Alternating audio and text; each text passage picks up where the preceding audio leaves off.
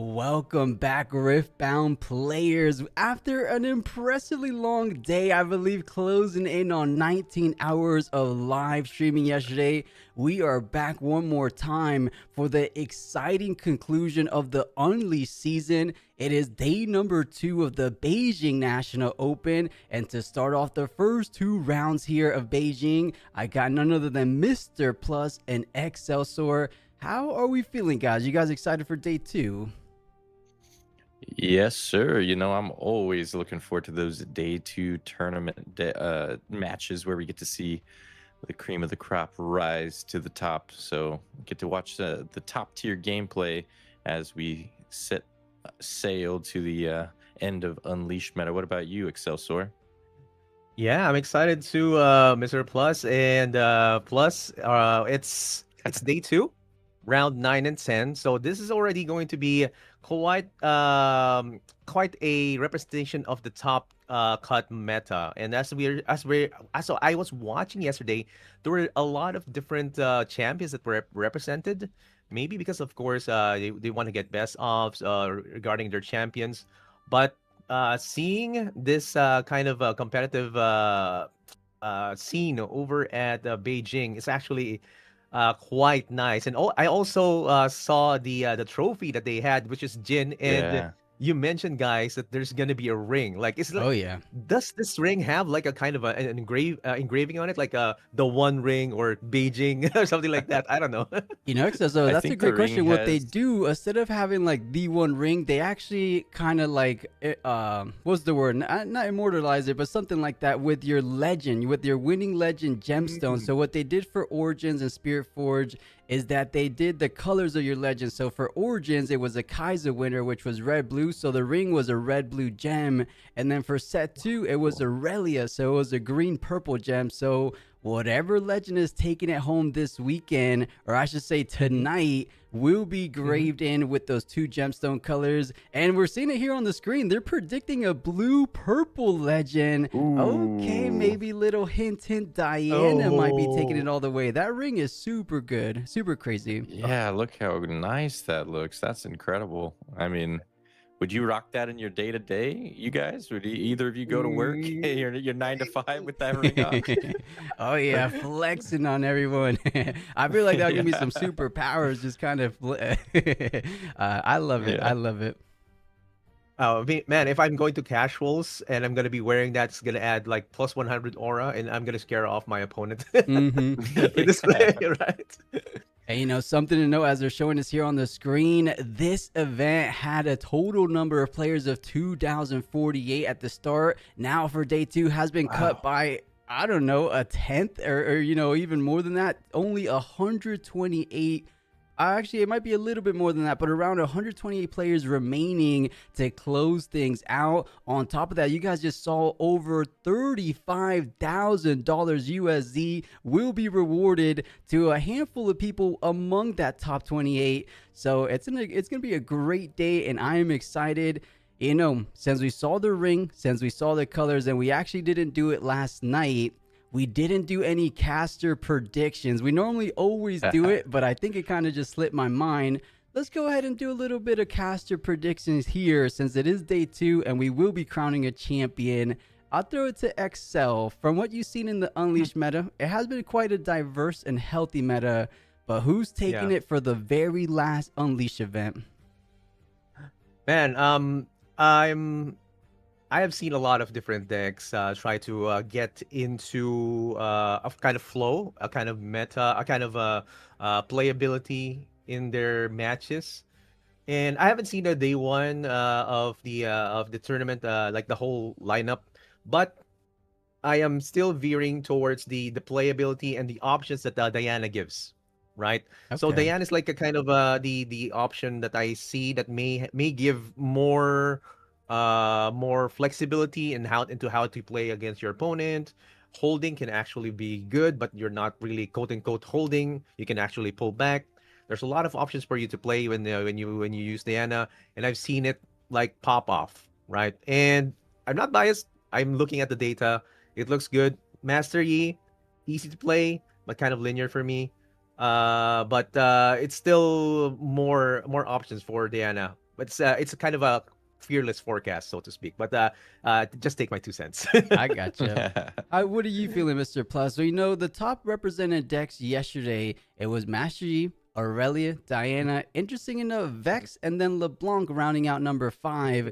Is your money on one of those top 5 legends, or you have something else in mind?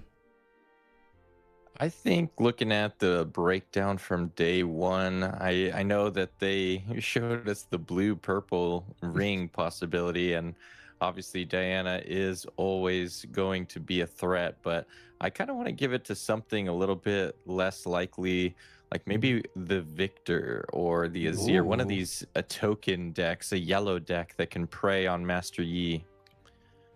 We'll see. I like that. I always can never count out an Azir. I mean, it's one of the best decks, especially in the right hands. And here we go. We get to see the finalists. I don't read Mandarin, so let's try to take this as we can. EDG Rico, the Sydney national champion, is here today. Awesome. See if you guys recognize anyone else. Lanka, that's a team, so I don't recognize the player. But EDG Rico, if you guys remember, he was known for the upside down Adaptatron controversy. Oh, okay.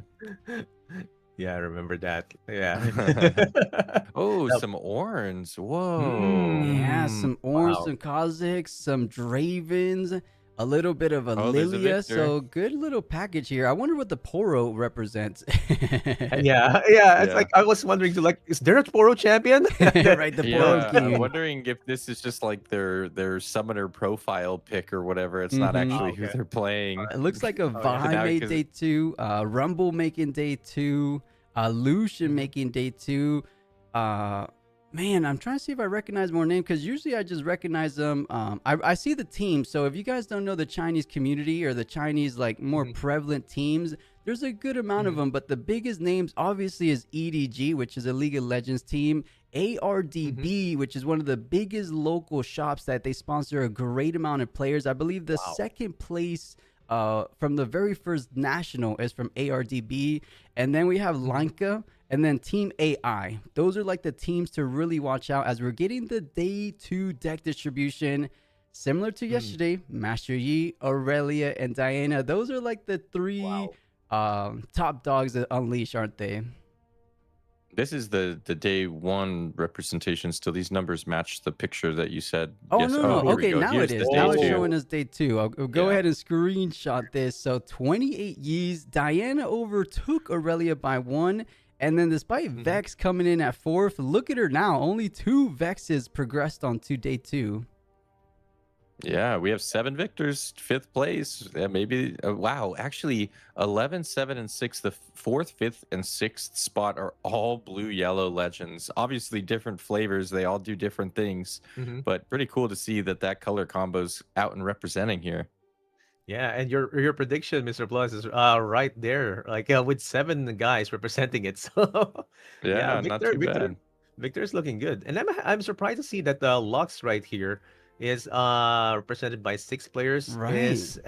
The Infinite Loop looks like quite intriguing. I've seen it in some tournaments as well. And when I look at those kinds of players, and they say you should have a recording of how to explain this, and.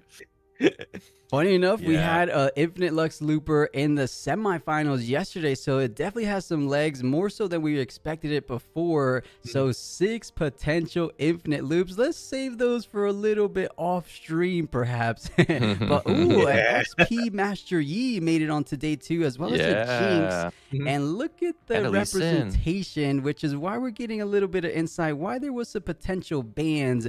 Arena's Greatest, Aspirin Climb did receive bans about 2 days ago, and those are the number 1 and number 3 most represented battlefields.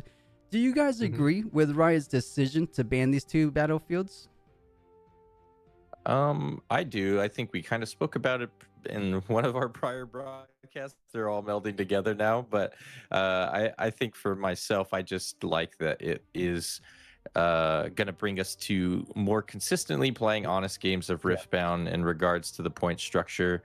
No more faster or slower games or weird ones like we had on this morning with the double Arena's Greatest starting the game off on 2 points. We just get to play normal games 0 to 8, and I think that's good for the health of the game. Yeah, I agree with Mr. Plus here, man. Like I've seen Arena's Greatest and the Aspirant's Climb be played in back to eight. It's like basically nullifying each other. And basically they're kind of non-battlefields, like in the sense that you don't have like kind of interactions, kind of benefits in terms of play, but it's more of the points Yeah. and the longevity of the game.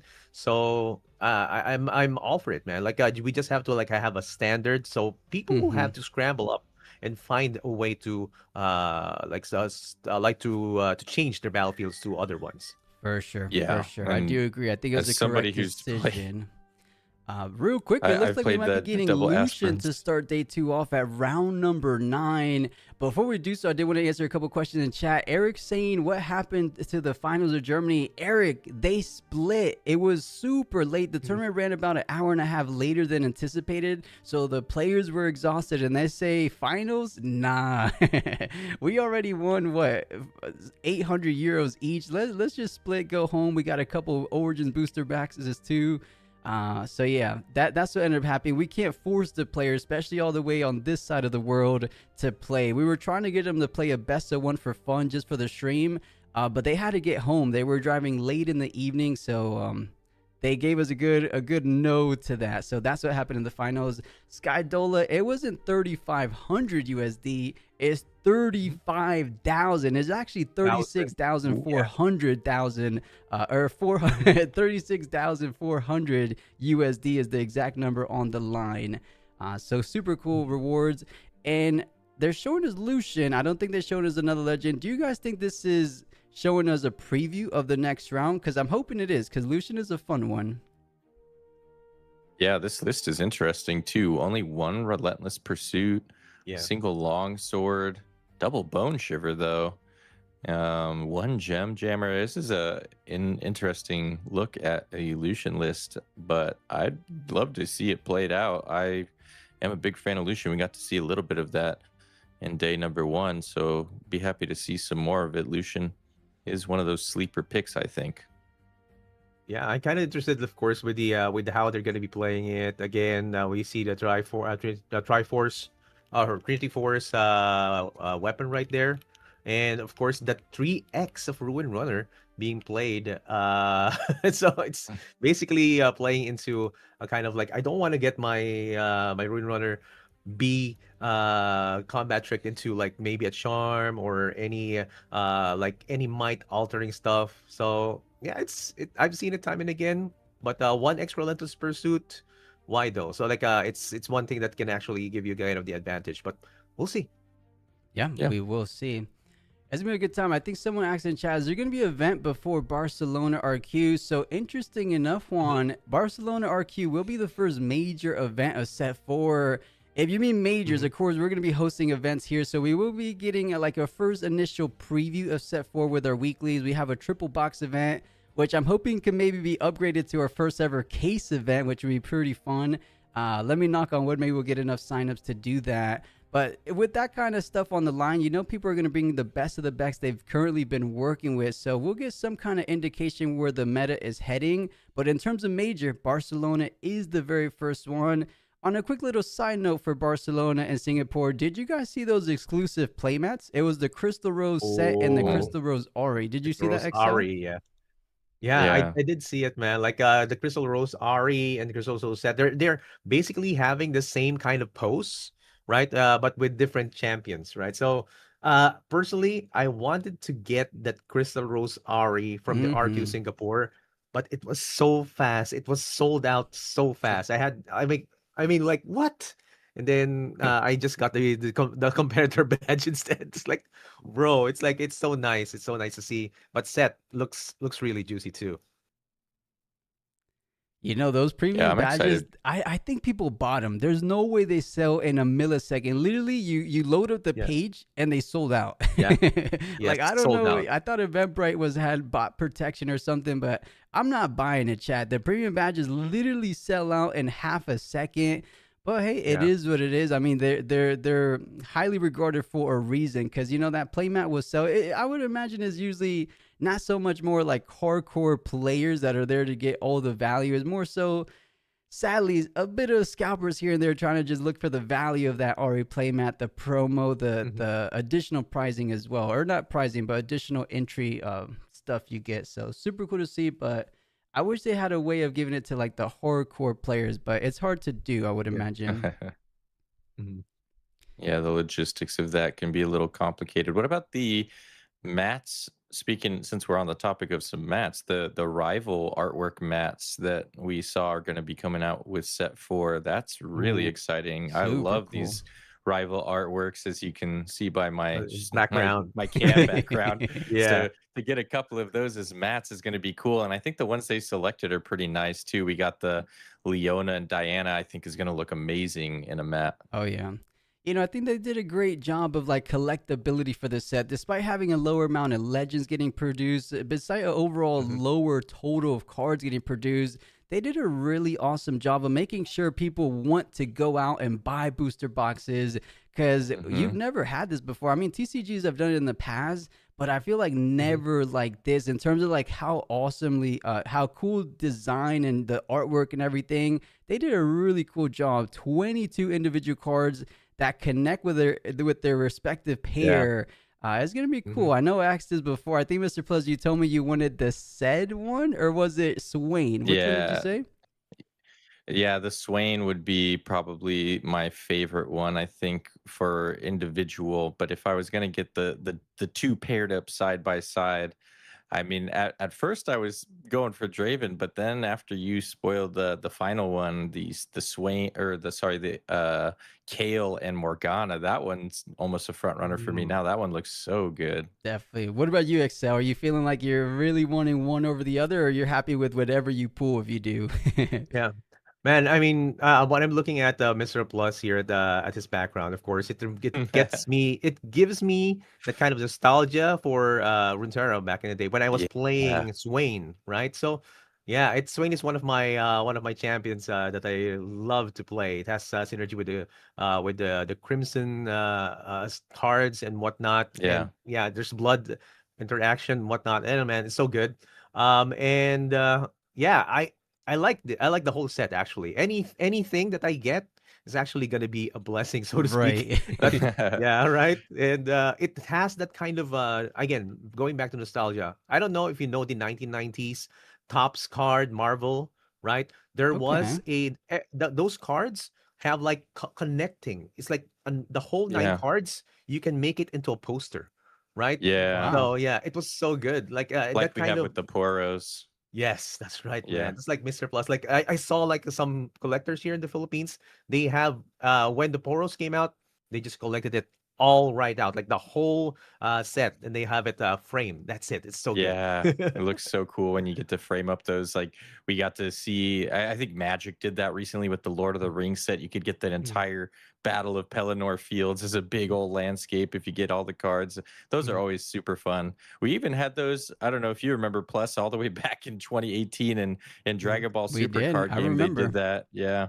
And mhm, those were some, I think, of everybody's favorite cards ever printed back then. Just mhm. anytime you get those clash artworks that come together like that, it really looks awesome and adds a whole lot of flavor to the game. For sure. And for those collectors out there, I'm pretty sure those connecting arts will be appreciating quite handsomely. I could only imagine Yeah. with Yeah. the numbers kind of coming out recently. I feel like those connecting arts might be adding to that. But real quick, sexy Osher saying ban abandoned hall. I think if there's one battlefield that's next, it might be that one. But Riot currently feel it is okay. And Mhm, Snow Black saying, what are your thoughts on Aurora for the next expansion in Vendetta? Every Jace is going to be Jace Aurora, or is there going to be, or I'm going for Jace Gears, it looks fun. Snow Black, I want to see more of a mid range Jace, with game playing with the signature spell. I have a mhm, funny feeling it's gonna be a similar story like we talked about yesterday, like Sivir. Sivir mid range exists, but Sivir Aurora is just another animal, right? So I think Jace might be something like that because you have access to Promising Futures, Bright Burst, Time Warp if you need a mhm, super end game.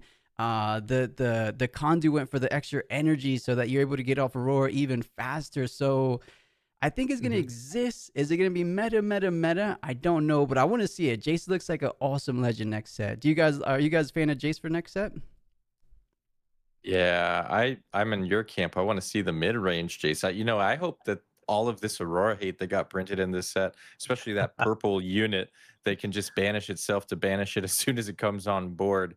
I Mhm. hope that it's all so prevalent and pushes Aurora out of the meta so much Yeah, that the Jace players are forced to play Jace the way the devs intended rather than just making another Aurora slop deck. yeah. Down with Aurora. Yeah. Yeah.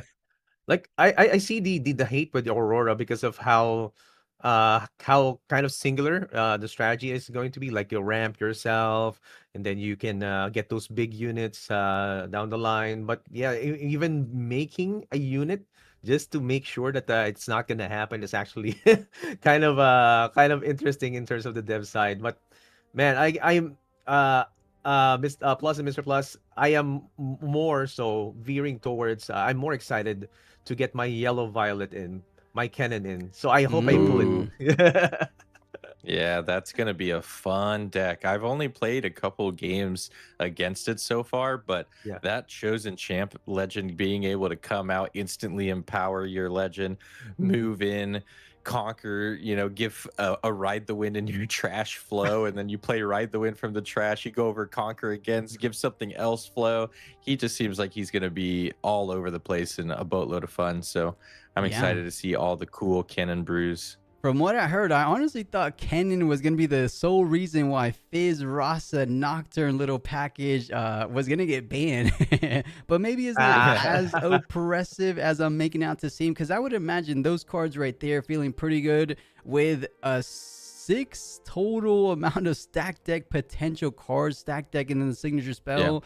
And then you have, I Mhm. believe, another way of digging. I have to look back as well, but it looks strong. I think a lot of people are right there with you, Excel. Cannon, the first ever purple yellow champion, the Lakers colors for any basketball fans. It's going to be a Yeah. fun one. I'm Lakers. excited.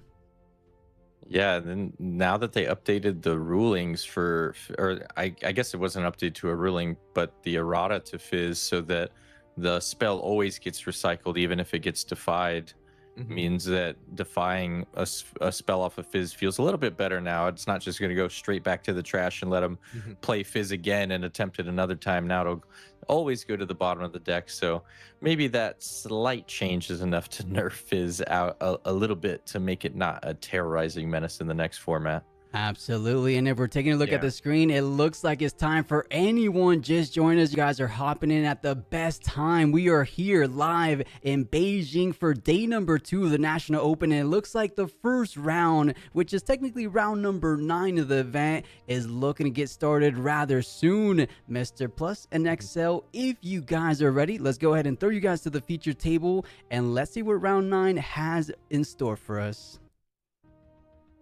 All right. So round number 9 of our Beijing National is going to start us off with the number 1 represented deck. Who would have thought it?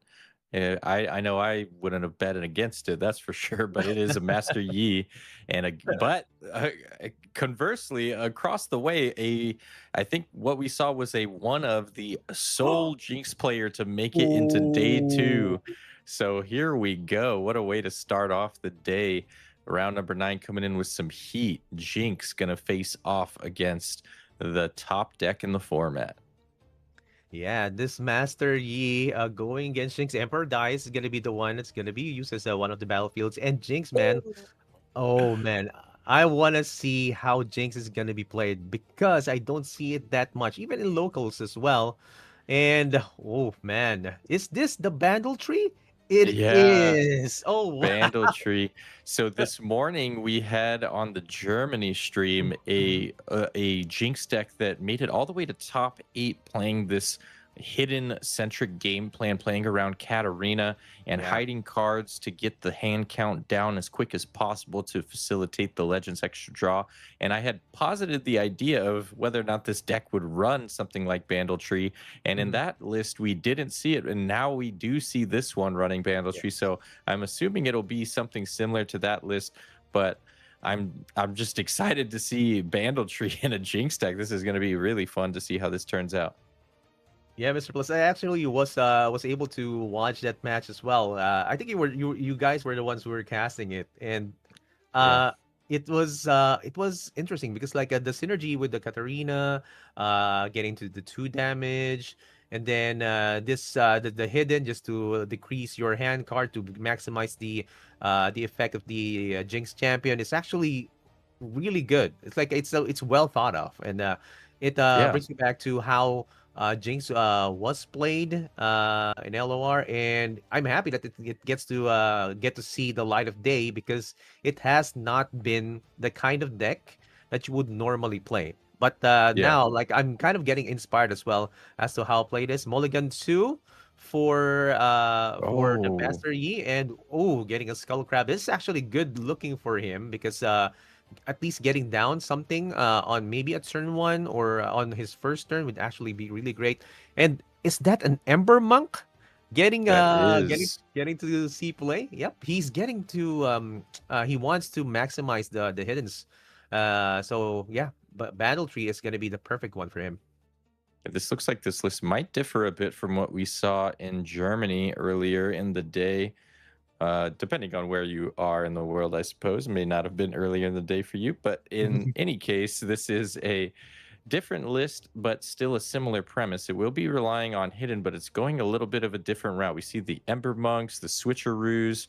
Maybe this is still Katarina list, but we are obviously running a different chosen champ as well. The purple Jinx, actually, instead of our red Jinx that comes in with the accelerate. So maybe having a little bit more discard synergy in this deck as well, as we see a Tebow drawn for turn off the top of the deck. So this is definitely a totally different flavor of Jinx than we were expecting to see, as double seal of Discord is going to be seen off the top of our stack deck alongside a Kha'Zix. So I'm already intrigued by the idea of this deck's construction and how much it differs from what we saw earlier in the day. Yeah, and the choices right now are kind of tricky for our Jinx player right here. Like I'm veering towards the Seal of Discord in terms of the usage right now. He needs it more than than a Kha'Zix as of the moment.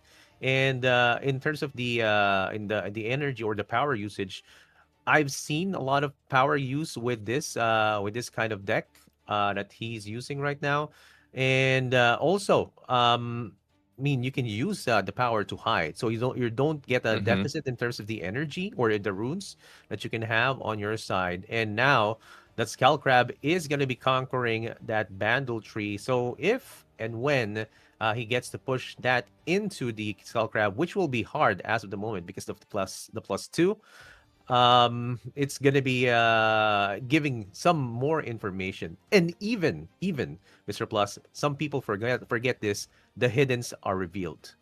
Yeah, and now we actually see the push up to the Bandle tree just to deny the ability to hide Mhm. extra cards and start removing cards from hand to facilitate the legend ability draw. And we are going to get an activation of that Emperor's Dais to return the Teemo to hand. So more than likely going to now play the Teemo down as hidden, can recycle that purple rune that was tapped to play out our Seal of Discord. And then, like Mhm. you mentioned, tap that seal to pay for our hidden cost. And the seals are doubly effective in that everything that you said about how they come down and can pay for your hidden costs, can pay for some of these more aggressively power costed cards, but Mhm. also just being a zero cost card that you can throw out so quickly to start getting your hand to a lower count as fast as possible Mhm. is nothing to scoff at. I mean, we saw how much that played dividends when Called Shot was a card, and now Yes. it is doing work here for our Jinx player who's coming into day number 2 as the only Jinx player left. Going to have to show us how it's done, as now Ember Monk is going to join the Sand Soldier over at the Emperor's Dais. And I believe now that Teemo will also be joining as a hidden card, unless we want to go for the switcheroo, but looks like it'll just be the Teemo. Yeah, I think a switcher would actually be really great. Oh no, he still goes with the Teemo right there, and the Ember Monk is gonna get some buff right here. So what what he did. It's like, okay, I'm gonna do a quote unquote switcheroo of my hand, so that he kind of guesses what's Yeah. on my hidden card right now. So, right? Sometimes you have to do that. Like you have to kind of bamboozle the opponent into what hidden card you have to Yeah. play because he knows where your card is. You have to shuffle it quite a bit. And hand tracking is actually really important, especially when you're fighting in this kind of competitive TCG. And now, of course, that Ember Monk will get some buff, and that when the Teemo gets revealed, it's gonna get plus 3. Now pushing in to the Emperor days. What is the plan for our Master Yi here? Will he buff that Master Yi, or will he get something into ambush, Mr. Plus? Yeah, we did see the Rengar get flashed in hand, so there is a trophy hunter available to come in and ambush alongside our Master Yi here, bring that might up to 10. Of course, with that Teemo reveal, Teemo itself is going to be 4, plus that additional +2 trigger on our Ember Monk up to 6 means that that alone is already 10 might, and the Sand Soldier would be enough to carry us across the finish line. So not opting to go for that, just going to allow our Master Yi to trade away with that Teemo. And Mm-hmm. now the Rengar comes in after the fact. Not sure that the sequencing there really changes much, but it is going to be Rengar ambush followed up by a punch first. So Ooh. Rengar going all the way up to 11, going to be able to take on this 2v1 and conquer the Emperor's Dais. But Master Yi's going to be hurting in the rune department after that, all the way down to 3 runes after this aggressive play. 2, actually, after we hide a card. Ooh. Zonya's hourglass is gonna be hidden right there. So that, I mean, that's the reason why I was thinking why we were both like considering a switcher right there, Switcheroo, yeah. because this the what you call this, the Master Yi actually gets so big with punch first that the switcher will be beneficial for you. And but the problem is, if your units, all of your units die, or you prevent that kind of damage, or you're going to be baited into an early switcheroo, that's going to be problematic for you, right? So Yeah. yeah, so it's one of those choices you have to make, but he has to deal with this choice. If he puts down, maybe down the line, he will be able to switcheroo that Rengar and maybe remove him. Now he's gonna be looking at putting down a Vex. It's highly possible that he will make this play, because I mean that's the highest attack, or that the most that he can interact with once he conquers one of the battlefields. Yeah, he wishes he had that Vex at that battlefield so Yeah, Rengar couldn't have yeah. come in and taken him away there. The only issue with that last sequencing is if it had been the switcheroo, then when the Master Yi came in attacking the 4 and the 2 of the Ember Monk and the Sand Soldier, he doesn't really want to switcheroo at that point. So that Yes. means he would have to hold it, which of Mhm. course would just give the trade away onto the Ember Monk.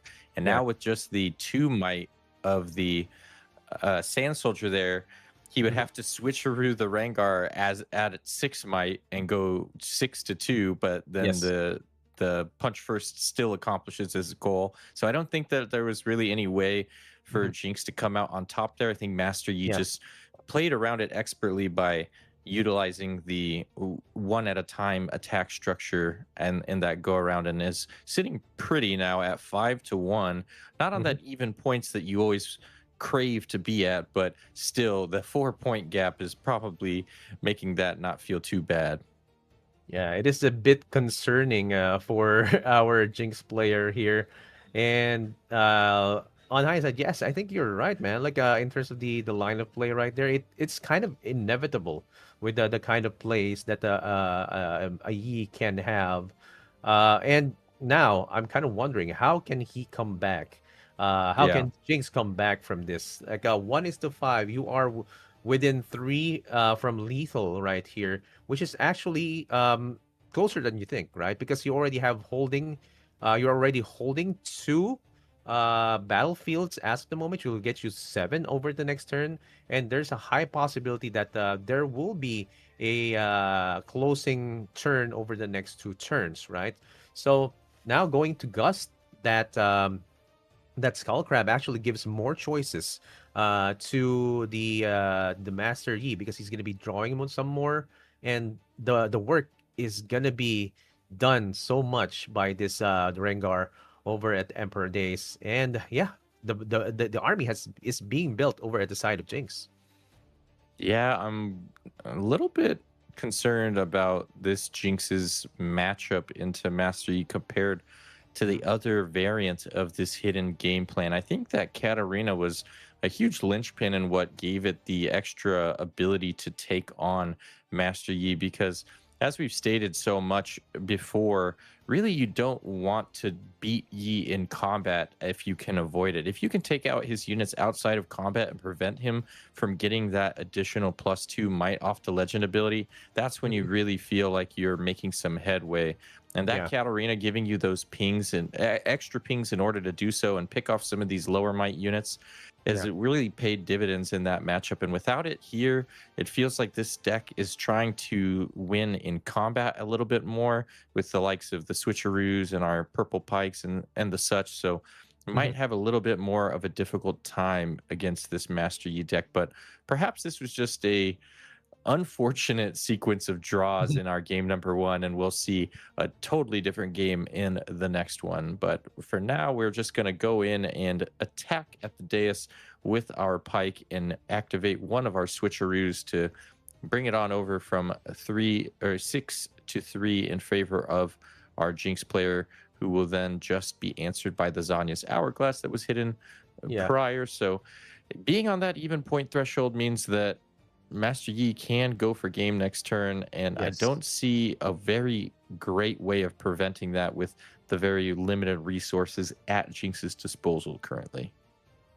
Yeah, it's kind of a problem for Jinx right now to like do a hold as of the moment. Like there are already units on the board that can actually deal some damage, and let's not take out the fact that that Skull Crab can actually kill, especially with Punch First. Like it has hands. It magically has hands when you Yeah. when you put Punch First on it, and sometimes the people don't some people don't actually count it as a threat. It's an information tool, right? But Yeah. I've seen it time and time again. Like Master Yi players even win with just Skull Crabs and small units on the board. Like sometimes even Mm-hmm. have the irresistible Fey Folk, something like that. And man, it's not looking good for Jinx right now. He's not getting that much choices in terms of maybe interacting with how the Master Yi is gonna go big, and now he's setting up for something. How many? Three. Oh, that's gonna be Jinx going in to the Bandle tree. So he's gonna try to do that hold. Yeah, trying to set up as best you can to try to keep the Bandle tree under control by himself one more turn to try and find an out here, but not looking too great with the current setup of cards in hand. Is hiding a card at the dais alongside our pike before passing, and now we'll see what possibilities Master Yi has in their hand to buff up this Scuttle Crab to potentially go for game. And like you said, people often do disrespect the Scuttle and not see it as a lethal attacking unit, but with enough buffs, that bad boy can come in for game. And I know I've lost to many an Aurelia player who strapped a couple boots onto their Scuttle Crab and just moved it around with some defiant dances. So Master Yi with a punch first. I saw a discipline in hand. A couple buffs of that nature might be able to just end the game right here as we go into his turn on 7 runes, 6 points, a good amount of cards in hand, 7 cards in hand, as a matter of fact, Ooh. to Jinx's only 1, and a hidden card at the dais. No runes available to. Oh, actually, sorry, 3 runes available. Couldn't see him underneath his hands, but 3 runes available for whatever that mystery card left in hand is, but I'm not sure that it is something that can be deployed at reaction speed. I think we only saw Switcheroo as Mhm. a potential combat trick, which more than likely is the hidden card with that pike. Yeah, most likely it's gonna be hidden with that pike at Emperor Days. And looking at the choices, I mean, this green orange deck is kind of Wow. menacing, right? He's going.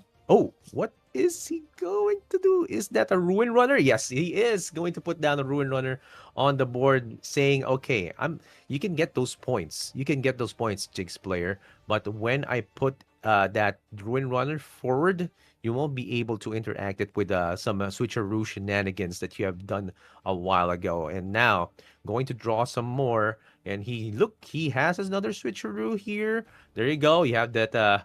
I forgot the name of the cape, but shade +2, right? That you can also Yeah. hide, and the stack deck right now can get him some more choices. Like, guys, for those of you who are starting TCGs, one of the basic tricks or rules is draw first, right? Draw first. Make sure to draw first so that you know what choices you have. You know what you can play with down the line. You know your options, so you can answer the opponent. And it's kind of a difficult draw because he has Noxus Hopeful, and I can't figure out what the other two cards are, Mr. Plus. Oh, Emo Timo. and Timo. I think another two drop, it looks like. Yeah, just two Timo. Teemos. Mm-hmm. So looking at potentially grabbing one of our Noxus hopefuls here, I would assume to get an extra bit of might onto that bandle tree, but could also opt to grab a Teemo and hide it at the bandle tree alongside another card. Maybe finally make use of the bandle tree's effect to have two hidden cards there. Interesting that our Master Yi decided to give Jinx one more turn of breathing room to set up even more instead of trying to push the issue in the previous turn. Opting to just play Ruin Runner and pass has given Jinx a little bit of breath of fresh air to start hopefully trying to set up, as we see a Switcheroo in hand as well. So another copy of Switcheroo. Now that Noxus Hopeful that was picked up off of the stacked deck is going to come down at the Bandle Tree. And it looks like we might be considering moving our Jinx back. So perhaps having a discard effect that can ready the Jinx and move it up to the dais so that we can have two battlefields being held with a little bit more might. But no, just actually opting to leave the Jinx in base. So a Ooh. pretty big show of confidence here from our Jinx player to say that I don't even need this Jinx at one of these battlefields to try and keep the hold going. I'm going to Yeah. move this back for next turn.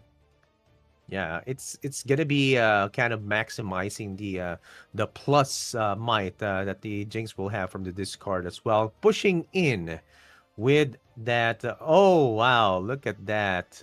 Going to be revealing another pike into that and powering it up with a discipline. That Ruin Runner is gonna get big and is gonna be defending as well, making it from a 5 to 7 when it gets to defend. So there are choices as well if you want to go back with Emperor Dice. But of course, he's not going to bring that back. That's going to be a big body going up to 7. And now we have a Skull Crab. Okay, he's going to be asking for info. Let me go take a peek at what you have hidden there. See the Edge of Night, see that Switcheroo in hand. Mm-hmm. And we do have Defy, but Defy doesn't answer the Switcheroo, so a little bit out of luck there. But I think I spy a challenge, so we could utilize our Ruin Runner over there at the dais to pick off the Noxus Hopeful, or even if we feel like paying through that deflect, take out the Vex and make this a little bit easier to attack in with. Is Ooh. that two copies of challenge? I I think can that, see one. oh Yeah, two. wow. Okay, all right.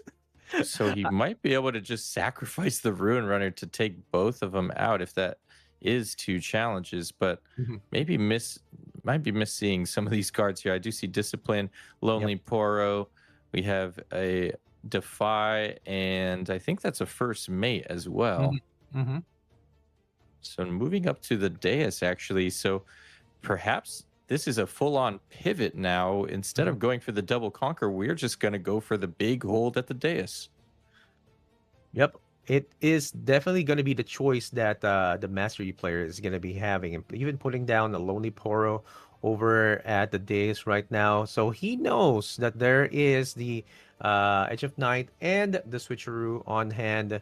He doesn't know the draw, and it's going to be Traveling Merchant, I think. And man, it's going to be difficult again, still, for the Jinx player to break this hold. He may be able to pump up that Jinx right now with the discard, but it is definitely not going to be enough considering what we saw from the side of the Master Yi, that he has some ways to pump this up. And I think he's going to be scooping. There you go. Master Yeah. Yi is going to be getting this game one. It has been difficult for the Jinx player to just push it in and even keep that hold. But man, we saw that they were able to like get those switcheroos in, and I think the crucial play right there was the ability of the Scuttle Crab to even like block that Jinx player from a Bandle Tree play, right? What do you think, Mr. Plus? Yeah, it paid dividends, honestly. And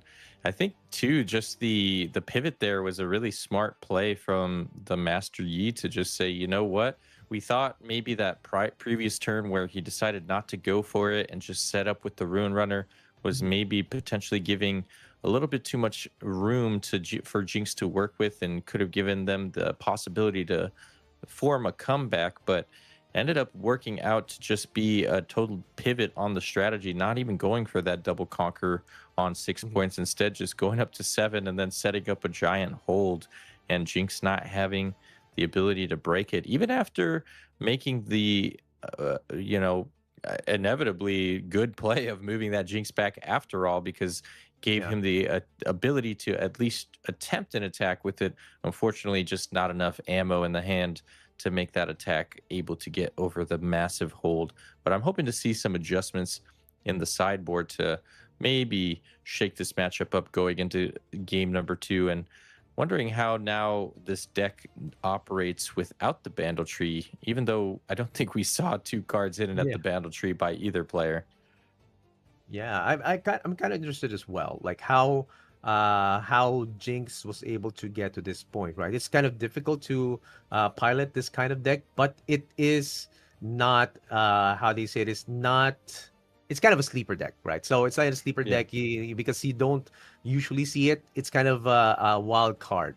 And if you don't have iterations against this kind of wild card play, like wild card deck, then you're going to be having a difficult time playing against it. Like that's when the first time I played Timo against some of the other players. Like they don't know how it works. They don't know Mm. how to answer this. Like, and then they keep getting surprised. Oh, how did you get that Nocturne and whatnot? Right. So that's kind of the surprise factor that most probably got him the advantage over the previous games. And now the Master Yi is kind of a bit more cautious as well, considering that dude, this guy is like drawing out so many switcheroos that he can actually remove or even counter some of my big units on the play. So I'm kind of interested as to how he's going to be playing it yet again, or if he does even have a Katarina on board, as you mentioned a while ago, to give him that extra boost of damage, or to give him that extra oomph in terms of the removals or whatnot in terms of the play. So Jinx, I'm still interested as to how this is gonna go, because the next battlefield and the next play is gonna be crucial for this player. Yeah, and we saw some interesting choices in the deck list as well. I think we saw a battering ram in there, which is Yeah. interesting to see. That card is not most known for its synergy in the Miracle deck, but Hmm. given the amount of seals being played in this list and some of these other cheaper cards, perhaps even revealing cards during your turn with something like maybe an Evelyn being hidden, gives you the ability to get enough cards played to make that battering ram cheap enough to warrant its inclusion. But with Hmm. the Seals of Discord being the choice instead of the Seals of Rage, it Yeah. does seem like this is a more purple leaning Purple. deck that may not have that Katarina included. But it is something to consider with any of these hidden strategies, that these type of decks, these hidden reliant decks like a Mhm. Timo, like you mentioned, only get more and more difficult to deal with each and every set as the pool of potential hidden cards continues to expand. In set 1, when you sat across from a Timo, you only had Mhm. a couple cards you had to worry about being hidden. You're, Yeah. you're thinking, is this a Timo, or is it a Fighter Fly, or is it a Blast Cone Fae? There's not a bunch of stuff to deal with.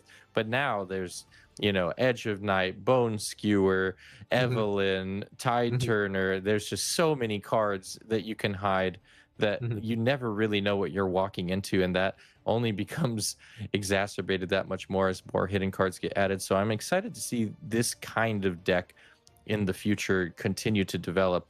But hopefully, here in this game number 2, we'll get to see it shine a little bit brighter than it got to in game 1. Yeah, talking about shining into this next game, we're going to see some mulligans. And looking at the hand of the Jinx, oh man, look at this hand as well. Double Rengar on hand Yeah, from I think. from Master Yi. That's crazy, man. Yeah, double Rengar is not anything to be mad at. Rengar in Master Yi is one of the strongest plays you can go for, especially if you're able to get that surprise ambush defender and just flash in essentially dead bloom for 8 defense is kind of nuts. So see how this goes, as this is a Master Yi on the draw. So being on that odd mana means turn 2 that Rengar will be live. Yes, indeed. And that's going to be one choice as he's going to make another Scuttle Crab on turn 1 for Master Yi. Is actually, again, kind of a I mean, if you have a skull crab, you get a draw, you get info. I'm already sold. And look at that sneaky deckhand. That's gonna be a sneaky play that we will be expecting from this Jinx player. But again, the choice is, would you put in a Vex instead when you do this? Because if you do put in a Vex, once you conquer, you will be able to prevent any ambush shenanigans, right? And this, are you gonna be focusing more on the question now for the Jinx player? Are you gonna be focusing more on conquering right now?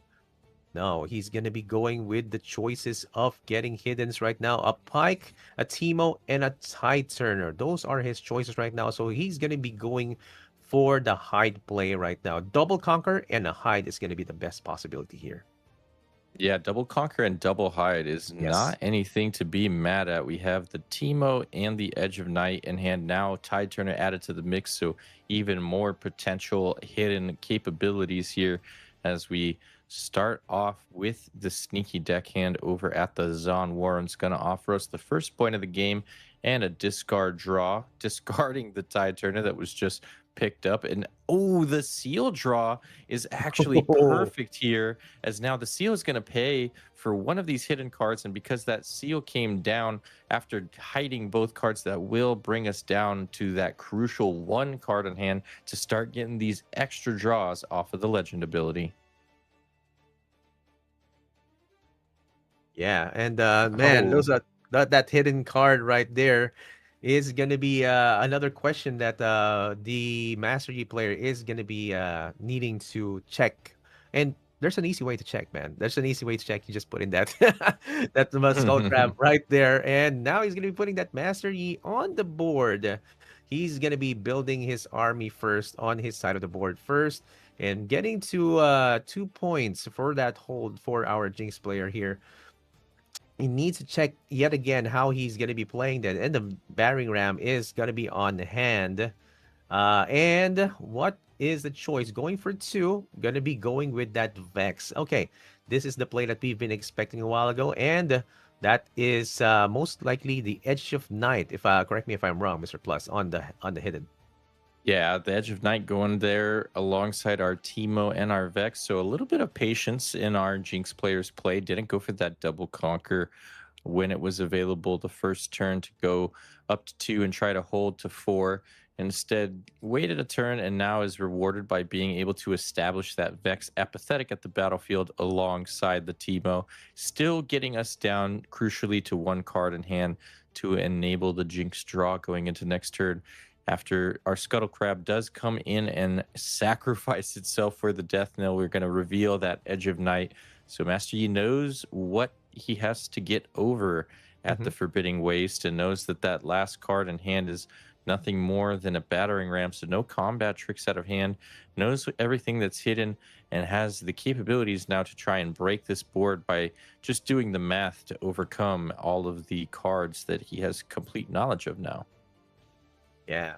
I like, the one of the more important things in TCGs is is getting to know whatever your opponent's cards on hand, whatever the hidden is, and it's one of the one of the tricks that you need to have, especially with this kind of deck. And well, with the Skull Crab getting to have that kind of ability, it's basically giving you the whole battlefield. Like, I can play this.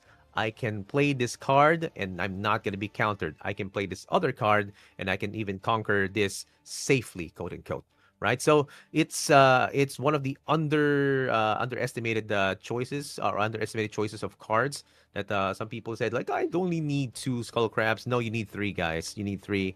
You get to have more info. You get to Ah, have more yes. choices. And punch first going in to the right battlefield, and we have here a crucial, crucial conquer for the master player going into the first point and charming that sneaky deckhand, fizzling out, or rather, making that reveal happen right now for that scout. And man, oh, Rengar is on online. Let's Our go.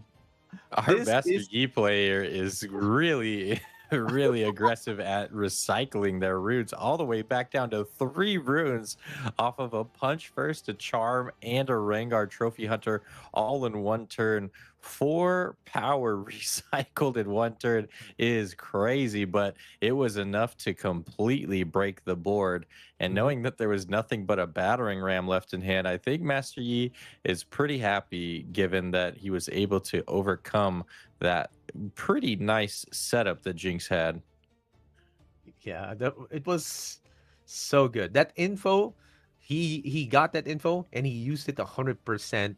And what's like what's interesting with the skull crab as well, 1 XP, which is the judge always puts a 1 XP right there. Like, I mean, is there any way, Mr. Plus, that the 1 XP can be used as a master Yeah. Yi player, right? So it's like, I'm honestly interested, right? Because it always gets put down as a technicality. It has to be put down. And 2 cards, Ember Monk, Battering Ram, already on the side of the board. And now the Jinx is tapped out. No cards in hand. What are you going to do? Yeah, ironically enough, after getting the hold point here, the hunt 2 of our chosen champion will bring us up to 5 XP. So 1 XP short of getting the level 6 ability of our chosen champion. And I think Yes. that is the only thing of relevance regarding XP in this deck, is turning on that deflect and ganking. And given that this deck is running things like switcheroo, that deflect actually is not completely useless. And Yeah. did not actually remember the trigger, it looks like, on that hold. We're still seeing 3 XP, so our judges aren't being sticklers on the XP in regards to the hunt now. But we are nonetheless moving on from our turn after pulling back the Master Yi, not allowing it to get that Forbidding Waste solo defense, kind of nullifying the Legend's ability, opting to just move it back to safety and remain on even points here. Rengar able to defend Zon Warrens pretty easily as a 8 might solo defender. Mhm. However, maybe not so easily in face of a Edge of Night equipped battering ram that's going to come in for 7, Mm. but instead just going to go over to the Forbidding Waste. Okay, Forbidding Waste for the Jinx player, going in with the Ember Monk, Battering Ram, and the Edge of Night. 4 plus 5 plus 2. It's gonna be 11 total. Putting down the another Ember Monk on base, and looking to put down another card. Now going into 4/4 right now. Now, of course, okay, Traveling Merchant is gonna be put down, and guys, not as a solid defender. So there's no solid defenders on the bottom battlefield. So there's not going to be a -2. We're seeing a draw right there. Not so fast. And now there's going to be a hold going into 5/4. Lots of options still for the Master Yi player. That Zon Warrens is going to be defended and with good intention. And we can see on the hand that there's a lot of disciplines. So it's going to take some discipline for you to go in right here and ask the question, what is gonna happen. There you go. He's gonna check and remove that Ember Monk. He's gonna be going in with that Rengar. And that is gonna go down. That is crazy. Okay, okay. So how is this gonna go, Mr. Plus? We have double Rengar, one on each battlefield, sitting on 6 points, threatening hold for game now, as the final copy of Seal of Discord is the draw for turn, and a gust drawn off of the legend ability. The facial expression of our Jinx player is one of not the greatest excitement at the look at his hand here, as we do have a traveling merchant on board, so we could actually see this chosen champ finally get its effect underway, as we will see it now deployed using the seal to pay for that power cost. So moving into this traveling merchant into the Forbidding Waste could give us the discard draw to ready this unit and give it that +1 might. So it'll be a 6 might attacker that would, of course, only offer a trade with the Rengar, and that's barring no pumps in hand, which, of course, we know there is at least a discipline. So still a mountain to get over for our Jinx player, and not one I think they have the climbing gear required to do so, but we'll see the effort come through now regardless, and whether or not it will be enough as we look to equip our Edge of Night over to this traveling merchant. And perhaps we're going to move in with the double attack. 8 might over at the Forbidding Waste might be the play. Now maybe considering actually moving this Edge of Night somewhere else, as opposed to giving it to our Edge of Night, is going to go to the Ember Monk instead. And but we are moving both units into the Forbidding Waste anyways, so gonna get the discard draw, discard that final copy of Seal of Discord. Oh, the switcheroo draw is not bad here. Yep, not bad indeed. The switcheroo is gonna be right here, and of course the again, battlefield is gonna give you -2 for defending alone, but still +2 from the mastery. So it's gonna be back to its base, and now there's gonna be a trade right there. And a trade right there with the Ember Monk, but the traveling merchant is going to maintain itself. Now going to be going in with the Jinx and the buff as well, going to the Zon Warrens. I mean, this is going to be a good matchup, but look at that. It's going to be on guard, giving in +2 because he's alone. Now it's going to be 6 +2, 8 versus 6. What's that? +2 as well from the Edge of Night. So it's going to be 8. It's going to be an even trade, but should be 10 to 8 because of the Master Yi ability. Yeah, the defense. Oh yeah, he can actually switch a Rue if he still has it on hand, right? Yeah, he can switcheroo here and just go from 10 to 8 in favor of Master Yi to 10 to 8 in favor of Jinx. Of course, if there's another on guard in hand, or God forbid a punch first, then that might just be all she wrote. But has the capability to get this conquer on the Zon Warrens if they want to go for it. And crucially, that does, of course, trigger the Jinx yet again because of the discard draw on Conquer if they do come away with this Conquer. So can ready our Jinx and move it back to safety if we are worried about getting ambushed on by a Rengar yet again. But that would have to be the third and final copy of Rengar. Yes. I mean, this is going to be a crucial choice for the Jinx player right now. He goes in with the switcheroo. He's going to be switching it 10 to 8 as you mentioned, and the Zon Warrens is going to be activated as well when you conquer. Discard 1, draw 1 as well. So you know, this is a how do you say this? This is an honest question, Mr. Plus. I don't know if you know that. I don't know if you can answer this. If you don't have any hands and you conquer Zon Warrens, do you still draw 1? That is correct. Yes, you do get to draw even on an empty hand, and that's something that the Jinx decks typically try to maximize as best that they can, especially with cards like the Traveling Merchant.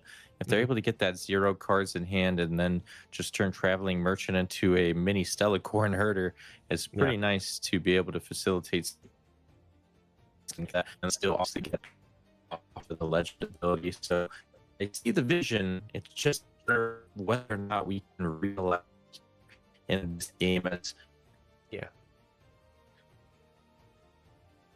Yeah, as Mr. Plus mentioned, yeah, there's gonna be some maximizing of the draws. Again, still with the Jinx and with the Traveling Merchant right now. So it's now, of course, going to be on the turn of Jinx, putting down a battering ram. Like he is thinking of even putting it on the bottom battlefield and even pulling back that Jinx, going in with a 6/6.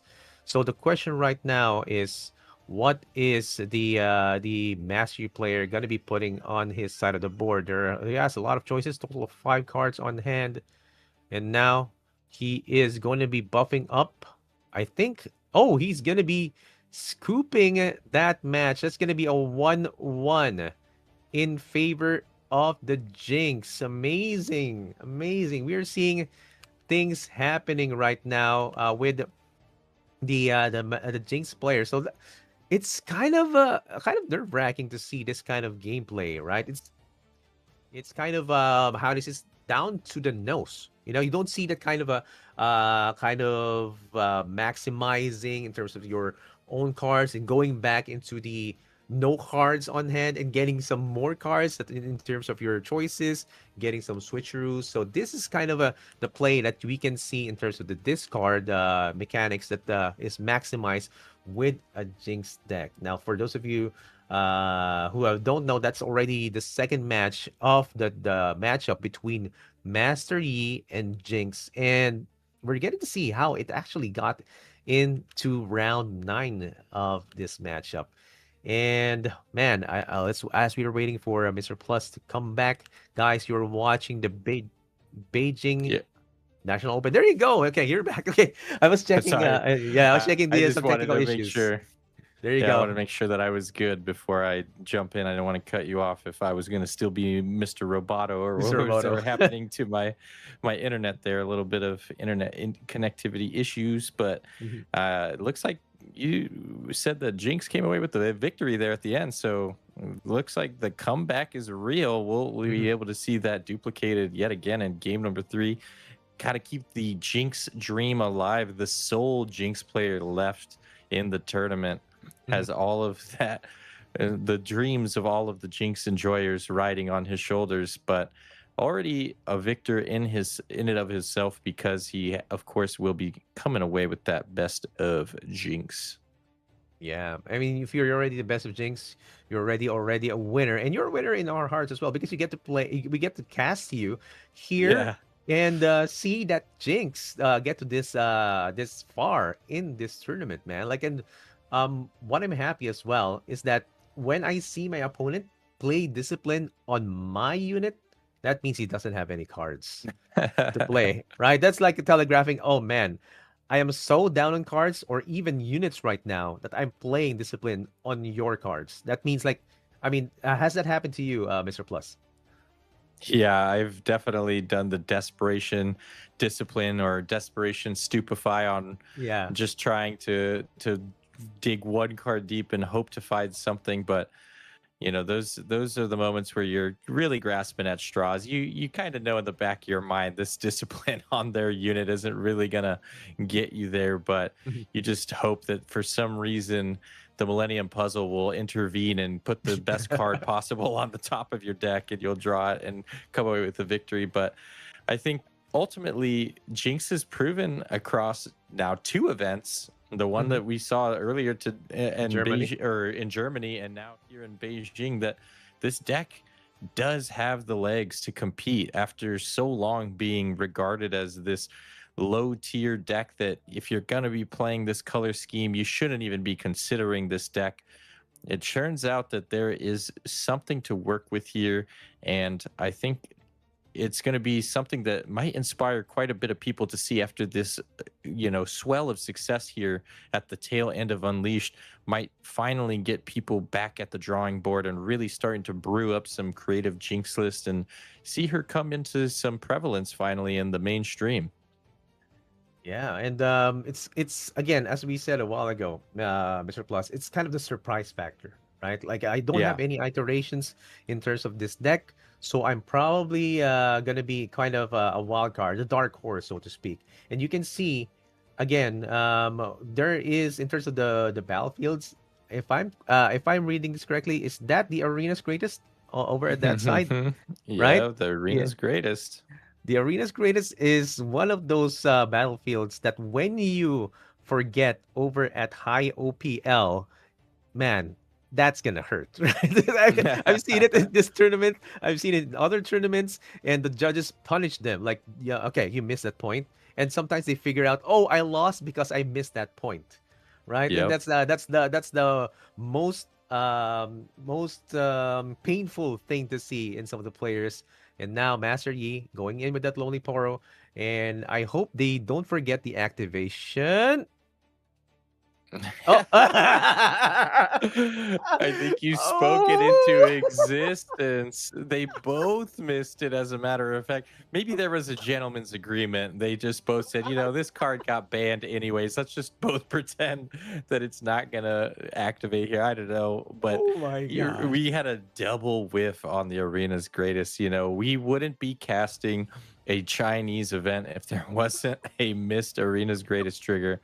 So we're starting off our game number 3, our final game of round number 9, with an honest game of Riftbound, regardless of the arena's greatest inclusion.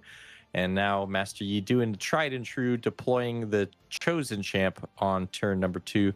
Going to be attacked on over at the Trifarian War Camp by Pike, who will then have our Kazakhs come in and ambush to give him some backup and take down this Lonely Poro. Of course, the Lonely Poro, I believe, should have still... Oh, no, the back line of Pike Yeah. means that Lonely Poro can't even take out the Pike. So getting that Conquer, obviously coming away with a draw, so a little bit of a consolation prize for Master Yi, but not being able to clear out one of these units is a big boon for our Jinx player, I'm going to have to say, going forward. I think that might have been quite a big pivotal moment in this game number 3. Yes, but again, I mean that kind of interaction actually is crazy. Like with the back line, and but still you get the buff as a defender right there. But the Master Yi is gonna go to the arena's greatest. Wait, there was okay. Why why did he get to 2? Wait. He conquered the war camp with the Lonely Poro. So this will be Yeah. his second conquer here, to up to 2 at the arena's greatest. And now are they just now discussing that they Yeah. both missed arena's Yeah, greatest? yeah. Oh, they're talking to the judge. Okay, we both missed our arena's greatest. Can we go to 2 now? Because like I mean that happens, man. That happens in casual. That happens in high organized play, and it's all up to the judges. Okay, we're gonna let this pass. You go to 2. Let's get into it. And now, of course, with the Cossacks, you get some EXP as well, or the XP as well. And okay, so now we're gonna be going straight at it. It's gonna be Master Yi's turn. What are the choices that he's gonna be having? I think I saw a Rengar being drawn a while ago. They're discussing more into how this is gonna go, but I mean, man, okay. So going back into the game, Mr. Plus, like talk us into it. Like what is the best chance or best time for you to put down a Kha'Zix as an ambush? I think we just saw one of the best times there in tandem with a Pike to really punch through and actually make excellent use of that backline and get that goal generated off the Pike ability as well. Obviously, a little bit of oh wow, so they are both moving their point counter back 1. Okay, so Yeah. not sure how the judges have decided that this is the way that they're going to go with it after how Yeah. stringent they've been on the rules in the past. This time, allowing a little bit of oopsie daisies, I guess. But we are getting. Yeah, they didn't count it. I think yeah, it's going back. Went back to 1-1. I think the Lonely Power conquered, so that's one. The Kazakhs and Pike conquered, so that's one for Jinx. So now going into two for Master Yi, and Yeah, Master Yi has a hidden right now. Ruin Runner being on the board is actually crazy, and it's actually a crucial turn because it cannot get hit with the switcheroo. It can still get pumped into by using on guard discipline. So it is a formidable opponent to face. But still, there are different choices, different ways for a Jinx player to remove this. There's like a hidden edge of night, and some combat tricks so that you get extra buff in terms of might for the Jinx. So still. But still, it's gonna be a difficult position once he gets to face off with that Ruin Runner.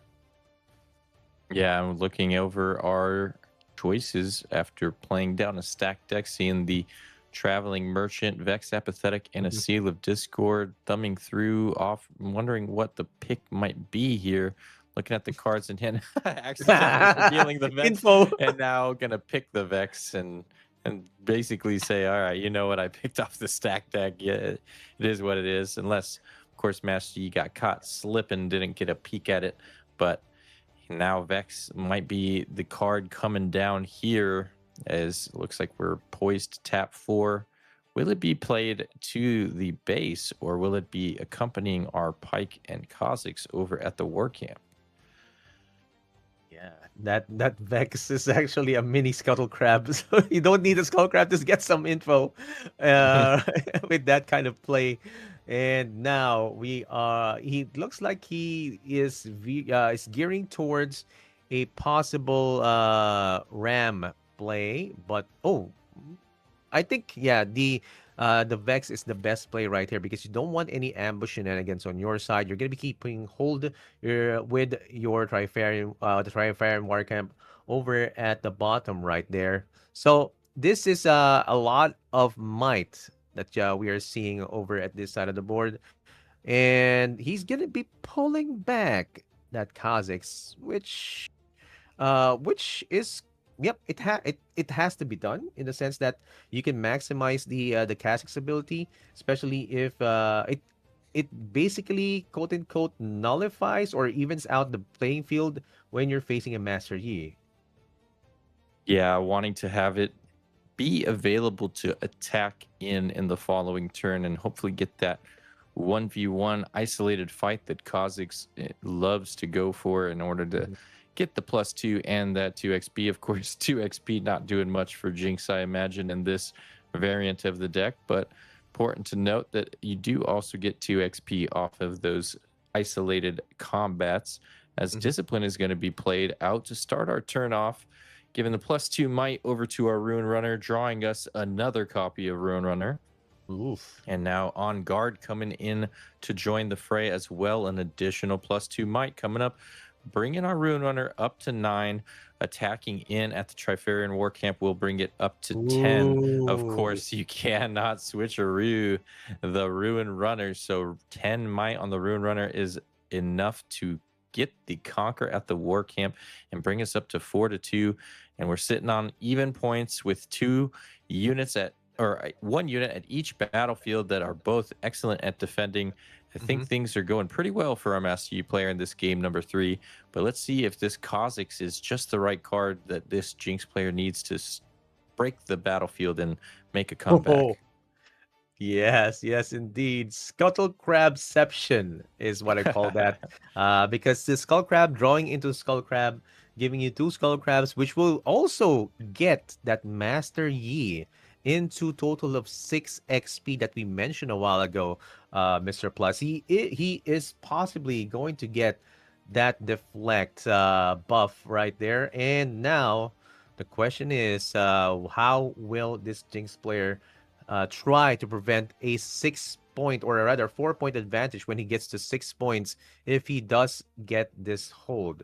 Now, uh, man, I love the push into that ruin run right there over at the Trifarian War Camp, because again the switcheroo fizzled out, all that might over at the Trifarian War Camp, even though you have the plus ones, is not enough. So it was a really good play for Master Yi, and now we kind of see a kind of a short struggle that's going to be happening over at Jinx because of what choices he has. He cannot use that other switcheroo that he has right now, but he can go 1v1 with that Kha'Zix. He's thinking of going into that T because he's tapped out right now. Yeah, tapped out means no additional buffs coming in unless there is something hidden at the battlefield that can buff, but more than likely that is not possible in this color scheme. More often than not, just going to be Azanias to keep these units alive, but will wait. There's this is 6-6 currently, so Yeah. I don't really see what the switcheroo is doing It's six unless. already. Yeah, it should be 6-6 here since this is an isolated Master Yi. This is a 1v1. Oh, getting a little bit of takesy backsies afforded to him as a Wow. result. And the Zanya's coming out to save the Master Yi, and now Kha'Zix just headed to the bin. Wanted to switcheroo there to get the conquer of 6-4. I think maybe our Jinx player has not fully waken up this morning and is Yeah. coming a little bit tired and confused and just tripping over himself just a touch. But Yeah. gonna have to see if they can bounce back and try to make this recovery here, as that might have been a blunder that sends them out of this game number 3. But let's see if there is resolve yet to be had and whether or not a comeback can be mounted. We do still have our chosen champ, so it's not over quite yet, but man, that is a feels bad for our Jinx enjoyers. Apologies to all our Jinx fans in chat. Yeah, man. Like that was crazy. Like, why was he thinking that he can go into a switcher? Like, it's good that he was allowed to get that back because, like, oh man, he's spending a 2-2 just to go into a 6-6. But again, it's difficult for the Jinx right now. Looking at his hand, he has an Ember Monk, he has a Battering Ram, he has a Switcheroo, he has a Gust. So what are you gonna be doing right now? Just maybe putting down some more cards, some more might on the board, and it all depends on how you're gonna be sequencing it as well, because that's again, oh look at an angry put down of that battering ram because he doesn't have anything to play with as of the moment. So let's see how this Jinx player is gonna go.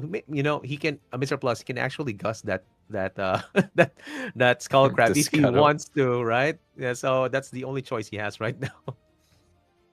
Yeah, the Master Yi coming in for the Conquer will get that hunt to XP granted up to 6. So Yeah. our judges quickly applying the deflect and ganking to Yanking. our level 6 Mr. Yi, who is now sitting at 6 points, 6-2, double holding. I think that Jinx player is well aware that they are headed to the loser circle in this round, but Yeah. being a good sport, still playing it out regardless. Looking at this card that I did see in the opening mulligan in game number 1 that I was surprised to see. I don't even remember the name of this card. It is an interesting inclusion, but I think that'll just be the scoop as the Yeah. fist bump Scoop. comes out. It will be Master Yi coming away with the victory in round Mhm. number 9 of our Beijing National over Jinx. Yeah, I don't recognize that card as well. It's like that's a spicy inclusion, and now of course we can see how powerful Master Yi is, and why you see him on the top echelon of the organized play, and now I mean we saw that the Jinx got a win over the previous one, but it's kind of underwhelming, Mr. Plus, as to how he got that win as well, right? It's like Yeah. there's not a lot of choices, and he got to win because the Master Yi bricked out in terms of the Yeah. cards. Like no more units on hand right now.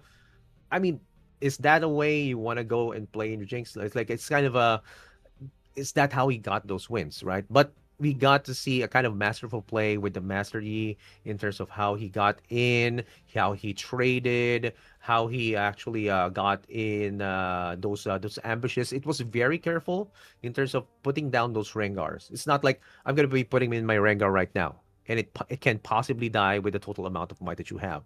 And he's doing it one by one. Like I'm gonna be trading in with my 4/4s, and then I put my Rengar, and then put my Rengar in a good position because an 8 might Rengar is gonna be more powerful in terms of defending.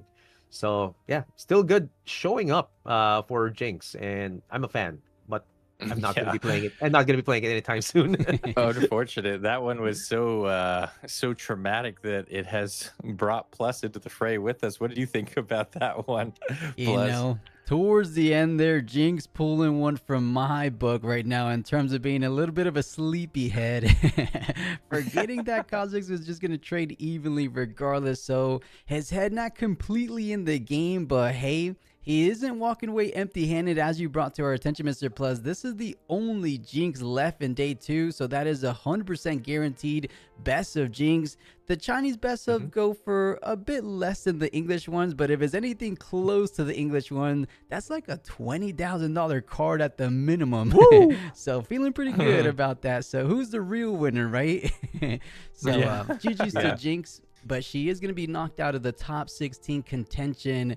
To answer a couple questions in chat while we have a little bit of time. First things first, Potato Mist, thank you so much for the raid there. Welcome on in, guys. You're tuning in to the Beijing National Open. We just got done with round 9.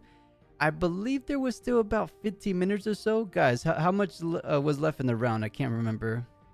Oh no, there was not much time at all. I think they were down to maybe like the last 5 minutes actually. So it was coming down to the wire, and I don't think that there was much left for Jinx to possibly come away with the win there. So the clock wasn't really an issue, even though it was being close to over. But I think that does, like you might have been inferring there, is going to lead us to not having much of a break. That's what I was getting at, right? Next round. Yeah. So the closer we get to the timer getting to 0, the less of a break, because as you guys know, China's notorious for not having any backup feature match. One day they will learn. Calling it now. 2027 Chinese streams will have a backup match. But for now, it is what it is. And yes, majority fun to see Jinx make it. And like I believe Riznik said in chat, we're seeing a whole lot of Jinxes, little different flavors of Jinxes as well. Yesterday with our 5K, apparently the UK Championships, the Showdown Series had a Jinx in there too. And then today with the Nationals, so cool stuff here towards the end of Unleashed. Someone said, does this stream use the Juicy plugin? Sexy Ostrich, I'm intrigued. What is the Juicy plugin? Because I don't know what you're talking about. What is a Juicy plugin? Are we thinking about a deck list checker or something like that? Those two things together, Juicy plugin in tandem with the question being from Sexy Ostrich. A little sus there. That's right. Funny combination. Maybe I should have left that comment alone, huh? But last question, Orange, that was not Kinku Initiate. That was actually a random card that all 3 of us can't even recognize. So it seems like more of a draft card, but just sneaking it in there. If I find it or anyone in chat knows exactly what it was, let us know. Yeah, I'll try to see. Yeah, I mean, the funniest moment there during that cast was, again, Arena's greatest being missed. Classic. That's classic, man. Like that's cinema already. They were trying to push into 2. Like I was looking at them, they're like, okay, we're gonna push into 2, each one of us. Imposing challenger. And then they were asking the judges, can we do this? And the judge, no. They said, no, we're not gonna do that. You miss it, guys. You're not gonna get into 2. Yeah, so that card is Imposing Challenger. It's a 5/5 body unit, no power cost. Says when I move, you may move an enemy unit here with less might than me to a different battlefield. Imposing Challenger. Yeah. So it's like I guess, well, it says when you move, you may move an enemy here with less might than me to. So it's like the inverse of a Fey Folk. Yeah, it pushes something away rather than bringing it in. So interesting inclusion. Okay, just Yeah, showing think chat there if you guys were curious what he had. Um, but not a bad way to start off round number 9. Hopefully they could keep this trend going and bring in a little bit non-meta decks. Yes, we did get Yi, but of course we also got Jinx on the other side of the board. So we haven't had the official release of the day 2 numbers. Once we do, we'll go ahead and review those. If you guys want to go ahead and backtrack while we take a little bit of a break here ourselves, I believe towards the beginning of the stream, they showed all the numbers, all 128 players remaining. It was Master Yi with about 23 decks into day 2. Diana coming in at number 2, and memory is definitely escaping me. But it was somewhere in the teens, like 11, 12. I don't know that's technically considered teens, as it's probably 13 is the first ones. But somewhere in that neighborhood, Diana, Aurelia, and then to our 16. surprise, Yeah. it was the blue yellow, because I remember talking about it. Yeah. Was it LeBlanc Victor. Victor Lux? Yeah, LeBlanc, Yeah. Victor Lux, 1176, right? So there's a lot, man. There's a lot of representation in terms of the cards right there, and there's surprisingly there's a Fiora 5, and then Azir at 5, Miss Fortune Nice. at 5, Lilia at 4, Ezreal at 3. The other ones, the most surprising to me is Vex is only at 2. So Yeah. this deck is actually menacing, especially if you're using the unit type Vex and not the protect the Queen Vex type of archetype right there. So man, but we're seeing the 28 Ys of the world in the top in the top here. So Yeah. they have to fight tooth and nail to get that best of Master Yi, as opposed to that best of Jinx. I gotta ask Plus here, because you're the resident Vex enjoyer. What do you think this says about Vex? We talked about it yesterday, being that its representation in day 1 was actually the 4th highest represented deck, and yet only 2 converted to day 2. Does that bode well for our Vex enjoyers out there, or is it perhaps maybe just an unlucky streak for Vex in this tournament? No, it sounds about right, honestly. I mean, Vex is a fun deck, but it just didn't have too much going for it. We're talking about a whole deck in this meta. Granted, Yi is technically a bit of a whole deck, but with those accessibilities to Rengar, Trophy Hunter, that is what really separates things like Master Yi to Vex. So Vex is fun, but perhaps just not the most meta favored, because right now if we're pairing it against Master Yi, Master Yi tends to have a favorable matchup. Diana, somewhere around the same. Aurelia, it tends to be the better green purple. So if we're just comparing it to the top 3 alone, Vex pretty much falls short every single time. So as much as I love her, because I did have some fun, she's just not too competitive, which I think she might take the cake as the lowest converting legend out in Beijing. So nothing to be too proud of course, but hey, it is what it is. As we say that though, let's go ahead and take a short little break, guys. We'll be back with round number 10, so we'll give these casters a nice little breather, and then let us know who you guys want to go ahead and see. We could try to go ahead and manifest it ourselves from this side of the world, and it will be fun. Hopefully we get another nice little spicy matchup for this next round, but we'll be right back, guys.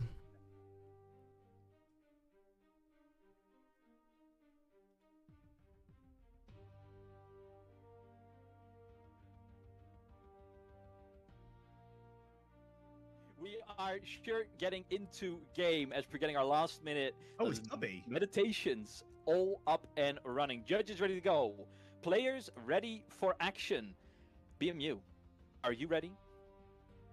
I am very ready, and I recognize the name's Dubby. I think either topped or oh my god, sorry, that's just completely threw me.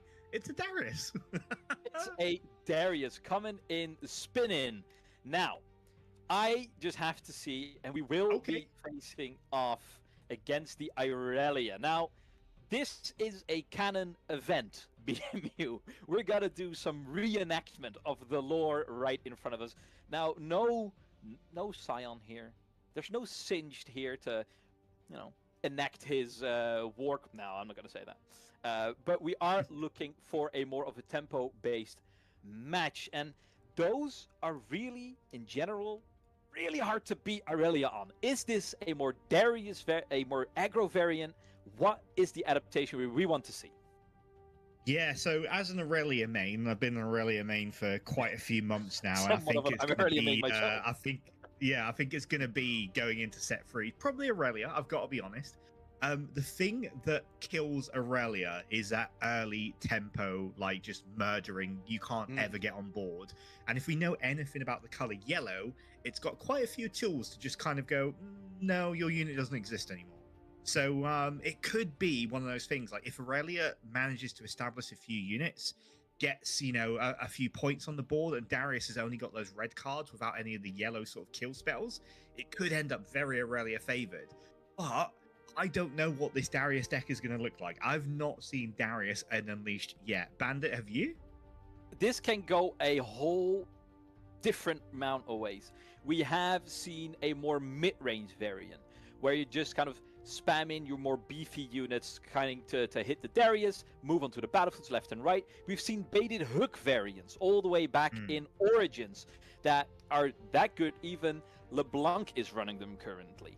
Now, on top of that, we have a more aggro variant that recently has kind of been more favored towards Rek'Sai and Spirit Forged, but there is something to say for that opportunity to have that Darius in your zone there. The only part that you should be worried about when you're piling the Darius is handling resources, and particularly cards in hand. It struggles to keep the engine going and fueled up. Yeah, and I was just looking at that opening hand of the Darius there. We do see a main deck salvage, which can really, really mess with gear decks like Aurelia's. Interesting enough, he threw the Falling Star. Now, there's a lot of like small units that, I do like, but like if he makes a mistake of just kind of like dropping the Aurelia and not like Guardian Angel in it, you can just absolutely kill it. And with salvage in your opening hand as well, couldn't you just like bait the Aurelia, Guardian Angel, remove the Guardian Angel and just kill the Aurelia? Yeah, it's a lot of runes to recycle, but I think you just win the game off that. It is, I mean, you as an Aurelia player, I gotta favor your opinion over mine in this regard, but it always feels so niche in my hand to be wielding the Falling Star and for only to be disciplined twice or something, right? And they're like, oh, God, I just sacrificed my entire turn. They drew 2 cards, and I am held here with something in my hand. So maybe he is prioritizing the fact that he wants tempo out over the fact that he wants to be more controlling and saying, right, you can play your Aurelia all you want. I'm just going to be too quick for you. Yeah, and already I want to give the Darius a point just for repping those new Poros. How beautiful are those cards? Power move. And it looks like the Aurelia has a lot of options. Scuttle is probably my favorite 2-drop for green decks at the moment. It replaces itself, gets something on board. I have to interrupt you here. Yeah. This will not stand. You will put the respect on his name as proper. You're talking about Mr. Seymour here, right? Seymour. I will never remember a Poro's name. They are No, Poros to me. No, that's Scuttler. Scuttle. That's Scuttler. Scuttle. Seymour. Oh, okay. Yeah, he's Seymour called Seymour. the Scuttle Crab. Okay. Yeah, because he helps you Seymour. Ah, that's clever. Well done. Thank you. I'll have to remember that now. That is forever in my lexicon, Bandit. Thank you. That's one of those so very memories now. But you're definitely on the right train. This has been regarded by some people as the strongest card to come out of Unleashed yet. And honestly, it's hard to argue with them for a card that does so much for so little. Why wouldn't you run this card? Yeah, exactly. And you know what? There's nothing better than just kind of like, hey, scoring a point with it, keeping it alive, moving it back, and then just having the option to see your opponent's hand whenever you want for absolutely free. And the Jhin coming down. Interesting addition to the Darius deck. Yeah, and this will be a fun one. Shout out to Dubby, who has been tutoring me on the ways of the Jhin. Now, usually we see this represented in more chaos decks where you can fully abuse his ability where whenever he moves, you get a power and a energy to spend to your liking. In order, it's going to be a little tougher to really abuse that to the fullest. However, the fact that it has deflect, it brings a proper amount of might in. It means you can just cheat out in action. Ganking all those also. Extra little bits coming through. And ganking on top of all that.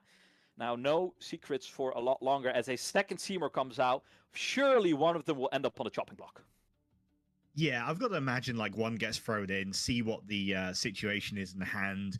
One gets kept alive to, those important turns where you're like, look, he's got 5 runes up. I can't possibly risk a bad decision here. That's generally what you should do. But right now, the Aurelia hasn't really got much going, and I'd be a little bit worried against yellow deck just putting a Guardian Angel down and just going, oh, I hope that doesn't get blown up. So he's using stack deck to kind of have a look and fix his hand a little bit. We do see lots of buff spells coming off that stack deck. So there's the Defiant Dance. There was the Discipline. That's kind of what you want to see at this stage in the game. Yeah, Stellarcorn in hand as well.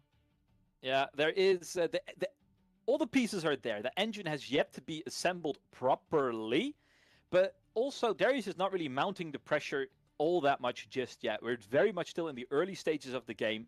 Give it another turn before we are on the precipice of entering that mid game where the Darius really has to start mounting the pressure to force this Aurelia to commit to develop important pieces that are vulnerable for interaction. Yeah, exactly. And if we know anything about the Aurelia matchups in general, like, yeah, if they score a few points early, you can put some serious pressure down. But generally, you don't need to worry because your mid game is just so strong. Like, you're almost impossible to take off a battlefield if you've got a few runes up and a few cards in hand, But the Zorn Warrens being captured by the Aurelia, so going up on points. And this is what I mean. Like, he's just kind of raw put out of that Guardian Angel. And, against the yellow deck, especially with Aurora in the meta, you've got to expect they might just have a salvage and they might have just kept it versus you. So you've got to be very, very careful about how you play gear. You got to be careful. No doubt about it. However, at the end of the day, it's a single card. It's 2 energy. And if that clears the way so you can hold on to your Swiftfoot boots, right, which give that little bit of an extra nudge in there as well, as we will be moving up to the Zon Warrens, getting our extra energy and power. Let's see if it will be spent in any sort of way. The hand will be revealed first, and here is my opinion about Seymour. I feel like the fact that he reveals hidden, why you gotta do me like that, Seymour? I like playing Teemo. Leave me alone. Yeah, but it's not just at the time of death, Bandit. It's the whole turn. If your opponent hides a card at the end of their turn, you are allowed to see it if the Scuttle Crab died that turn. Surely not. That Surely, Seymour. that is the ruling. Seymour sees more for the entire turn. God damn. I don't like that. If your opponent hides a card at their end of the turn, you go, hey, my Seymour sees it. Show me. Damn. That's a crazy ruling, right? It's a crazy ruling. Should have called it Palantir or something. Yeah, all your data belongs to me now. Thank you very much. Just have like a giant eye of Sauron on the arm, and every time you do it, I see you. Just to get in your People are gonna have to remember that one. I promise you, it's gonna catch a lot of people out. Salvage coming down. This is what I mean. Like, the salvage is obviously because of Jin as well. It's gonna just be played for 1 rune because Jin obviously gives you that extra power and the energy as well. And it's just gonna kill this Guardian Angel. Like, I know it's only a Guardian Angel. I know it's only 2 runes. But the fact that he gets to replace the card off itself, it's cheaper, and now you can't play Aurelia next turn. Because if he's got something like a Falling Star, if he's got something like a Hidden Blade, Aurelia's just going to get disappeared. So it takes that tempo away from the Aurelia, and this is what I was afraid of. And the Darius is playing this very, very well so far. Keeping the cards close to the chest. Now, the fact that the Aurelia is being kept on her toes, right? Where you're introducing some sand into their gears, get them nice and grinding, get them mucked up a little bit. Make sure they can't hit those power tips, those peaks where they want to strike, that they are delayed a little bit. And if you keep that engine on going, you will be rewarded for it. Then the very next turn that you have to commit, they simply don't have the runes to really threaten you and also keep them up for the next turn. So you're gonna have another turn. Yeah, sorry, Bandit. I just absolutely love this play. I can't remember the name of the card, but it's the axe that basically, if you conquer, it doesn't do damage. If you don't conquer, it deals 4 damage to the unit, and it gives it +4. So that Jin is 8, and he's just gonna be able to gank in between battlefields as an 8 might unit. Like, how do you deal with that? Like, that is a lot of might very, very early. And to add on top of that, even if you decide, all right, we'll just take a step back for a turn, We're gonna sit on what we are sitting on right now, try and prevent that conquer. The fact that you're allowing him to gather that much distance between you and that finish line is really gonna come bite you back in the butt. Now you do have to keep an eye out on the cards in hand. 4 is very comfortable as of right now, and we know that there is a Kai'Sa hidden in there as well. But these are those pivotal points where the game should start to tip a little bit more into Aurelia's favor. This turn and the next one. So Aurelia has to get it done now. And what do you want to see? Aurelia's and Stellacorns. Yeah, that's the thing. So now it's the point where it's like, hey, I want nothing but buff spells off the top of my deck. But the thing is, like, with losing the Guardian Angel, he's kind of lost that safety net. And now if he wants to play the Aurelia, he's going to have to somehow get the Aurelia up to 8, which is obviously Defiant Dance. If he picked it up but off Jin that has stack deck, deflect. I can't remember if he has. Exactly. So you're going to be paying a lot of runes to kind of get that Jin off the battlefield. But the problem is that axe is then going to be 4 in his base, and there's a Poro sitting there ready to crack back. So how do you do all of that? Exactly. How do you do all of that in one turn as Aurelia? I don't think it's possible. So he's just going to have to slow it down. He's going to allow the Darius to get to 5 points, and then he's going to go for that big turn where he's got plenty of runes up. I do wonder, because in my eyes, it's really going to boil down to, as we do get another falling star as well. Got to be careful though, because there is. I know it's a lot of deflect. I know it's a lot of deflect, but it's just like you're getting a free power from the Jin, you get a free energy, and if he just doesn't have 2 Defiant Dances or a Defiant Dance and On Guard in hand, he just loses the game. Well, right? Yeah, not so fast as well. But at least you get something out of the hand, the hand. There. Exactly. It's expensive, but you can just win here if this goes through. So it's a really interesting situation. Like, what do you do as a Darius? Do you just play it safe and wait for like a better opportunity? Or do you just go, hey, if I play this, do I win the game? And then just go game 2. It's a very weird decision. It is that pivotal point, right? Because do you have to mount the pressure right now as a second Jin sitting at the table? You kind of have to ask yourself, do I need to make the commitment of winning more, winning harder? What is the price of letting it sit for a little bit? Because with the points that he has available right now, he is already at a comfortable distance. He can start threatening the game in 2 Oh, he turns. has another axe. Oh my god. So look, there's a Jin in base right now. He's presenting 12 might on that Jin if you kill the other Jin. He's presenting 2 energy and 2 power. He's presenting a free falling star every single turn, Bandit. This is a very, very interesting Darius deck. I am loving this right now. It is building momentum, and it hasn't even played Darius at a single point in the game, right? I love decks that can kind of surprise your opponent, catch them off guard by making those tempo plays onto the battlefields. 2 Jins at their disposal, all of the energy they could want for, and they are still keeping up in cards. They still have the Kai'Sa in hand. This is looking on the up and up. Yeah, what I love here as well is like the Darius is just like, hey, kill my Jin. I don't care. You're going to have to invest. I'm just not going to leave any runes up. I'm not even going to hide any cards. Like, I am not bothered about what you do on your turn.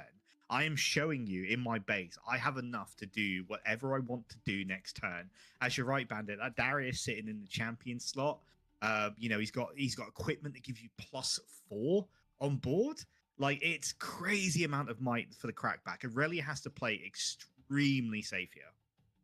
Yeah, a Guardian Angel is the bare minimum to try and break this choke position that this Darius has onto the board. They're going to have to commit. And how high will the price tag be? How many deflect opportunities will have to be spent? We're going to start off with a stack deck. What are we looking to find to break this hold? I think obviously with the Abandoned Hall, the stack deck just gives you a +1 anyway, so you may as well play it as you enter the battlefield. But what I'm looking for is self-buff spells. I'm looking for those disciplines. I'm looking for those on guards. And ding, ding. He completely ignores my choice and goes for the boots. Goes for the boots, despite the discipline already there, which kind of tells me, well, then there must already be those self-buff spells in the hand. It's been a while since we've gotten a proper look at it. That is step number 1. our very first victim of the Irelia. Now, we do know for a fact that the boots are available. Irelia is still not used, so we can start threatening that other battlefield if we want. Yeah, Oh, exactly no, right. we're And already on obviously- that. My bad. Yeah, we are with the scuttle, and now he's going to charm into charm across to Jin. So he's going to get rid of all the threats in the back line. I kind of always forget charm exists, and it's such.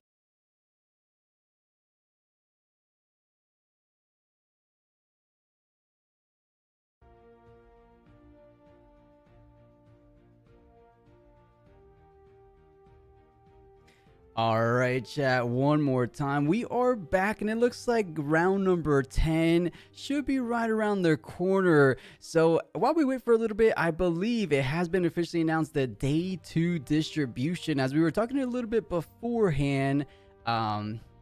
And real quick, I saw someone saying full screen. Guys, those are old matches. Of course, we're going to go full screen for the real matches. So while we take a little bit of a breather, we give you guys matches from previous regionals just to not sit there watching the commercials that the Chinese stream is showing.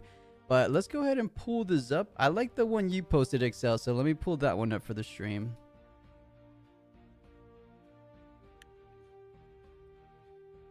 And it's not letting me click. Locked in on that Darius. I like it. Yep, Darius is hype. There is one Darius I'll actually. just do the one I have here on Billy. I think because my Discord is just going like super slow. Let me pull it up here then. Okay. Yeah, there's that one soul Darius. So maybe Trinidad, you'll get to see him live in coverage in round 10 if we're lucky enough. We did get to see the one of Jinx, so you never know. Yeah, chat, take a look. These were the top 128 players making it today too. So as we discussed before, Yi, Diana, Aurelia is the top 3. Breaking it down for the third row, as I believe Excel was mentioning, Fiora, Azir, and you know, China has been known for playing MF Aurora. They're not really too keen on playing Sivir Aurora. They like to have the ganking potential on Baron Nashor. Are we going to see a little bit of MF Aurora in top 16? Hopefully not too many. I'll take it as maybe just one in top 16 I'll be okay with. But what kind of stands out to you guys? Well, if I was going to pick an Aurora deck, I think I would, at least in the ones in the current pool. Obviously, I would pick Volibear if I was given the ultimate choice. But what we have available to us, I tend to agree with the Chinese sentiment. I like Misfortune better than Sivir as the Aurora deck, too. I just think it's a little bit more flashy and fun, giving that ganking, moving our stuff around, and Bullet Time is such a cool card. The interaction with the orange MF champion unit is also pretty strong, gives you some extra reach in certain scenarios. So I think it's a little bit more entertaining than just the generic I get a gold from Sivir. Right. Yeah, and, you know, just like that, real quick, Excel. Sorry to cut you off. It looks like it's time. No longer waiting. Round number 10 is right here, right now. So if you guys are ready, I think I recognize one of these players. I'll throw you over to the feature table, and let's pray we don't have a Yi mirror match, or we'll see. We'll see. I'll throw you guys over. Round 10 of Beijing starts now.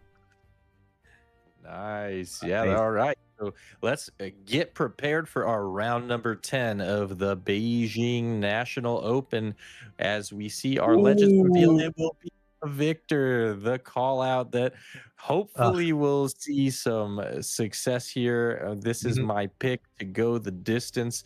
So I am lucky enough in my final round of casting to get to cast a Victor game, but it is against my set 1 deck of choice, the Annie, across the way. How are you feeling about this matchup? Man, Mr. Plus, this is going to be a good matchup, of course, because you have that Annie, which has a ton of removals, and you have a Victor, which has a ton of sentries that you're going to go on the board, and that's not just it, because the Victor also has some removal potential. And what's interesting about Annie is that though it has had some popularity, especially since a lot of players saw Prismat play it, man. It's like play it to perfection. And it is basically the gold standard of how Annie is played. But the other side of the world, I've seen some different Annie deck lists kind of vary from how it is going to be played. But the whole core of it comes in to just removal and bringing back some of the other cards and just going in with that loop, right? And just making your opponent like have no cards on the board to play with. And I mean, it happens that this Victor, you just have to be, how do you say this? You just have to be resilient. It just keeps on coming back. A bunch of sentries conquering and then going back. Bunch of sentries conquering and coming back, but also has some removals on their side, though. Okay, so I mean, I don't want to ask this question normally, but who do you think has the advantage here? Yeah, this is a tough one because I think that they both have some really good tools to counter what both of them are trying to do. And it really feels like it comes down to the way things line up in terms of just the way they draw out their hands, because Mhm. I've seen it go both ways. I've played this matchup so many times in set one, and now obviously being in the Unleashed meta, we've had two additional sets of cards added to the card pool to shake things up. So I haven't played it recently to have a more current bearing on the matchup percentage, but in the Mhm. past, I felt like it was pretty even, and in some cases, may even be Victor favored. But I think nowadays, maybe Annie has a bit more tools to make this potentially in her favor. But I think ultimately, this should be a pretty straight, even matchup, at least in my eyes. We'll see if that ends up coming to pass, but it'll be Victor on the play, starting us off in game number one, who, of course, never whiffs a turn one play, thanks Yeah. to the glorious evolution being able to generate us one of these recruits.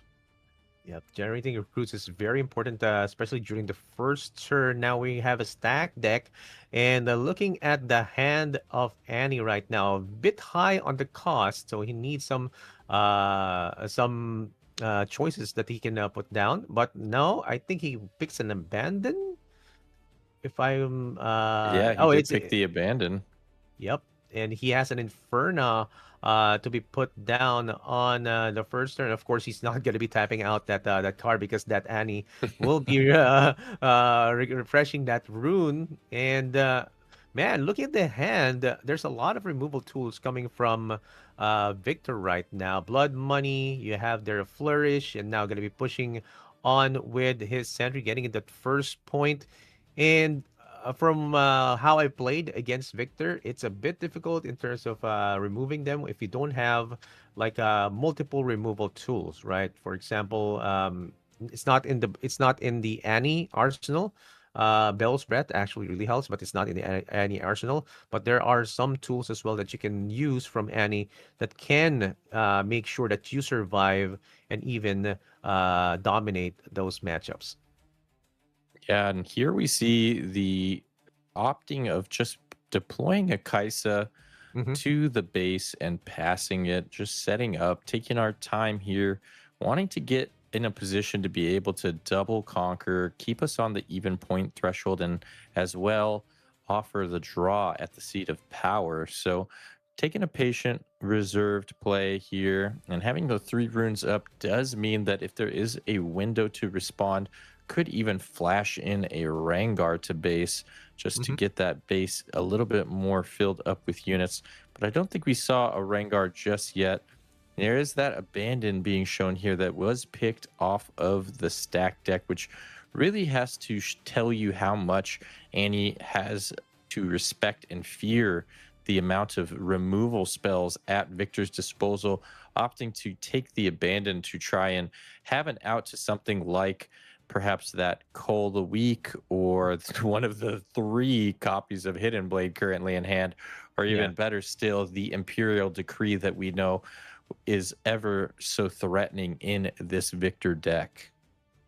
You know, it's kind of tempting to use Stupefy and Deadly Flourish on that Kaiser right now, but I'm seeing a bit more resolve with our Victor player here. He goes in and pulls out that sentry back to base and going in with his hand. Star-Crossed, Ferris Forerunner, and you have Abandon, and again a long sword. So now the choice is for the Annie player to push in with his very own Kaiso right now. And get that draw and get the conquer as well. Now going in, yep, he's gonna be uncontested. You have to ask your opponent, what are you gonna do with this play? Do you have any answers? And man, I mean, if as a Victor player, there are a lot of ways for you to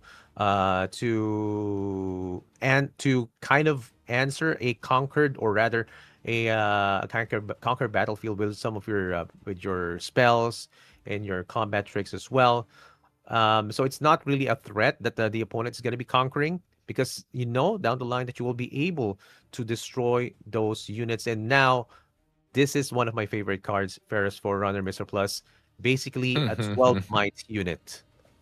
Yeah, this is the card that all other 6 energy 1 power cost cards are graded against. This is the benchmark. Every time we see a 6 energy 1 power cost unit be revealed in the spoiler season for Vendetta, we heard people be like, well, this is okay, but it's no Ferris Forerunner. Just goes to show you how powerful of a card this card has been ever since its introduction, and will remain so probably for the foreseeable future. And here is coming in to support our Kaisa at the Forbidding Waste to disable that -2 effect of the solo defend, making it a little bit more difficult for our Victor player to deal with that battlefield. And of course, Victor is one of the #1 haters of Ferris Forerunner, not having a good way to deal with it without giving it its value of the death knell. So almost all times that you play this card against a Victor deck, it is, like you said, just a 6 energy 1 power 12 might play. Yep.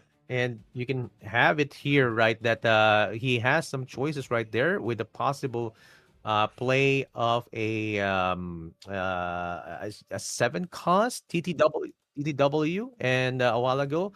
But now he goes in and opts for a Deadly Flourish for 3 damage and the possibility of getting a gear. But now it's gonna get abandoned. When you say, guys, abandoned, sometimes like, oh, it's for people who don't know abandoned, they think that's gonna go with trash. No, it just goes back to your hand and you can play it again if you want to.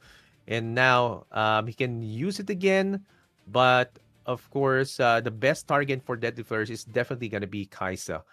Oh wow, he goes in for the back line and destroys that Inferna. Okay, that's gonna be a choice for him, and he's gonna keep his sentry over at the seat of power, pulling it back, going in. Okay, so that is quite an interesting play. He doesn't want that unit on the board or on the base to conquer again over at the left side and conquer that seat of power and get that extra draw.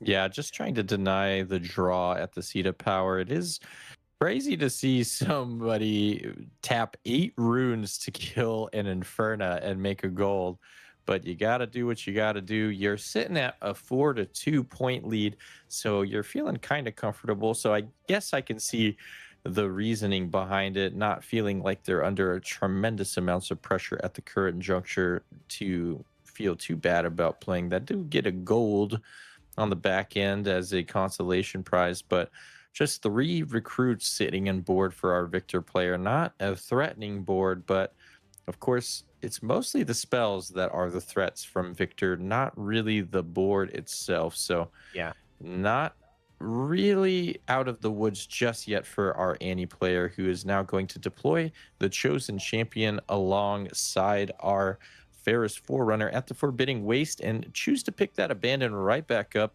throw down a Traveling Merchant, and then pass with 4 runes at the ready. So having both Star-Crossed available should it be required, as well as an Abandon once again to potentially negate another big spell if one comes down this turn. With 10 runes to play with, it is Victor's time to shine here. Will we be able to answer these back line of the Kaisa?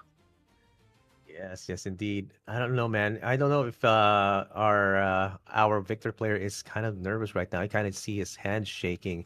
This is actually a really, really high intensity play right here. Going in with the Stupefy for that Annie Stubborn, and I'm kind of just wondering if he's setting up of kind of a destruction play for that Annie. And now, as you mentioned a while ago, these sentries are going to be kind of menacing, but the more menacing portions are the removal tools that come with a yellow and blue play. And is that a frigid touch? Yeah, Refrigerated Touch repeated, selecting the Ferris Forerunner, trying to give it that -4, bring it down to 2, so both Annie and the Ferris will be at 2, which of course is right in range for a follow-up repeated Bellows Breath. Of course, that is 2 runes being recycled in order to pay for that, and the Abandon that we know is in hand, of course, would then feel quite punishing, but in any case, we did not go with that route. We ended up going with the blood money. So blood money going to come down and give oh, but never mind. Responded to by a Oh, long sword to bring Annie back up to 4 might. So now the blood money not able to take out the Annie. So oh yeah. great play from our Annie player across the way, who is now sitting with that Abandon in hand, still alive thanks to the 2 runes up. Can choose to abandon this blood money, but of course you don't feel too bad about Ferris Forerunner heading to the trash thanks to the death knell getting you those 2 mechs in the base. But that will leave Annie stranded by her lonesome with only 4 might at the Forbidding Waste. Now Mhm. being able to trigger that -2 might from the Forbidding Waste will bring it down to 2 and make it an easy cleanup for these recruits.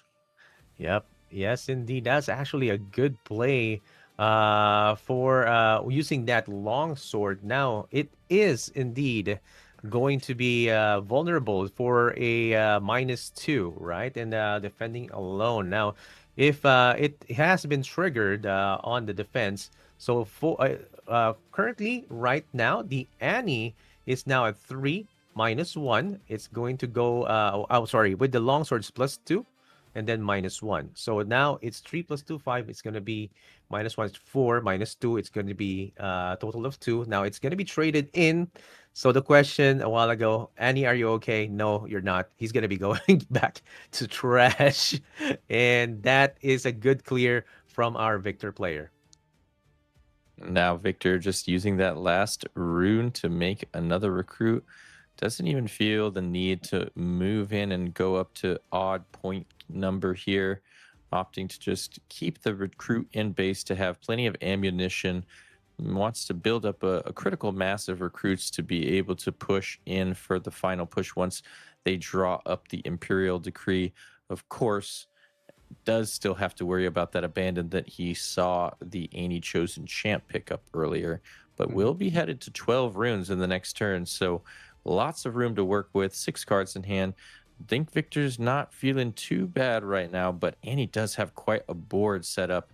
And after this Conquer, gonna go up to 3, and now with the Kaisa being able to move into the Ooh, Seat of Power, that is a Conquer up to 4 and a double draw thanks to double the draw. Conquer effect of Kaisa and Seat of Power. So the hand size being matched right back for our Annie player now. In fact, Mhm. and going into the advantage of Annie now, sitting with 7 cards in hand. Looking pretty good for our Annie player. I think all of our resident Annie enjoyers in chat are thinking she might be okay after all. Yes, indeed. And now going in for a second Ferris for runner. Forbidding Waste going to be the choice of battlefield right there. Okay. So the first forerunner is actually the forerunner in terms of the units that has been played by our Annie right here. It is the staple that you need to keep on getting some units on the base after even being destroyed. It is a very, very sticky unit. But it's not a problem for our Victor right here. He has some choices to get this removed, right? So he has a possibility of a decree play or a possibility of a play using an accelerated Thousand Tail Watcher already at 12 runes, man. You like, I don't even see myself play having some 12 runes most of the time, but with this kind of matchup, with this kind of play that Victor is doing right now, he has a lot of choices. He has a lot of energy to play with, and a lot of removal tools as well. So right now, he has to think what is his priority. Does he need to remove the units over at Forbidden Ways first, or at the Seat of Power? That is the question. Yeah, we're really needing that Imperial Decree to come up pretty soon. Obviously, gonna have to play it twice through that abandon, but nevertheless, that is the card that will see us or give us the ability to clear the board out. But in this case, opting to instead throw down our Thousand Tail Watcher accelerated using the 2 gold generated from those deadly flourishes to gain accelerate and pay for the power costs on both the accelerate cost and the natural cost of the Thousand Tail Watcher. Even though they're at 12 runes, you can opt to just recycle the 2 blue, being that you'll get those right back and save those gold for a rainy day if you really need them, but may have some other plans for recycling this turn anyways with that Bellows Breath in hand. Now that all these units are sitting at 1 might, Bellows Breath can really start to do some work. And first, we're going to lead off with an attack over at the Forbidding Waste. So it'll be 7 might crashing in to the 4 might currently being presented by the Ferris Forerunner alongside his little mech buddy. Yep. Ferris Forerunner and that mech are going to get this. Whoa, whoa, whoa. Wait just a bit. Switcheroo.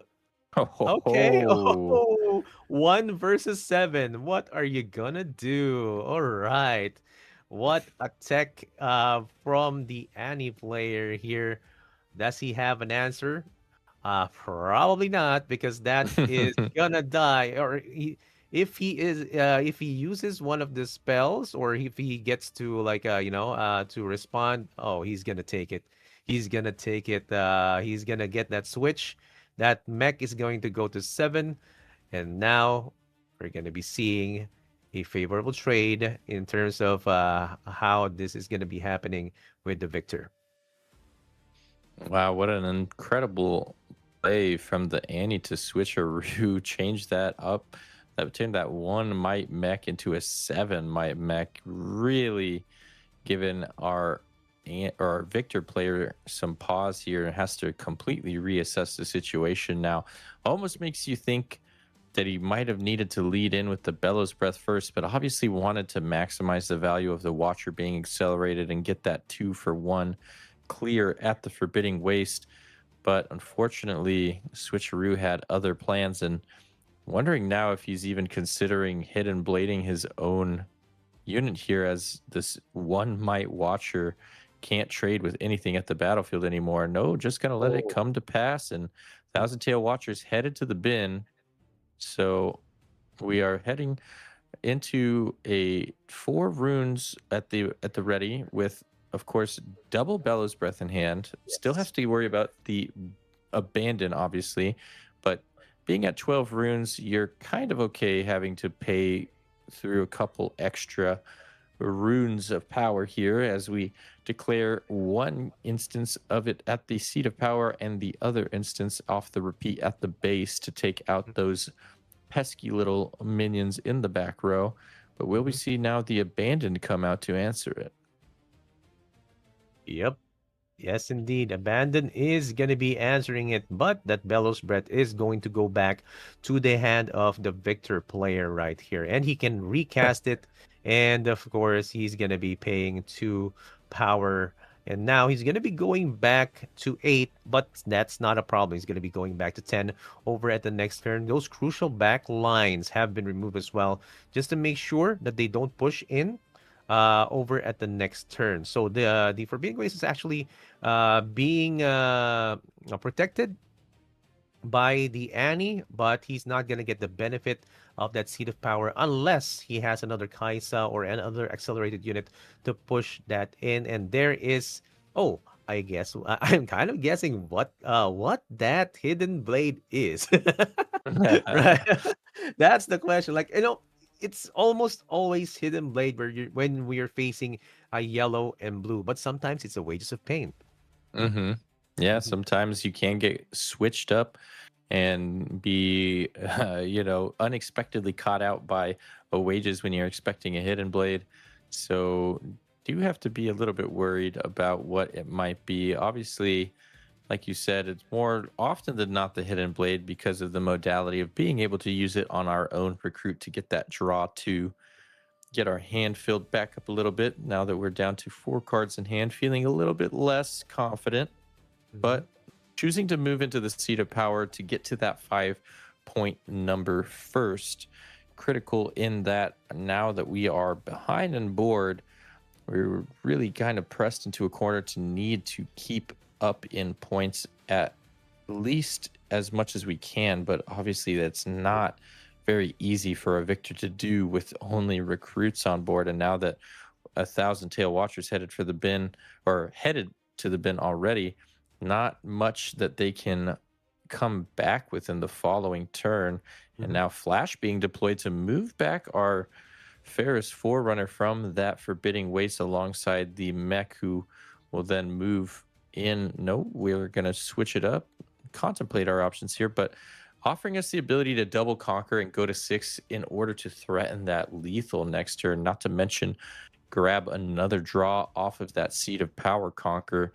Not too bad of a utilization of Flash here. And Yeah. if this is a wages of pain, then that mech goes down for free to it. And if it's a hidden blade, then you still lose it, but at least you get that draw too. So opting to make Oh, there you sure go. that they get the play around the wages with the equip of the longsword, and now the hidden blade will just be used on Ooh. their own minion to get that draw too. And crucially, off of the draw two, did finally see Imperial Decree. Yep. Imperial Decree is actually going to be that crucial card that you need to remove some of the bigger units, right? And one of the best combos that I've seen is double Bellows Breath plus Imperial Decree, right? Like Imperial Decree first, then the double Bellows Breath. And this is interesting because like you just need like a sliver of damage just to make sure that some of those units are removed, and is a good play from the Annie player right here just to make sure that there are no accelerated unit shenanigans that are going to be happening as well. Now, a lot of removal tools are present over at the side of Victor. Double Call the Weak, Imperial Decree, Wages of Pain, Hidden Blade. There's a lot of choices right here. And even having an Eclipse to decrease the might of your opponent. Now, this is kind of a bind for the Victor player here. He only has one unit on the board, which is a Sentry. And he has like he can't maximize the Call of the Week because there are a lot of units on the board on the side of the Annie right here. 1, 2, 3, 4. So the best choice actually is to kind of get more choices when you use Stupefy, right? Draw first, find a way out, or even like just push in some of your damage by using Wages of Pain, removing one of the other units right there, big units, and there you go. As we said, he's gonna be cycling in and finding more choices. Another Wages of Pain, Mr. Plus. Yeah, Wages of Pain drawn, giving that -1 off the Stupefy brings that mech down to 4. Needs a little bit more just to get it into that Wages of Pain range. But this really comes back to what we talked about at the beginning of this matchup is you really want to get a critical mass of recruits assembled for this inevitability when you do finally see the Imperial Decree, because here we have finally drawn it, but thanks to not having a big board, can't really make utilization of it. No Bellows Breath either to complement it. So Mm-hmm. kind of stuck in an awkward position here as They need to break this board in order Yes. to stop Annie from winning off the double hold. And right now, I don't see that Ooh. happening. It'll be Woo. Starcrossed coming down, using a Starcross to bounce their Vex Apathetic and the Recruit. Of course, Recruit can't go back to hand, so it'll just be going into the Nether.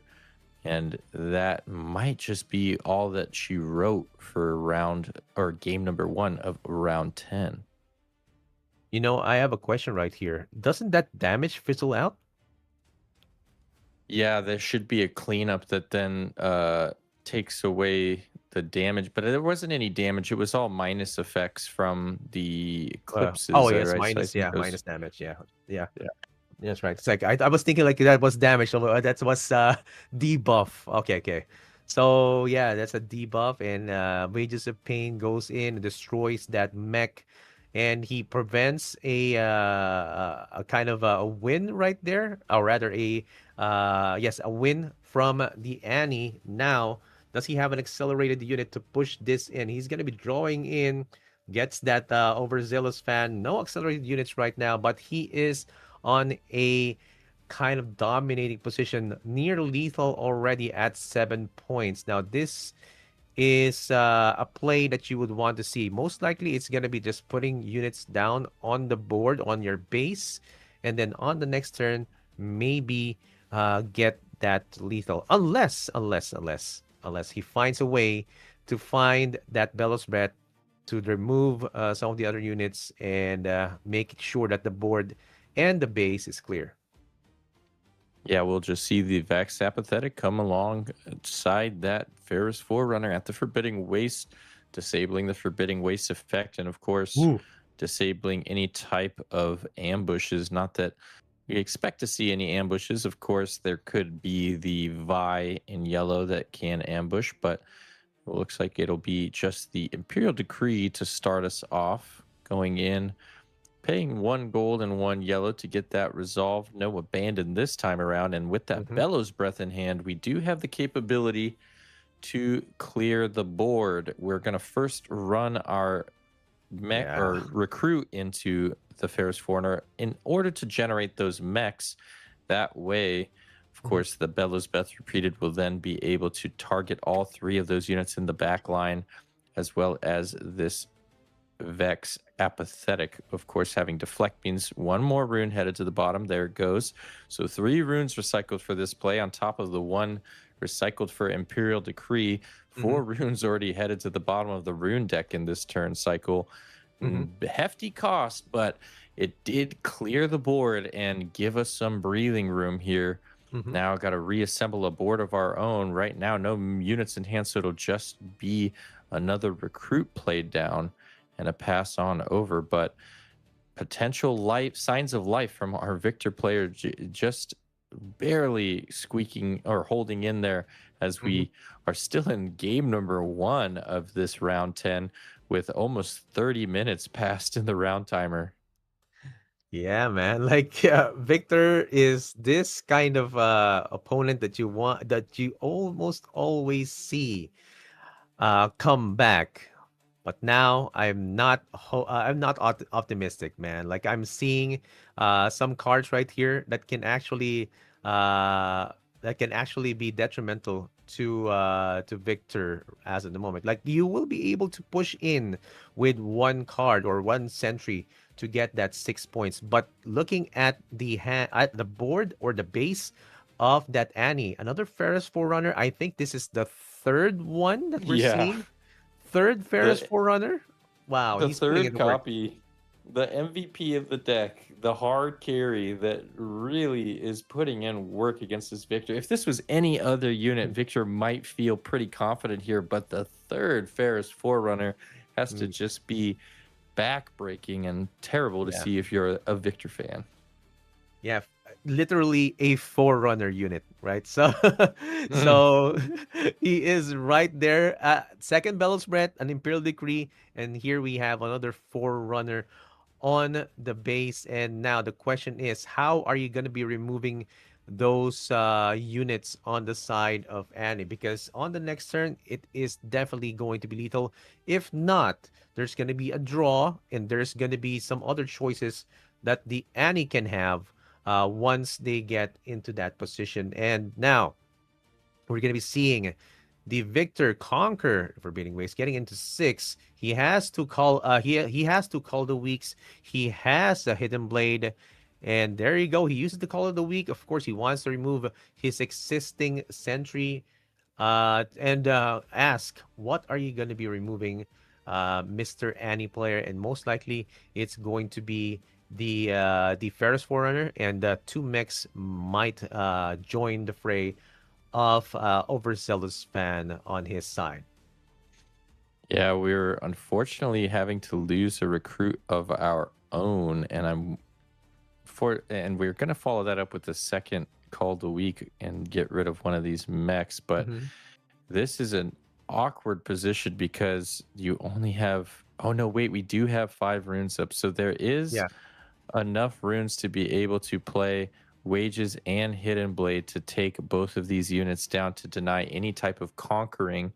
But instead just going to opt to throw down a recruit and then rely on Wages to get rid of this mech. Unfortunately, though, if we do rely on Wages and there is something like another longsword or any type of ambush unit to come down alongside that a second attacking unit, then we will be headed to game number 2. But right now it's just Vex Apathetic, Cleave, and Traveling Merchant in hand. So perhaps the cards lined up just right for our Victor player here.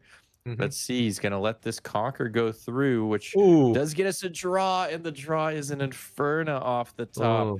So when this mech goes in, he can opt to get rid of it with one of these spells, but in response, it'll be the Inferno to come down, and that'll be the fist bump. 30 minutes drained from the clock in that grind of a match in game number 1, but it goes across to Annie, shaking the head. Really had to work for that one. Victor made him put him to his bases really to get that victory. But we are headed into game number 2 now with Annie up 1-0. What do you think about that matchup after all said and done? 30 minutes in a casting booth for that round or game number 1. Do you think that went about how we thought it would go? It went better, Mr. Plus. Like, I've seen 3 Ferris Forerunners, which is actually really good if you're going to be going against a Victor player, which has a lot of removals. As you can see, he always had a Call the Week, or he's been holding Call the Week since the first 2 turns, right? Call the Week, Hidden Blade, Wages of Pain, using 2 Bellows Breath, using 1 Imperial Decree. Like, all of the removal tools are on his side of the and on his draw.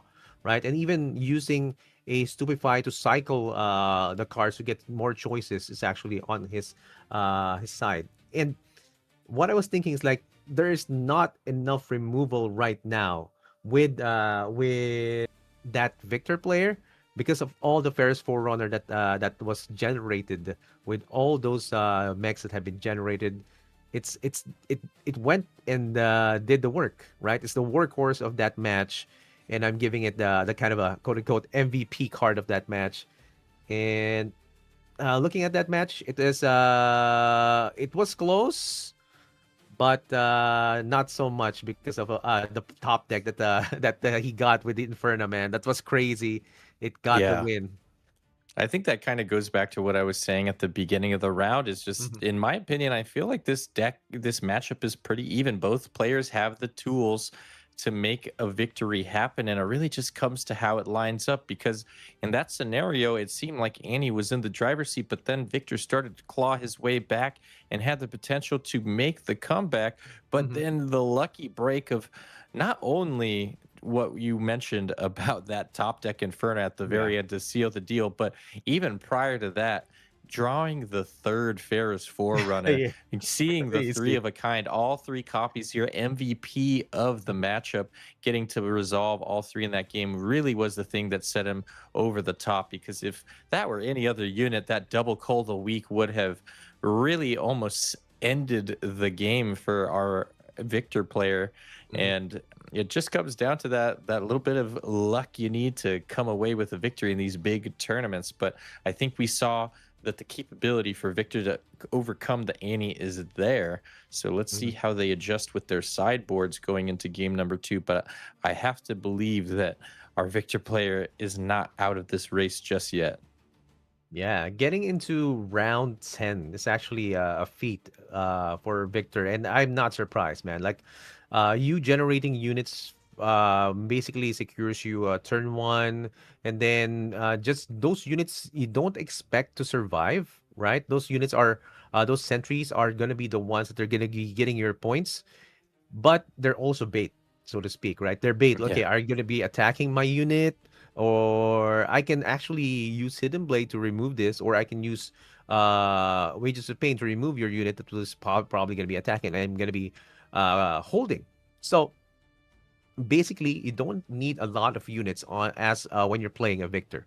The most problem that you're gonna be having in terms of units is the one that we saw a while ago, the Thousand Tail Watcher, which is actually a good answer a while ago that we saw that the switcheroo, man, I don't even see a much of switcheroo when you're playing when you're seeing some Annie, but when you do draw it, it's actually quite satisfying. And I was expecting as well first forerunner to be like at least 2 off and then 1 on the sideboard, but he has 3 off on the main, so it's actually a good showing for Annie to be reliant on this kind of sticky unit. And it's kind of if you're gonna be facing another Violet player, it's kind of a big target for a Starcross, right? So it's good that he has this matchup against a yellow player, and he has that kind of a yellow blue player, and it's kind of an advantage for him as well. No, what do you think about these battlefields, Mr. Plus? Yeah, Raven Bloom Conservatory being the choice for our Victor player coming into this game number 2 on the play. Great battlefield for Victor, being such a spell dense deck. We saw by that game number 1, this deck is almost primarily all spells. There are a couple units peppered in there, but it's mostly spells. So this is a great battlefield for really being able to facilitate some extra draw and get us some more spells in hand, as we see a Ruination in the hand for Victor to start us off in game number 2. So I'm wondering if that was main boarded in game number 1 or if this came in from the side. But regardless, we'll see if that Ruination comes to pass in this game number 2, as now we see a stacked deck come down across the way for Annie on their turn number 1, revealing Hard Bargain, Abandon, and an Inferna. 3 2-cost cards, and the choice is the Abandon over Hard Bargain, notably not opting to go for the straight negate that can send it to the trash, but the surefire negate that sends it back to hand, which, as we all know, is very, very strong against the likes of a card like this Ruination in hand. Yeah, I like the Abandon. Like you just bring it back to hand, but I like Hard Bargain more sometimes. Right? Like and Yeah. especially if you put Hard Bargain on repeat, like bro, that's crazy. Like you need to make the opponent remove 2, or rather tap 2 of his energy, and now called the weak and is gonna be abandoned already. The kind of play that you get a how do you say this, the benefit from getting that card drawn from the stack deck. And now this is going to be the turn, another Ferris Forerunner. Man, this guy is drawing all the tools that he needs to win in this matchup. Now Raven Bloom Conservatory revealing the top is going to be a Stupefy. Draw that Stupefy into hand, so we get a little bit of a consolation prize as these 2 recruits get taken out by that Noxus Hopeful. And you know what you were saying there is basically something that only Annie is capable of in that exact scenario. Turn 1, 3 runes, able to use the stack deck to find that Abandon, then tap out for a Noxus Hopeful, one of the best turn 1 plays you can hope for, going second.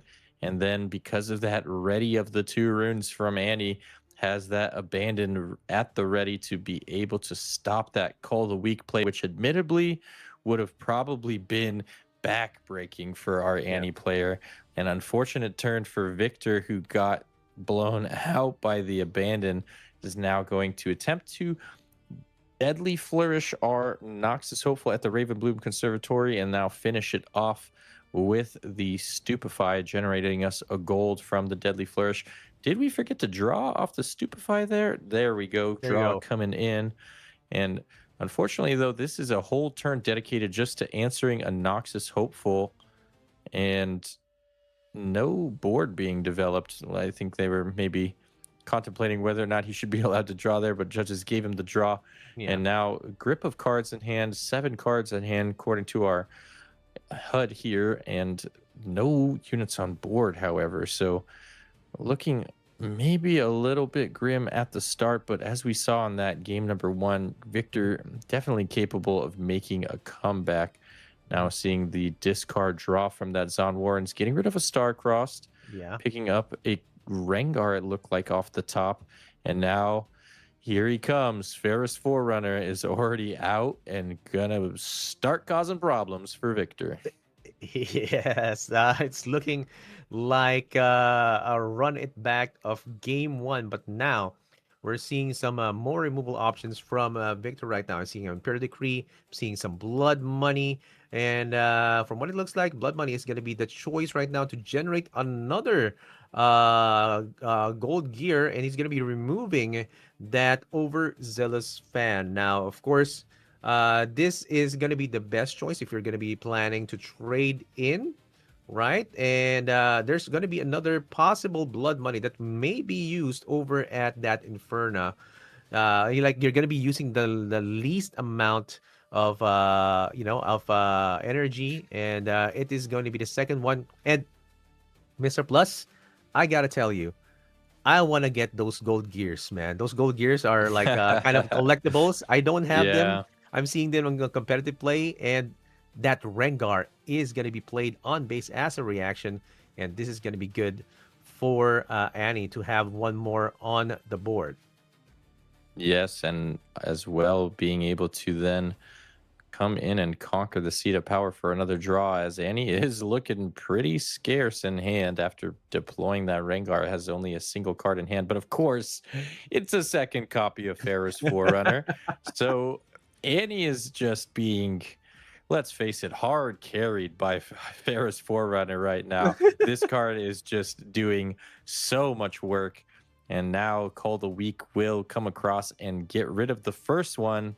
But here comes that 6 might on the back end as a consolation for that kill at the Ravenbloom Conservatory. And more than likely, we're going to see some deja vu that Ferris Forerunner come right back out to play here. And some serious deja vu as an overzealous fan is there to join it, potentially.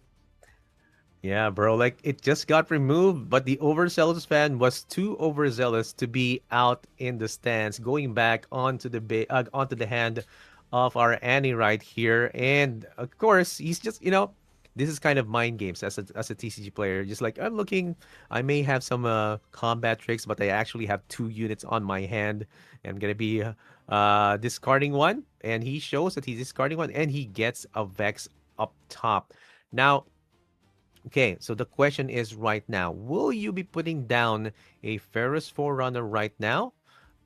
Because looking at the total number of runes that can be played next turn, there's a possibility that he can get cleared out. Or will you be putting down your Vex, right? In case he wants to push in with a Thousand Tail Watcher. So that's actually a good question. And he has enough to just play one of the 2.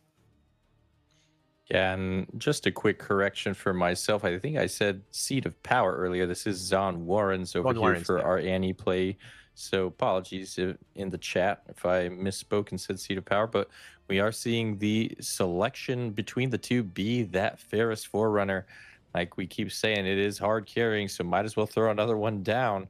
Vex Apathetic not doing a ton in this matchup, given that there isn't a bunch of units that need to be stunned in this deck. Obviously, it can stop something like an Accelerated Watcher, as we are going to 8 runes, but I don't think Accelerated Watcher is going to be the play they're going for regardless. So just getting that Ferris Forerunner established is going to be more than enough, with now double Imperial Decree in hand with a Bellows Breath as well. So Yes. lots of removal ready and waiting, but it needs to be utilized just right. How are we going to be able to take most advantage of this? We definitely need to be able to take out the Ferris, but then as well the mechs that it generates if we are going to go for the Imperial Decree. With only 9 runes, it doesn't leave a whole lot of wiggle room to get everything done this turn. So we'll see just how he decides to go for it. Is looking at Ruination a little bit more than I would expect him to. And I'm not entirely sure that that is the call here, but could be if he really wants to get rid of everything all in one fell swoop and then worry about doing his Imperial Decrees the next turn. Yeah.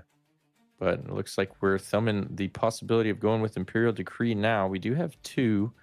Obviously, 1 card left in hand for Annie, and as many times as we've been abandoned across these 2 games, might be a little bit scared that it's going to be abandoned yet again. Yeah. So taking a little bit of pause to think about where to go from here. We have that 2 gold to help pay for everything as we now look at potentially throwing down a Deadly Flourish as well. Again, this is just really difficult to do at the current juncture with only 9 runes available. Given that it's so difficult to answer everything the way the board is laid out, it may actually just be a Ruination line if you were going to go for the removal angle, but instead it will be an angle of just establishing more board presence. So we get the Victor Chosen Champ out, notably not seen play at all in that game number 1, does get to come out here in game number 2. Now we'll have to see if he can actually utilize its ability to generate some extra recruits during his opponent's turn, as 1 recruit is going to be thrown down now with the activation of the Victor ability and followed up by a Deadly Flourish. More than likely just going to take out one of these mechs, opting to take out the one at the Ravenbloom Conservatory and gain us a gold. Tapped out, we will move in to score up to 2. We're feeling a little bit behind now, going barely up to 2, as the hold will come in for 6 on Annie across the way. It's feeling pretty dicey, but I don't want to count out Victor just yet. Yeah, and you can see that double Vex over at the side of Annie right now. Now, this is actually a kind of a conservative play. It's actually really good that he started using. He got that hidden blade from the top of defense from the conservatory, and it was conservative in the sense that he was kind of concerned that there might be an abandon to counter that Ruination. And also, he won't. If there was an abandon, so to speak, with an Imperial Decree, then the whole combo would actually fizzle out as well. So, with that kind of play, it's more assured that you will be able to react and destroy one of the holds, just so that he doesn't get into lethal over the next turn. And now we're seeing Annie get some draws in for the Annie player right here, and he gets that abandon, which is actually crucial for the next turn, because he won't get cleared if he does get a big board clear turn. And here we go. Goes in, puts in that Vex. It's gonna be on board. He can't even play his Ruination now because of that pickup of the abandon. And yes, that's just one of the pitfalls of this matchup. If you're sitting across from Andy as the blue-yellow player, you don't have any outs to these negates. You can't really do anything about abandon or hard bargain. So you're kind of just having to deal with it, and it almost feels disrespectful to have the Annie pick up the abandon and just be like, yeah, all right, I have it. There's nothing you can do about it. Have fun dealing with abandon. And we are going up to 11 runes, so the potential to double Imperial Decree here is there, but that of course leaves us with only one rune left to work with, and I think we might need a little bit more ammo than that to deal with this board state. And I gotta wonder if perhaps Ruination was in fact the call last turn. Not necessarily. It's not necessarily true that it would have changed the outcome of this game entirely, given that I think Annie still is in a commanding position and would have still gotten those 2 mechs off the Ferris. But now that Ruination is completely off the table thanks to the Abandon that is up, and of course available thanks to the legend ability of Annie. Yep, he got that back from the trash, and that Abandon is going to be stopping that Imperial Decree, the first one, and it's going to go back to hand. So that's going to be an answer from the Annie player right here. He's going to prevent the total removal shenanigans that the Victor has been known for. And he saw that in the previous match that they had on game 1. He's going to be getting it back to hand. Now he's going to be playing with 6 runes. What are the choices for the Victor player right here? The right one, or rather the bottom one can actually do some a lot of damage right there. But no, I think it's impossible. He can clear here because of the Imperial Decree. He moves in his Victor, who does have 3 might, deals 1 might to each unit, and completely wipes out the Ravenbloom Conservatory. Of course, oh wow, this is not the way I thought he was gonna do this. This seems okay. Scratch what I was gonna say. I thought for sure we would send in the Victor and then use the Bellows Breath to answer that backline Rangar. Yeah. But instead, now, because oh man, I'm getting flustered just thinking about the possibilities of what could have happened instead. The Victor could have cleared out that battlefield, and then the Bellows Breath cleared out the entire base. Yes. But alas. Yeah, this is actually quite a match indeed. Now we're gonna be seeing that it doesn't work like Elder. My bad. Yeah, that there's a Hidden Blade right there. And I mean, he only has just one rune right there a while ago, Mr. Plus, so he can only go with 1 location, maximum 2.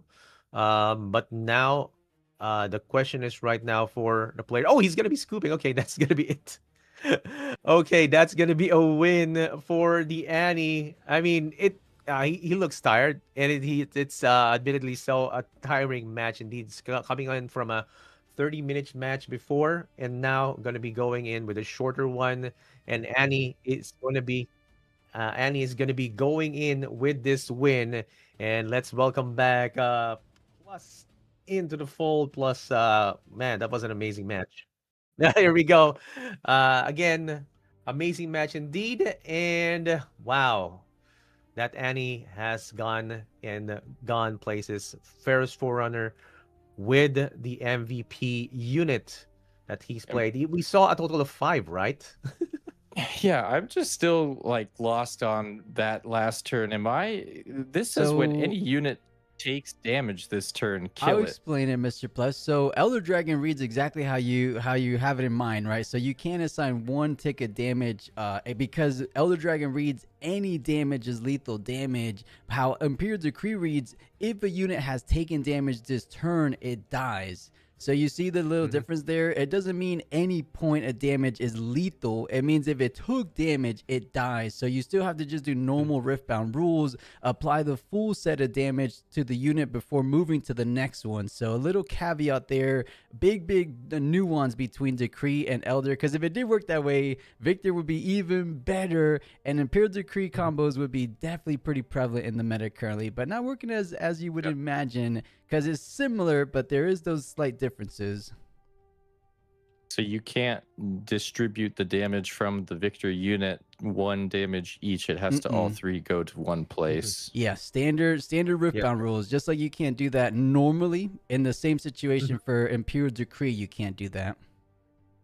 Yeah, I have like an experience with this in you have I read in the rules that you have to maximize the damage first. Like it's four, and there's for example, if you have four damage on your side, and there's a total of like seven damage on the seven might on the opponent's side, you have to go with the for example, there's a four and three. You have to go through the four first, and then the three, Or right? the With other way. I your mean, it doesn't matter unless someone has tank. You Yeah. could do three first, four. If there's no tank, if there's nothing like that that's making you target one unit over the other, the Yeah. big rule for Riftbound is that you have to apply lethal damage to a unit before applying Yes. additional damage to any other Yeah. unit.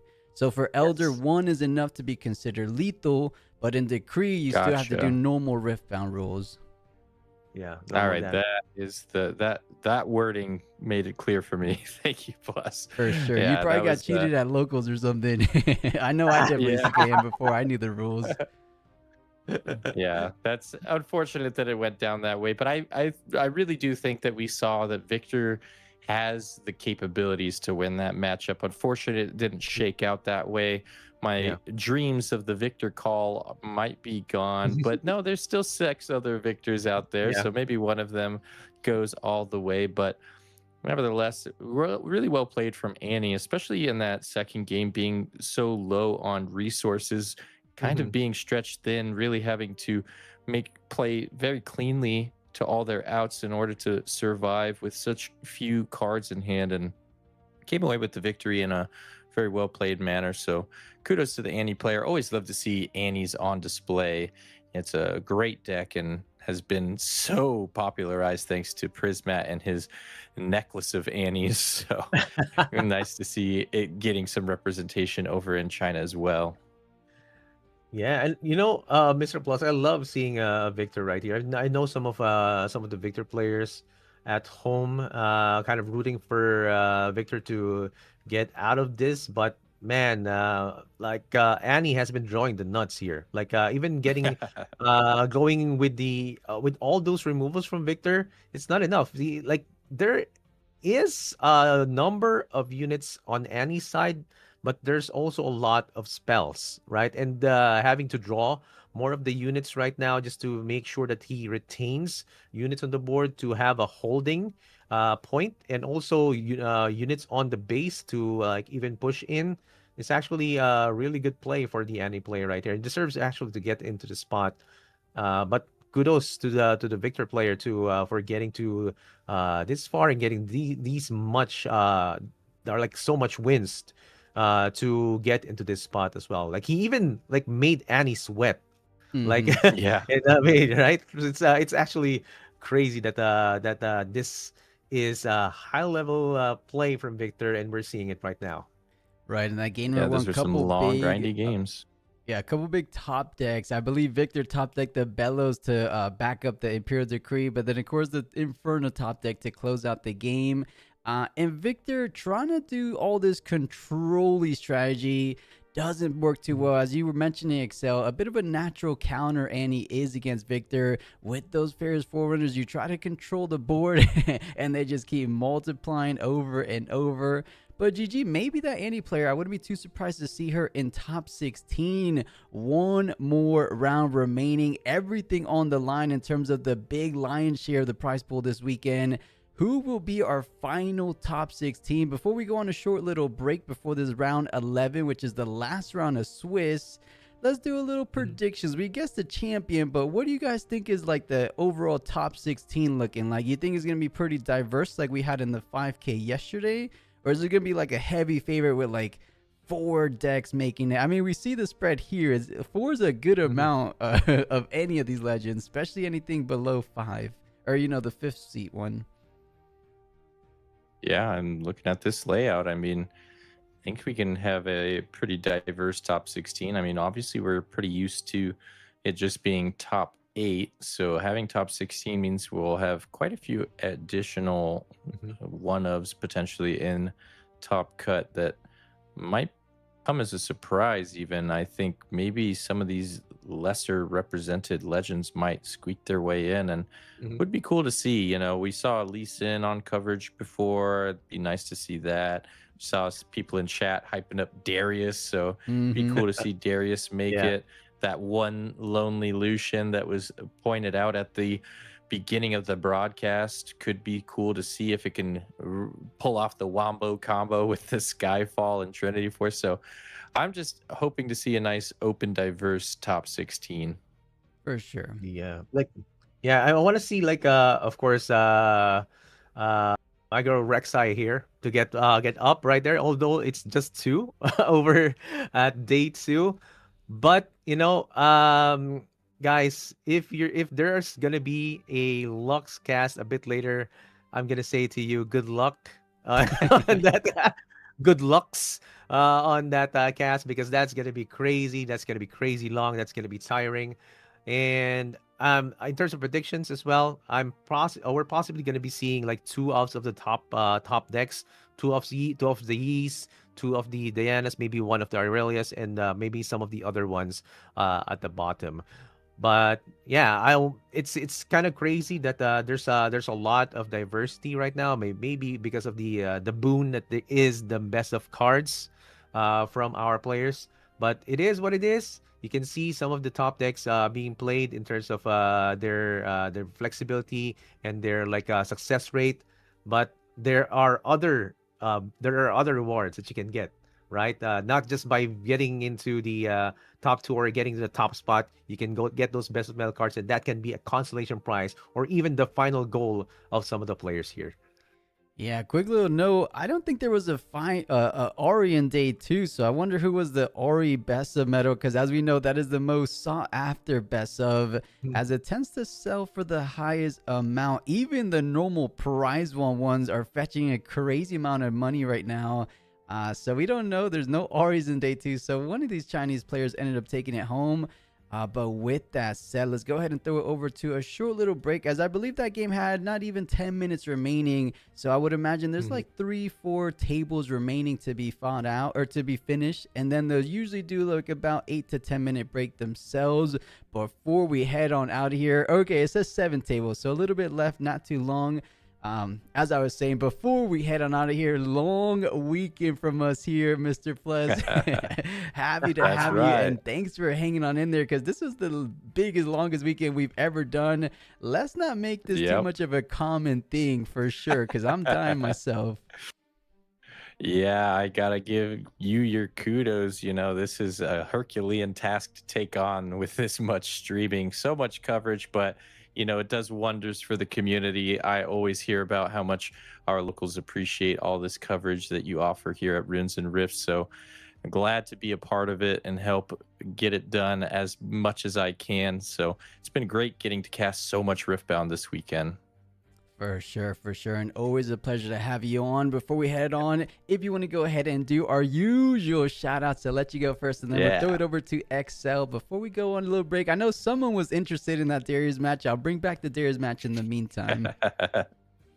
All right, yeah, thank you guys for tuning in. It's been great getting to cast with everybody this weekend. Excelsior Plus, in Night, NA45. It's been, a real treat to just get to witness so many great games of Riftbound. And if you want to see more of me, you can check the links in the chat. My socials are there, as well as our new podcast just started up, Conquer and Climb. Go ahead, go over there, give us a like, sub, all that good stuff. We'd be happy to have you. Drop us questions for us to answer on the pod. And that's about it for my shout outs. Thanks again for all of the opportunity. Plus, it's been a great weekend of casting Riftbound. Oh, yeah. What about you, XL? Where can these guys find you? / any little final words you want to leave us on? Yeah, it's been an amazing 2 rounds today, and I know you guys have had a lot of hours casting ahead of you and casting over the previous days. And I'm happy to have casted these match with you, Mr. Plus and Plus. And it has been a kind of a nice weekend to have to cast some Riftbound.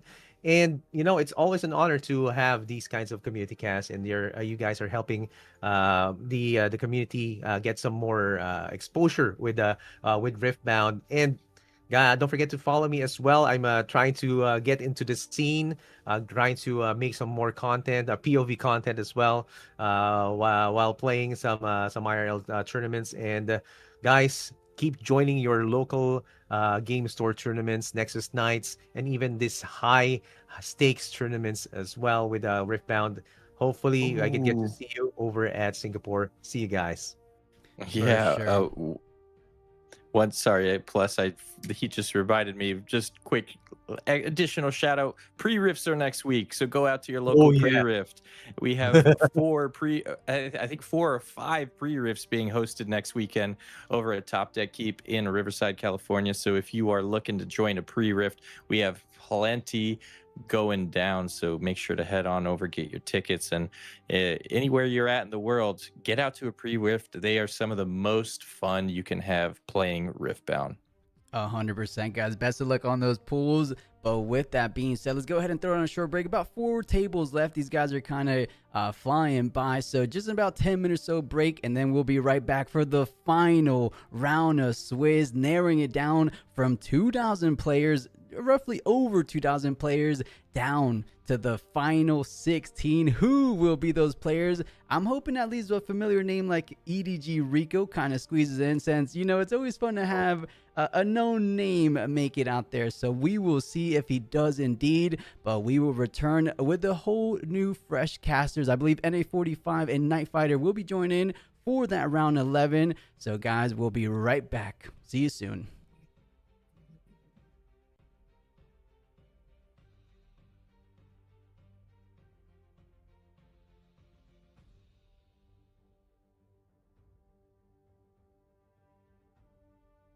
Such a broken card.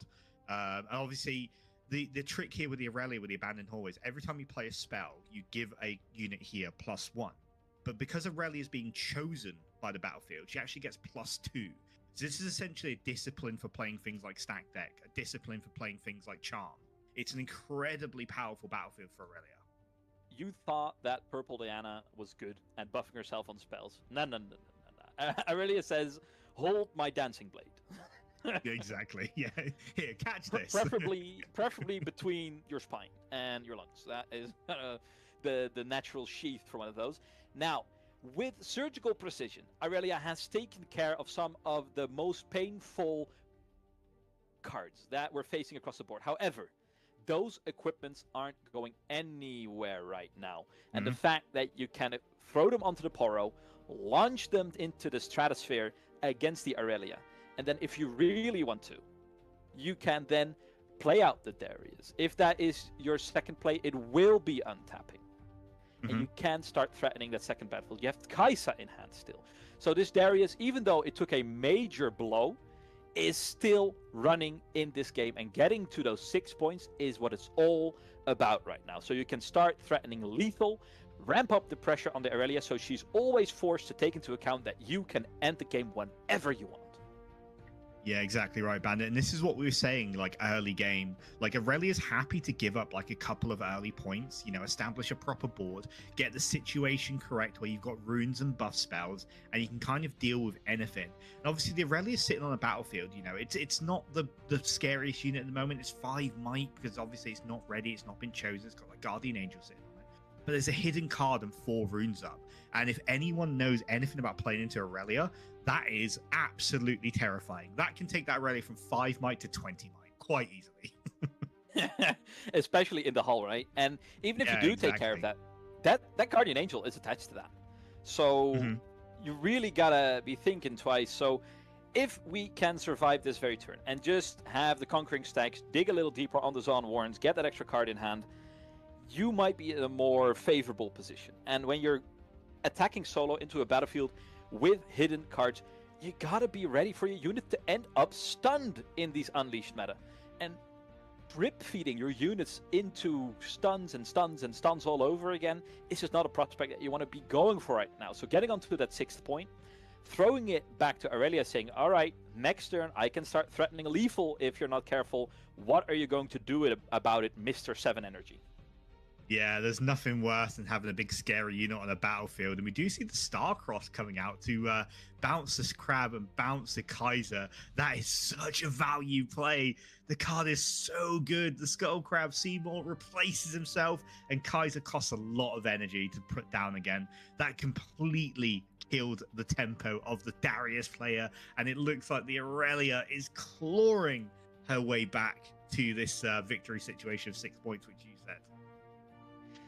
Coming up a little more. Now, the Darius is already used. We have 3 energy available. The Poro is ready to go. So we are still threatening the fact that we can get onto that 6th point.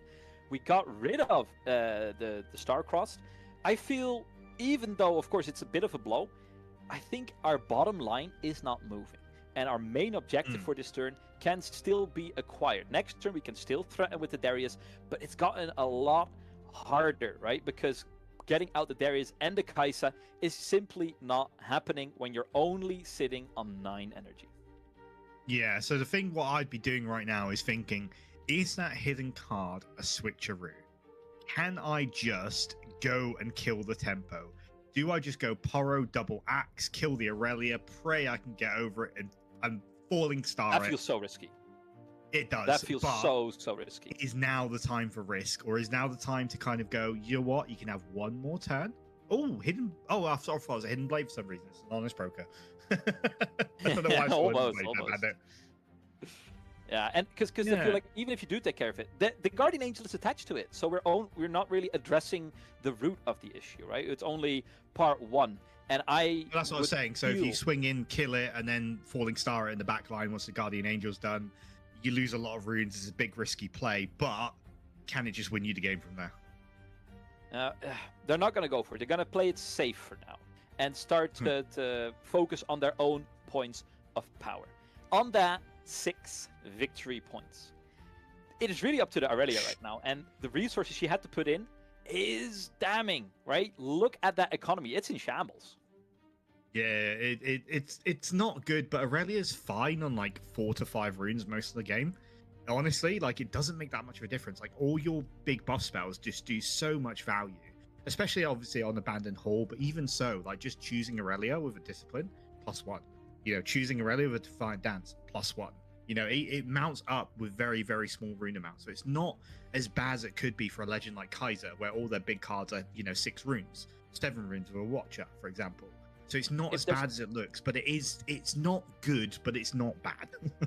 It's nice and neutral. It's silver lining. If there's any silver lining to the current situation, it's the fact that Aurelia has left the hull. So getting those insane might spikes has been reduced just a little bit. Darius is going up to his 9 runes, and with Darius in the Legend Zone, that could be 10. That is the territory where Kai'Sa and our Darius can come out on the same turn. There's only 3 energy available. This is do or die. If they have to Star-Cross, they can only do it once. We have the Honest Broker ready to go. Make use of those axes. Lay down the law. Show Noxian might. Yeah, the problem is Aurelia's raw sitting on 9 might at the moment. They have 3 runes up. If one of them is a Defiant Dance, it is awful for you. It's going to be so hard to get over that might gap. If they have a Defiant Dance and an On Guard, Defiant Dance and a Discipline, I think you just straight up lose the game. But I don't think you can possibly hold either. Like, it's such a difficult position. Hear me out, BMU, because I think if we send in the Honest Broker, just to feel it out, right? That is already 9 might. You're looking to trade, right? Either your Aurelia goes down, or you have to commit energy. The moment you commit energy, you are blocking off the path to a Star-Crossed.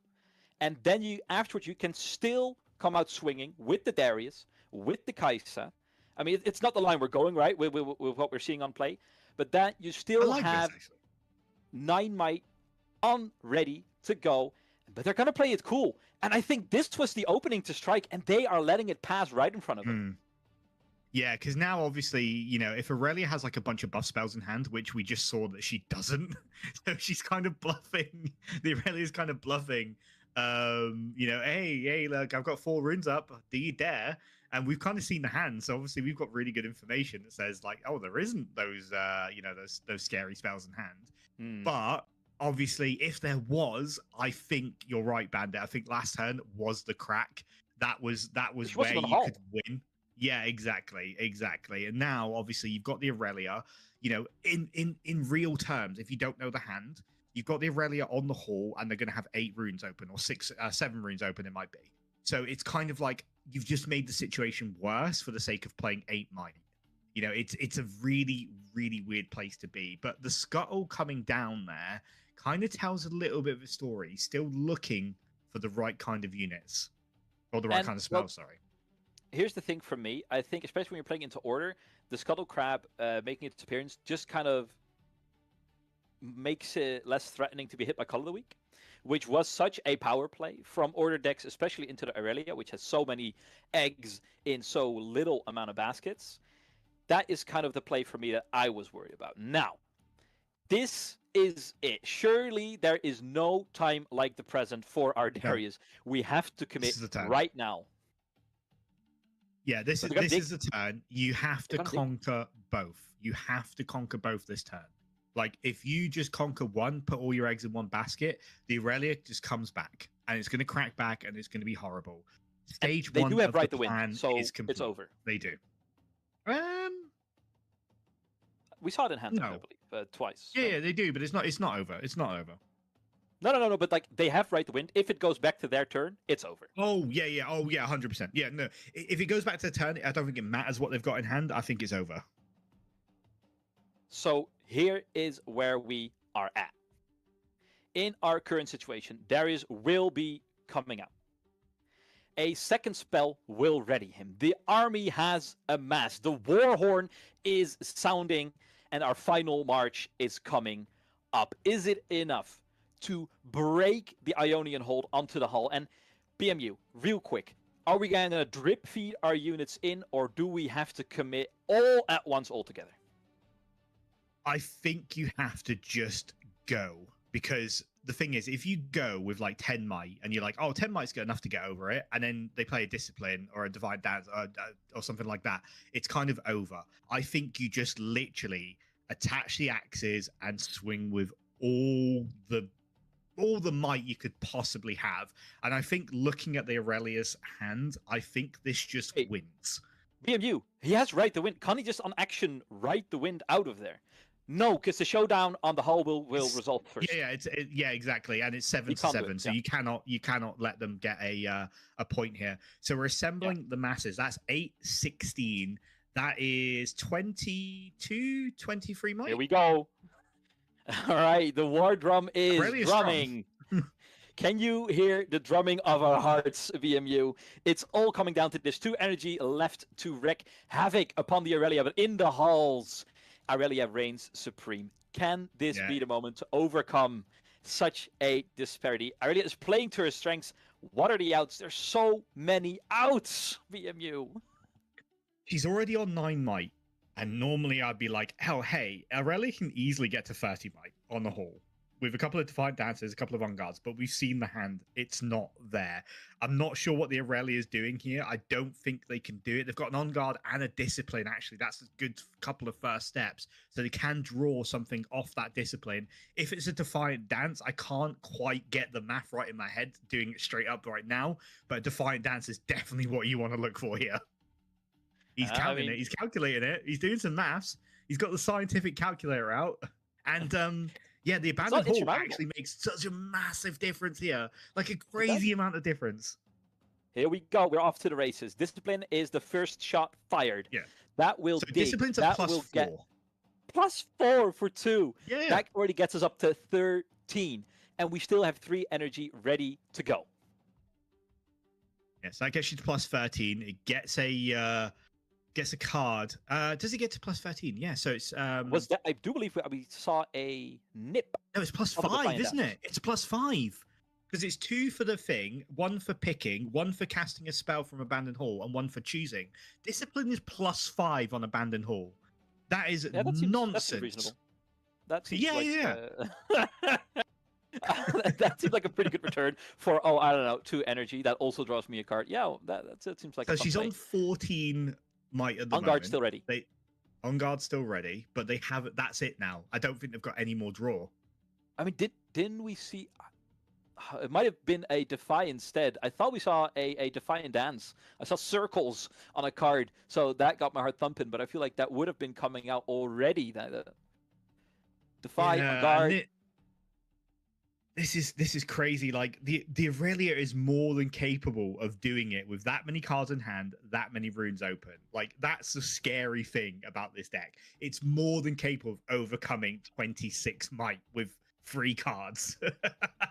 But he just doesn't have it. So on guard is what, plus 2, plus And 1 all. for the abandoned hall, and plus 2 for chosen. So that's another 5 might. You can't five say that might they for didn't give it their all. And I feel like here's the thing, right? With the information we had that there were limited buff spells available, it gets a little easier. And still, it That's goes to show 20 how might. big the opening was when they were outside of the halls, right? Yeah. That's 20 might. Did they have? They don't have enough runes and stuff. They don't have 2 ride the winds, do they? Although it wouldn't matter now because the showdown would No, start. because the and showdown then- resolves first, and that brings them to 8. And because they Yeah, so scored they close to can't the ride the battlefield. wind, ride the wind, can they? No. Yeah. For those I was unfamiliar, I was just For trying those to think unfamiliar. of any outs because this guy is obviously thinking hard, and at this Yeah. point, it's like it's over, bruv. Just but move on. just to the take next it from round. step 1, BMU, for people that are not as familiar with the rules, when the first showdown is going on and you start a second one, the initial showdown has to fully resolve first before the second showdown starts. So if they were to Correct. ride the win out of there, they wouldn't get to the 8 points before the Darius does, and that is all she wrote. No more outs, and Darius picking the first win against Irelia, our most reasoned regional champions. And it's still costing you power, right? Which in your resource heavy deck already, right? Quite draining on your resources. You have to be very mindful. I do like the way they piloted it. Can they keep a level head and keep the ball rolling? Targon's peak is our chosen battlefield. Can go either way. With Aurelia going first, with Scuttles on the board, I feel this match is definitely leaning towards Aurelia. Yeah, I absolutely love Targon's Peak as Aurelia going first. It's just so brutal. You can play your Aurelia out very, very early and keep it safe with a couple of runes up as well. And you're right, with that Scuttle like replacing itself, you just see cards after cards. And a good looking hand to start, just a bit of lack of units, which is unfortunate. So he's going to have to chuck the Defiant Dance and the Defy. Like, that feels really nasty versus yellow decks to chuck a Defy that early. It's gonna hurt a lot. Now, Seed of Power on the other side of the board, which I'm going to be real with you here, BMU, might as well been played by the Aurelia as well, who's very capable. Call of the week, it is spotted. It is being slotted in. He is of the opinion, no. These scuttle crabs, get them out of here. I'll be holding on for the most opportune moment. And they do show themselves occasionally, like we saw. Yeah, they absolutely do. They absolutely do. And like, there's nothing worse than having like this big scary Aurelia there. You've got all your buff spells to save her, and then your opponent just goes, kill it. And you're like, what? It's like, yeah, just kill it. Just get rid of it. Oh, okay. But you have to be fine, mindful. Thank you. Because Yeah, you do. Unleashed is Has to a be the right nasty time. set, because having a Call of the Week being answered by a Star-Crossed gives me nightmares. Being like, haha, I got you. And like, all right, I'm going to take away your weakest unit. And, oh, Mhm. look at that. There's a Darius left on your board. Oh, would be a shame if you were to throw it away, wouldn't it? Oh, what a turn one for the Darius as well. The Gem Jammer and the Noxus 6 might turn one. That is a tempo play if I ever saw one. Yeah, that is already putting some calls onto the fire. Keep those engines churning. Aurelia is up for a difficult Aurelia's task. got a because- complete dead hand. That is so dead. And what options do you have but to play your Aurelia then, right? In the next turn. You can't. And Yeah. because You because got they have four to call the runes. week, it is nightmarish. They are not doing well. And because the Seat of Power is situated there, they will be topping up their hand afterwards as well, keeping Yeah, that's yourself crazy. going. That is absolutely crazy. And then obviously they get the Targon's restand, so they're not even going to be that vulnerable. So, we could just see the Gem Jammer take the seat of power, draw one, do absolutely nothing else, and then wait for that Aurelia. When they don't do anything turn 1 and turn 2, they've got no units in hand. That Cold Week is going to be so valuable. It's going to be crazy. Yeah, and here's the thing, right? They're not going to tap out because Dragon's Peak will be keeping the door open for that tactical retreat. Did he remember to restand the runes? Please untap your runes. Please remember. You want a tactical retreat just in case? You're going to sleep so much better. There we go. It's fine. It's fine, Bandit. Guys, call off the witch hunt. We don't have to catch anyone here. All the outs are still onto the table. Finally, some chaos runes for Aurelia. But is it too little too late? It absolutely is. Like, if he plays the Aurelia, he has to play the Aurelia. That's the thing. He has to play it. And it's just going to get cold. And it's going to be game over. This Darius could literally take this match 8-0, Bandit. Are we going to see a Darius go 5-0? Are we going to see the rise of the Darius card prices, Bandit, after this stream? I think we might just. Oh, no. Oh, no. It feels so bad. We got down. And, man, know that Darius Art skipped a... He might just scoop. He might just scoop. Honestly, Bandit, he might just scoop. Just call the week and you win the game. Just call the week and you win the game. Close up on Aurelia's face. Close up on Aurelia's face. We need to see it right now. 2 points will be coming through. We have an Ashe being set up. I'm not gonna call the week for some reason, but we do have, of course, Darius. No, we have Darius. The ability it adds an extra. Oh yeah, energy. of course. Just making sure that there's no Defy in hand. Yeah, true. Yeah, as soon as he sees a lack of Defy, that's the game over. Nothing personal, kid. But yeah, I will be ruining your day right now. Have fun with that. We'll be taking notes just in case there is divine intervention spawning a Defy in hand. And you gotta have to keep an eye on it. We need his face for the next 20 seconds. Please, just take it in. Just do it. Just do it. Just please do it. Steals the Guardian Angel. Just in case, keep your eyes on the board. Oh, you just know it's about to happen, and it's devastating. And if it happened to anyone else but Aurelia, I'd probably feel bad. Yeah, I mean, it feels kind of justified. But yeah, just this could be absolute meme territory. Obviously, he gets the bonus energy from the Jin as well, so he can just literally play all the week now. And shake of his hand. That's it. Which, it's game over. Honestly, that is the most emotion I've seen at a Riftbound table on stream for a solid time now. Yeah, exactly. Jin just doing Jin things, gaining energy, gaining power, and unless he top decks a unit here, he might just lose. Yeah, they're on the ropes, and here's the thing, right? Because the predicament that you're in as the Aurelia, you are afraid of waiting for another turn, right? Because the value that Garrett is gaining is so much. You feel like you have to develop something onto the board to keep yourself in the race. It costs them possibly everything, and their untarnished record might be besmirched rather soon. Now, the only upside is they have plenty of cards in hand. They have plenty of runes to work with, and what is on board, it's not insurmountable, but overcoming it without your Aurelia is just a bit of a monstrous task. Yeah, exactly. The thing is, right, they've got the Stellarcorn. They have to play the Stellarcorn. That is non-negotiable at this point. Discipline the Stellarcorn, draw a card, activate. Stellarcorn goes to 5.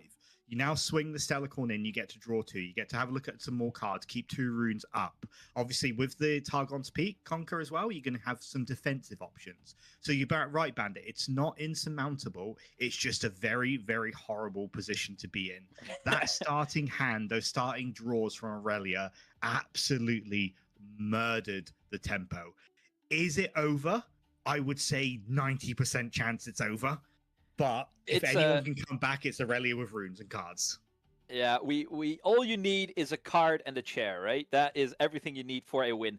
Now, I do like the ebb and flow from Darius here, right? Vacating the battlefield, making sure he can get another draw if he double conquers next turn. And there is a guaranteed extra turn for Aurelia. So they can develop a bit, Mhm. draw a bit deeper. And getting on the Targon's Peak means that they have access to the flash again. I'm not sure if we spotted it in hand just yet, but at the very least, we know they have a right to win, so they can vacate the area if need be, keeping their Stellar Corn alive. It's not done yet, but the noose is tightening, BMU. Yeah, it's practically there. Oh, the charm. That's a good thing to do here. Charming the Ash in. Obviously, the Stellarcorn's on 5 might, the Ash being on 4, so that says to me that Aurelia wins.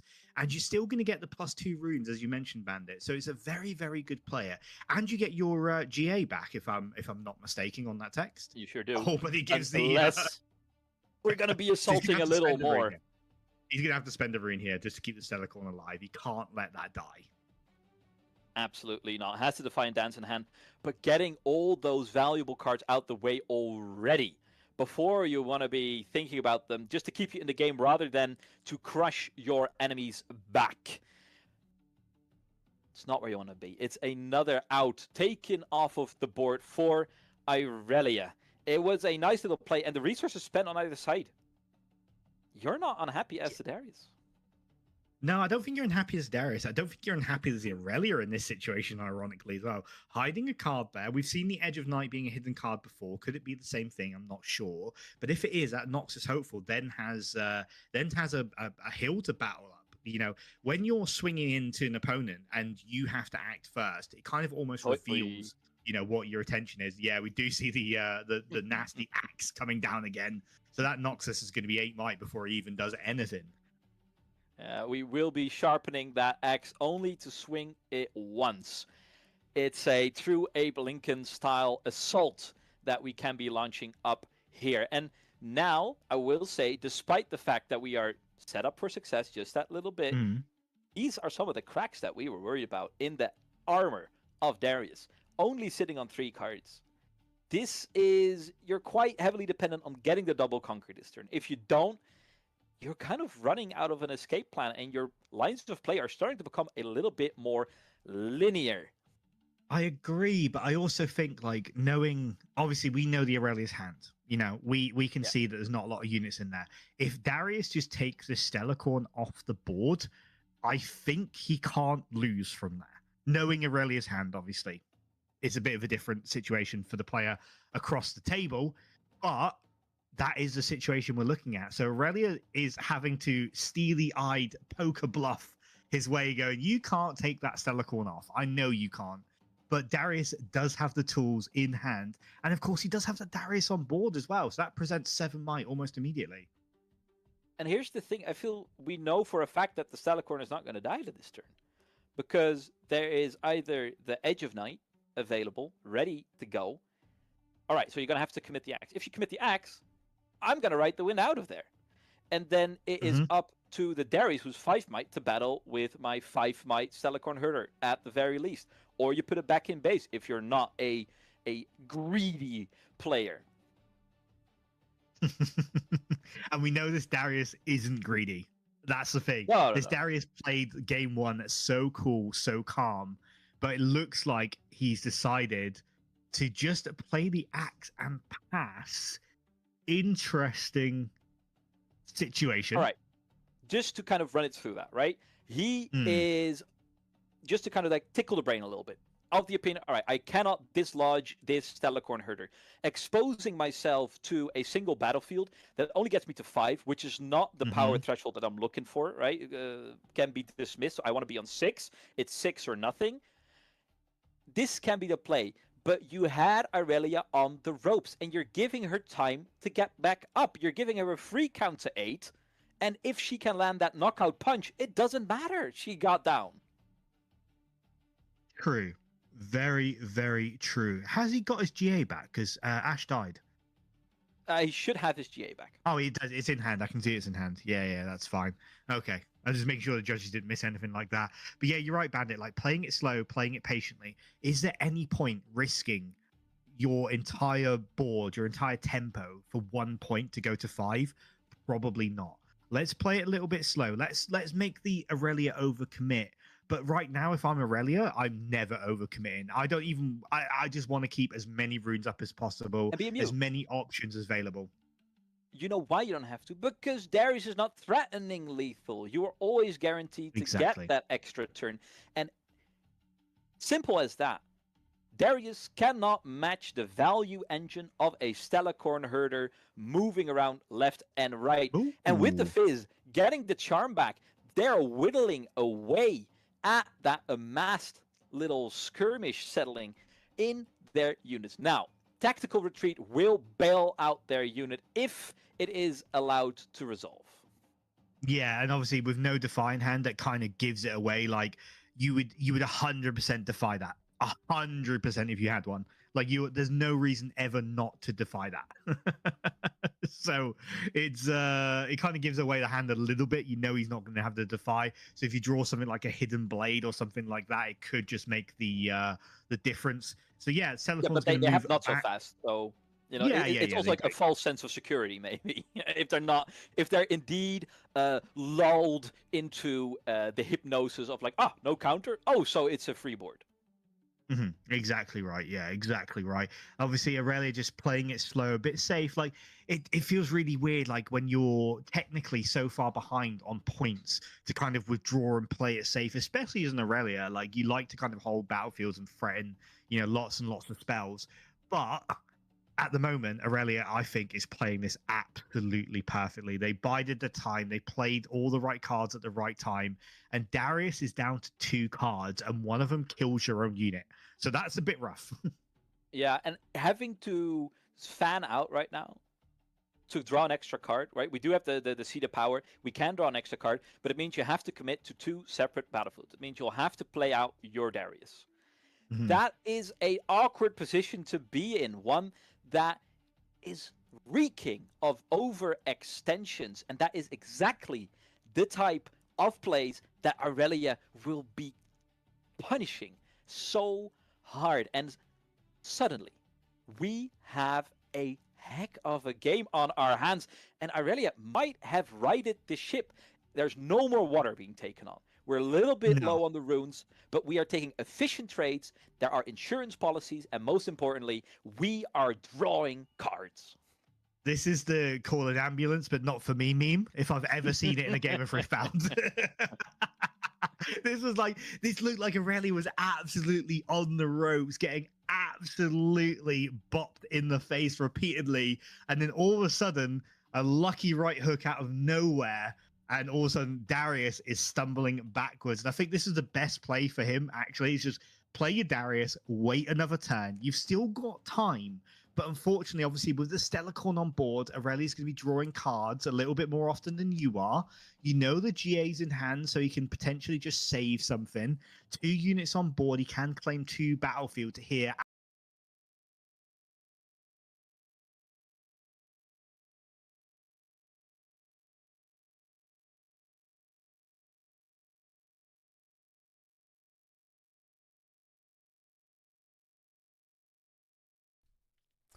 All right, chat. We are back and looking to start the very last round. Round number 11 out here in Beijing, who, as we said before the break, will be the final 16 players remaining to try to get the last championship crown of season 3, or Unleashed season, I should say. With me to close out round 11, it is NA45 and Night Fighter. Long weekend, but how are you guys feeling? I am I'm excited to feeling be back. fantastic. We cut each other off. I'm feeling good. He's fantastic. We are ready for, this is round 11, I believe, for day and it 2 looks of like Beijing. A non-native. I don't want to be too quick to jump to the conclusions, but it looks a little bit non-native to me. But honestly, Castro's got on the scene, and just like that, we're going to hop into the final round of Swiss. Here we go. Aurelia will be on the left, but NA45 and Night Fighter, if you guys are ready, let's throw it to that featured table. Absolutely. Yeah, of course. So we do have Aurelia versus Rengar. Okay, this should be a good one. Dang, we've gotten multiple Rengars. Exciting stuff for sure. Trying to figure out why my stream was delayed, but I was on the wrong stream. Give me 1 second. And so it's Abandoned Hall. The other battlefield is, but anyways. Ooh, okay. So there's the dice. Yeah, I don't know. So I like this Rengar deck a lot. I think it's pretty cool. We'll be excited to see it against Aurelia here. I'm curious to see what the players' records are, if these are players on the bubble or if they've decided to give us both players, one of them, both players probably getting in, but that seems unlikely. Does China have any rules about IDing, or is it the same where you're just allowed to do it? Okay, so I don't know if Plus comes through, but apparently we can ID in China, so that is an option. Cool. Right? And Dice also rolls Aurelia out does 3 to win 4 the roll. Irelia.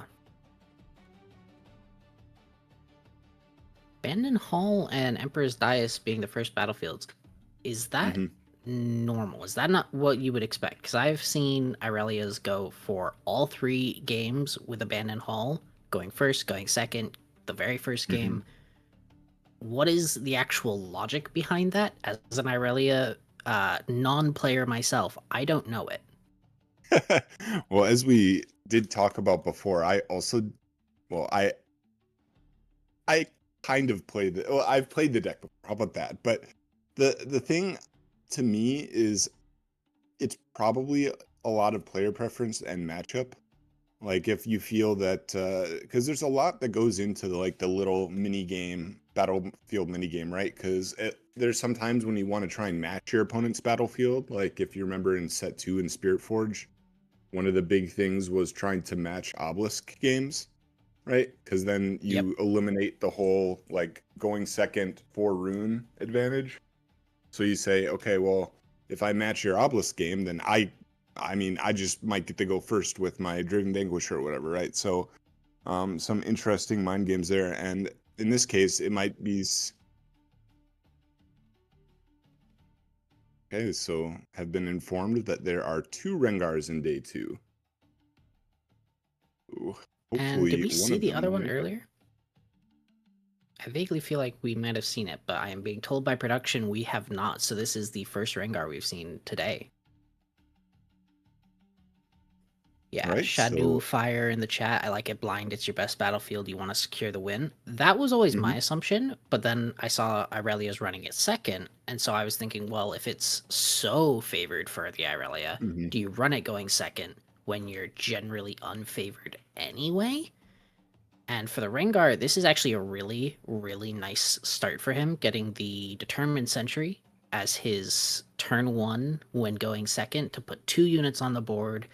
He's able to buff it with the Pit Rookie, so he has 2 sets of 2 might on the board, and meanwhile, the Irelia has a Zonia's, so she's not even going to be contesting a battlefield. And what is interesting is we do see the second Aurelian, right? And that's not something that everyone does, but it can be pretty impactful because a lot of times you can generally make a safe assumption that your opponent is not playing multiple Aurelias, and you can go very all in to take out the first one and find yourself in a very, very good spot because they just won't have a unit. But in this case, he plays 2, right? So you can just let the first one die, let your opponent invest a bunch of cards and energy into it, and then just go ahead and say, all right, here's the second one. Going ahead and bouncing the Pit Rookie with the 1 energy spent to get the Sand Soldier as well. The Sand Soldier does give the +1 to the Determined Sentry. Probably not going to matter here. I don't think we saw a challenge in hand, and the Rengar has no other way to particularly snipe this Stellacorn this early in the game. There's a Punch first, I think that's 2 Pit Rookies, and then an Inferna in hand. So Punch first going to be helpful for defending, but otherwise he might actually just fully develop 2 Pit Rookies here, buff a Sand Soldier, buff a Pit Rookie, and say, sure, bring the Stellacorn up. We are ready to fight you on any of these battlefields. A lot of units on the board already, but mostly a lot of little small stuff that Aurelia generally can get over pretty free. That being said, I don't see any equipment in the hand. I see like a Scuttle, Ride the Wind, Aurelia, and an On Guard, I think. There Yeah, was a nothing. charm, I believe, so it might be charm and unguard. I mean, the unguard will let him Ooh, comfortably defend the Stellacorn, and he is going to be getting lots of draw each time. Yep, charming up the Pit Rookie, getting the +1 from the Abandoned Hall, putting him up at 4 against 3. The Rengar's tapped out, so the Rengar's just going to have to pass and let the Pit Rookie die. Yep, for A sure. sad death for the Pit Rookie. Just opting here to clean out the battlefields a little bit, simplify the game state. I mean, Rengar, this is looking like one of the Rengar hands where you just have 0 draw and you are playing with your hand. And in this case, when you have so many small units and you spit them all out on the board early, that ends up meaning that you dedicate so many cards into this, and then you just don't have any follow-up once your units get cleared, right? Yeah, that is... Oh, and double Defiant Dance drawn from the Stellacorn, so all of a sudden his hand for the Irelia is looking really, really good on the defense. Or offense. Ooh, there's a Kaisa. Possible to see more cards now. That's good. There's also... Is that in Italy? He's flipping his cards so fast, I'm struggling to actually see with the glare. Production is telling us red pike, so it's not in Italy for the card draw. Would have been nice in this situation. Kaisa probably going to be accelerated out. Would you ever accelerate the Kaisa to the Emperor's Dais just so you can bounce it back into hand to keep it safe?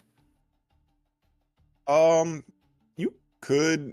In fact, the problem though is if you do just keep bouncing back your units, you do run into the issue of losing a lot of tempo in a deck that does want to be playing tempo in this matchup, right?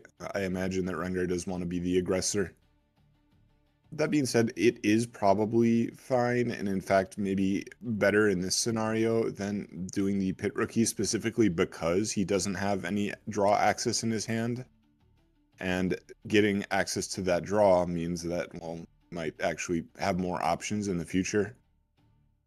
And if the Kaisa does die, which it seems pretty likely will happen on the follow-up with all those Defiant Dances, and I think there's a guard and a lot of options to clear his units. So if you do end up accelerating that Kaisa in for a draw 1, it's probably dead. Opts to not do that. Yeah. Fair enough?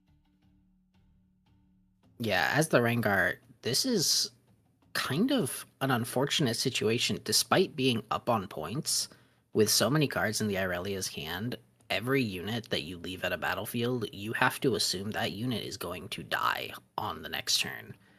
So, without having a ton of card draw himself, unless the Rengar gets a really sneaky Trophy Hunter snipe on something important, which is going to be hard with Azonia's in play as well, I don't really see how he's going to be able to sustain this game if he cannot push even faster before this Irelia fully stabilizes.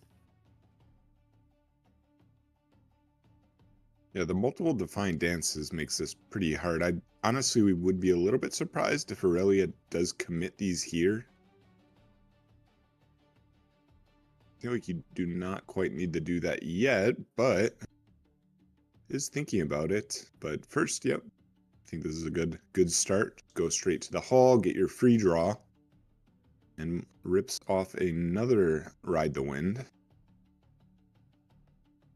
I mean, he could do another Ride the Wind double conquer, potentially, if he has the Unguard in hand, and just say, you know what, I'm going to keep this Stellacorn safe, going to get all my card draw, and let you try and defend these battlefields again. I would like to see the Irelia developed from Champion... There it is, developed from the Champion Unit Zone. Because otherwise, I don't know when this Irelia is going to come out. He's going to have to play a bit proactive in the future turns. He doesn't really have another good turn to just set up and develop, given the Rengar spent most of his turn setting up and developing. So I do like this Irelia coming out now. Yeah, it pairs nicely with the buffs in hand as well, right? Because while they are still good to use on the Stella, they're far more impactful on the Aurelia, especially considering there's a Ride the Wind in the hand. So if you can make it to the next turn without your Aurelia dying, which seems pretty likely, you are going to get a lot of value, and pretty much no unit will be able to hold a battlefield against that. That being said, Rengar is on even points. You could opt to just pull back here and say, I'm going to double conquer, though I will say it seems pretty unlikely because Aurelia is very okay with just parking herself on Abandoned Hall and saying, like, what are you going to do about it?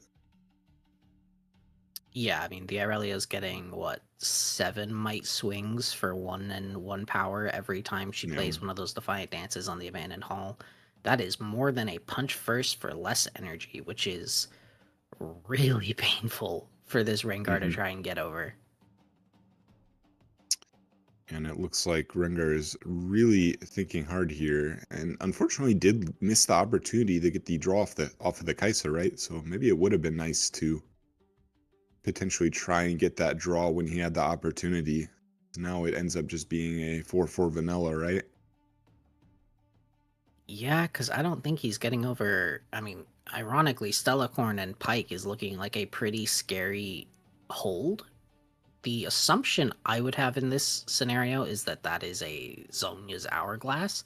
I don't remember if the Irelia was running a second Zhonya's, but if that isn't a Zhonya's, then even this current battlefield might not be enough to break without a punch first, and that would be really problematic for the Rengar. Could I imagine it's Hizonia's. If it's not, things do get. If it is like a back off or something, things do get a little bit awkward, especially with putting the +1 on the Inferna. Because then that does mean you can just stun the Inferna, right? And then you are not getting even a trade. Yeah, I was thinking Pike returned if he drew a second one. Oh, chat's saying it might have been a tide turner. I mean, that would be actually not the end of the world. Because if he pulls up the Irelia, it gives the Rengar the possibility to double punch first and just try and take out the Irelia. It's just going to pop the Zhonya's, though, which is kind of the problem here. Because without a good way to remove that Zhonya's, like a challenge, he's just left saying, all right, I'll go into this big wall of an Irelia and not get anything for it. Well, actually, the thing with this is, as long as you can assign enough damage to kill the Stella, you can pop the Zhonya's off of the Stella here, right? And then, assuming that he has enough in hand, I do see double punch first, so this is like might be a bit of a risky play, though I don't know if you want to take that risk at this point, but you could pop the Zhonya's here on this Stella, and then go ahead and swing Kai'Sa with double punch first onto Aurelia, right? I actually really like that. We do know that he has another Irelia in hand, but for the Rengar, this could be his best play for sure. You do have to keep in mind that the most people are not on multiple Aurelias, or at least they were not. So it is a very reasonable assumption to say, hey, I'm going to put my opponent on just not having another Aurelia, and if I can full clear here, I mean, there's a chance he just doesn't have units. Again, we know that's not the case, but I do not think it is the most out of the world thing, especially when you are in a unfavored position like this, right? You got to kind of find your window to win. It does run into the issue. If he does go for double punch first, he can hide the red Pike at one of the battlefields, but that would deramp him 6 runes total if he then plays the Pike and readies it, giving it the +2. Alternatively, he can drop the Rengar onto one of these boards. He does have enough for Rengar and double punch first. It's kind of the same situation, but it would be slightly less deramping than. You think like Rengar Kai'Sa one punch first? Yeah. because there isn't enough energy for a second Defiant Dance here, so the Irelia is isolated on, or I Mhm. mean, she's got a friend, but she's isolated in that she doesn't have any backup, any protection Oh, to this try works. and You keep just her need one alive. punch first. Yeah. Okay. Yeah, and then you trade. Oh no, you win because of the abandoned hall. Okay. Yeah, I forgot about this. And Rengar. So it's getting +7 here. Well, they Oh, trade. wait, It's 13 they to trade. 13. You're absolutely right. So yeah. So now you can get the Kai'Sa draw if you choose to.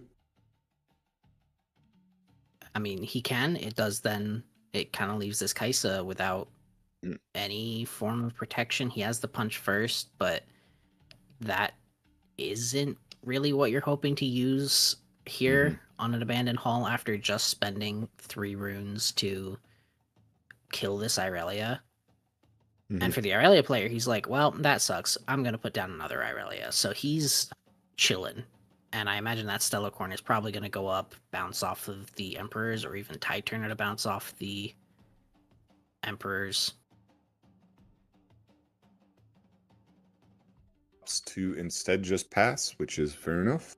Says I'm going to maintain my units because in that situation you are effectively trading your Kai'Sa on the board for a card in your hand, right? As Yeah. it is again pretty unlikely that the Kai'Sa is able to survive. I mean, Right, the and Irelia could go for the double card draw and leave the Tide Turner on the abandoned hall here by swapping the Stellacorn back to base with it. yeah, you could for sure. You are only on what 6 runes, so playing the Aurelia is a little bit risky here, as you can't protect it with anything.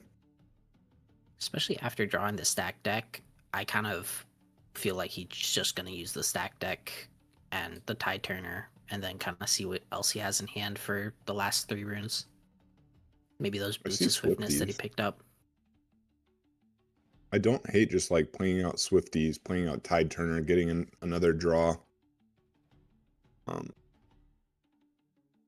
Stack deck, maybe seeing if you can find like a GA or something, but no, instead it looks like he's thinking about playing the Aurelia out, which, I mean, fair enough. I do think if there was a challenge in hand, the Rengar might have played his turns differently, right? So, I think that is a fairly reasonable say to make. And yeah, the Rengar is like, he's. Yep, and just to clarify for the chat, somebody did ask, the rule change for Emperor's Dais, the errata, does not come into effect until the release of Vendetta, the same as the ban list. So for this tournament, we're on Old Unleashed, and China will also be on the same timeline for that. So all of the Yeah. erratas and bans are not currently in effect. We could see an Arena's Greatest, can see a Aspirant's Climb, and Emperor's Dais can bounce for free, though the players might just opt not to in good practice for when they are no longer able to. I was not paying attention. What did this Rengar draw for turn? You're a Kinku, what is it called again? Kinku Initiate or something? Kinku Monk, maybe? Yes. Kinku Initiate You know, is the the draw card card. draw, 3 energy, 3 might. Kinku I mean, that is Initiate. good. He's needing the draw now. Yeah, and it effectively works as a +1 to one of his units too, right? So you could. Okay, so fair enough. Says I'm playing the Kai'Sa there. He is fairly ramped up for a Rengar deck with 8 runes. Yeah, I was thinking this hike accelerating into the abandoned hall, assuming that is a hidden Tide Turner, with the punch first in hand, you can try to bait the Irelia to bring her Irelia up to the abandoned hall to get slapped by a punch first, and he even drew a Grim Apothecary to increase his ability to ambush onto that battlefield. If he can get rid of this Irelia here, and potentially even the Stellacorn, that could spell the end of the game for this Irelia, with just, at that point, it would be a Tide Turner at base. You have to keep in mind that there is another Defiant Dance, so that Aurelia can become very big if it does get pulled in. Yes, It's not going up another 7 not quite to, a free win. or I guess it'd be 5 up to 9, if I'm not mistaken, and then minusing 2 from whatever the Rengar throws in. The draw there, I did not catch what it drew. It was a Determined Sentry, a card that normally would be very unhelpful here, but in this case it's just 1 energy plus 1, which Yes.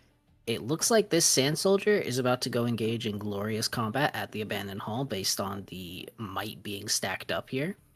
Mm-hmm. Yeah, I mean, I like it a lot. It totally clears the battlefield if he does not opt to pull the Aurelia in or use a Defiant Dance. Tide Turner plus the Stella is only going to go up to 5, and that soldier should be at 6. There it is. Adding to pull in the Aurelia, so this is a pretty big moment here. Aurelia's at 5. And oh my gosh, he said okay. Oh no. Wow. So both players passed. I assume the Irelia thought that the Rengar was going to play a card, so then the Irelia could play herself. But if you both pass, the showdown just concludes.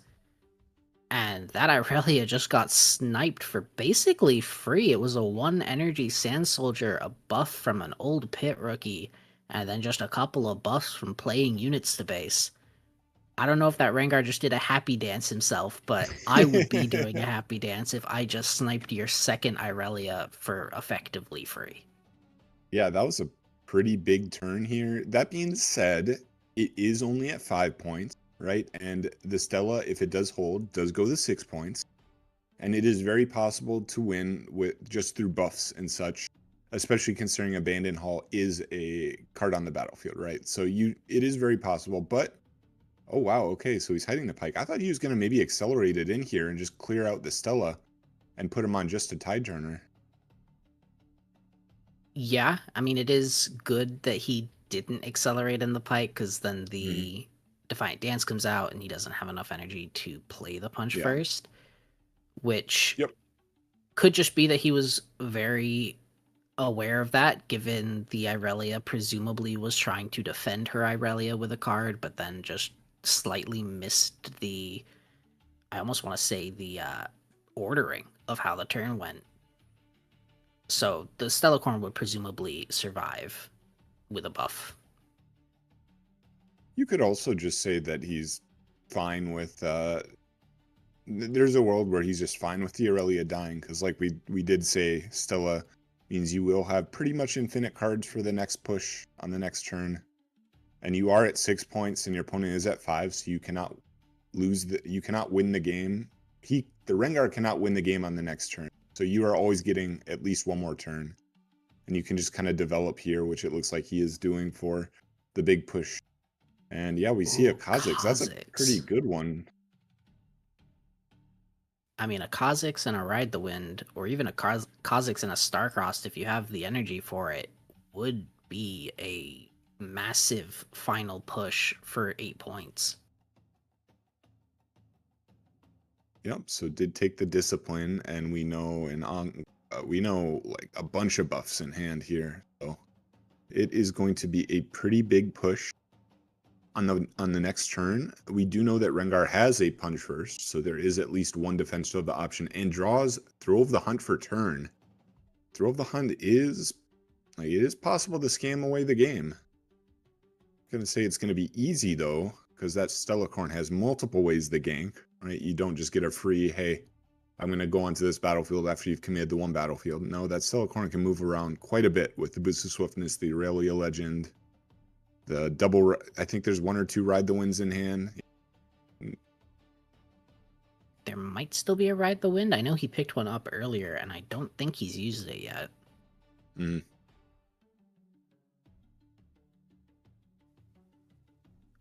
Let's see. So there's the Kaisa back in hand. There's a Pike in hand.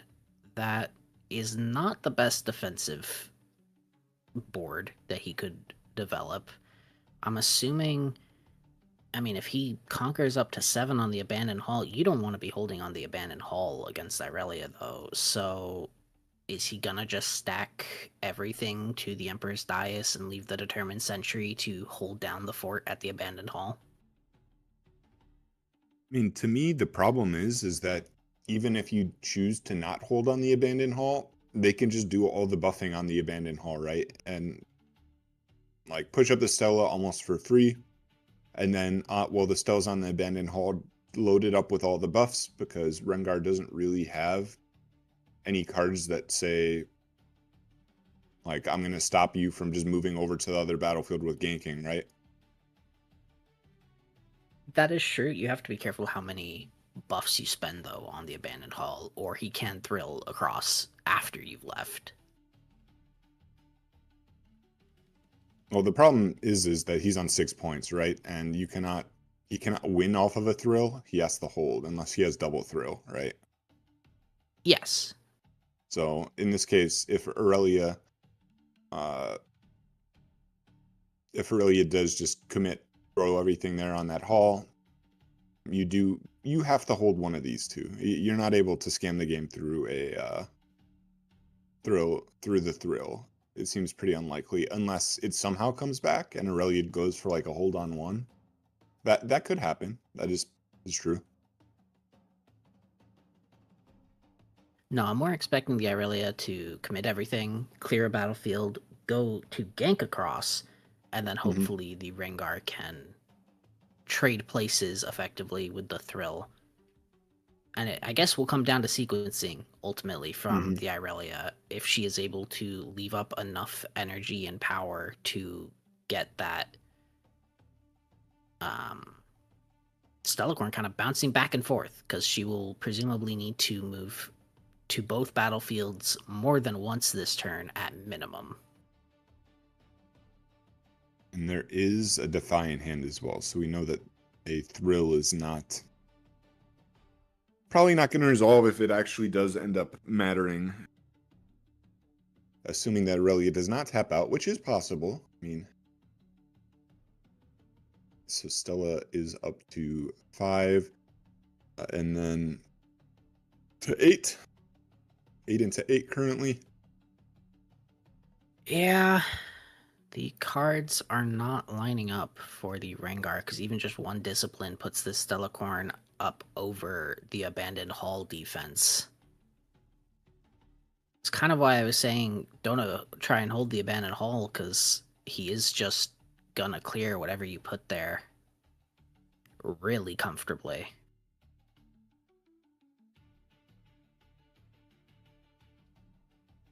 But we will see if the Rengar, because presumably he's gonna either punch first or throw the hunt. I don't think he's just gonna let the board die.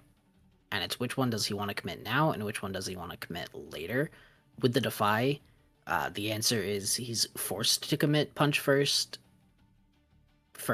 because the thrill of the hunt will get countered, but the Rengar doesn't know that yet. And the trick here is looking that at the Aurelia's hand, you can probably guess that there is at least one Defy in there. there's also a Star-Cross, so what's going to be really brutal here is he can just say, hey, okay, the punch first is fine, I'm just going to Star-Cross your Kaisa, and then he'll be like, yeah, so here's the Star-Cross.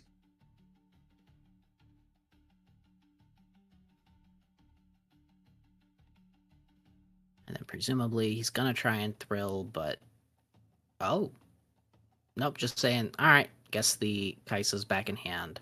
Kinku will get absolutely devoured by this Stellacorn. Still 5 runes up here.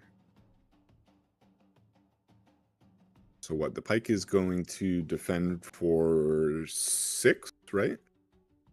It'll be 4 on the defense, plus the 1 from being played, so 5, and then 6, and then 8 from the Sand Soldier and Determined Sentry. But I mean, the Stellacorn already walks over that. You are correct, yes. So 4 or 5. Yeah, so it's already looking too rough here. Still 4 up. And here we are going to walk over now.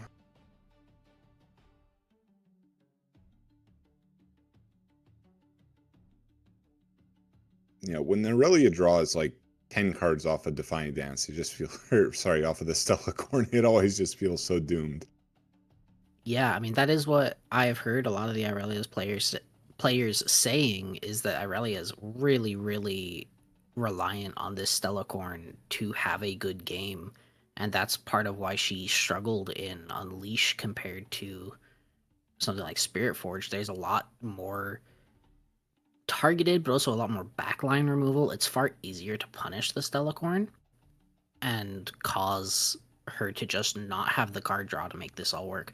Also, for the chat, yes, the symbols next to the name is their rank and ELO MMR from China. China has a whole ranking system for Riftbound. It's really cool. Hopefully you get it in the West. So that is, I believe, Masters, maybe Grandmasters versus Diamond for the Rengar on the right. It's actually Challenger, so the Aurelia is the absolute peak of whatever wow. the ranking system represents. Yeah. So definitely a very solid player, and Aurelia does take it. It did seem like the Rengar start was not super strong. Unfortunately, the Aurelia was able to kind of do whatever they wanted for a little bit, and then you did have the commit into the Aurelia and was able to clear it, but then followed up with another Aurelia and then was able to clear that, but it didn't matter because at that point, the Aurelia had 10 cards in hand and enough runes to play out 5 or 6 in that one turn. And it really does feel sometimes like the Stellacorn is the true star of the show for the Aurelia deck. Like, Aurelia is awesome. It's a really efficient unit, but I mean, the Stellacorn drew half the deck. Pretty ridiculous. I mean, it's the same thing with Akali, where it's like, oh, we have this Akali champion unit. It's really strong. And then you look at the deck and, oh, it's just a Stellacorn deck with some flavor of big unit on the side. And for the Irelia, I don't even necessarily think the Rengar had a bad starting hand, as much as the Rengar did not have a way to punish the Irelia for just sitting in base. For the first 4 turns, she would go up, then tide turn her back or ride the wind back, and say, all right, I'm back at base, I'm safe, and the Rengar, no challenges. With Vendetta, they're going to get something like Rampage, but a Falling Star would have been fantastic. And I also think kind of a lot of decks need to start running Gear Hate for Irelia. A Guardian Angel, a Zonia's, and it's the same with Master Yi. Those Zonias can be completely backbreaking if you're trying to break a battlefield. You both ramp your units up to 15, 20 might, and then your opponent just says, all right, and that pops my Zonias, my 2 energy or 1 power Zonias. It can be so brutal. Yeah, the gear definitely can be pretty powerful. That being said, it is a little bit rough when you do put in this gear hate, because there are a lot of games where the Aurelia just does not end up playing these out, at least early enough for it to matter, and then when they do come out, they get the value out of it right away. A pretty common occurrence is when the Swifties come down, you can just immediately play the Swifties, attach, push up, gank over. It can go pretty quickly, and they got the value out of it. So then playing the gear removal just doesn't feel super great. But, I mean, yeah, removing your opponent's cards is always nice. You can't complain about that. Of course, with purple, they can just start playing a 3 energy, 3 might unit, and hey, you have a Zonia's, I'm just going to banish it. Don't worry about it. You can have that next game. And frankly, the purple is a lot of why Irelia struggled in Vendetta with the release of Starcross.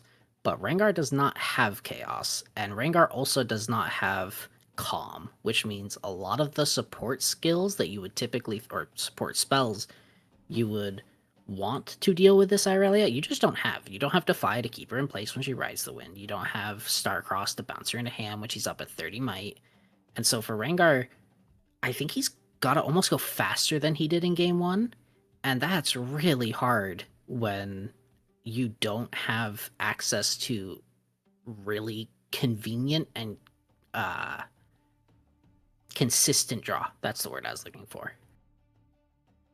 And definitely did not have that game with a couple pit rookies and a couple sentries. He really was not dead drawing, because everything that he was drawing did end up getting played. It wasn't like there was anything that was just totally dead, but they didn't really help deal with the growing issue that was the Stellacorn drawing infinity cards. And then they did help with the Aurelia, but unfortunately the Aurelia did not end up mattering. I will say the Thrill of the Hunt was drawn pretty late as well. Yeah. When you can use the Thrill to like scam a point, it is totally game changing, and it totally changes the dynamic of the game. Because then you do need to start thinking about that, like, okay, if I do go for this like ride the wind play, can I just randomly lose the game to like a Thrill to the other battlefield? Right? It makes you think a little bit harder. And then especially if the Rengar is playing or siding Brinier, that's going to be a pretty decent one against Aurelia, because it's going to force Aurelia to burn out all of their reactions, if they have any, immediately, and then you know exactly what you're playing into. I was just thinking, do you think this Rengar's running 2 or 3 Thrills? Because I look at Thrill of Hunt and I say, I want to have 3 of these in the deck every single time. But for a lot of decks, especially this Rengar, he's running a ton of units. He might not want all the spells. Personally, I would probably be playing 3, specifically because the deck does not have a ton of draw. You can draw through battlefields. I think that's fairly reasonable, as it is a aggressive deck. Like, you can draw off a Seat of Power and such. I don't know if he's actually playing that, but you can take advantage of like Yi's Seat of Powers and such. You can draw off of Sunken Temples. There are a lot of ways you can draw cards, but not through your actual decks, or it's not super consistent. So I feel like I would definitely be playing 3 if I was playing Rengar, because this is a card I want to see almost every game. And obviously, if you draw a bunch of it, it doesn't feel good, but the games that you draw Thrill feel very different than the games that you don't draw Thrill. Yeah. And then Yes. I was going to say, for the Aurelia, is there anything you need to sideboard here? Because maybe you sideboard out that second Aurelia if, I mean, he clearly didn't need it in that game. But is there anything in his sideboard that will actually help him in a Rengar matchup? Something to delay the first couple of turns where the Rengar is getting all of the might from playing units. And, I mean, the Aurelia that game was able to keep her units safe and at base with the Zonias. But in the next game, the Aurelia might not have the luxury of getting her units back to base every turn. It really depends on what the side deck looks like, because a lot of players have very different ideas of what the proper side deck looks like, and especially when you get to the deck experts, where you are a top player of this deck, you know every matchup in and out, and then you can identify exactly what in the current meta that you're afraid of. But what I would guess is if there is a Vex in his side deck, Vex is going to be a very solid unit to side in here. It really does make the whole ambush strategy of Rengar pretty difficult, and we did see a fair number of ambush units. That being said, Rengar can deal with it. It's just one of those annoyances that cuts off your options, right? Like the Thrills are no longer threatening to score points generally, for instance, and you're not randomly losing units to that, and you lose stuff like the ambush, the hiddens, the ambushes, so it just cuts down your options. It's not totally backbreaking, but it's pretty annoying. I was just thinking, if he is running Vex, though, that does mean he's going to have to leave it at a battlefield. And that is going to be convenient for the Rengar, given he was not able to get into combat otherwise. I don't know, production's asking how long they're siding. I don't know, we're just going to keep rambling until we get back to the game. So I don't think this was brought up at the beginning, but now I'm just going to try and fill time. Who do you think is going to win the entire event? Because we know there's a lot of Master Yi. There's Diana. I don't think we've seen Diana. At least today, from what I've remembered, there was no Dianas on stream. And then there's Irelia, LeBlanc. We saw Victor. Who do you think is going to be able to take a Lux Infinite, maybe? Just sneaking in for that win? If I had to guess, I would probably, I've been pretty sweet on Azir, as I do think it's a very fast deck that does have options for pretty much everything. So if I had to pick a deck, I think it would be Azir, but it looks like we are jumping right back into the game, so we're going to have to put a pin on that. and see what the players have chosen for battlefields this game. Looks like, is that an Arena's Greatest? I feel like I can almost see it. I mean, it's extremely far away from me right now, but that does look like it might be an Arena's Greatest. Yep. Rengar going for the Arena's Greatest. Irelia, Sunken Temple. Surely the Rengar gets good value out of Sunken Temple, though. Able to just bump up his units a little bit by playing something back at base to then get that card draw. And we are I on would have round to guess 11 that. for the chat. I would have to guess that, though. For Aurelia, or in Riftbound in general, there are a lot of times when you do have to pick the least bad of a few options rather than pick a good option. Because sometimes your battlefields are good for your opponents. Like, let's say you're playing Diana and your opponent is playing Aurelia. I mean, you have an abandoned hall on your list. Do you really want to put it on the field? Not really, but sometimes it is the least bad choice. But I did see in his hand, and this is interesting, we did see the orange Fiora. I was going to say, your eyes may have glazed over it. We've seen it a lot with Yi in the past weekend, but that is Fiora Peerless, I believe is what the official title is for the Rengar. I mean, it makes sense. It combats Irelia really well, and there is a Bryn here in hand now. So if this Rengar can get a Thrill of the Hunt going, he can very easily blow out one or two of these turns for the Irelia. You know what's really funny that I just noticed is the Aurelia player swapped out his chosen champion, but only swapped out the art. You are right, he did. Yeah. So you can actually see he has the one that was in his champion zone in his hand currently. That is some top tier intimidation tactics. Yeah. Right. Ooh, And chosen champion coming out, he's saying, I don't have another unit I want to play. Yeah, and there is a Feyfolk on the board, so this is a little suspicious, but that being said, you do have the second Aurelia unit, right? So you are kind of saying here, hey, you can just kill my Aurelia if you want, but it's going to cost you a rune, and I'm just going to be able to play another one on the next turn. I would assume I don't know how he I feel about it, equips though. the boots. Because if he doesn't equip the boots, then the Feyfolk and the Noxus Hopeful will just walk up to that Sunken Temple, get the Conquer, kill the Irelia. Alright, I mean, it'll be -1 rune for the deflect, but that is a presumably dead Irelia, unless we are missing something pivotal. And then after that, I mean, you can put down the Peerless Fiora, drop the Inferna back to base, and this Rengar's in a pretty good spot at that point. So it pulls back here and does pull up. He has an Inferna in hand. I'm assuming that's why he didn't move in with the Noxus Hopeful as well. Oh, does he? Okay. Yeah. Quickly paying the deflect, floating 1 energy. Or he's going to drop the Rengar in. Fair enough. I mean, that is a stronger unit developed, and it's not like the Rengar is at risk of dying, because there's nothing the Irelia can do. Also, it does give him the Mighty Trigger, which could be the other reason why he wanted the Rengar on board here. I'm just surprised it was played out like this, because this does end up costing 2 runes instead.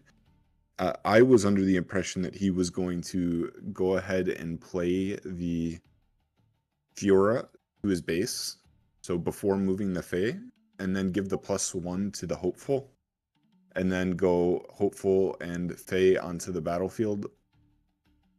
Right, and then at that point you still have access to the Rengar chosen champion, and you paid 1 rune instead of, well, I guess you did pay 2. Yeah, so yeah, this is probably fine. This is fine. And then for the Irelia, I mean, she's got Boots of Swiftness on the board, another Boots of Swiftness in hand, but with, what is that, 7 runes. I guess she could play down the second Irelia, ready it up. She has a Fizz in hand that she could play out, but she's got no spells in the trash. So I assume it's just going to have to be second Irelia on board. And then, I mean, if you're the Irelia, you've got to start getting some points, right? So you're going to have to target the Irelia, ready it with your legend, and presumably go in for this Rengar kill. Yep, so it does pay the 2 for the Boots of Swiftness, then the Aurelia. Hatch that, so the Aurelia is going to go up to 5, 6, 7. He said the funny numbers, and then going into the We don't Sunken acknowledge Temple. it. We pretend it was not said. Easily Rengar clears the going down. Rengar. Is he going to tap out a rune to draw? Because at this point, he's got 2 runes. That is not a lot. If he does tap out to draw, he has a guard, but he then doesn't have a Defy in hand. And he's going to want to charm up, so I'm assuming he did pass the Sunken Temple draw in favor of killing this Noxus Hopeful. Do we still have... We have a Peerless in hand, we have a Punch First. If there was another Inferna, he can maybe try and take the Irelia, but I have to double Punch First. I mean, with 1 energy left, he could kill the second Irelia with just his Inferna. D-ramp a ton, but at that point, the Irelia's lost both of her big units. There's no Stellacorn to get the infinite draw. And the Irelia not playing any other units, no Scuttle Crab, no Tide Turner, probably says that the Irelia doesn't have any other units. I don't hate that at all, though. Only 6 runes, so if you do heavily D-ramp, the one thing to think about is, will you be able to even put another unit on the other battlefield quick enough? Right, because if you don't, you're just giving your opponent multiple turns of draw where you're not double scoring. Someone did point out in chat there is a Darius in hand, so Darius Punch First would easily clear. And if there's another unit in there, he could... No, you need 2 units, but he can try and buff up this Darius to not need the Punch First to avoid all of that D-ramp. All right, so it says I'm going to play out the Darius, and this is going to be a pretty expensive conquer. But I mean, if you do take out the Aurelia, you're just saying, hey, the game might just be over if you do not have responses for this. So here goes the Darius, and this should be playing around the Defiant Dance. It's 1 up, so it's 5 to 11, 13. So yeah, 13 swinging in. That 13 to 6 definitely plays around a Defiant Dance. Yep. So it does go down, and he can just comfortably run the Inferno up, grab his spare point, go up to 6, still on even numbers. The Aurelia is gonna have to play out this Fizz if she doesn't draw another unit, because she has to get the Rengar off this board, or she just loses. Yep. I mean, you do have Fizz, you have Boots of Swiftness. I mean, none of these options feel good, don't get me wrong, but there are options here. I suppose the Fizz would in fact let him charm a unit back to base, which would stop the hold from presumably, in this case, I think the Inferna, because he could buff the Fizz up and take out the Darius, giving him another card draw and removing the most threatening unit from Rengar this turn. But that will be most of his runes gone and a lot of D-ramping to pull that off.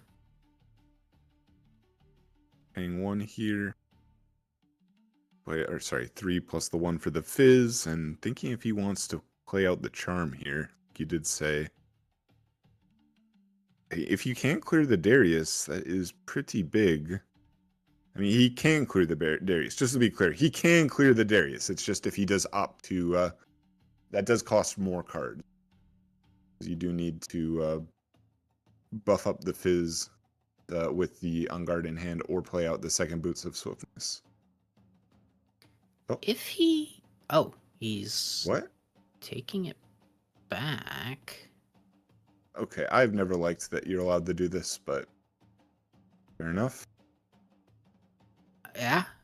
All right. I was gonna say he could trade the Fizz into the Darius and then use the Boots of Swiftness and the Tide Turner to kill the Inferno at the Arena's Greatest, leaving him with the only unit on board. He would then have deramped, I think, 3-4 energy total that turn, so it would have been kind of the end for the Irelia in terms of her rune. She'd be back down to, I think, 3 on her next turn, but it would let her fully clear the battlefield, and Rengar's not in much of a better spot, only at 5. Have Yeah, we see, this seen is the why I would've- Rengar... Hmm? I was gonna say, have we seen the Rengar pull out another Trophy Hunter? I know some of the Rengar lists were running 3 of Trophy Hunter with 1 in the champion unit zone. I don't think we've seen another Trophy Hunter from Rengar, so we're able to surmise you probably don't need to worry about that in this particular instance.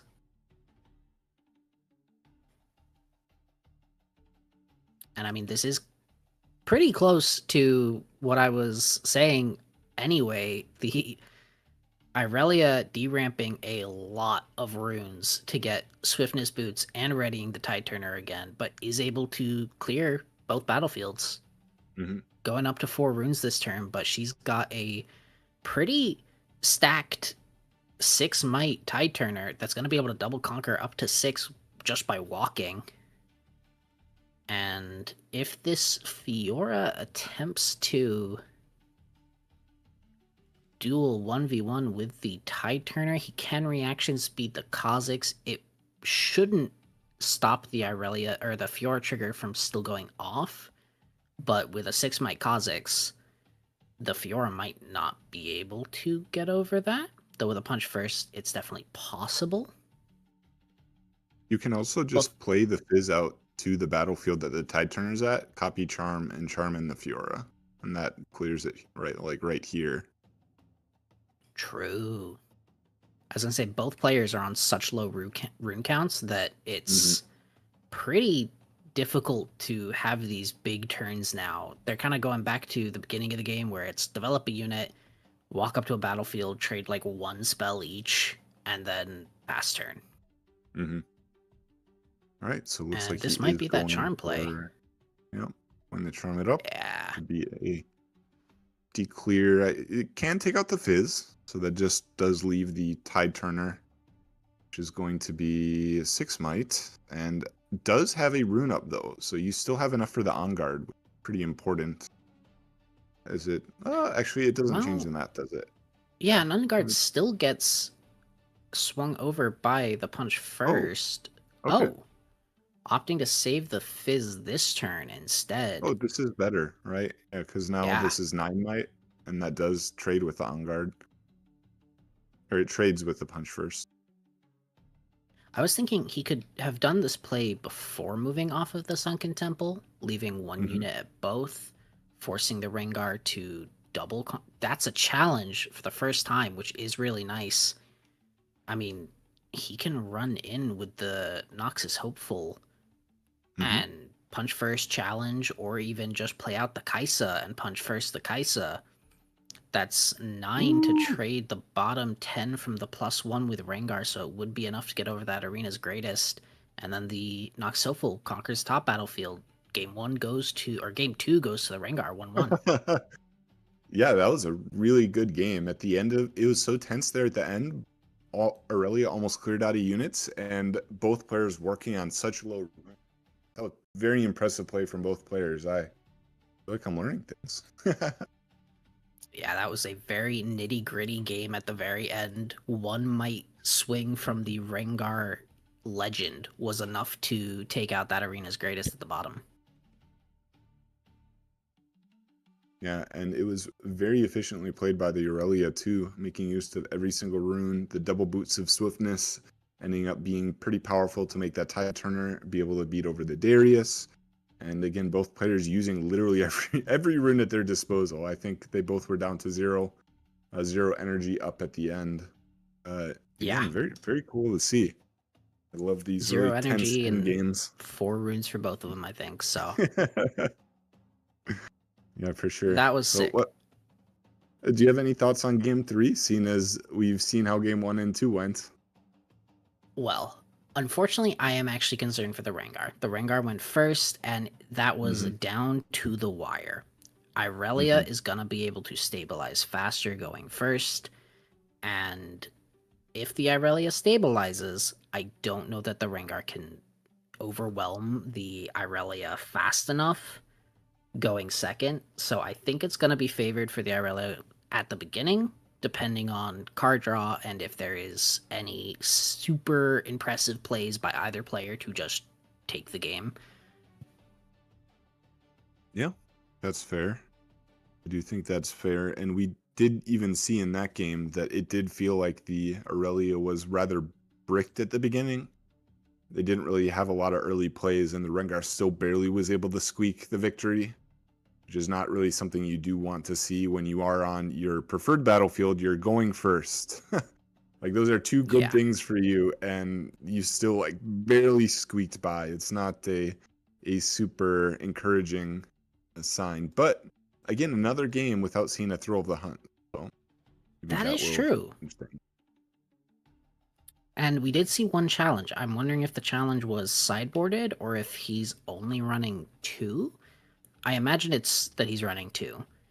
But with one challenge and one thrill of a hunt scene in both games combined, his removal and spell option is looking very thin even after sideboarding. Yeah. Does not seem super great for Rengar, but I mean, if anybody is going to be able to do it, he is, as he is one of the only 2 remaining Rengars and had played that game to perfection. So looking beyond this match, as these players do take a little bit to sideboard, we did get cut off when we were talking about this last time, and I gave my thoughts on the event. Who do you think is going to win the event? What legend? I am hoping it will be LeBlanc, because we have not really seen LeBlanc actually pull through and get a convincing regional win so far, despite being the big bad threat at the start of the set. She kind of plummeted off a cliff into almost obscurity. She's still popular, but she struggles to get into top 8s, let alone finals. So I would really like to see a LeBlanc take the regional, and I would also like to see a LeBlanc that is not just straight baited hook. I think something weird that we've seen with the LeBlanc is that her build has completely stagnated. There has not been a big revolutionary change to LeBlanc since the set started. Even just something like Master Yi having the Fiora Peerless. So I would like to see that. Game 3 is starting though, and what battlefields do we have? That is Frozen Waste, Forbidding Waste versus Targon's Peak for the Irelia. Yeah, I do like Forbidding Waste quite a bit, and it should be pretty good in this matchup too, as we do see Aurelia, looks like, considering mulliganing 2, only a good sign if you're Rengar. You do want to see your opponent mulligan as many cards as possible. One of the worst feelings when you sit down across from a bad matchup is when your opponent says, I'll keep. Yeah, that is terrifying if your opponent just says, yeah, this is fine, I'll work with this.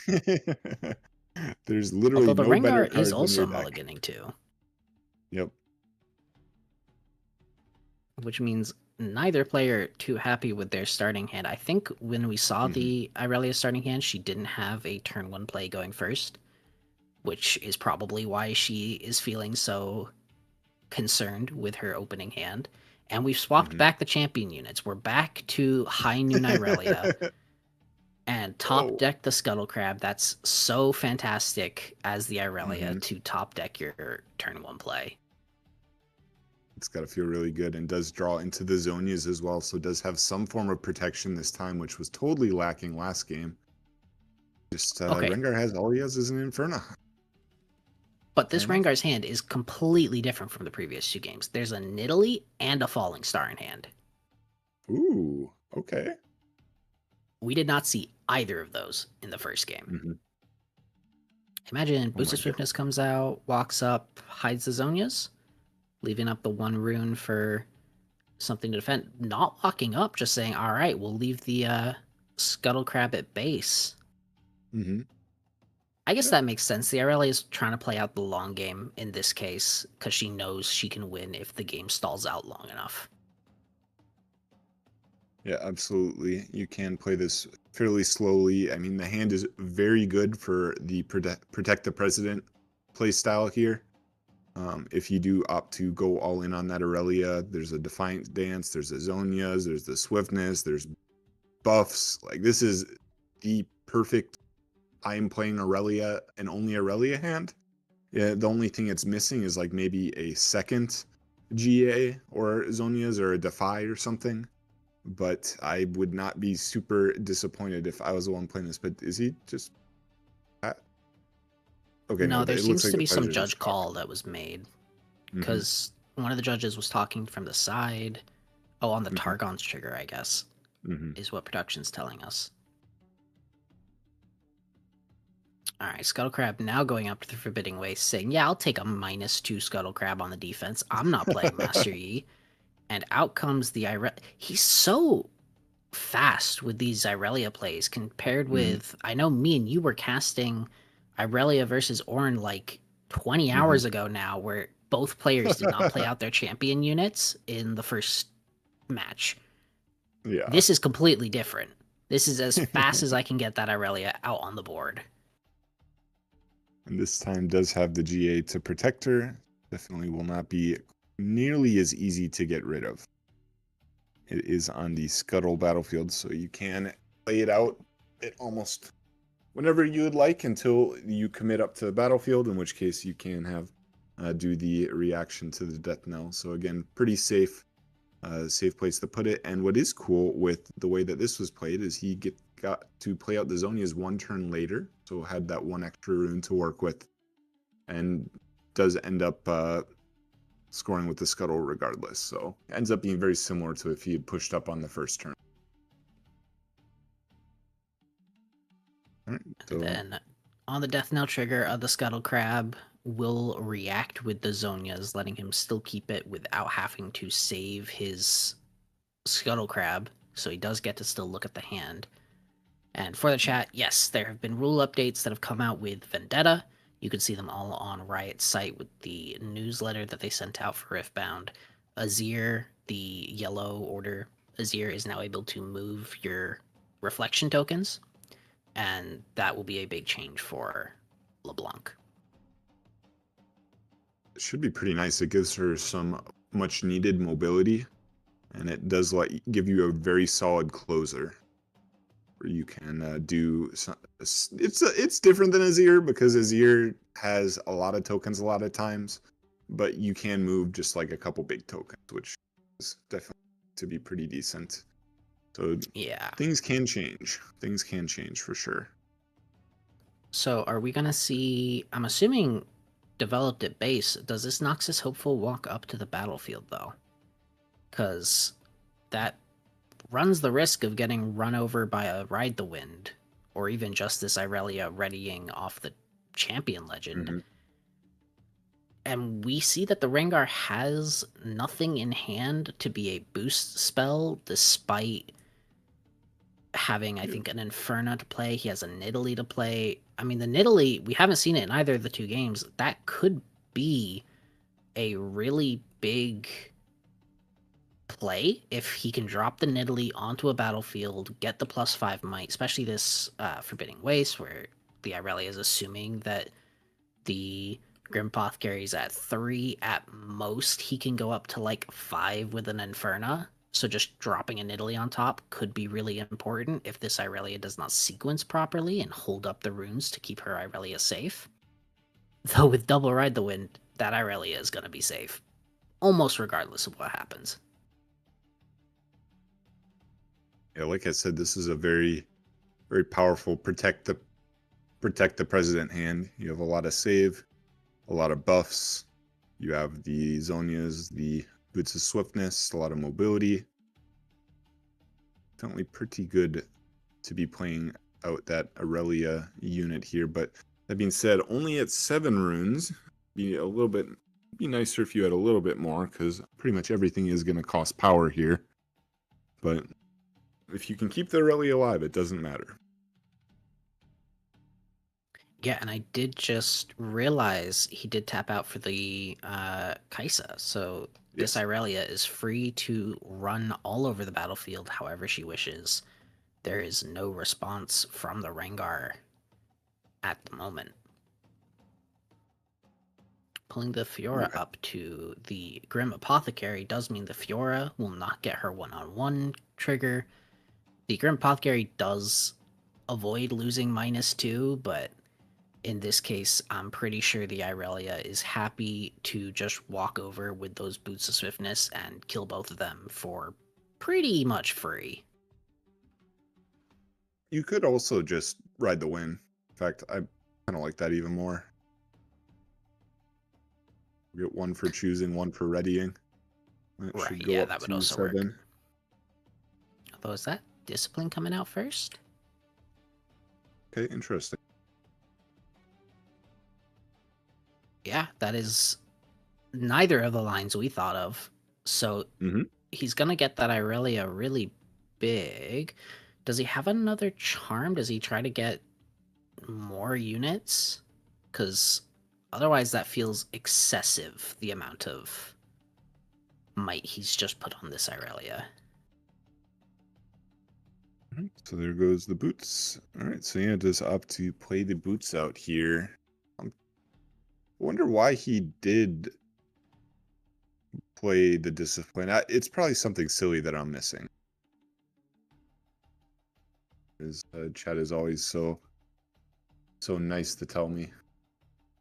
I love it. I love it because it's so nice because I mess stuff up all the time. It's very so something just sorry, I'm going on a little tangent here. Is it's very easy to miss stuff when you're commentating. So it's really helpful when you do have like someone watching, and Plus is always so good about this, about poking us and reminding us of stuff. So shout outs to you guys. He doesn't know And gear equip counts as choosing. He I'm definitely sure does. He did get the +1 from that. Probably just the draw here, I'd assume. /shrug. Mhm. Yeah, chat's pretty set on the idea that he's looking for the draw, which fair enough. enough. I mean, maybe he's looking for like the GA or another piece of protection for the Aurelia. The hand is pretty solid.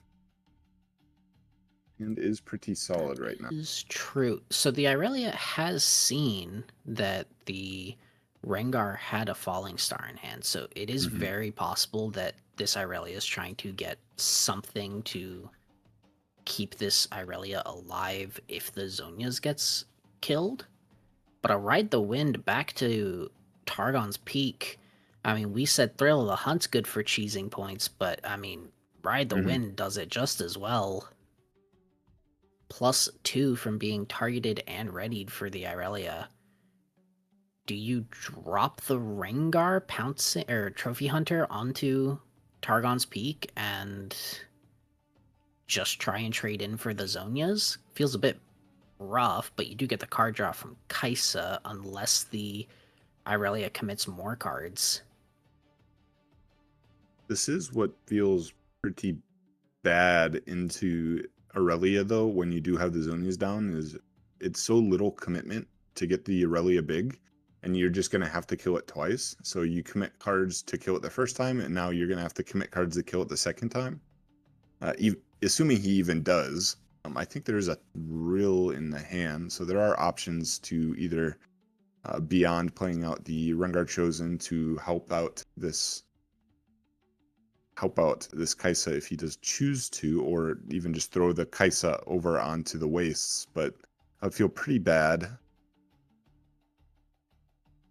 All right, there's the Nidalee. Okay. Yep, Nidalee dropped on the board, 5 might. As Chad is pointing out, there is the Defiant Dance that will skyrocket this Irelia up if the Rengar drops on the board. We also see an Unguard, so the Irelia can definitely stack up on might, but that would leave the Irelia tapped out if this Rengar is able to overcome the exorbitant amount of might that the Irelia has. A falling star then can spike the Irelia for the kill potentially.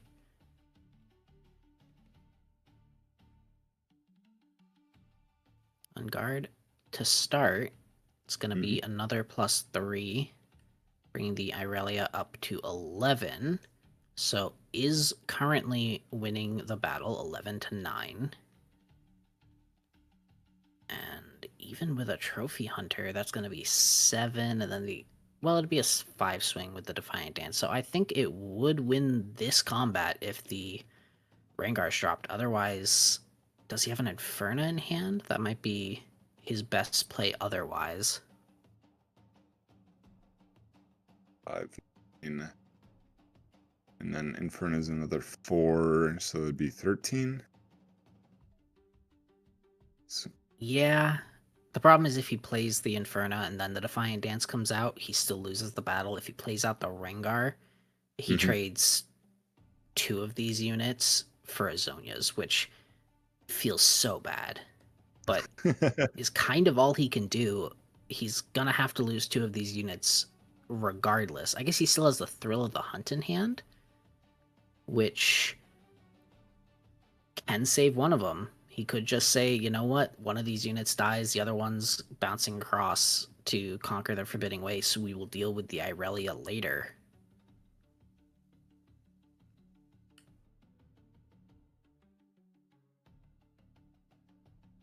yeah, he's really spending a lot of time on this, but and I actually just did notice we are in turns, I believe.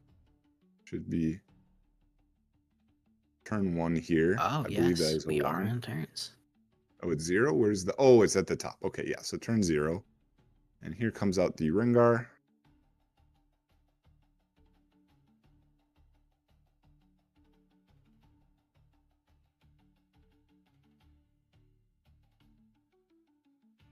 Yeah, I mean, I don't even think you spend another spell here because the Irelia still trades out 2 of these units. He's left with which unit does he want to leave alive? He can leave the Rengar alive, or he can deny only one of the 2 draws. So it's not really great in any of those situations, because the Rengar does really need more cards in hand. Alright, Defiant Dance comes out. That's going to be a 5 might swing, so a +3 to the Irelia, -2 to the Nidalee. Is that so 4, 8? Okay, so it looks I like think that's there's all 14 to in. 14. It's a trade, in fact, which is a disaster for the Rengar, because that's just a Zonia's popped, and 3 big units gone for the Rengar. Mhm. And I mean, now he can run up and conquer the Targons, going up to his 3rd point, readying 2 runes, but with only an Inferno in hand, I'm pretty sure that Noxus Hopeful is not long for the world. Another Aurelia. I can't imagine that'll be super useful this game, especially in turns. Probably won't even be able to play it out. But is probably able to double score here, so go up to 5. Which leaves Rengar at... Actually, do you even need the double score? Rengar is left with very little here. And you'd go up to 4. It seems pretty likely you'll be able to double score on your next turn as well. As it feels very difficult for Rengar to go ahead and... Ooh. Thrill of the Hunt running the Noxus Hopeful over to the Forbidden Waste. Now, I believe the Irelia just said, hold on a second, because he does have a Starcrossed in hand. And my understanding of the rules is if there is no target for Thrill of the Hunt, then Thrill of the Hunt will fizzle. So if the Starcross comes out, that Noxus Hopeful goes back into the hand, presumably with a Scuttle Crab, giving the Irelia another draw if she wants it. Although not with the runes she has this turn, because she has deramped a ton of runes again this game. Only down at 3 when she ends her turn. There's one here. Okay. I think I see your other one. So I don't really see an avenue for Rengar here, unless I'm missing it, because you need to, not only do you need to accelerate a unit, you have to deal with the Aurelia. So I guess, ooh, there's a Yeah, no, you need to get a unit on a battlefield, and he has no way to get a unit on a battlefield. So this does look like this is going to be it, unfortunately. Yeah, I don't think he has any way of getting a unit to a battlefield. I mean, the Falling Star does shoot the Irelia. If the Irelia had a discipline, she could keep it alive, but nope, that's the scoop from Rengar. Irelia 2-1 in, I believe, the final match before the top 16. I believe China does it differently. They have a top 16 and then the top 8. So, final round of Swiss. But yeah, that was a very good match, very back and forth, and both players played really, really well. So it was a pleasure to watch, to be honest. A very high level game, and Aurelia does end up taking it though. So Aurelia will be, assuming that there are no weird shenanigans, Aurelia should be moving on to Top Cut. Yeah. So we have at least one Irelia in Top Cut. I assume top 16 will probably have 2 Irelias going into Top Cut, at least. At least. And then definitely one Yi. We haven't seen any Diana. Am I crazy? I feel like there's just not been any Diana at all this weekend. You know, Knight, I think there was Diana, but we hopped over to the 5K with 3 rounds left. I think Diana was towards the end because those are like the undefeated players. So it was probably Diana around 6 or 8. I won't say the middle one there, but nice. We did get a confirmation. Aurelia locked into that top 16. Hopefully, what was the match we just watched before then? Because he was looking good. Maybe Annie made it as well. Since that one went so deep into the timer, we shouldn't be too much of a break until top 16 gets started. But they had on the agenda or on the schedule that they were going to take a bit of a, not literally a lunch break, but it almost might seem like a lunch break because they're going to do something in between to do top 16 preparations. I don't know, but technically it said top 16 starts now, so they'll probably try to minimize the actual break. But that was a good game. Just like NA said, probably the highest level matchup we've seen. Aurelia was playing out of her mind, like perfect sequencing, knowing exactly what she wanted to get done. Rengar can say the same, but I had to step away for a little bit. What was up with that play towards the end that took about like 10 minutes to go down on that showdown? It was like Rengar, Nidalee, and the Kaiser, was it? What happened there? A lot of buffs. So, It was Aurelia. Yeah. Okay.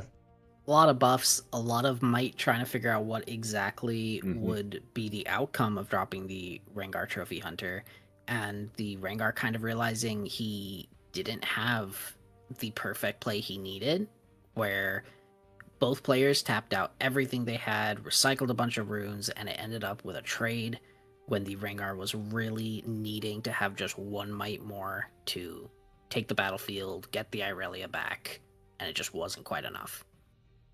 Unfortunate, which means we probably aren't going to get any Rengards unless his brother in Rengar is doing good, but we might not be seeing it. I wish they would give us the top 16 beforehand, but I think everything has to go in. I would imagine that was pretty much close to the very last game of that final round.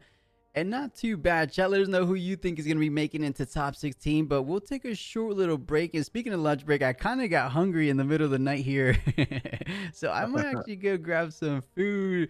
But as I said, before we even started, guys, NA45 and Night Fighter, long weekend. But that was the last round from you guys. Hope you get some good rest now. How was this game? Did you guys enjoy overall the national streams? Yeah, I it loved was it. a lot of fun. Yeah. I mean, I got to see a bunch of Jinx this weekend, so I'm really happy. Sad I didn't get to cast a Vi game, but there wasn't a lot of Vi this weekend regardless, so I am happy that I was able to see Jinx putting in the drive and the good matches that I know she can get, but she does struggle a lot at the moment. For those that don't know, Night Fighter is a Jinx and Vi main, which is why he's so thrilled to be seeing Jinx doing decently well this weekend. And he told me that she's going to be getting a little bit of an increase. Well, maybe not increase of play because there's no set 1 legends, but she's getting better in Vendetta. So we'll see if anyone's going to really bring her to everyone's attention. Because as she did this weekend and towards the tail end of the Unleashed season, not too bad. It was a cool thing to see. But any highlights from you, NA45? If you remember, because to me, everything kind of meshed together. I wouldn't be able to give you a highlight, but what about you? Do you remember anything that kind of stood out? I mean, there's not too much that's standing out for me. I'm pretty ready to move on to the next set. I have said that there isn't a ton that I'm super excited for in the next set, but it'll still be cool because things will change up and we'll get to see a lot of new strategies be tested out. So I'm more just looking forward to the kind of shift in the meta. Yeah, it should be fun. And as you bring that up, guys, we're doing our very first Set 4 tournament next Saturday. So we should be getting our first look at exactly how people are building in Set 4. I'm expecting a good amount of Akali. She seems to be kind of where everyone's starting point, as well as Kennen. Kennen and Akali seems to be the more popular ones. Second up is like Mbessa and Jace. Other than that, who else has been pretty popular? I haven't heard too much about the other guys or girls. I don't know that any of the other legends are individually popular. I mean, at my locals, I had a Zed player, I had a Nasus player, but there was no Renekton, there wasn't any Shen. I know someone was interested in Shen, but the problem with all four of those legends is they're a little too specific and a little too, I almost want to say, complex for this early in the set. You're going to need to really grind out 20, 30 best of threes minimum just to get a feel for what you're supposed to do, even once you have a good deck list, let alone making that initial deck list. I like what you're saying there. Probably a little bit of marinating needed to, tweak these deck lists and really find these play lines. But I'm happy. I mean, if it's anything like Set 3 started at a certain point and it quite literally evolved with each and every week that passed. We saw somewhere in the middle, Lux loop innovated. A little, it started, people went on Master Yi, or actually it started with like Aurora, then people realized Yi was okay, then Diana really started popping off because Aurelia was at the beginning and then she slowly made a decline throughout the Set 3. So it was cool. If it was anything like Set 3, I will be happy. So hoping for the best, and it should be exciting nonetheless. And Shadowfire, I think Ken is definitely going to be popular. But guys, let's go ahead and throw it to a short little break. That is everything from NA45 and Night Fighter this weekend. But I am sure we'll see him around in a future event. NA and Night, if you guys want to go ahead and sign out here. It looks like we have about 20 minutes till top 16. And then you could go first. Or Night Fighter, you could go first. Okay, there we go. I do not mind. I'll go first. You can find me on Twitter. I was reminded I have one. I don't really use it, but there is a place to follow me if I have anything important to say. Otherwise, Twitch if you wanted to, but here is where you will find me most likely, or floating around the Twitch Riftbound scene in general. And I will probably be back here to cast once everybody has gotten a very, very long nap. Oh, yeah. What about you, NA? Yeah, absolutely. And thank you as per usual for having me on. It was fun. It was a long, tiring weekend. Not done for you yet. I'm sure you will push through and make it to the end. So, yep, thank you for having me on. Twitter as below as per usual. I've said twice this weekend, so yeah. I'm sure people know the deal. So yeah, thanks for having me on. For sure. Always a great time. And guys, go ahead and enjoy the rest. Actually, it's nighttime. Go to bed. I think you guys are both on similar time zones here. But chat, we will be back down to the final 16 players. We know one is Aurelia, but the rest of the 15, we have no idea. Hopefully they give us a nice little graphic to show you guys.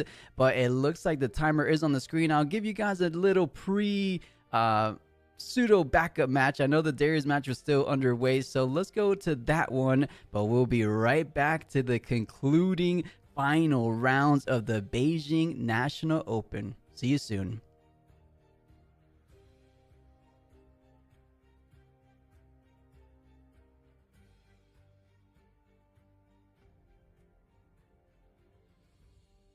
And gain another card. So it's kind of like, how much time do you want to wait? I need to wait, but how much time can I possibly wait? That is the issue right now. And to me, I'll be very honest, when that Silicon Hoarder was exposed, in my opinion, some extra decisiveness could have been the game changer. And that just goes to show how quick you have to be with your thinking, how flexible you need to be. No one line will be reigning supreme throughout them all. You have to adapt on the fly. And currently, I would like to see some liveliness from Darius. That opportunity has passed. That ship has sailed. Now we have to deal with that in front of us. Adaptatron coming out. GA overcoming there as well. Being able to get rid of that axe already, readying the Adaptatron. This is spelling out disaster. Yeah, that is a nasty, nasty Adaptatron. And as we were talking about before the first game, like, do you side that in versus this Darius deck for what you've seen? I think absolutely. And it looks like the Aurelia player agreed. That is devastating. That was so much might just taken off the board. That Adaptatron's now 5 might, so you need something to get over it with a Noxus. Like, it's such a good card in Aurelia when you can just boost it out of nowhere. Like, your opponent thinks they're safe, but they're just not with an Adaptatron lying around. Gotta be mindful. The first Conqueror's axe will be axed, and now they are going to equalize the score. Stellacorn spread out thin. However, take a look at the resources available. Tapping out will be getting 2 energy back from Targon's Peak. But these are the moments where you have to put out yourself a little bit more vulnerable. Yeah, what do you do here? Like, do you activate the Darius and swing in with 7 might when Aurelia's got 2 runes? And obviously the Stellacorn's on 5. The Adaptatron's on 5. And a Defiant Dance just absolutely shuts you down. Do you try to develop and wait another turn if he draws a unit and the Aurelia goes up to 6 points? Like, as I said, this looked like Aurelia was done. This looked like it was going to be a 3-turn absolute blowout. Salvage is actually quite a nice card to get here as well. Yeah, it will be replacing itself, which is quite important. Energy aplenty for the Darius. He just needs an outlet to put it on. Here is the thing. With the grasp in hand, you can cheat tempo a little bit, which would be very nice if you were threatening the game. You are not threatening the game. So you got to be very, very mindful of how you spend that, because the finish line is quite a ways away. The most important sub-objective that we have right now is to address our Stellacorn problem. Oh, okay. Another good card to kind of get here. Obviously, unfortunately, you'd have to kill one of your own units, so it's not as good as it could be. But can't you Call the Weak react to Call the Weak Death Grip? Exactly. That is kind of the play you want to make. However, it does mean you can only threaten a single battlefield unless you commit your... you can only threaten a single battlefield this turn, which will only get you to 5, which has all the same issues that we were talking about before. However, you do put it to the test. What will the Call the Weak get rid of? A Fizz. Is that really what we're going to write home about? Yeah, you're right, Bandit. Yeah, that is the card that you choose here to get rid of. Obviously, we see the Not So Fast in hand, but if he plays Not So Fast, he has no Defiant Dances. And if Aurelia taps out, all it is a math problem. What are you going to Not So Fast? Because the Call the Weak doesn't target. So I'm not talking about I'm just saying in general, the Not So Fast has options to stop things. Like we, as the Aurelia player, we don't know that the call is in hand essentially. So you do have options to kind of backwards on that. So yeah, it's a really interesting thing to do here. So obviously he's giving the assault here to the Darius. So this is a this is a lot of might. It's a lot of might. We're getting our maximum tempo in, right? If we can indeed get our Darius onto the board and get rid of the Fizz, then we can start playing out the lines like we had it in mind. Afterwards, we can try and get that Call the Weak route if we have to, or just straight up overpower the board. At least get rid of the Fizz as a consolation prize. Yeah, so this is 11 into 8 that we're looking at. Yeah, sorry. This is 11 might into 8 with the assault and the activation. A Defiant Dance swings at 4 points. So that just loses. So you've got to be really careful here. You've got to be so careful as a Darius Bandit. It's a really, really important turn, this one. gonna come down to this one. And even in the other regard, do you want to? It is a tough place to be in. They will be committing. The finance might be popping on through, but you have You can have the death grip. You have to, but it's when you have to death grip your assault Darius, it's not really where you want to be at. It will be coming out. It will be the shutting door for a lot of other plays that might be coming through. We're tapping 2 and no, just a single energy. There we go. Actually, I've just so if he death grips the Noxus, yeah, but then you still would need to trade. You can't get rid of the Adaptatron, can you? So if he death grips a Noxus in response, he wins this thing. He can then kill the Darius with a Coal the Weak, and kind of wipe all the tempo off the board of Aurelia. But then he's going to have nothing himself. So unless the Aurelia can do something here, I don't think it can. That might be the play. That might be the play of going, if I just wipe out 3 of your units here, do I just win? Like, the second I get a unit down, do I just win?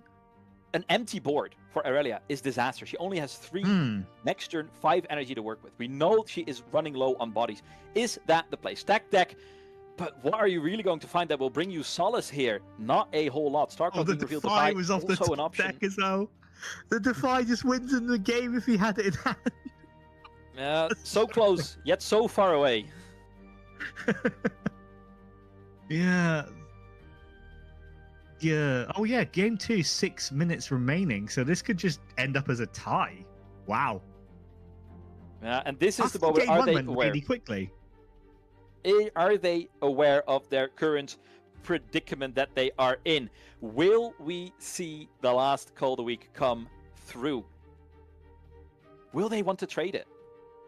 That is kind of my worry. I feel like it might just be worth it to trade your Darius for the Adaptatron. They're not going for it though, which surprises me a bit.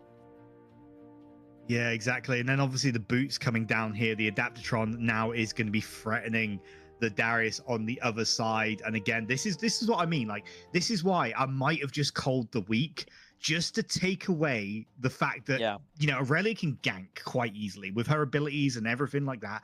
Very, very easy to gank across. I might have just done it. I know it's sacrificing a Darius, but the chances are you run more units than Aurelia does. So it's a very nasty situation. I don't know which line was correct, but obviously we see the Adaptatron fly across here.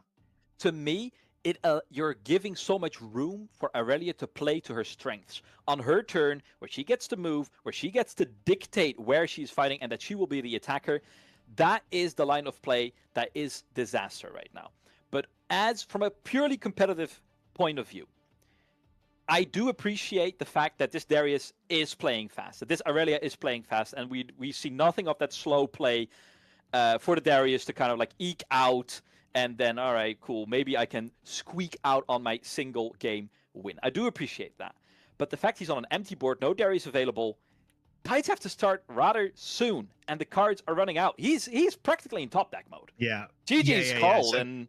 Yeah. As soon as he gets a unit on board, Aurelia obviously doing Aurelia things. It's going 1-1, but it's going to be 3 minutes. 3 minutes. Of Darius and now I'm first. curious. Now I'm curious. Is Darius running Arena's Greatest? Top deck, I think, and we know Darius can go fast. These Show battlefields me are going to tell Seymour's. a very, very, very good story here. We see Sunken Temple and Arena's Greatest Bandit. You were absolutely correct. The Darius the very is last going to game. fly. Oh, we do see Titan and a Mounting- Stellarcorn, but he does have 2 drops. Oh, he does have 2 drops, and they're going to be extremely important. Only 30 seconds left before we're going into overtime. It is racing. Now it shows, it pays off to show off all your training, all of your earlier victories, all the time you put in to show off how quickly you can pilot your deck. Now is the time to show it, not a second later. And it looks like the Gem Jammer and another Poro. Is this man running a playset of the old Poros? What a legend. He deserves it. He deserves the win. Getting onto his second point. Aurelia only 1 behind. Will have to commit to either one of these battlefields, but they have the tools available. Now is not the time to think about the long run. Now is time to be short-sighted, to be only thinking about right now. Yeah, so this is overtime turn 0, if I'm not mistaken. And they can kind of take a little bit of a breather. They can take a thought. They're trying to rush the first initial turns, get as many in as possible. But now every decision is so important. Any misplay, you just straight up lose the game.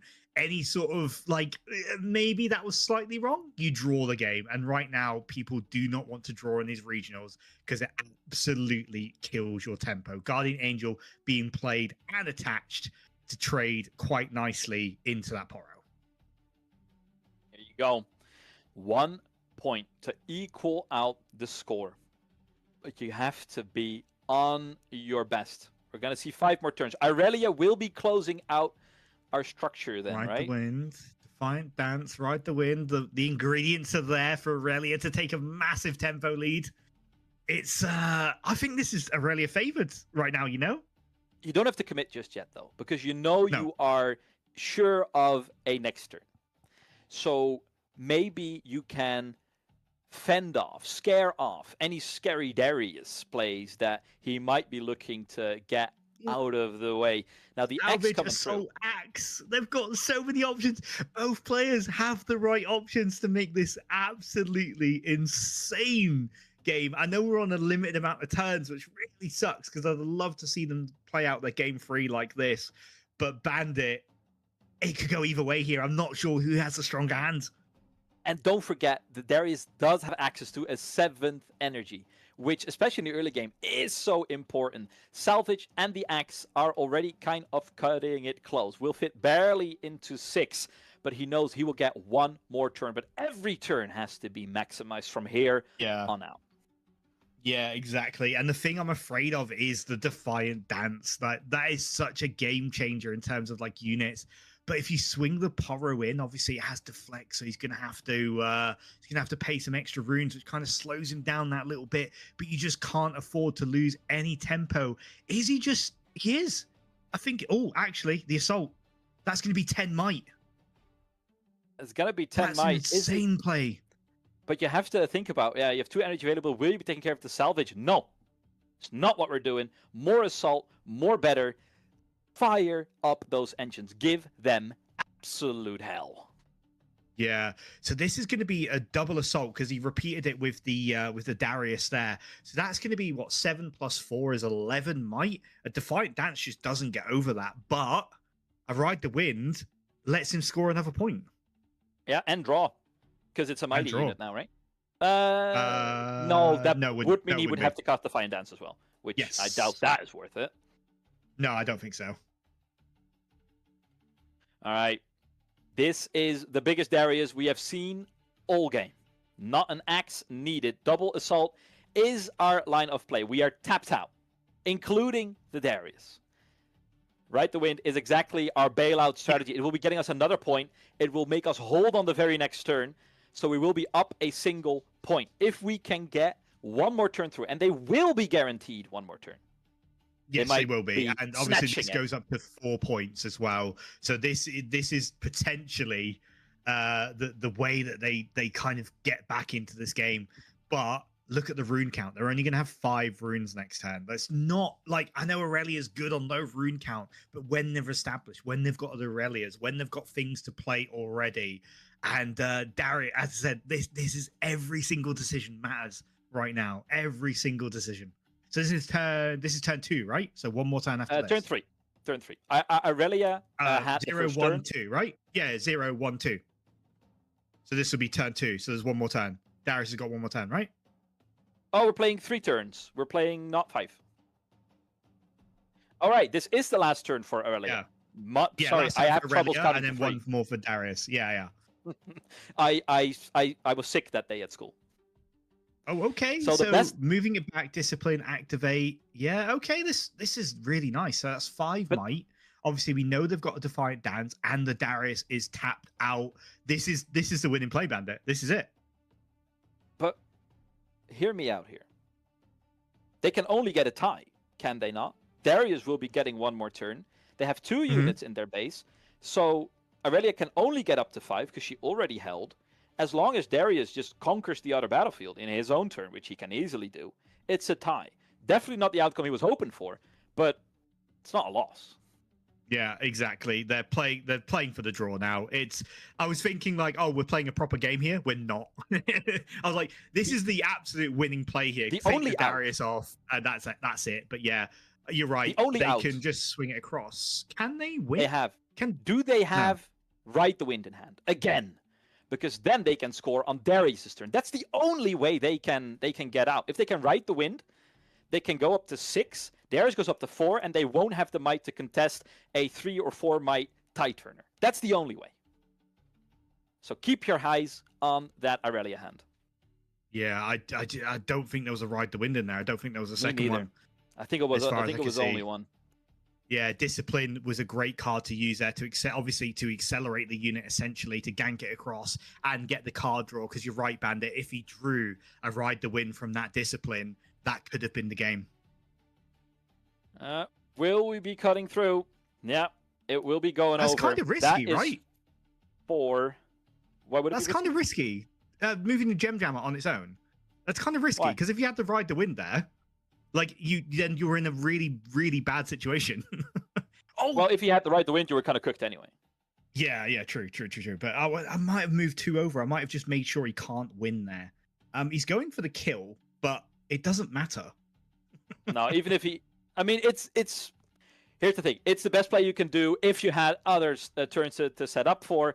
But this is heading towards the draw phase, and I will say, even though it was kind of a expected result from I think like 15 minutes ago, where it was like, oh, it might just be a draw, yada yada yada.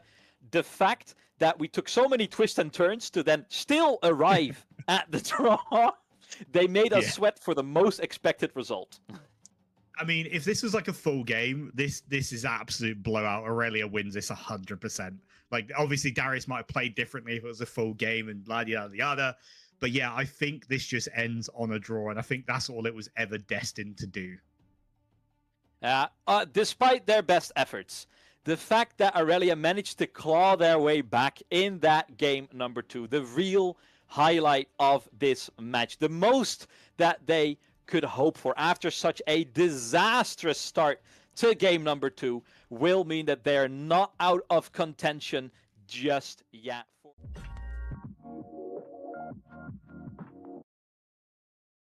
Just say round number 7. That's another Fiora. That's the 4th one. Unbelievable. How many Fioras are running around? Maybe there's just a lot of Fioras in the top table because this is the 3rd Fiora back to back since round 5. At this point, give me anything else, but I can't complain. I feel like this could be an awesome matchup. LeBlanc versus Fiora. I feel like Fiora has the tools to kind of deal with LeBlanc, but if LeBlanc is able to establish out those Karthus and keep kind of conquering when they can, and make those reflections tokens, is going to pose a problem, not just for Fiora, but for any deck, really. But what I meant by answers is they at least have access to challenge, that you're able to kind of pick away at Karthus in the back line. Or are you familiar with this matchup in general, or is it kind of newer for you as well? So, I'm not familiar with the exact matchup, but with these kind of mid-range into LeBlanc games is more about how can I make sure that my opponent can't get as much value with this LeBlanc trigger. Being able to contest any kind of early ganks, early conquers from the side of LeBlanc can really hinder the deck, because you have to discard to some of these tokens, and if you don't have any good way of restoring your hand with like a Karthus or with sentries, you will eventually start losing the value game. As high value as LeBlanc is. Yeah, it's very much so like high risk, high reward. It is the first deck of Riftbound that revolves around the Death Nail keyword, which you love to see, because we were all wondering, when is it going to be a Death Nail centric deck? And it looks like we get our answer in LeBlanc for set 3. So let's see what kind of package, because we said it earlier in the tournament, there's kind of 2 shells of LeBlanc running around. There's the more that Karthus, Ruin, Rex, Sacrifice, Hidden Blade variant, and then there's the baited hook variant that runs a little bit of bigger units, takes advantage of Galio as well. I believe it was the Challenger TCG boys that brought it to everyone's attention. But we'll see. I mean, I wouldn't put it past it. If this is an undefeated, I hope this is an undefeated LeBlanc, because I'm ready for some high-level Riftbound action, because we've seen a good amount today. But I would love to end off with a crazy game. But maybe I won't speak too soon. I don't want to jinx anything. Let's just expect, or not expect anything, and get pleasantly surprised, which I'm already surprised with the Echo in hand. Right? The Echo in hand is something you never see in these kind of decks. I do want to add two things. So there's also this kind of other LeBlanc playstyle that we haven't seen too often, and that's the blue LeBlanc. Like, blue LeBlanc, Zillions kind of making these very wide boards. But second one thing I want to say is there is just kind of, so we talk about how much China loves E, and I do think because of the EDG players, China also loves Fiora. Oh, Like, yeah. there's a lot of Fiora lists, a lot of baited hook lists. A lot of people like looking at how good these EDG players are doing and kind of copying it, which is very similar to us when we had that little time where Alan won the RQ and everyone played Ezreal for a week. Oh yeah, I definitely remember that. But you're exactly right. I feel like Mastery is the #1 in their hearts, and then Fiora is #2 for sure, which we could definitely see here in today's first regional for Unleashed in China. We saw majority Fiora today, but pretty much even between Mastery and Fiora. But let's see, that is still a yellow LeBlanc champion, so I don't think they're going the route, as you mentioned before, the blue champion, but it's not the worst, but takes advantage of having, you do have to pay 1 power, but still goes ahead and plays it out. If they have a cart this turn 2, you're not looking too bad, right? Because you could go ahead and conquer, make your reflections token, and if they can't deal with the Karthus, that could be getting out of hand real fast. Right, that's draw 4 if you get the temporary kill proc with that LeBlanc legend. And that's just, if we don't have the cards to kind of say no to that, LeBlanc just he just wins the matchup with just one little extra card drum. I will say, this deck is probably one of the hard, maybe aside from Ezreal, is one of the hardest decks to pilot to its maximum potential. Because even in that first turn, you had to make a very important decision of, do I play my LeBlanc or do I play my Soaring Scout? And these mini decisions affect so much going down the future of the game. Definitely very punishing, if you will. So if any little slight misstep, it kind of starts steamrolling from there, or starts going downhill from there. But goes for the Conquer, most likely going to be electing to go ahead and play or use that legend ability, discarding something to make a reflection token. There's no way of getting ready to the other battlefield, so most likely just going to be at this battlefield. And let's see if he has a way of either getting the draw now, but I would imagine if he has something like a Karthus, you want to go ahead and establish it now. But I'm a little bit worried about just leaving kind of a Karthus. But to be fair, there's no kind of counter potential from LeBlanc anyway, so might as well kind of throw it down while you can. Or we'll see. I mean, it is 4 energy. Could establish 2 2-drop units at that. Now, the card I'm most interested in is this Echo. I think Echo is a card that, on paper, it sounds really good. It's an accelerated unit. He brings back all your runes that you used to pay for accelerating him. So, and now you can get 2 of him. That's 2 refreshes on your mana. So we might be seeing some kind of greedy plays. Right, some crazy high risk type of plays, but we'll see. I mean, if you're able to reset your mana pool 2 times in a single turn, now we're getting crazy potential. But first you have to have the cards in hand. But I mean, we're talking about potential cards in hand. The Hidden Blade already guaranteeing at minimum +2 or +3, I should say. It's one, actually, in the beginning step, if you do it, it's 2 draws. Hidden Blade draws 2 more, so it could be +5, including the draw for turn. So he's definitely going to have the resources going forward. But Fiora doing what they can for the time being. Plays out a Pit Rookie, most likely going to get online the ganking /shield deflect for Fiora in case they want to target it. More importantly though, it is for the legend ability. Now I'm wondering, do you want to try to get something like a BF sword on the unsung hero as well to kind of get your draw engine online as well? I mean, I did want, so if we have any way of contesting this early battlefield, getting not only getting rid of this incoming Hidden Blade and the draw 1 and the draw 2, there's a lot of draws that we can kind of circumvent if we have a way of taking over this battlefield. And I think we just might with this incoming attack.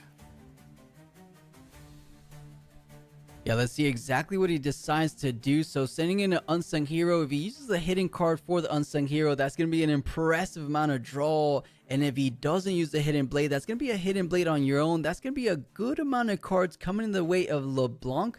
But at the same time, that's going to be a conquer on your side. So foregoes the hidden card, trades the LeBlanc for the Unsung Hero. So both sides of the board are going to be drawing pretty well so far. But now the Fiora coming in. I like the sequencing so far, and doesn't decide to take the risk, saying, you know what, I'd rather keep the Fiora and then use something like ganking on the next turn after you're done with your temporary unit. I like this so far. I do say that there is one kind of different line he could have tried, where actually never mind. He does make this Hidden Blade go away, right? So we don't get the Dust Rose lab proc. So not as bad as it could be. What I would have loved to see is actually, instead of buffing the Fiora with the Pit Rookie, you buff the Unsung Heroes and then give it the BF Sword. So now it's up to 6. So when you go in for the trade, your opponent either loses both of his units or Hidden Blades you to draw 4. But if he Hidden Blades you, you just equip the BF Sword and attack again. True, because there are 6 apiece, so you're saying just trade, right? Trade the 2 for 1? Yeah, so you do you buff the Pit Unsung, Rookie. right? So you buff the Unsung with Pit Rookie, equip the BF Sword to the Unsung. That is a 6-man attacker. Go into Dust Rose, either take the 2 for 1 trade, or you get Hidden Blade to draw 4. And then afterwards, you're gonna get your BF Sword no matter what, so you just equip that to the Fiora.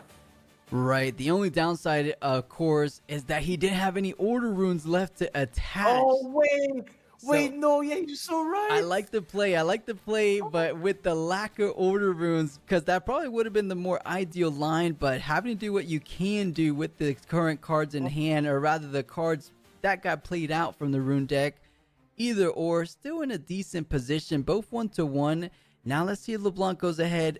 Actually, they didn't. LeBlanc is tapped, but I think she's tapped in right now, right? Yeah, she is. Okay, so discard the LeBlanc champion. And this is where you want to see getting up to, that's 2 more runes. That's basically a full turn of ramping that this LeBlanc player has. And look at the amount of cards he has in hand. You know, the one thing that we need right now is the energy to play it. And this Black Rose Dignitary is going to give that opportunity. With this Echo upcoming next turn too. Yeah, it does cause the power, but as you mentioned before, that Black Rose will be allowing him to get 2 potential runes on this next step. I mean, one from the temporary and then one from the discard, or I should say the sacrifice from the Rose Lab. So that's 2 runes. They will come in exhausted, so won't be able to get utilized on this very next turn, but will down the road be able to get used. Now, that is a tapped out LeBlanc. You have no hidden cards, so this Fiora could very well gank on over. That's just 4 might, if I remember right. Is the Dignitary 2? I think it is a 3-2.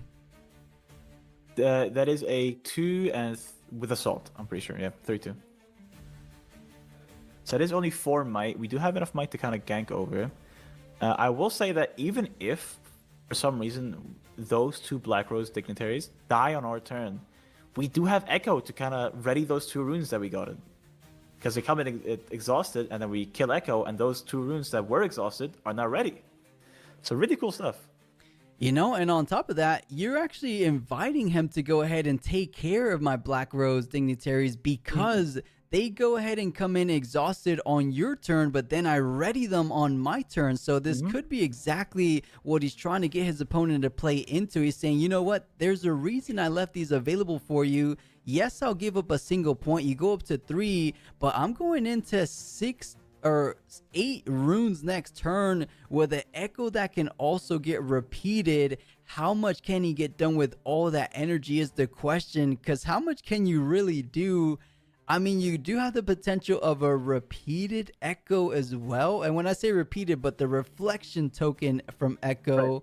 But I just don't know how you're proccing the Death Knell from Echo if they have to conquer. So this is tricky. I mean, it seems like on paper, LeBlanc could go crazy here. but can she really? I'm thinking. So why I wanted to see, right, from the side of the like, if the perfect opportunity is we do gank over with this Fiora, we get up to 8 runes on our turn. We play something like Ruin Rex, and then we go in with our Echo, and in one of the battlefields that's empty, either he kills it and I get my runes back, or he doesn't kill it and I sacrifice the token to get another extra, because you'd get more runes and then you recycle, get everything ready. That'd be what, a 9 rune turn afterwards, after the recycle. So this card has so many things that it can do, and I'm really happy to see it. Oh, and this is a bummer for LeBlanc. He's saying, you know what, I can tell this Echo is going to pose such a big problem. And recycles the Echo. Wait, what did I miss there? Why did he recycle it instead of putting it to the trash? It was just a challenge, no? Did he treat it like a sabotage? No, so Echo Set, when Oh, Echo's, true. Echo's ability. yeah. I forgot. Right. Sorry. No, because that is a, I'm pretty sure it's not a May. Yeah, it's not a May. It's recycle me to ready your runes. So even if, let's say, you had something like a way of getting the Echo back, you can't physically do it because it's a mandatory recycle, unlike other cards. Yes, you do get your runes on defense rather than offense, which feels a whole lot better for the Fiora player. But let's see, I think he threw it over to LeBlanc nonetheless, so it is her turn. Does have access to a 1,000-tail Watcher at accelerated speed, so you're able to clear at least one of these battlefields. But then you find yourself in the same predicament, tapped out, looking down the Set Brawler that has the potential of taking you down with just a simple use the buff up by 4. So I don't think that's the most ideal play, but what else do you have? It looks like he's reluctant to do anything else, so most likely we'll be playing out this Watcher. But I don't know, EK, I'm not loving it. It feels like LeBlanc just trying to hang in there despite not being too far behind on points. It looks like they're just trying to do what's immediately beneficial for them right now, but not so much so for the future of this game. It almost feels that way. Right, and I think a lot of our strategy was kind of hinging on this Echo living to this next turn. So having this Set just take it out, stopping our really big turn of progress here, is just slowing our game plan down by a full turn. Now he's played this one Rift Herald. Yes, it's a very good card. Yes, we're going to see a lot of value out of it, but our opponent goes up to 5. It is, but you know, weirdly enough, I like this play slightly more than the Watcher play, because not only do you keep a Watcher for a little bit down the road, but we discussed exactly what the Watcher was going to end up leading to. So this is a higher value play in the long run, which I think he has to climb himself out of this hole one way or the other. So maybe Riftbound can find some better cards down in the deck, or not down, but just look at the top 3, of course, as we saw before. But to your point, it is 2 to 5, so Fiora inching her way for closing out this game number 1. And to make matters worse, there is another challenge. Luckily, there is a Death Knell proc for LeBlanc's Rift Herald, so you are able to play another unit once it goes down. But more importantly, you're kind of keeping them off more draw potential, so I wouldn't be too surprised seeing a challenge come down. But it does cost a buff from Set, but I think it's a worthwhile investment. Right, so not only do we get rid of this Rift Herald, I think we're looking at bringing the targets. Who are we targeting with this challenge? It looks like Fiora, there must be a BF sword on there. Oh, yeah, there's a BF sword. Yeah, that's true.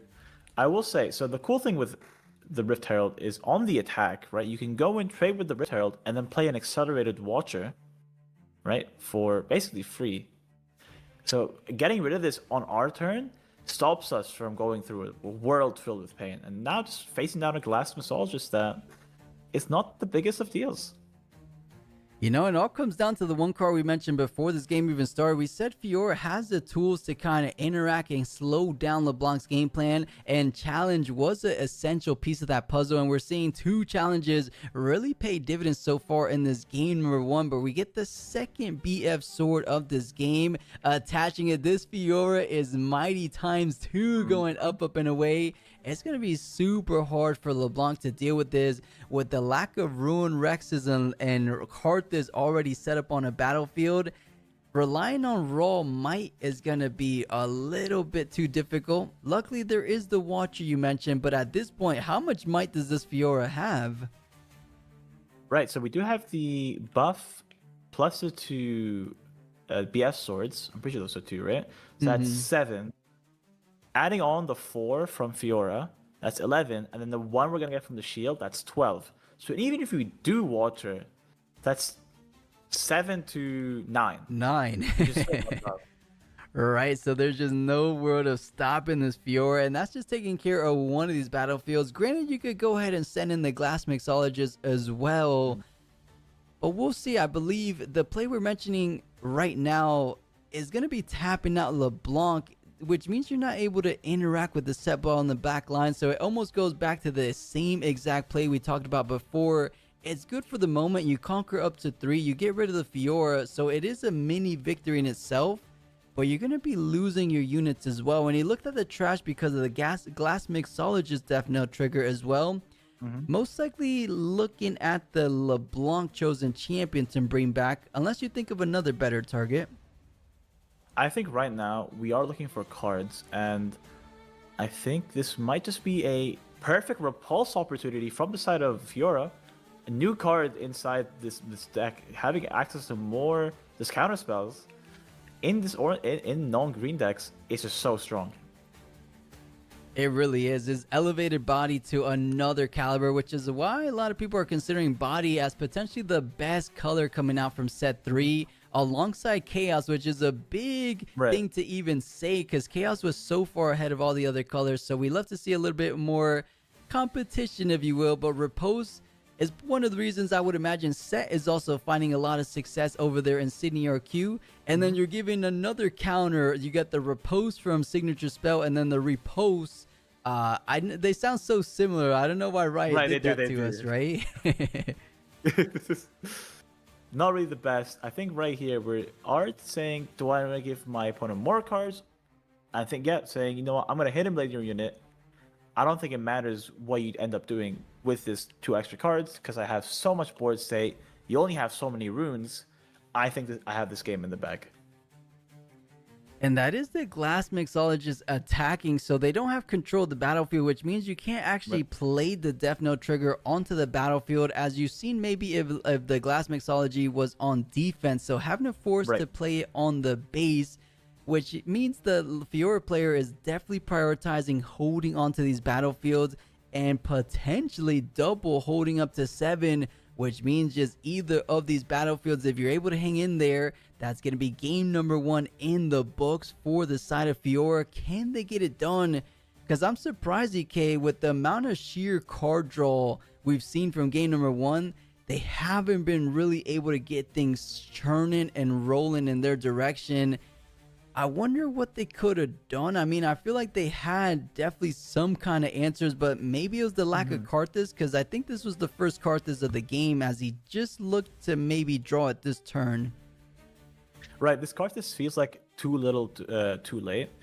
And I do want to add that, now that I'm thinking about it, especially with Set and Fiora, one of the greatest cards that you have from the side of LeBlanc to counter these really big cards is your signature spell. Being able to create a reflection unit of any unit on the field, let's say an Elder Dragon, a Rift Herald, right, is really good.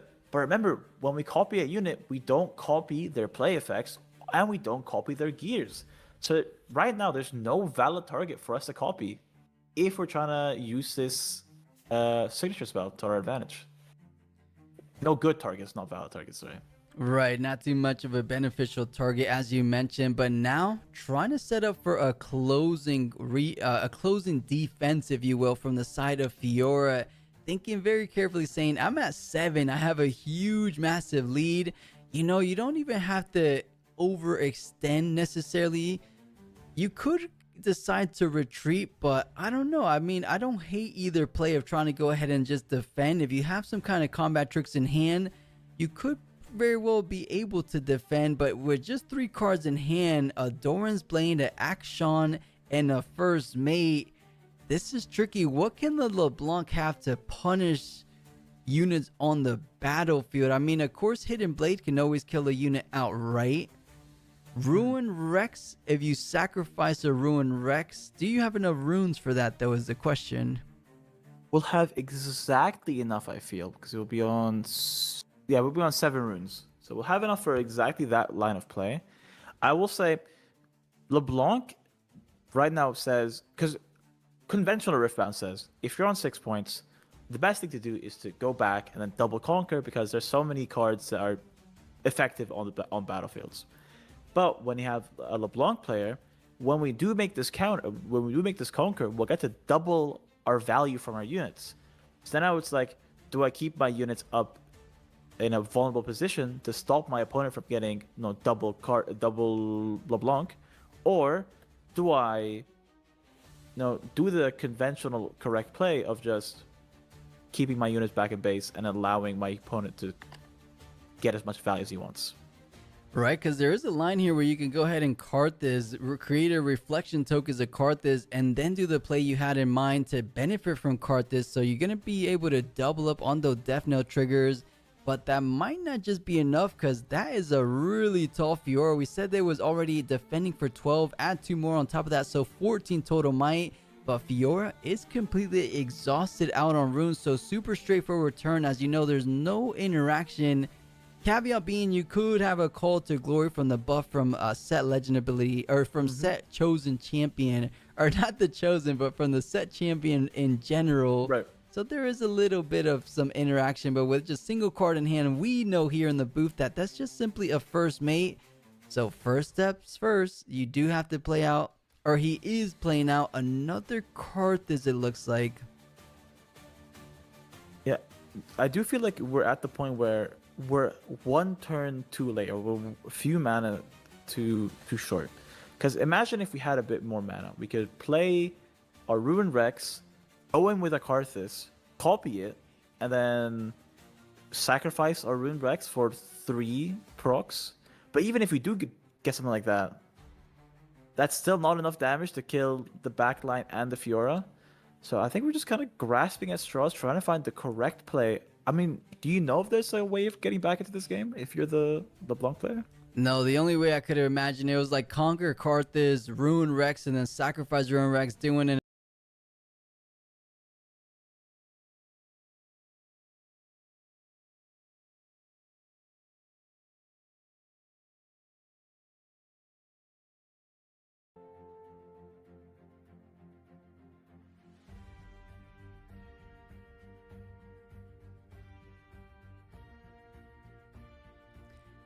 All right, here we are finding ourselves in the final top 16 of the Beijing National Open, and it looks like they're showing us the bracket. Quite intricate, quite a little intricate bracket. We did see the Sydney regional champion has managed to make it through, and guys, take a little screenshot. These are the final 16 players. 4 Aurelia, 3 Diana, 2 Infinite Lux Loopers running around, Master Yi, LeBlanc, Victor Rek'Sai, and our Soul Annie representative. Awesome little mix of spread. How you feel about that, Alchemy? I think it's a great spread. It isn't all too surprising, except for the Rek'Sai, I gotta say, which is going to be super interesting. I was listening to the last broadcasters, and there were some hopes that the LeBlanc was going to take it, and I don't think I'd be too upset if she actually finally got her win. What do you think? I would love that. LeBlanc definitely deserves a little bit more shine than she has previously, but the top 2 decks currently might have something to say about that. Having access to just the simplest of spells like Gust, it poses such a threat, especially pre-errata. So we'll see. It's going to be a little bit of uphill climb for her, but I like it. 3 of them, there's a good little chance that they do make it at minimum to top 8. Maybe even top 4, and as you're saying, Alchemy, perhaps even all the way to these grand finals. Chat, if you guys are popping it in here as we're just tuning back into the official live stream, who are we picking out of all those? Alchemy has his money on LeBlanc. Does anyone else feel that Aurelia, the number Wishful 1 thinking. represented in top 16, is she going to be running it back-to-back nationals? Because Spirit Forge National was won by Aurelia. Is it Spirit Forge National or Unleashed National is going to be won by Aurelia again? That's a little crazy. Yeah, it's something that all of these deck lists outside of the Lux and the Rek'Sai have all had incredible shows for, taking these events. And so on the matter, like it's kind of a coin toss. In regards to the LeBlanc, it's definitely a wishful thinking of wanting to see that representation happen for all decks, except for if the Lux wins, I'll be happy too. Okay. But that being said, all of these other decks have won before, and they all have a shot. The meta hasn't really changed enough for some spicy tech to come in, at least that I've noticed. Have you seen anything through the commentary this weekend that really surprised you? Yeah, the only breakout deck of the weekend, in my opinion, was the Jinx representation this weekend. It was Jinx early on in the day one of the Beijing, and then Jinx in our $5,000 event, co-host with Games Yeah. Island out in Germany. And then we even saw a Jinx in top 64 as well today in day two. But Alchemy, it looks like they're giving us a little bit of a preview of the first top 16 game. Rek'Sai versus Diana is looking to be the first game.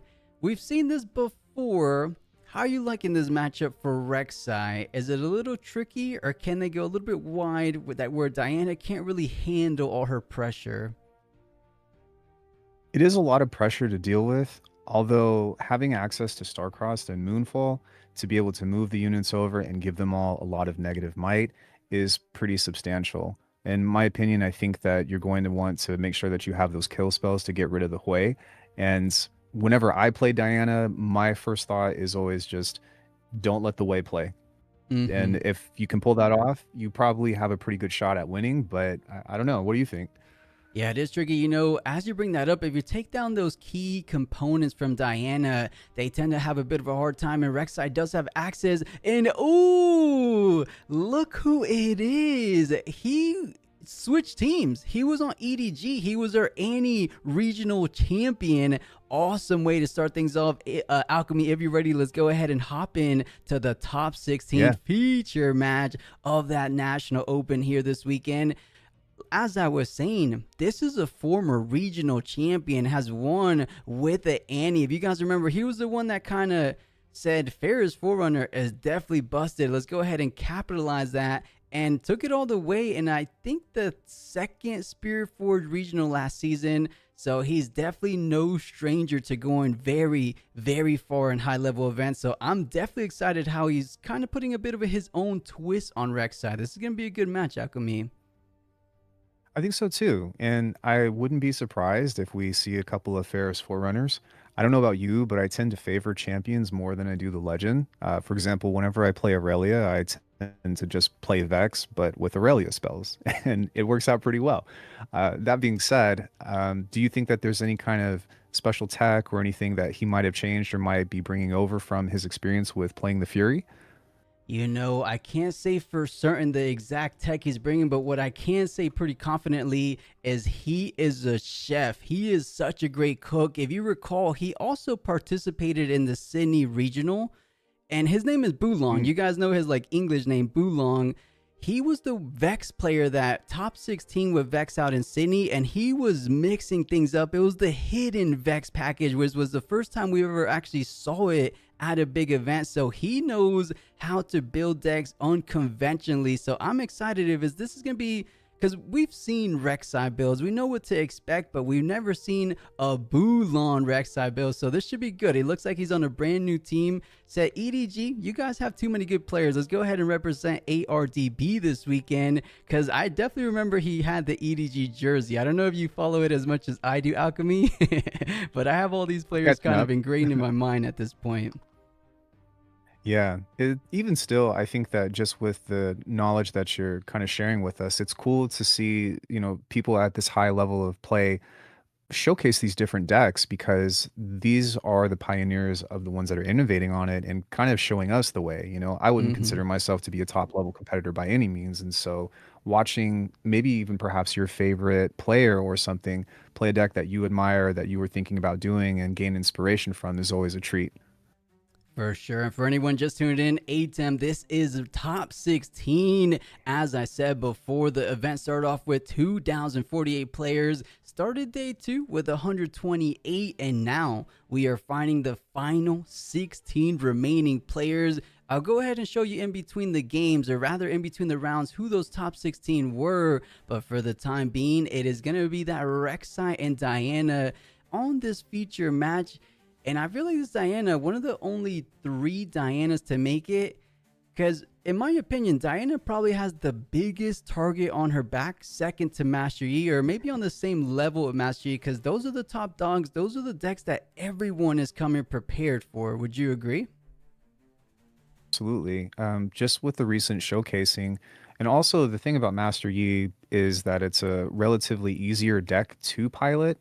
And so I'm wondering if maybe some of these players that are a little bit more experienced are trying to catch some of these other players off guard, of putting them into positions that they normally wouldn't have to try to pilot through. One thing that I wanted to mention though with this is that he only had, the Diana player only had a 2-drop with the Tide Turner, and decided to go ahead and mulligan that in favor of keeping the double gust and drew a Stupefy, if I'm not mistaken. I don't know. How do you feel about that? I would always probably want to have at least one backup unit if I've already got one in hand, outside of just playing my champion. Right, perhaps just prioritizing a little bit of the slowing down the tempo that we know Rek'Sai can go ahead and dish out. So just saying, you know what, let's go ahead and keep these gusts. I have a guaranteed turn 1 with my chosen champion, as we just saw the Diana Lunari getting played out the previous turn, and now a couple options for Bulan. You know, not a card we see all too often. A Trifarian Glory Seeker, a fantastic card with Legion. And when you do play it from Legion, or with Legion rather, you get a nice little +1 buff. So a 2 for 3 can never go wrong. And there's a good amount more cleaves than we're used to seeing from Rek'Sai. So we're already seeing a little bit of differences before, but doesn't have energy besides her Legend. Is he going to go early little Gus here? He's tapped out, so he could try to potentially, return that on the next turn. Oh, I guess he's able to play it with Diana's, Legend. So there he goes. Now, could he have played the cleave in response because he's technically attacking to the battlefield, right? No. Well, first things first, it is an action speed, so you can't action speed into the reaction. And then second, there's no attacker, so you were never actually designated the attacker status condition, so you don't actually get a +3 even if you cleaved in base. I appreciate that, because I was always confused about that ruling if the battlefield was open. There's been some discrepancies at locals about, especially with Rengars, or like moving to an open battlefield and becoming surprise defenders and who's attacking and whatnot, and so that tends to throw me off quite a few times personally. Yeah, it happened in my first bigger event in Orlando. Someone kind of cheesed me a little bit. But ever since then, I kind of learned my lesson the good old hard way. But nice little 1-2 to follow up that Gus play, saying, you know what? I expected you to bounce it back. I actually needed a 2-drop to activate my Trifarian Glory Seeker, so thank you. Get a nice little efficient play, 2-2 coming down. Still trying to stay on the game plan of trying to conquer 2 battlefields on the very next turn. But if there's one to kind of put a little bit of hindrance, it's going to be things like Diana with her ability to get things off like a Moonfall to kind of switch things around. But as I say that, no Moonfall in the hand currently, so things are not looking the worst for Rek'Sai. Of course, this is still super, super early game.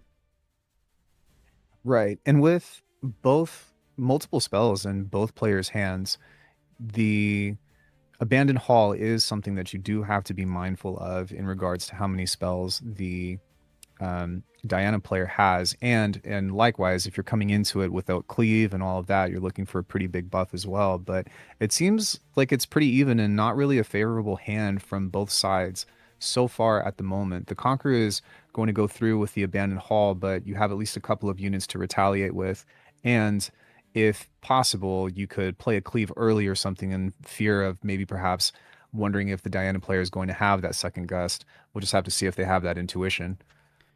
Yeah, we'll see, but he does also have a little bit of a safety net in terms of the flash, so just in case something like the cleave you mentioned does come down, a nice little protection with the flash just to keep that card advantage potential from the Nulari online. So throwing it back over to our Rek'Sai player, I'm expecting something like a Gus, if not a couple more than that, because you're rarely passing this early on with a full grip of runes at the ready. Eclipse online, the Stupefy online, the Gus we mentioned before online. The world is at Well, I her, was even at her, is available for her right now. So this is gonna be an interesting turn. Can Bulon really do too much about it? Is the question. he does have 2 Call of the Weeks, right? So that might force an interaction for the Diana player to either use a Gust on herself, which could be a big setback because that would essentially put her a turn behind, yeah? Or at least a point. I like that. Because to me, as you mentioned, that seems to be the straightforward line, right? Push and conquer. Honest Broker is probably the best card to go ahead and use the Call of the Week on. You get the benefit of getting the additional gold, and then you take down your opponent's only unit there. But I like what you brought to our attention, right? A nice little protection, Gus. And it's almost like, ooh, I like the bait here, right? He's saying, wait a second. Oh, if he uses a Gus now, he's not going to have Oh, anything to nice. save the Lunari. This is actually benefiting. Oh, instead going for the stacked deck, it seems. I really have to admire and almost feel, wow, what a great card to pull into. I'm just curious to see if he's gonna choose that hard bargain, because that would really save him and give him that extra safety net against that Call of the Week. Mm-hmm. I do think that he's still relatively short on units, so he might feel pressured to use or to grab a Tide Turner or that Raven Bloom. I do think that he actually has one more Tide Turner in his hand already, but man, I've just from my own chair, I'm like, grab the hard bargain. You're gonna need it. All right, keep in mind, he has about 6 runes to make use of, so hard bargain, unless you're repeating it with your 4 runes remaining, I guess there's a world, because you go for Call of the Week, you'll have 4 yourself, so technically you have enough runes to pay for the 4, and now you don't have enough. But what did he end up taking? I actually didn't see. He ended up taking the Raven Bloom, if I'm not Okay. mistaken. But unfortunately, with him gusting, well, that might actually be an okay play, because now he's only got 1 unit up, and he did not get the Conquer. So, and from my eyes, I don't think that Bulong is going to want to Call of the Week his only unit on the battlefield. But it is tricky. He's got plenty of runes to mess with and lots of choices. And I guess perhaps maybe he's just looking to try to drain the Diana player of those resources in order to make a more comfortable play. Mm-hmm. For sure. I mean, a straightforward play from Bulong's side. I feel like just dropping the Honest Broker one more time and then going for the play we mentioned before, Call of the Week. I think the only part of that he's so hesitant about is the hard bargain, right? If he goes for that, he's only going to have 2 energy remaining. But as I kind of think about that play even further, you can't repeat hard bargains, so maybe 2 energy is all you need. So pushing in the Warcam, he's saying that's 2 Gus already done with. There's no way you have a third one as early as your 3rd turn, so this Conquer should be all but guaranteed. And that it is. So first point online for our Rek'Sai player, and now benefiting from that Rek'Sai legend ability, the Call of the Week off the top. You don't even have to Oh my reveal. You have gosh. 2 more in hand. There's a whole lot of control-y options in terms of never letting Diana get any units established. Things are looking pretty good if we take that to account. I like Rek'Sai's position right now. It is interesting that he chose to play the Call of the Week right offhand. Well, I guess the what is that? The Honest Broker comes in ready, so it's not that big of a deal. But the order is a little strange to me. But he seems to have gotten to the same board that we were talking about from before, anyways. But 2 more Call of the Weeks in hand, you have to be feeling a sense of relief, knowing that if that Hui comes out, whatever, it's like you have the tools in order to just get rid of it. Right, as you mentioned before, lacking in terms of units right now. So these 1 units per turn is not going to be faring so well going forward. As we see a single Raven Bloom, you got a sacrificial recruit token waiting in the wings. Raven Bloom is an excellent unit to go ahead and take down, because we know how tall that unit can be, especially in light of this round 1, or rather game 1 abandoned hull. So a good amount of pressure options. So he looks to have a lot of combat tricks, but at the minimum, he has at least 2 units to keep on progressing the board state and continue the pressure, because he has a threatening 2 Conquer. I would imagine he's probably not going to play around another Gus, so can get up to 3. I'm wondering, does he elect to just go for 2? But I feel like since you have the free Conquer and you're getting rid of one of your recruits anyways, you double here, no? I think so. I was just thinking about that, but there's a very high chance that he's going to be successful at rounding out his points to at least 4 on the next turn. Because the Raven Bloom, I suppose, well, now that I think about it, the Diana player does have the Moonfall, right? So that could be something that could put him backwards into a different position. I wonder if it might be wiser just from the card knowledge that we have to continue building, and so that way you always have units to play on the next turn. But of course, since Bulong doesn't know that, he might be saying, "Hey, I'm just going to try to hit the gas and get those 2 battlefields."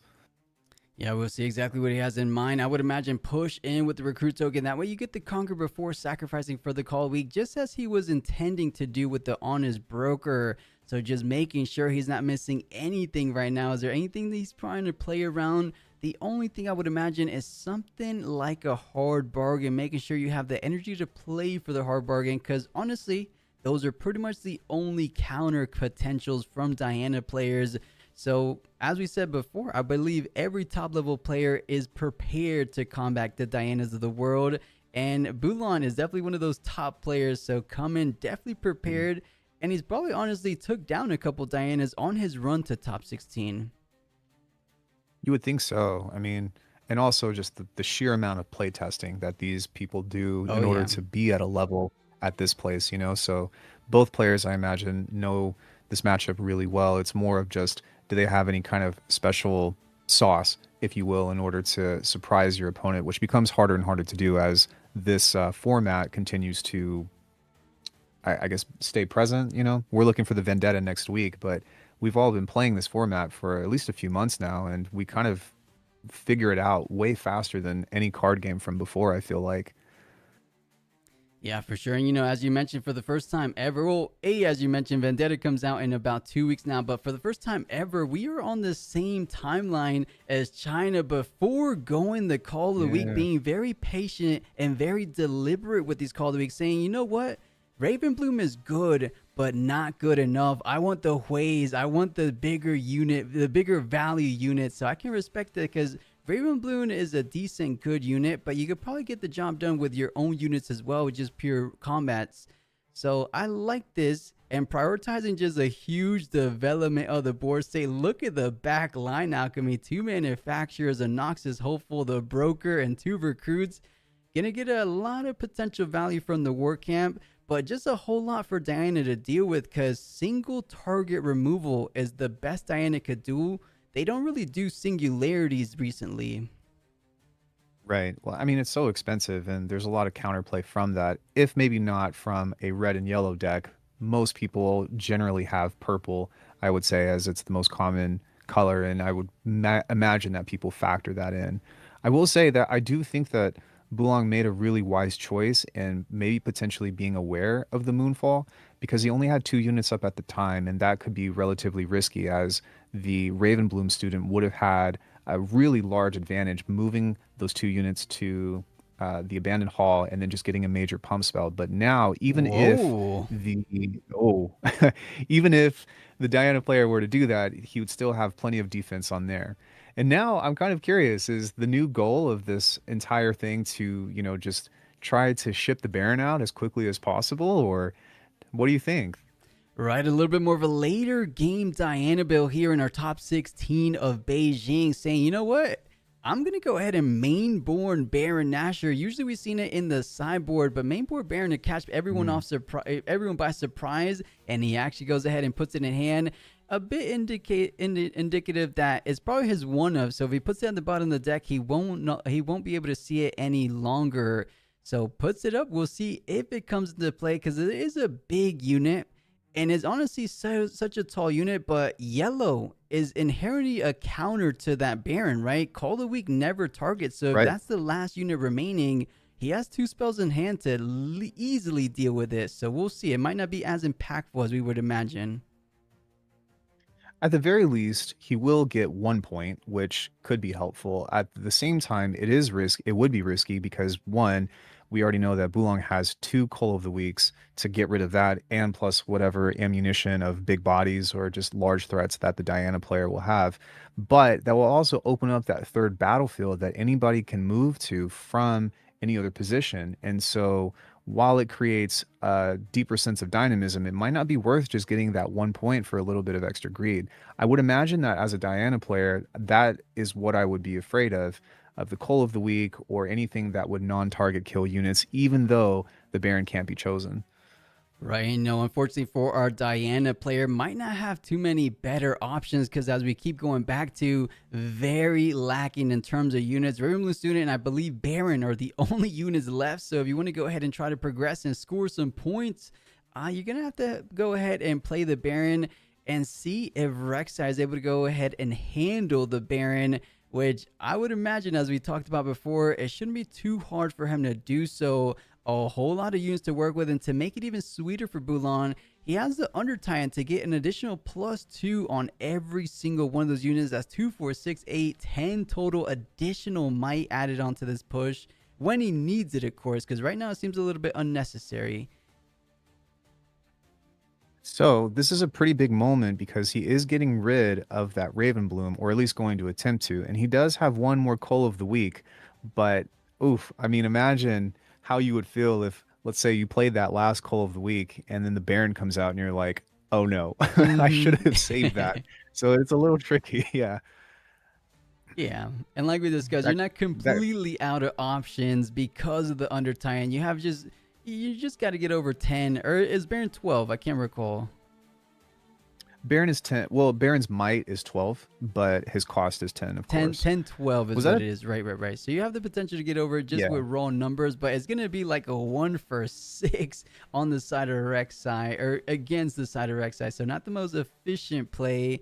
But here we go. What's interesting to me, Alchemy, shouldn't you conquer first and then call the week the conquered unit? Oh no, he wanted the gold, but I guess he wants to leave units on these battlefields rather than not. So I can respect this play too. Makes sense.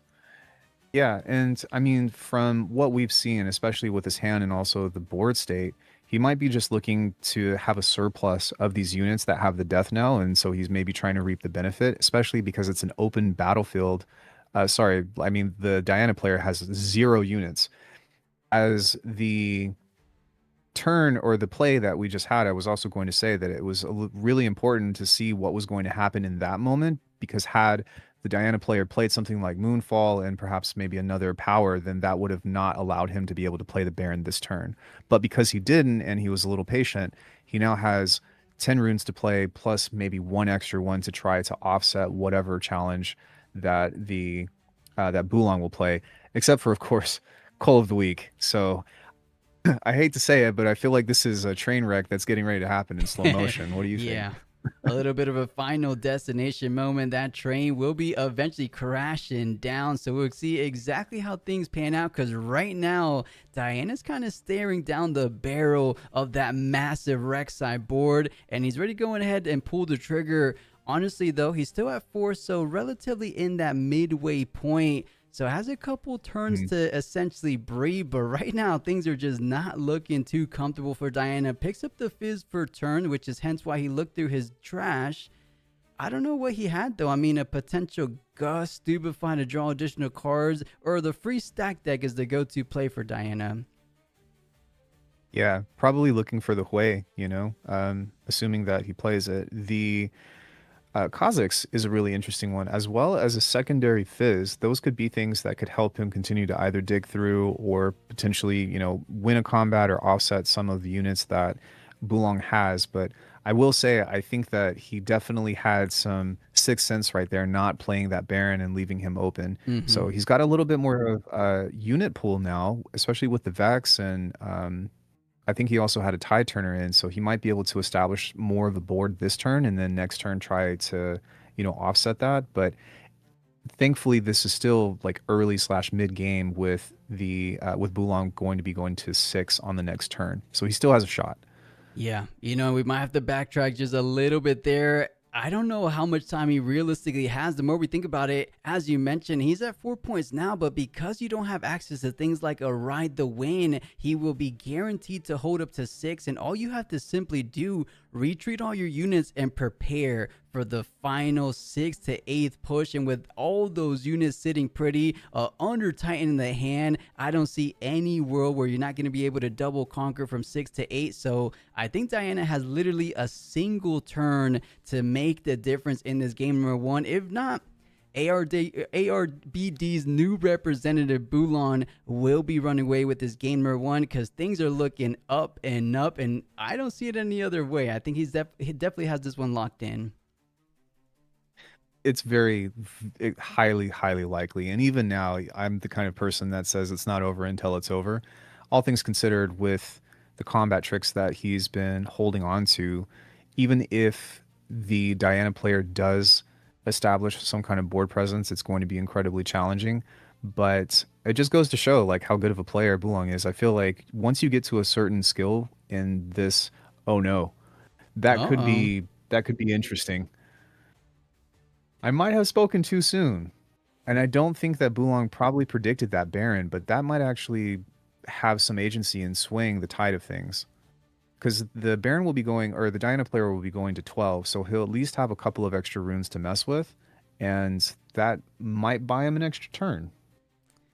We will see. You bring up a good point, because now Baron's going to force Bulan to go ahead and conquer not just 2 of the battlefields, but you're having to go ahead and conquer all 3 battlefields.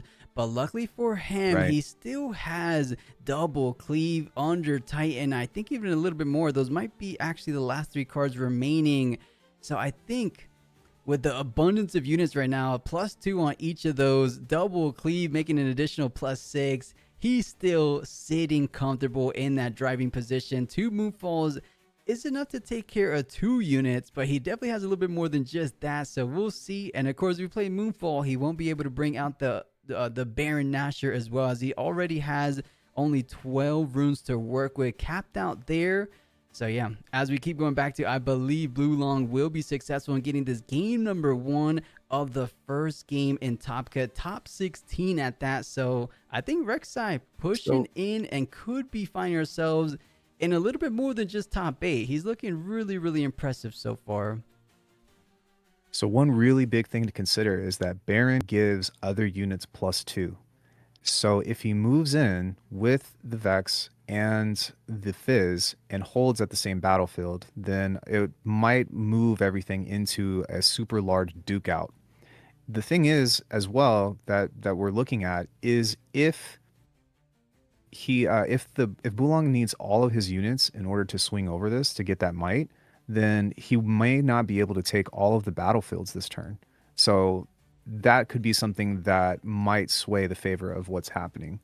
Definitely. And thank you, chat. Thank you, Sander. You brought up a good point that we should definitely take into consideration. I was thinking of the proactive Moonfall, but the defensive Moonfall during the showdown that he's forcing to push in with a handful of units to combat and get over the top of the Baron Nashor / Vex, getting brought down that whole battlefield by 2 thanks to the legend ability, proccing it 1 energy, and then Moonfall getting played for 3. So there is a bit of a window of opportunity. If he doesn't play around it, things are getting very interesting in this tail end, because I thought it was as good as over, and it still might be with the double cleave under Titan. But nonetheless, a Moonfall kind of definitely throws a good old wrench into things. So in your opinion, do you think that it would be best to try to just go all in and send it into trying to take the Baron and the Vex out? Or do you think that it would be better to try to just take both battlefields and hold on, since you'll be going to 7? Because it seems like a much safer way to avoid using all of your units into one risky position. Yeah, I like what you're saying, right? You're kind of just saying your opponent's not going to be drawing things like a Ride the Wind to go ahead and move that Baron Nashor. So first things first, pushes in the bird token to say, do you have anything? The answer looks like it's a no, as is a double Moonfall, of Flash, and an Eclipse left in the hand. So that's 6 to 7, getting up to the potential pseudo 8. You actually don't get, you're just going to get the draw. More importantly, oh, look at that. That's definitely a little bit of an untraditional unit, Shirkling in a Rek'Sai build, just having additional accelerated threats for this kind of games. Thankfully, the Diana player has a Vex on board, so it's not going to be able to come into deployment on this turn, even if it hits the field. But while we're kind of seeing what's going to happen on this round, the problem is that even if the Diana player does survive into another turn, they're going to have to figure out another way to get to the other battlefields, both actually, in order to maintain survivability within this match. Forgive me. And let's try to do a little bit of quick math here. If we take out something like the Vex first with a single unit, because you want to be very careful and not go ahead and overextend and commit more units than you need to. If you want to, let's pretend he has the full intention of closing out the game here. Baron's defending for 10, Vex is defending for 6, so 16 total might. If you push in your Noxus Hopeful, that's 6-6 from the to go against the Vex. Granted, there could be an Eclipse waiting for him. As we say that though, one eclipse means no moonfall, so you kind of take that trade any day. But so Noxus for Vex, and then double cleave on something like the Rek'Sai, who has an assault, who normally swings for 4, has the 6. Cleave brings it up to 9, and one additional cleave gets right over Baron. Actually, it's 12, right? I think I'm one off there. Yeah. Or it's 12 to 12. It might. Yeah, it may not make a difference. It might actually make a big difference. So it would be 18 versus all of the. I'm gonna have to squint really hard, so I'm just gonna let the really good people at math do the math for me. But it definitely is one of those things that is could sway. But now, because he's sending in one unit at a time, it looks like Bulong forgot about that +2, and the Fizz was able to survive, which is a really big deal. Yeah, forget about the Baron Nashor, but fool me once, shame on me, but fool me twice. You're not going to get me lacking one more time. So pushes in with the bigger unit here, 6-5. But does he want to go ahead and spend the last 2 to 3 remaining runes to see what he could get done? Because right now, if he spends some runes and Diana's the only thing left standing, there's not a single energy play outside of Stupefy that's really going to be any sort of impact. And you should have enough might with the backup power coming in from a double cleave to clean things up and triple conquer on this very turn. So a very significant turn, a game deciding turn. What can Diana do to hang on for this game 1 life of hers? Because Rek'Sai's starting to close things out right here in this very moment. If I'm not mistaken, the Diana can still play a Moonfall, right? Because of her legend? Yeah, absolutely. So, I mean, really, at this point, I'm just personally thinking I've got 18 might within the Baron Pit. I'm going to do everything that I can, to just say, nope, you're not taking it. But here it comes. This is going to be big. It definitely is, I but do it's going agree to with be eating chat. that big old Moonfall, the most valuable Moonfall we've seen in quite some time. A reduction of total 8 might across the board.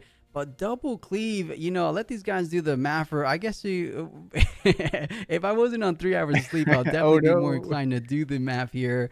But okay, I'll get off my chair here. So 4, 6, plus the 3 up to 9, plus the 4 up to 13, plus the 5 up to 6. Plus the 5 up to, did I say 13 before the 5? I think 18 total might push in plus currently, the assault, right? pre-Moonfall. Yeah. Either way, -2 to all that. So huge play. I don't know if this is still going to be enough in order to secure the win, but it is definitely a huge flex of saying I'm not going down that easily, and we'll still be able to remove the Vex off of the field. Uh-oh, and he's wiping the sweat off his forehead saying, wait a minute, did I just fall victim to the biggest Moonfall of the weekend? Had a total of 19. Thank you, Chad. I was off by 1, down to just 11 total might, which isn't even sufficient enough to take care of the Baron himself. And those were all your units, Alchemy. Man, this is such a dangerous position. He has the cleaves, though, no? Yeah, he still has the cleaves, and he still has a few runes up, but even still, that's a tricky position to be in. I mean, thankfully, he still has units on board, even though they're not active at the moment, and other cards to play. And the pressure is really going to be on the Diana in order to figure out what on earth they're going to be able to do to conquer both battlefields to make this evened up. But even still, I would be scratching my head and maybe even face palming in the sense of the Bulong knowing that he had that call of the week for the Baron, playing that last turn, and then forgetting about the might increase, which seems to be just as common as people forgetting the arena's greatest for getting that increase. I do agree with chat though. They should probably have dice on all of their other units in order to make the game state a little bit more clear. Definitely. So just remove the dice because under time up to Moonfall -2. So just the net base is all you have to take into the equation here. But chat, I think guys are forgetting about the Baron Nashor buff. Baron is at 12 might, Vex traditionally at 4, which would be up to 16 plus the 2. So Diana currently defending for 18 collective might. If you're double cleaving, you get up to 17. So right short of a single might from getting the Conqueror. Is he still feeling a-okay? Because you actually have 2 units in both of these battlefields, and all you have to do is hold one of them. So you're asking a whole lot for Diana to do. Flash does one of these battlefields. You flash back to base, conquer the other. But if you don't have Ride the Wind, I think you might still be winning this game. And even still, he's not going to be able to go to 8, right? So because he'll go to 5. And then even if he somehow manages to get to the other 2 battlefields, he'll go to 7 to where Bulong will just overwhelm him with, the other subsequent units. And forgive me, when I was talking about the additions, I meant on the Diana side because the Fizz and the Vex did not have the counters on them to represent their might increase. Right. I know exactly what you mean. So a little bit of false representation, but of course not intentional. I feel like everyone should ideally know Baron Nashor comes down. That's a +2 across the board on your side of things. But a lonely Vex and a Dream. Can Diana go ahead and try to make her way in this game or make it out of this game alive? Because still 3 units in the back line.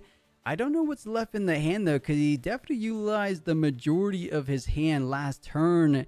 He's kind of hiding it there. I don't think anything too impactful. I'm seeing a Vi Peacekeeper perhaps.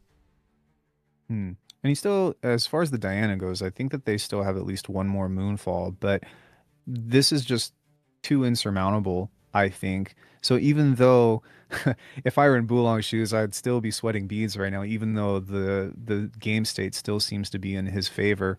But I'm really hoping that he's going to take some notes for this. Not saying that he made mistakes, but just in the means of how this game played out about when to use those Call of the Weeks and when to assert that now, knowing that he has a Baron, or knowing that surprisingly we hadn't seen Away this entire match. Right. But you could, it's pretty safe to assume that he's playing at least a couple. Absolutely. Right here, he does have the means of getting rid of both these units on the battlefield. Flash to bring back the Vex and then swing in onto either of these battlefields, and then Moonfall to rendezvous the other unit into you with the -2 reduction. So having to say, okay, I have to deal with the current threat so I don't lose immediately. But what is the plan following that? Because you still have to deal with the Under Titan and 2 other units after the fact, and I don't think an Eclipse and Stupefy will be enough to do so, but does commit the Moonfall. And okay, I like this because now you don't even have to go to actually you were never going to 2 battlefields there. I'm getting confused with Ride the Wind. So does save it for just 1 single turn, but I think the Vi Peacemaker is like the final nail in the coffin. Vi swings in for 5 on his broker for 2, and then you just double conquer the other units without any other combat tricks. I think it's still GG. A little bit of a workaround. I'm hearing chat that Rek'Sai had it locked in, but a little math wasn't mathing last turn. We could talk about it during the break because I thought everything was clean so far. So the Vi isn't going to be able to come in because the Vex is at the battlefield, right? True, So it is done. You're absolutely right. It's still dicey. However, if Bulong comes in and tries to swing at the Vex with everything that they have, they're also not going to be able to win because you have to take all 3 battlefields this turn. So you've got 3 units, and in order for you to seal this deal, you have to have 1 unit swing over this Vex, then you have to have the other 2 units hopefully be able to conquer the other 2 remaining battlefields. But I'm really surprised at this moment And maybe it's just a patience thing because he does have access to at least one more draw. And I would most likely be praying that I can get access to another pump spell or another moonfall in order to mitigate whatever damage I'm expecting to take from this. Right, as you bring that to our attention, he also has access on the Rek'Sai side to a little bit more card draw as well in terms of the Rek'Sai legend ability, but saying let's go for the challenge head on. I had the opportunity to simply conquer and then see what's off the top of my deck with the Rek'Sai ability, but you know what? Why wait? Let's just go ahead and take the harder route Vex. I don't care if I top deck something like a Falling Star from the top of the deck of Rek'Sai. I want to do with the Undertime Noxus Hopeful, so do your worst. What combat tricks do you have? Starting off with the Stupefy, so does swing in for 9, now down to 8. Keep in mind, all this is on Abandoned Hall, so Stupefy will be adding an additional 1. So spreading the distance, but for now, Rek'Sai still winning the combat. This is huge. I think that was a star-crossed. Ooh. Ooh. What do you think? Do you fire that off or... Oh, man. Yeah, you might have any other options besides the Eclipse, as we're seeing here, which does sway the tide of the showdown in Diana's favor. An additional +1 as well, so Vex will be holding on, which begs the question, why didn't we see additional cards before committing to such an ambitious play? I mean, he could have top deck, or not top deck, but you know what I mean, looked at the top 2, maybe hit an Under Titan, a Void Rush, look even further on, as I keep going back to a bit of a Falling Star, unless he only has a single Falling Star, and that one's already in the bottom of the deck. I don't know, questionable plays here from Bulan, but who am I to question a previous regional champion? I can't say he did math wrong. I can't say he's doing wrong lines, because honestly, he has a good method to his madness. So it could just be misunderstanding exactly his true intentions here. Well, I'm trying to think, and it could be possible in Bulong's hand that he might have access to another unit that's accelerated, which I think he does, the Shark, right? So he might feel comfortable in just getting rid of the battlefield and making a clear game state and then safely securing the win based off of what's happening. But you have to get rid of the Vex first in order to be able to clear that up, right? Because otherwise the unit will come in stunned. Right. All right, he is successful getting the Vex off the board, but now doesn't have additional units to go ahead and, unless he top decks an accelerated unit, we saw the Sharkling off the top, Sharkling. Even if he runs in, the Falling Star actually was at the top of the deck, so Rek'Sai could have picked that up, and an Under Titan and a Void Rush, literally all the cards we mentioned before. He magically hit off the top 2 additional energy to play the Void Rush for effectively free, and that he does while he still has to pay the power. So floats it for now, looks at more cards, Inferno, and no Accelerate, no Cigar, so can't close things out right here, but still pretty guaranteed and in a very good position to still win game 1. Does he not have the Shark in hand? It was the Rek'Sai ability. Oh, wow. Oh, no. So it looks like he's still going to get one more turn. That's crazy. What a game. What a game. And chat, you're right. He conquered again at 7. That's an additional draw. That ruling isn't once per turn. But stacking up these battlefields and putting him at a ride the win, but with no units to be found, that is GG. Bulan finding the path to victory. A bit of a workaround, because honestly, Alchemy, I thought that game was as good as over 3 turns ago, but either way, equates to the exact same result. Rek'Sai going 1 game up in this top 16. I still think it was a great match either way, and that's one of the cool things about it is, like, the favor of everything of the hill that Diana had to climb was getting steeper and steeper, got to the Baron and said, oh, wait, this might have some really good counterplay. To be honest with you, I was a little bit on edge just because that Call of the Week was played on, I can't remember, I think on the Ravenbloom student, if I'm not mistaken. And I was like, oh no, that could be GG's there. And so really the game was so back and forth, and that's really the best kind of Riftbound I could expect and hope to see. Yeah, that's such a well said statement, right? It was so back and forth, and it had us at the edge of our seats. I'm like, wait a second, the Rek'Sai just throw is Diana the final little window of opportunity? But no, Rek'Sai had it all under control, giving a little bit of giving us something to think about. But chat, since we have a little bit of time here, who wants to break down what you guys are saying, or maybe I was misreading? Was that combat or that sequence in that showdown there correct? Because like I said before, I'm gonna trust the math being done by a previous regional champion. I don't know.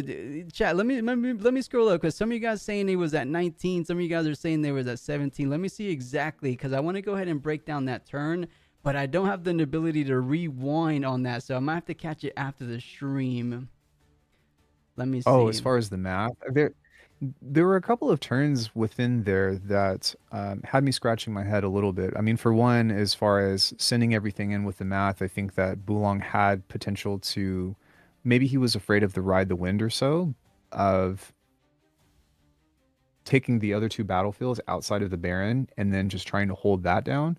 And then on the following turn, when the Vex was standing alone at the abandoned hall, as you said, he could have taken one battlefield, revealed the two cards, potentially found some more ammunition, and then taken the other battlefield if he had a good hand and secured the win on that turn. So I'm kind of curious as to maybe what he was concerned about, or what Diana could have had in order to sway that in a different direction outside of maybe the Moonfall. Definitely. Are you saying that last turn there where we were discussing, because we saw when he drew one for turn, he drew the Falling Star, right? So we were talking about that last turn where he could have just conquered one of those battlefields. Look at the top two from Rek'Sai.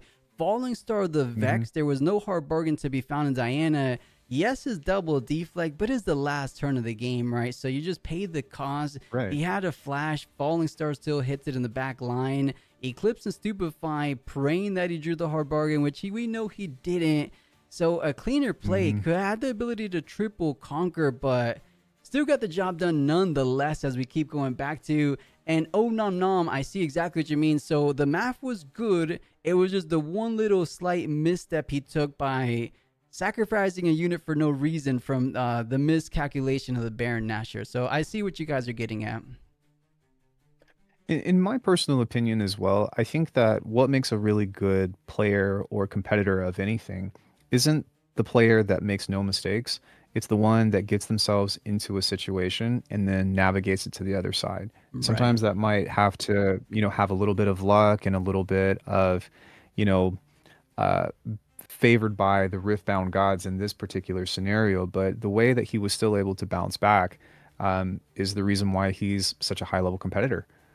Definitely, and just one more game away from locking in a top 8 position. I can't recall if I've seen him in a national tournament before, but he does have his qualification to the Western Regional Championships, as well as he did participate out in Sydney, if you guys didn't hear me say it before. So trying to go ahead and lock it in for the Chinese region, for the Western region. We're probably not going to see the last of Bulong here, as he seemingly some of the more one of the more competitive players out from the Chinese players, which is always fun to see, because at least from here, it's hard to know and identify who are like the top competitors. I think he's definitely one of the breakout / standout stars out there, so always cool to keep track. And Sanders saying how it ended, final of the mega skirmish.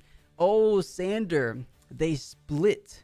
So there was no true ending. It was the most anticlimactic. I stayed up for 19 hours. I stayed up for 19. Well, granted, it was 8 hours of Beijing and then 12 plus hours of the 5K. And they split the final. So we didn't get the nice little, the nightcap, if you will, the nice little ender. So we got the semifinals, but no finals. So I got to bed 1 hour earlier, which I guess I couldn't truly complain about that. And on that note, if you didn't hear what Plus just said, he's been awake for a very long time, making sure to provide entertainment to you all. Please do him a favor, do us a favor, hit the like button, subscribe to the channel. Thank you. Help him grow, because, I mean, you are a machine. I don't even stream that long, and I have my own channel where I do stuff, and after about 4 hours, my brain is pretty fried. No, I'm right there with you. I have no idea how I'm hanging in here. I mean, this is the one run I'm doing for the Cavs. Outside of this, guys, I'm going to be sticking to the back end, just pulling up the cards. As you notice, for anyone that's just tuning in, I'm not able to put up the cards as I'm casting, but once I'm in the back end, for any newer players, I'll go ahead and throw up the cards like I've been doing for the previous rounds. But Alchemy, if you're ready, it looks like game number 2. Sideboards have been done. Let's see, can Diana kind of bring us to that game number 3? Or is Rek'Sai too much of a formidable foe for Diana to kind of break through? It looks like Candlelight Sanctum and Targon's Peak will be these game 2 battlefields this time. The spirit in me says, I want to see game 3.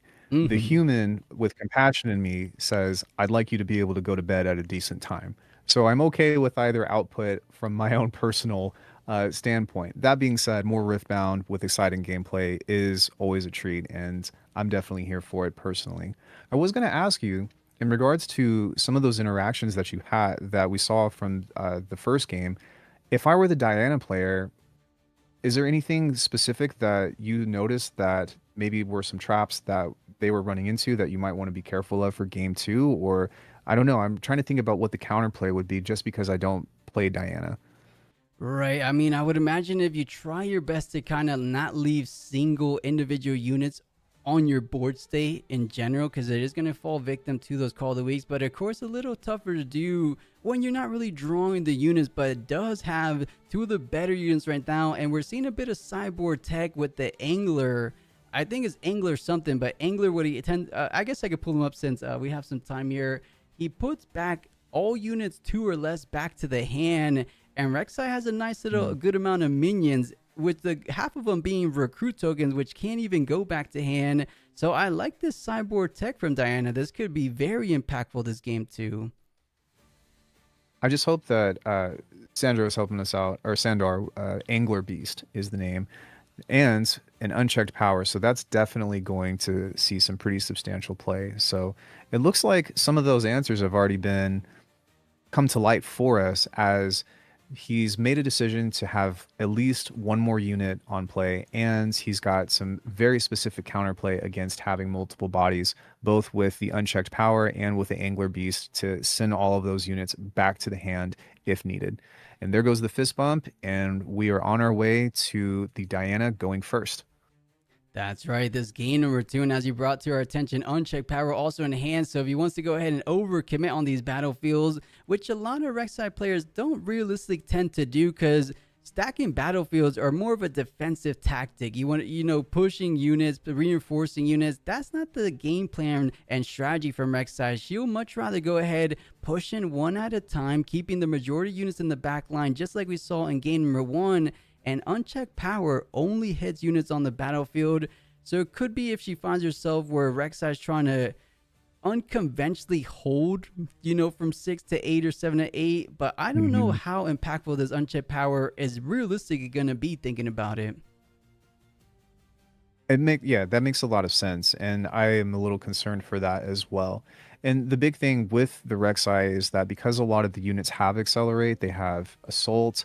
You saw that Bulong was playing multiple cleaves. He's going to want to score points by controlling the battlefield, overtaking the battlefield and saying, okay, I've got these small units. I can let them die next turn and have enough ammunition to just keep putting bodies out. The one major concern with that strategy, of course, is the Vex, but that's not a concern right now just because it's not on the field. Right, we'll see if it does come into a little bit more of a concern later on. Something I do want to point out, which kind of just caught my eye, Bulong went completely undefeated in Swiss and just intentionally drew the last 2 rounds. So on a complete tear, hasn't tasted the taste of defeat this whole tournament long. Is it going to be at the hands of Diana? Of course, a Diana player wants that to be true, but brings out the chosen champion. But back it goes, and man, Bulong is a magnet for these Call of the Weeks. Oh my goodness. What are the odds to pull 2 Call of the Weeks, 2 games in a row? I mean, actually, I suppose I can't be surprised, considering the fact that those are some of the most influential cards in swaying the tide of battle just because they don't choose. And so I'm hoping that part of what he's been able to, you said that he's gone undefeated, and I'm imagining that he's just been seeing all the cards and all of the choices that he needs to play, along with just knowing the deck really well, as well as the matchups. But man, 2 Call of the Weeks back to back is pretty insane. Definitely. The other one's just right around the corner as well, having access to dig even deeper thanks to the Rek'Sai Legend ability, which you might be seeing here.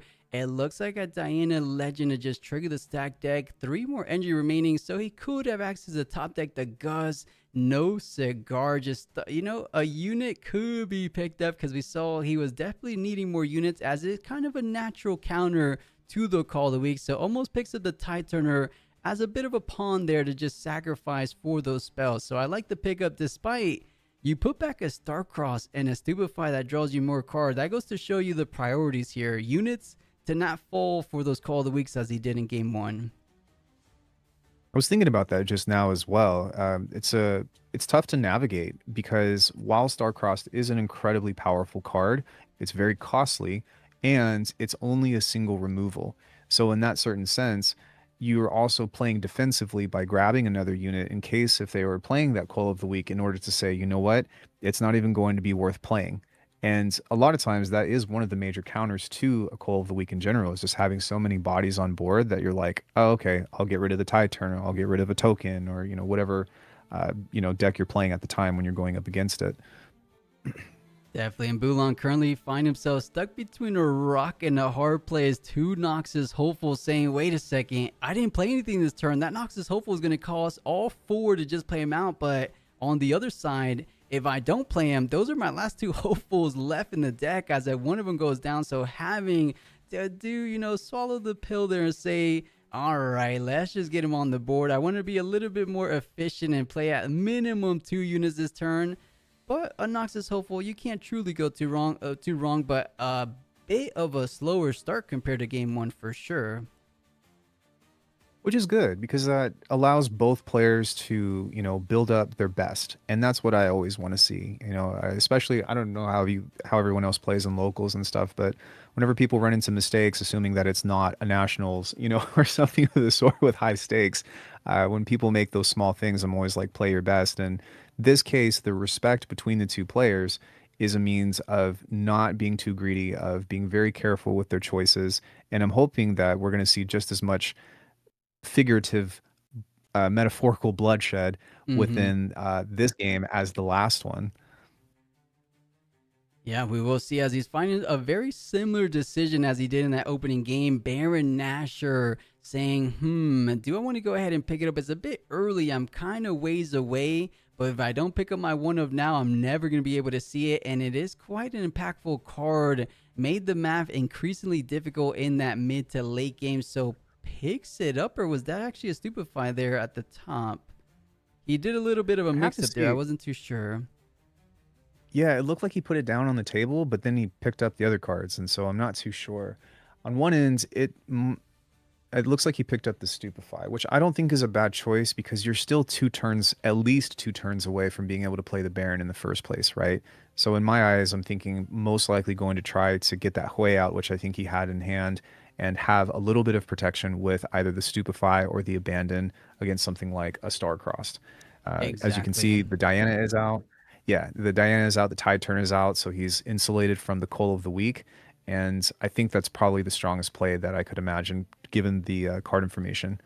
For sure, and the biggest difference here in game 2 compared to that game number 1 is he actually has the Hui, which he's kind of being a bit hesitant to play out, saying, wait a second, that's my entire turn. Am I sure this is going to be the best turn I can do? I think it is. He's just saying, is there any out? Actually, I think the contemplation there was whether you want to play it on the battlefield or not. You don't get the Targon's Peak, or did he conquer Tide Turner? I might miss seeing. I thought it was a hold, but if he did conquer, he will be getting back to 2 energy. And okay, it was a hold. I'm pretty sure it was a hold, yeah. Because there was nothing to offset the Tide Turner from when he first conquered. But I don't know, maybe on my end, it's some mind games, where you put a card out, you act like you're going to play it, and then you pull it back, and then you put it out, and you're just leaving your opponent on edge, guessing what's going on.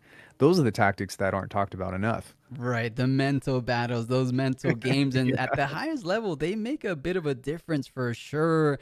So much so that these players kind of not try to read too much into it, because you never know if your opponent's kind of leading you into a certain kind of thought or play pattern.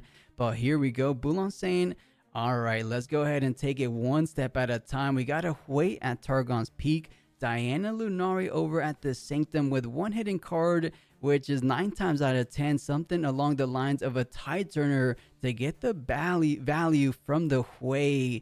So very, very tricky position to Rek'Sai, having to kind of figure her way through. Honestly, I feel like from the very start of this game, Rek'Sai has had her back against the wall and no real light at the end of the tunnel, because the hand not too, I mean, okay-ish, but not against the current board of Diana.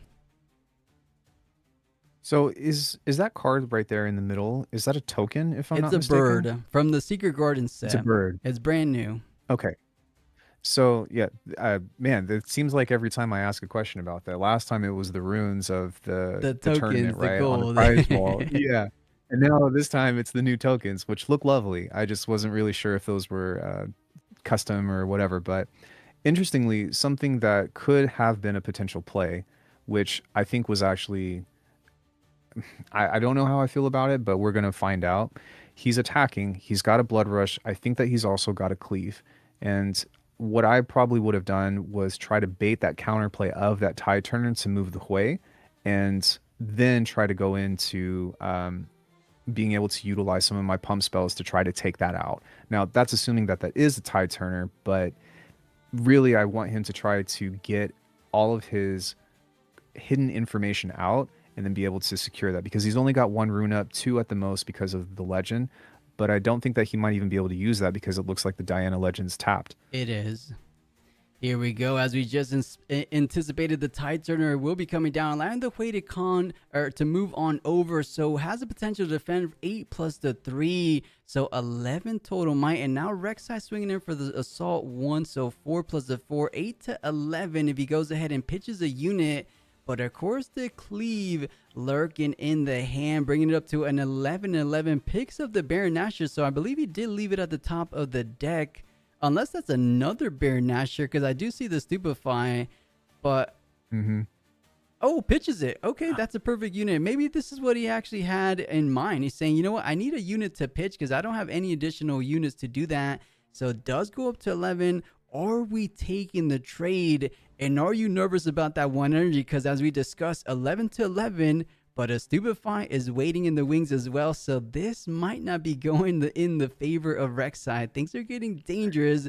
But as I say that, I do see a blood rush. So back and forth, back and forth. This is what Riftbound is about. So much things can go down in a single showdown, and it's thrilling sometimes. And that's what I noticed, and we also just rather confirmed that he's also got a cleave. So I think that Bulong is in a pretty decent spot. The Stupefy might get him an extra draw, but I'm probably guessing that he's going to save it, knowing that he's about to lose this interaction. Does invest the cleave, as we were mentioning before, so bringing things up to 11-11, forcing that final energy to come out. But it looks like he does have a backup plan, saying, you know what, even a simple Stupefy won't be enough, and we took down the biggest higher value units. Some people might call it the meat and potatoes of the Diana deck. These are the good units, right? The best units in the deck. Hui and Lunari, out they go. Stupefy, you would hope it's enough, but I think Bulong might have found a way to get himself back in this game, or repeated blood rush. So Rek'Sai guaranteed to survive, I believe. How much total might would he have? 4, 3, 7 plus the 4. So I still think he dies, interesting enough. Yeah, I think that he's going to be able to at least take that one out, which is what my choice would be, right? For the sheer fact of the benefits that Rek'Sai has to offer. But it was a costly turn. It's not the end of the world, because you still have the Tide Turners in play, and you're going to score likely to 4 as Bulong is now tapped out. So you do have a little bit of potential to continue to develop. The game's not over by any means. But I guess from Bulong's standpoint, you really had to... Oh, I guess he chose to take out the... Yeah, you really have to start making some moves to try to get some points back up and still remain a threat to the Diana player. And I misspoke. It looks like it was enough. You guys know I am not doing the quick maths here on this 3 to 4 hours of sleep I got. But it looks like he was It's purposely pumping up the Rek'Sai to get out of the range to survive and get the guaranteed conquer there. Does trigger the Rek'Sai legend ability under Titan off the top. You love to see it. There's no better feeling as a Rek'Sai player than seeing that lovely, lovely under Titan, granting you 2 additional energy where normally you would be tapped out. Now has access to go ahead and play. I was going to say call of the week, but I think a unit is probably a little bit better here to not spend it on a simple tide turner. So Honest Broker does get developed out even better. Nox is hopeful at that. And I think we might have hit a stabilization point for Rek'Sai. We were wondering, what can they go ahead and do? We got our answer on this turn. Yeah, and now I'm kind of curious because the Diana player is left but with nothing but a single tide turner, which can easily be Call of the Week. So I'm guessing that the Diana is probably going to be fishing for some draws, just trying to utilize whatever they can because they don't have a lot of options. It does look like there's a Raven Bloom, so that's some kind of board presence, but it's still not going to be nearly enough in order to reclaim. I guess for now, something that I'm thinking about is, do I want to sacrifice my Tide Turner to get an extra 2 runes back up and to just maintain at least a little bit, a hint of a lead, even though I know that it's most likely going to be taken out by the Noxus? And he says, yeah, I'm going to take it. Yeah, might as well keep putting some points on the board, getting the slight point temporary tempo advantage. We say temporary, as you point out, the Noxus Elf was just waiting to take it down, but of course you do have some combat tricks to kind of combat that Noxus coming in. We do see the Eclipse in there and has some potential counters if he wants to go ahead and work around that Eclipse as well. 2 abandons, but at this point, approaching this end game here, I say end game as it's kind of midpoint, but in terms of runes, these guys are getting a little bit up there. You have enough runes to pay, you know, the card again if it does come down to get abandoned / hard bargain. But let's see, I believe he's saying a bit what you were mentioning before, getting some units online. The Raven Bloom might just get curved out here. Is that a Kha'Zix in the middle? I can't quite make out. Do you see it? It is a Kha'Zix, and that could be the silver lining for this game, as I'm pretty sure that with the board state, I wouldn't be surprised if at least one Call of the Week would be coming out in order to potentially remove the Tide Turner and get an easy evening out of the points. However, if he does play that, he will be able to retaliate with the Kha'Zix. I wanted to take a quick second before I said anything else and make sure that he had enough runes before I misspoke. So he does have that available if he does choose to try to kill a unit. Yeah, right now during the showdown has enough runes for a Kha'Zix plus an Eclipse play, which honestly is a huge type of play to do. But retreats the Rek'Sai for now, does get the even point, wants to go ahead and go and conquer up to 5. The Undertime game deployed out just to go up to 6 for the Noxus hopeful.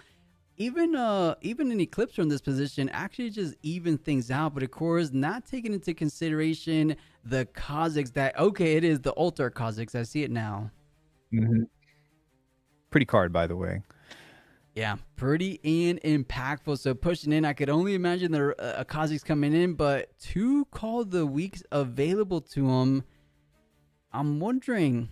Okay, Eclipse with the legend ability as discussed, so I believe it's 2-2 currently. A Stupefy could change things up, but even trade isn't the worst if we think about the Call of the Week still remaining, because taking the Raven Bloom is not bad, and then Kha'Zix can't technically get ambushed onto any board you don't control, so having to force it to be played out on the back line or the base doesn't feel too ideal, so a bit of a tough decision. I think he has to take the trade because he actually doesn't have any additional combat tricks in her hand. True, and with the Abandon in hand as well, he might be able to not necessarily, I guess I would rather say that he would be able to postpone the Call of the Week at least one time. So he's got plenty of options to work with as far as the Diana player goes, but I think that Bulong is being very careful and patient as to not exert all of his resources, as last turn, even though that was a really cool showdown, he doesn't have anything left at the moment that's going to be really impactful other than getting rid of a couple of bodies, to which he's going to also have to sacrifice his own. Now, this is also interesting that he decided to play the Kha'Zix because Yeah, I guess in that sense, he was able to let the Kazakhs live, and that would be something that I would be worried about, because even though he's defending alone, it was still 6-6, right? Or was that mitigated from the eclipse? Yeah, Eclipse minus it was 2-2 before the Kazakhs, right? So 2-2 from the Tide Turner slash the Noxus Hopeful went up to 6 from the Under Titan -4 down to 2, and prepping Yeah. a call of the week turn 1 turn from now. So bring out the Noxus Hopeful, or not the Noxus Hopeful, the Honest Broker to have it something to go ahead and sacrifice, because Kazakhs is good, does cheat out a point in terms of a remaining control of that battlefield, so you're able to hold and now conquer up to 5. Diana looking good. But honestly, Rek'Sai isn't too far behind. So still coming down to the very end. Decently good units in theory, but honestly in this position, not too impactful as there's not a lot of minions in that back line right now. Your Angler Beast is pretty much a dead card. The same could be said about Unchecked Power. And Abandon's okay, but with enough rooms to go ahead and make use of these spells more than once, that's virtually 3 unimpactful cards for Diana. So despite being slightly ahead, she doesn't have too much more additional fuel for the fire to close out the game. I do think that the Angler Beast was very, very important. As one, it gives you a +1 on a unit. And even though it only bounced out a single one, it's enough to really change and turn out the power consumption that's available. Because he's going to have to now spend another at least 2 in order to play something, plus the call of the week that's getting ready to come out, and that's wanting to try to tax as many resources on your opponent as possible, right? Because he's not going to kill his Rek'Sai or his Under Titan. Yeah, you honestly just pick the best card to have a sacrificial unit. It's going to be the manufacturer, right? You get a nice little recruit token to go ahead and sack all the call of the week, because 2 call of the weeks will be taking that back line down to just a single, I would imagine, Kazakhs left on the board, and 1 Kazakhs is enough to double conquer unless a fortuitous top deck ride the win to save the day. Could be in the near future, as we haven't seen a single ride the win as of yet, but maybe 2 can play at a little bit of a lucky streak here. Rek'Sai ability allowing you to see 2 cards deeper. Is it going to be something like a Falling Star, take care of the Raven Blue student before, and then double call the week sack? Actually, I might be getting ahead of myself. You might not have enough energy to do all that, which I was talking about. To Still to play though, can play the I think it's called Void Rush, I believe, right? Which, by the way, this battlefield is insane in a Rek'Sai deck, because you get the reveal 2 from the Conquer, and then you get to reveal another 2 to see if you get a card that you want to play, of course, provided that you have the cost. But he was literally able to get through 4 cards of his deck just from conquering. And if he conquers again, he's going to be able to see another 2. But could you imagine just 6 cards, right, on a single turn being able to view if he's able to take this battlefield, which it's looking like he's going to be able to do. Right, truly impressive. And as we were kind of discussing, Falling Star would be huge in this scenario. I was saying for some reason target the Raven Blue, but there goes me being a little bit of a tired. You want to go ahead and double up on the Kazis, just go ahead and take it down, and then call the week and clean things up. Manufacture costs 3, and you're actually only going to be able to play out 1 call of the week, interesting enough. So it does play Falling Star, but isn't able to do a complete board wipe. But at the best you can do is leave just a single unit behind. And you don't have the option in your choice. So if I'm Diana player, what unit are you leaving behind, Alchemy? I was just thinking about that, and it's really going to depend on what the Falling Star choice is going to be, because he's only going to be able to take out a single unit, right? I think the Angler, if I'm not mistaken, is at least 5. The Kazakhs is at 4, and of course the Raven Bloom is at 2. I don't think that the Raven Bloom is going to be as impactful, because I don't think that there are just that many spells to try to play in that turn, nor would you want to play your entire hand for a single might boost. So I'm thinking that you would most likely, at this point, if he plays the Cole, I think the easier choice is to just keep the Kazakhs. That's such an interesting decision, right? Because in my opinion, Kazakhs is a bit more impactful than the Anglerfish. Maybe saying, you know what, I'm a little bit scared that you have something like a Starcross bounce it back and utilize the ability one more time. Because honestly, I thought Kazakhs, even just on paper, 6 might versus 5 might, and that 6 might stays for the turn. I don't know. I mean, of course, this guy is in top 16. So he definitely has some intentions behind these plays. So Conquer's up to 6, tying things up. A call of the week is what we're expecting so far, sacrificing the recruit. But then that just leaves behind the Kazakhs, which I thought should have been the falling star target, which would just leave behind. Oh, he's actually sacrificing. Wait a minute. Okay, I might have missed all the runes. I thought he was 1 rune shy from playing Manufacturer and double Call of the Week. So, of course, this was the perfect turn you could have done. For some reason, I thought he was 1 rune shy from it. I was under the same impression. So when that second one came out, I was like, what? But yeah, interesting. This might actually just be GG, though, because you're going to have to play out a card. You're going to have to hope that you are going to pick up a Ride the Wind or something. And it doesn't look like he's even got any units in hand. And this is, yeah, that's it. Yeah, that's going to be all she wrote. That unchecked power. A brutal dead card for the entirety of this game number 2. But, you know, beautiful execution from Bulong's side. There was one turn there when he took down the Hui, when he took down the Diana Lunari, the entire texture of the game completely changed from there on out. And you could tell where the experience is. You could tell the caliber of player he's kind of he's working with as with this deck. So I like what he's doing, and I'm hoping to see a little bit more in the remaining of the top 8, because he didn't hold and he doesn't have any actual accelerator units. So there's still one more turn, but with the hand from Diana, you need a unit, you need to ride the win, you need a little bit too much things. I don't think she's going to be able to pick that up next turn.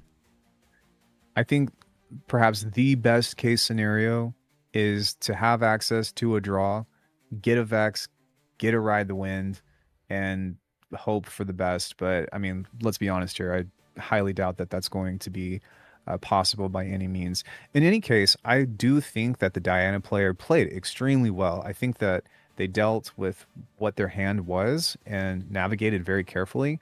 This game in particular, though, I do think that Bulong just found his rhythm and was like, okay, I made some mistakes last game. This time I have a better feel for what to do and how to navigate, and he executed very well as a Rek'Sai player.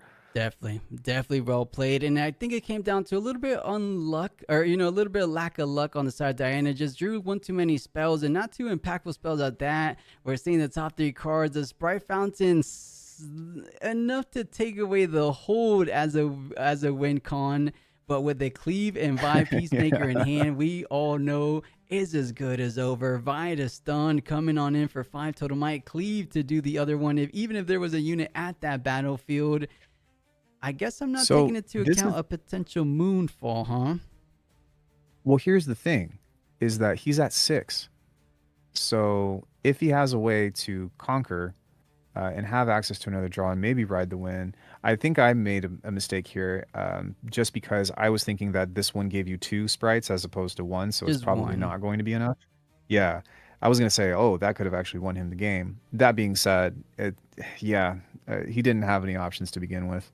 Right, you're the one you think about Sprite Burst, which a lot of Diana don't run, but in this situation it might be pretty good. Obviously, it would have been incredible to close out this game, but Moonfall saying no double conquer potential in your future. Keep in mind, we saw one Sharkling in the deck. If he goes ahead and conquers the battlefield, hits the Sharkling off the top, that's going to be more than enough to go ahead and get the dub here in game number 2.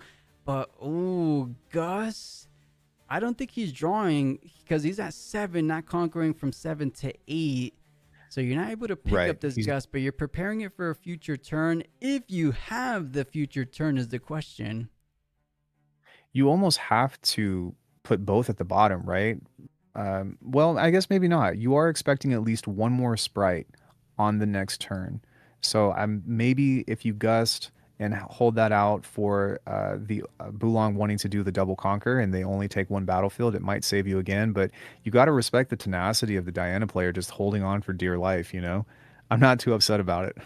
Yeah, not upset one bit. This has been an awesome match to start things off in our top 16. Pass it back over to the Rek'Sai. Can they close things out? Because we know what's left in the hand. Doesn't have too much of interaction. Doesn't have, okay, going for the cleave just in case they did have the Gus. But we know it's just a flash. You don't really make too much use of a temporary unit to do that. So everything resides on the Rek'Sai Legend ability. Can they get an accelerated unit? We saw the Shirkling, but not too much outside of that. You know, no additional red Rek'Sai champions, no Kaiser survivors, no Dravens. Is Sharkling the Right. only out here to close things out? Is a big question Bulong is about to answer as we reveal the next two cards. Here we go, Alchemy. Can he hit?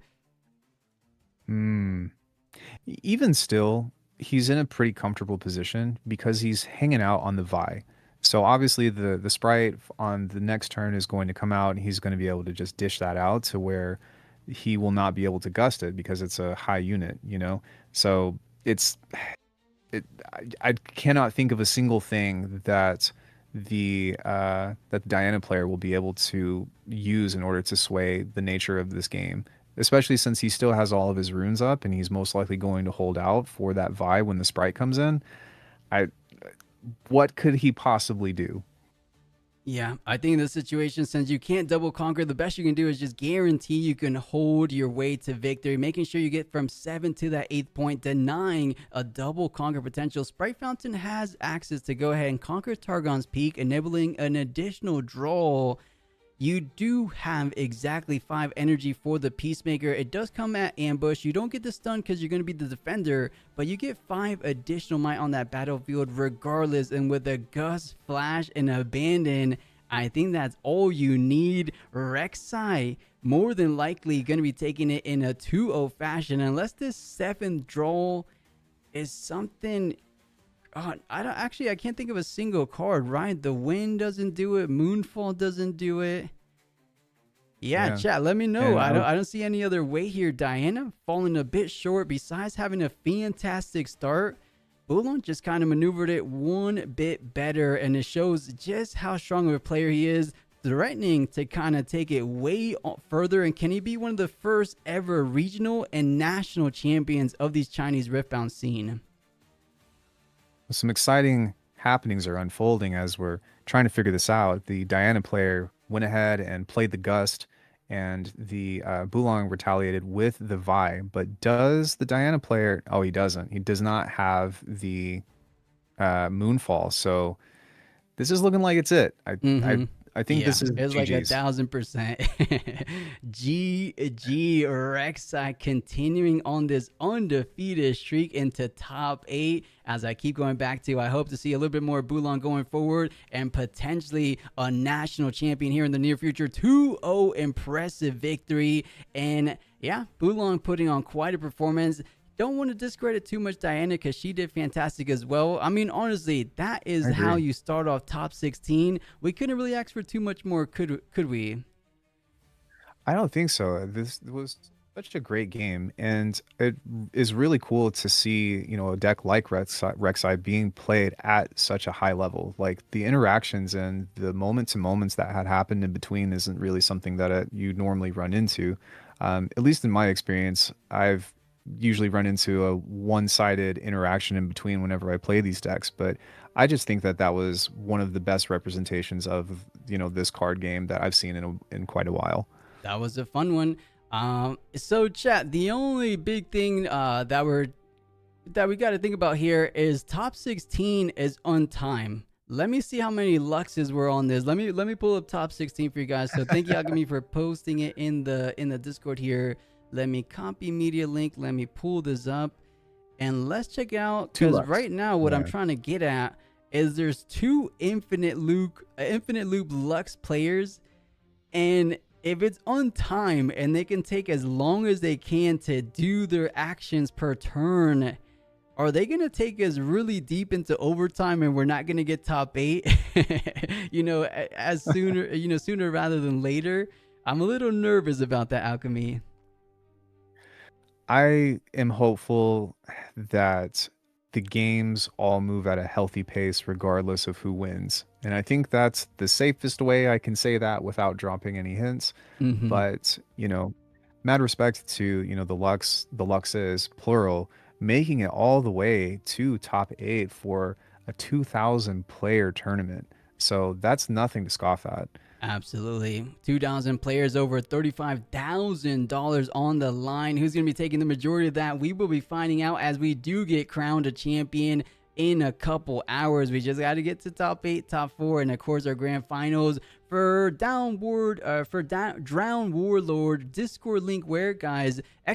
!Discord, whether you're on YouTube or Twitch, to go ahead and hop up in there. I will be posting the top 16 deck lists once they get published from China, which is usually the next day, and then I will be posting the 5K deck list, which it was a #1 seed Jinx list, which was very impressive. Probably when I wake up from my slumber, because Chad, I'm probably gonna sleep for like 40 hours after this. My heart is pumping. Yeah. And MG Yeah, saying, please. did my guy Victor make it? You're seeing top 16 here, so we don't have confirmation on top 8 yet.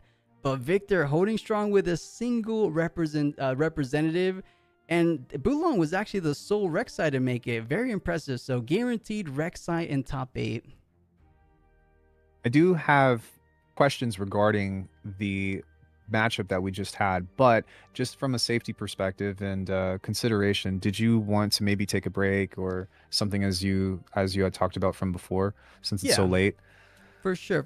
I mean, if you have your question before you go, or before we take a little bit of a break, we can ask that now, because chat, I think it's going to be at minimum 10 to 15 minutes. I can't promise that, because that was a 70-minute matchup we just saw, and that was just 2 games. Imagine a game similar to that, but going to game 3, we could be talking about a 90-minute match, if anything, a little bit more. Guys, knock on wood. You guys said it is 6 in the Right. morning for people out in Argentina. It is 5 in the morning for me out in Florida. We can't hang out for too much longer, right? And I Yeah, kid, of and it's course. already I'm here 2 for the whole a.m. event. Sorry, I didn't mean to interrupt, but yeah, it's even 2 a.m. over here, so being 5 a.m. over there you got to be hurting. That being said, question for both you plus and chat. That Rek'Sai game was very exciting to me personally, and I'm curious if you think that Bulong has the chops to take the #1 spot, and what you think that they would have to do in order to secure that, given the potential matchups that Bulong still has to play. That's such a good question here. As we look at the top 16, in my honest opinion, I thought Diana was the hardest matchup for her, and he made it look easy, light work, as some people would say, because Diana has so much maneuverability, has ability to go tall with the Hui, so you're able to take down a good amount of little units just in one single unit alone, has card advantage, drawing way more than Rek'Sai, has the moonfalls to kind of dwindle down an entire battlefield at once. So he already took down enemy #1, in my opinion. Aurelia doesn't have the chops to deal with the crazy pressure that Rek'Sai puts Cold out. We've weeks. seen it from previous regionals. Master Yi traditionally has never been good against yellow decks. Call the Weeks, eat him alive. Falling Stars, eat him alive. You don't get the legend ability. Lux, a little bit too slow for the aggressive nature, as I keep going back to, for Rek'Sai. And then the other decks is a good little 50-50, depends on the pilot. So, as you pose that question, I actually think Rek'Sai is looking pretty good. But of course, let's not jinx anything, as I keep saying, because I would love to see a nice little Rek'Sai finals. Yeah, Bandit called me out on that earlier, so I'm going to try to maybe hold my tongue a little bit more. But I will say that it would be exciting to see Rek'Sai take a huge event like this. As I said before as well, the LeBlanc would also be great to see. Just some representation from some of these underdog decks are always great, and I think very healthy for the spirit of the game, right? Because in the past, the Diana, Master Yi, Annie, and even Victor, I believe, has taken some really large events. Yeah, definitely. All these have the top 3 besides Lux. Aurelia has been a previous champion, Diana previous champion, Master Yi previous champion, Annie previous champion. So the only ones that haven't taken the crown are Lux, LeBlanc, Victor, Rek'Sai. Things could be changing on the horizon, and I am here for it. No better place than the Unleashed final major event, Beijing National Open. With that said, Alchemy, let's go ahead and take a nice little short breather break. We have one more caster joining in the party. Constantino will be replacing me as I go ahead and hit the back line for the remaining of the tournament. Guys, you guys know I usually like to cast those end games or the ending rounds, but I think this is my one and done, especially with the long weekend we've had so Yeah. far. Again, before we head to a break, thank you guys for tuning in. Hope you guys are enjoying the coverage from the National Open. Thanks for all those YouTube subs. Thanks for everyone checking us out. But we will be right back. And quick answer: yes, those are both combo decks. If they're not combo decks, I'll be thoroughly impressed. But no successful looks these days are not combo decks. If that makes sense. Mm. Yeah, give it up for Plus, guys. Man, he's just been tanking this. Yeah. All right, chat. It looks like there's just one table. So honestly, not too much of a time. It'll give me perfect time to go ahead and bring in Cosentino. We will be right back with the final 8 players remaining. Who's going to be crowned the national champion? We're finding out in just a little bit. Be right back, chat.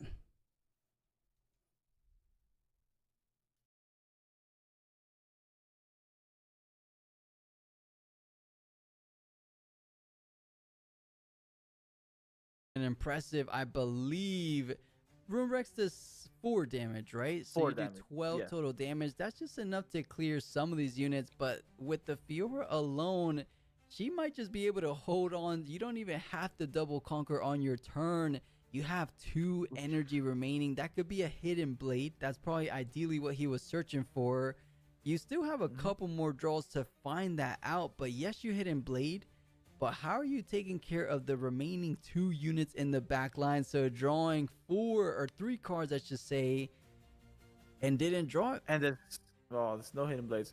What you could do is you go with the Karthus and you actually know it's game no matter what, because yeah, you need 2 hidden blades. 1 hidden blade to kill the Fiora, and another hidden blade to stop the incoming set. So Fiora taking that fairly cleanly. Is it worthwhile to maybe take out those mirror images, or what else? What other good targets does Sabotage have? Because I just don't know if it's super worthwhile. Right, Sabotage, I mean, if there's a Ruination that this deck runs, I'm not sure if we do. Remember that because of how our units are, ooh, this is actually a Trifarian War Camp going second is interesting. Because of the way our units are being played right now, the mirror image is not that big of a deal, I feel like. And it's more Right. about how can I deal with this incoming tempo from this windswept? And I feel like this Trifarian War Camp is actually a very strong answer to that, because if we do somehow get control of it with our, let's say, with our Fiora, because that thing's gotta be mighty as soon as it enters there, you know, gank all you want, but getting rid of a Fiora from a Trifarian War Camp is really difficult.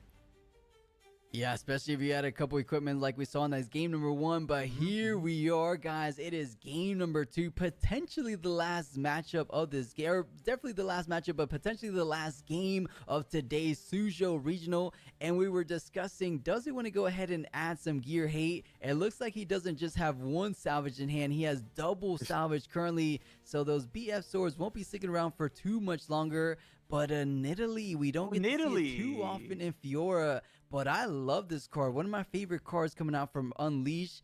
You can't go wrong with a Draven in a unit, no?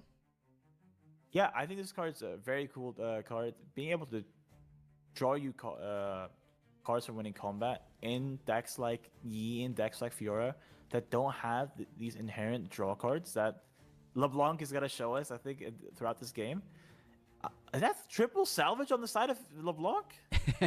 She's like, I'm going all in on this game plan of taking down all your equipment.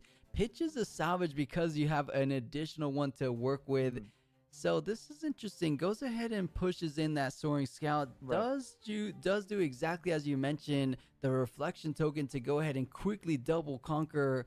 But now you are tapped out, so that's going to be another card draw, or not another, but just an additional card draw on the side of Fiora, thanks to the combat win from Nidalee. So we'll see, because he didn't hide anything like a hidden blade, which probably would have been decent. Oh, and I'm loving the sideboard tech here, preparing for those Ruin Rex damage. Right, yeah, not a card you see too often. I think now with Unchecked Power and this Ruin Rex, it's a very, very good card in this meta. We did see it kind of pop off in set 1, lose relevance in set 2. But I will say, I loved it. The more I'm thinking about this Nidalee, the more I'm loving it. You know, having these little tokens that, do jolly cards, do give you runes, they're not going to be the strongest things in combat. And being able to kind of abuse them, and not only just once, but next turn you're threatening the other battlefield here.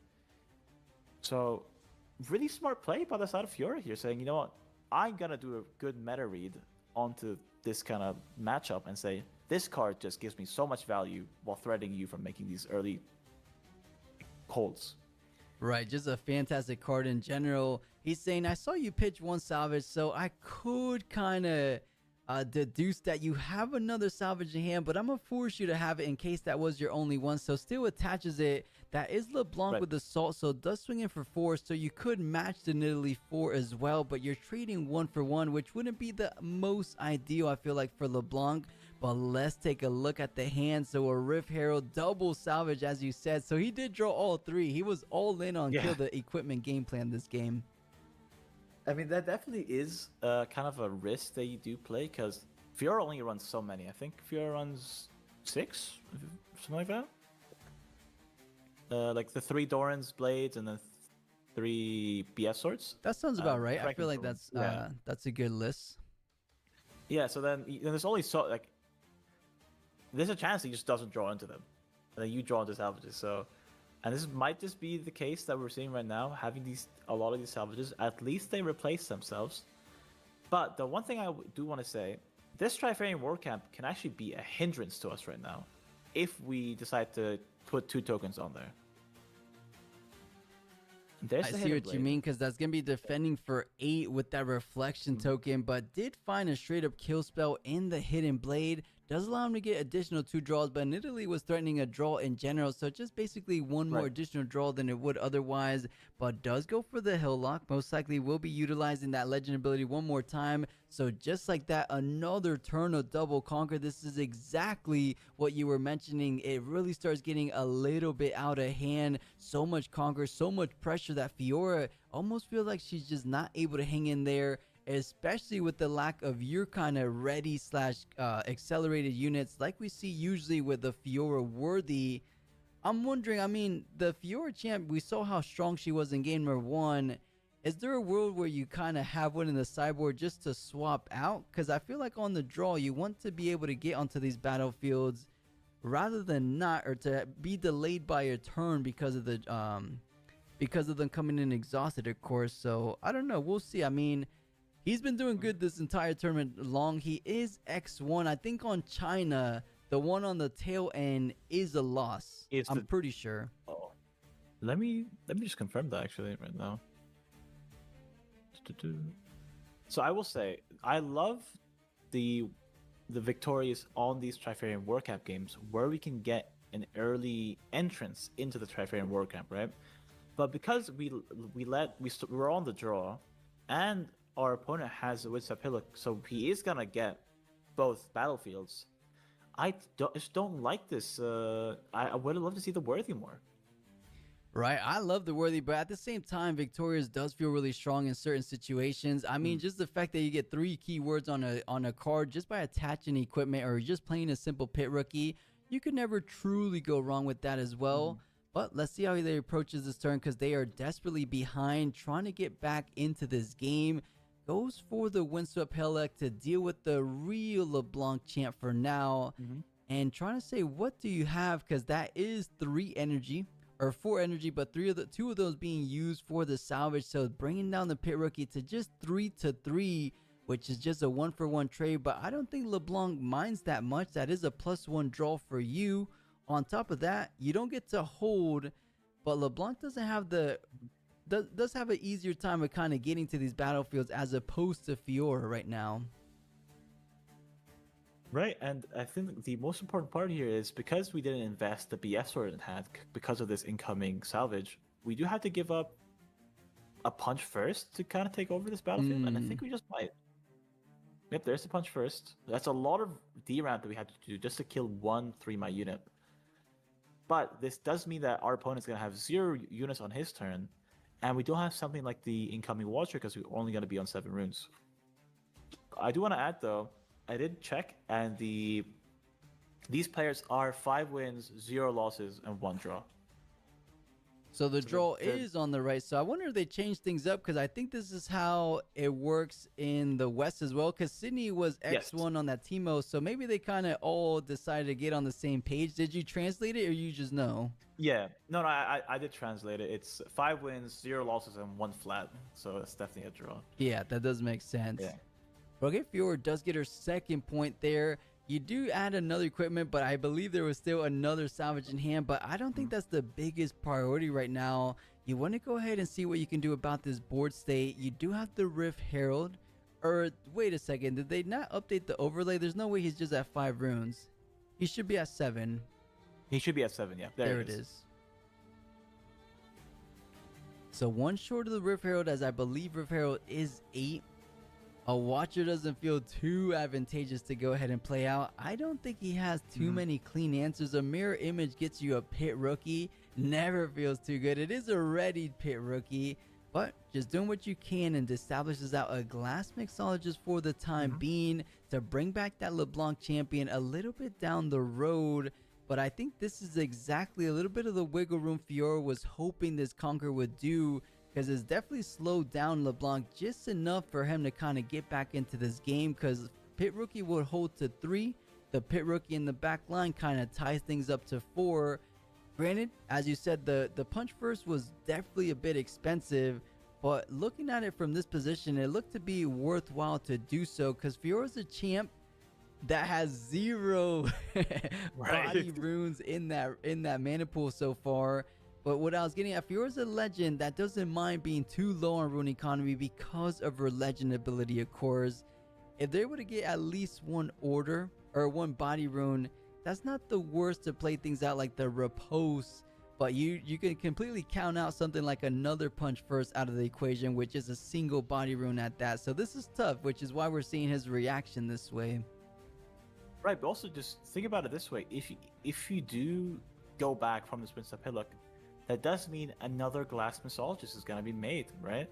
So now you're in this really tough position of, do I A, get my unit back, keep him safe, or B, try and equip this BF sword that we have in hand and just hope that our opponent has no way of breaking our hold, because if he does break our hold, he's going to get a lot of value with these double Mixologists. Right, it looks to be a bit of a complicated situation, which is why he's taking his time. He does have access to a Hidden Blade, could leave 2 energy open, could go ahead and hide it, but looking to go more towards the right of hiding it as he plays out a BF sword. Do we know if he still has the final 3rd salvage in hand? I don't believe he's pitched this yet. Right, I think I think he pitched 2 and used 1. Yeah, So I think there's no more salvages. Oh, he pitched 2. I saw him pitch 1 and use 1, but you saw him pitch 2? Yeah, I think I think it was 1 turn was 1 pitch, and then I think it's no longer in hand.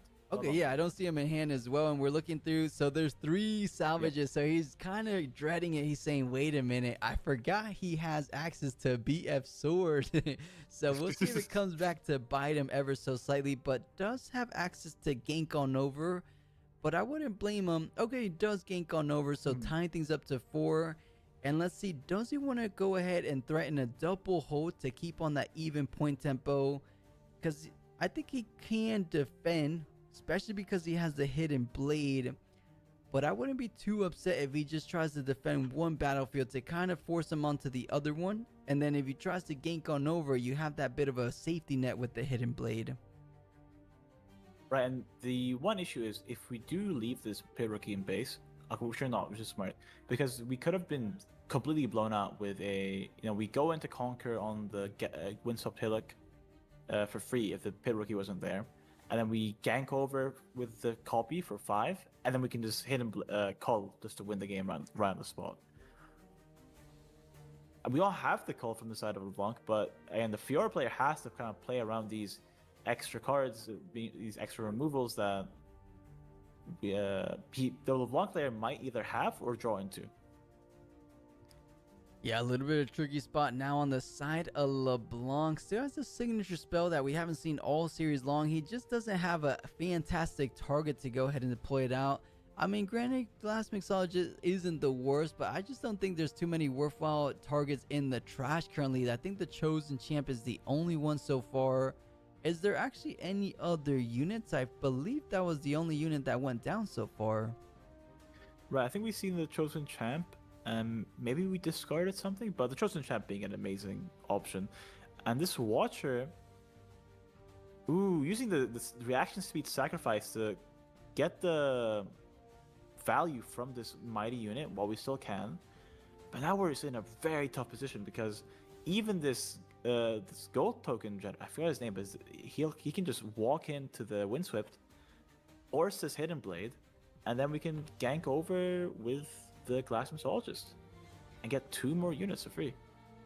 Yeah, that is a pit rookie down to just a single might. Because actually, no, that's the BF sword. So 5 down to 2. So yeah, you do trade with the Honest Broker, as you mentioned. So not feeling too bad. You trade, and then the Glass Mixologist could do exactly what you had envisioned the first time around. You conquer on Windswept Hillock, and then you gank on over with a second Gas Mixologist. So you're able to bring back the Honest Broker, bring back the LeBlanc Champ. And then things are kind of just snowballing from there. This is a really phenomenal position so far for LeBlanc. I think we're heading ourselves to game 3. I know we're right in the midst of this game as it's just right down in the middle. But I feel like all the tempo is heavily leaning towards LeBlanc, especially after this pit rookie going down, which is her final unit. And uses a Hidden Blade on the pit rookie just to find some more answers potentially. But also, that does mean that we are forced to put both Mixologists on the exact same spot, whereas beforehand, one would be on the Windswept, one would be on the Dreyfarian. So maybe it's more about I need to draw cards right now, and I feel like because I feel like Fiora needs a way of accelerating at least 1 unit over, which might be hard without that Fiora worthy champion that we were talking about. I think so as well. It all comes down to why doesn't he have the worthy? I mean, he is X1 for a reason, so making it work regardless. But sometimes I do feel like it is a bit lacking, at least from the Fiora matchups that we've seen. But at the same time, maybe there's just other situations, more likely situations where the Fiora Victorious comes into play a little bit more. But here goes the challenge coming up from the top deck that did so much work. But with the lack of units currently on the board, challenge is no good whatsoever. So this is just a tough pill to swallow for Fiora, saying, how can I possibly contest? I need to take down both of these battlefields. I don't have a first mate in hand. If I do have a first mate, I need to play out a unit for 4 and then first mate.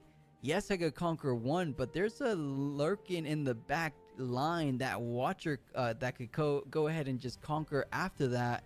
So I think this... he does have a first mate in hand, so maybe there's some lines, but either line is just not too good of a position for Fiora so far. I mean, no matter what, this incoming mirror image, copying our Watcher just to be a 14 might attack, just might be a bit too much to handle. So we're gonna first mate over, we're gonna equip everything, I'm assuming, right? But then next turn, it will come back to Fiora's turn. We'll have mirror image, 14 attack, and we don't have any runes up to kind of contest that because of all the de-ramping we had to do this game. Yeah, I think you said it perfectly. There is a potential of a challenge, but you're completely out of runes for this turn. So you do get the conquer, you go up to 5, but just as you told us here, the Watcher coming in double trouble, 14 total might is going to be more than enough. You hold to 7. One of those Glass Mixologists is a real one, so does indeed hold, and then the Watcher should be able to clean things up. There's no riposte to worry about, so no type of counters for that mirror image.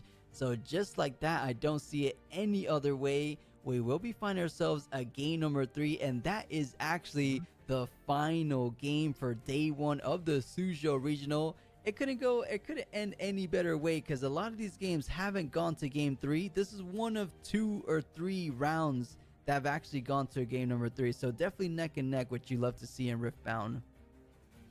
Right, and I feel like now LeBlanc has to say, all right, I used my biggest trump card, which is this battlefield, right?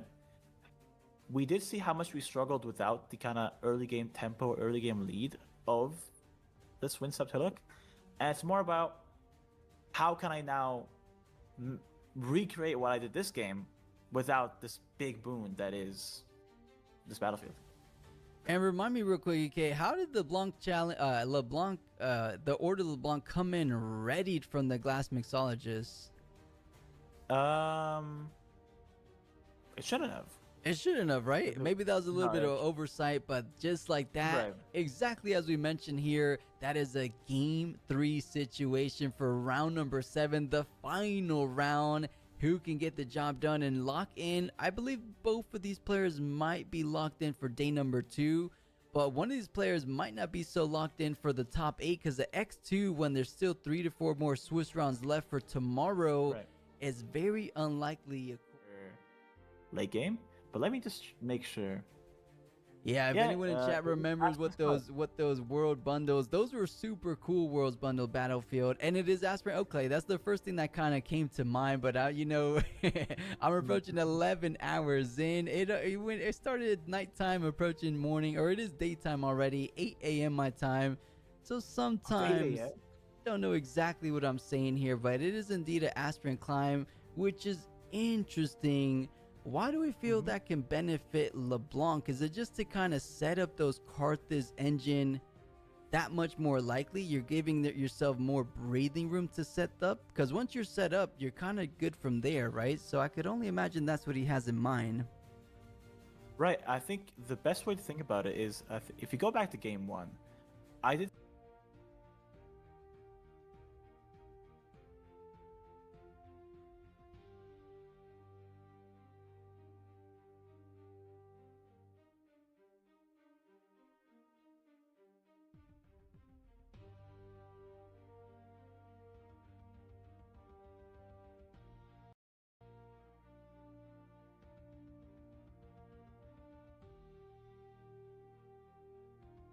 Here we are live one more time, and it is top 8 time. We just got done with an impressive Rek'Sai versus Diana top 16 matchup, going in the direction 2-0 with Rek'Sai taking that one down. Now it is down to these final 8 players, as it looks like the casters are having some fun with a little bit of a clown nose. I just noticed.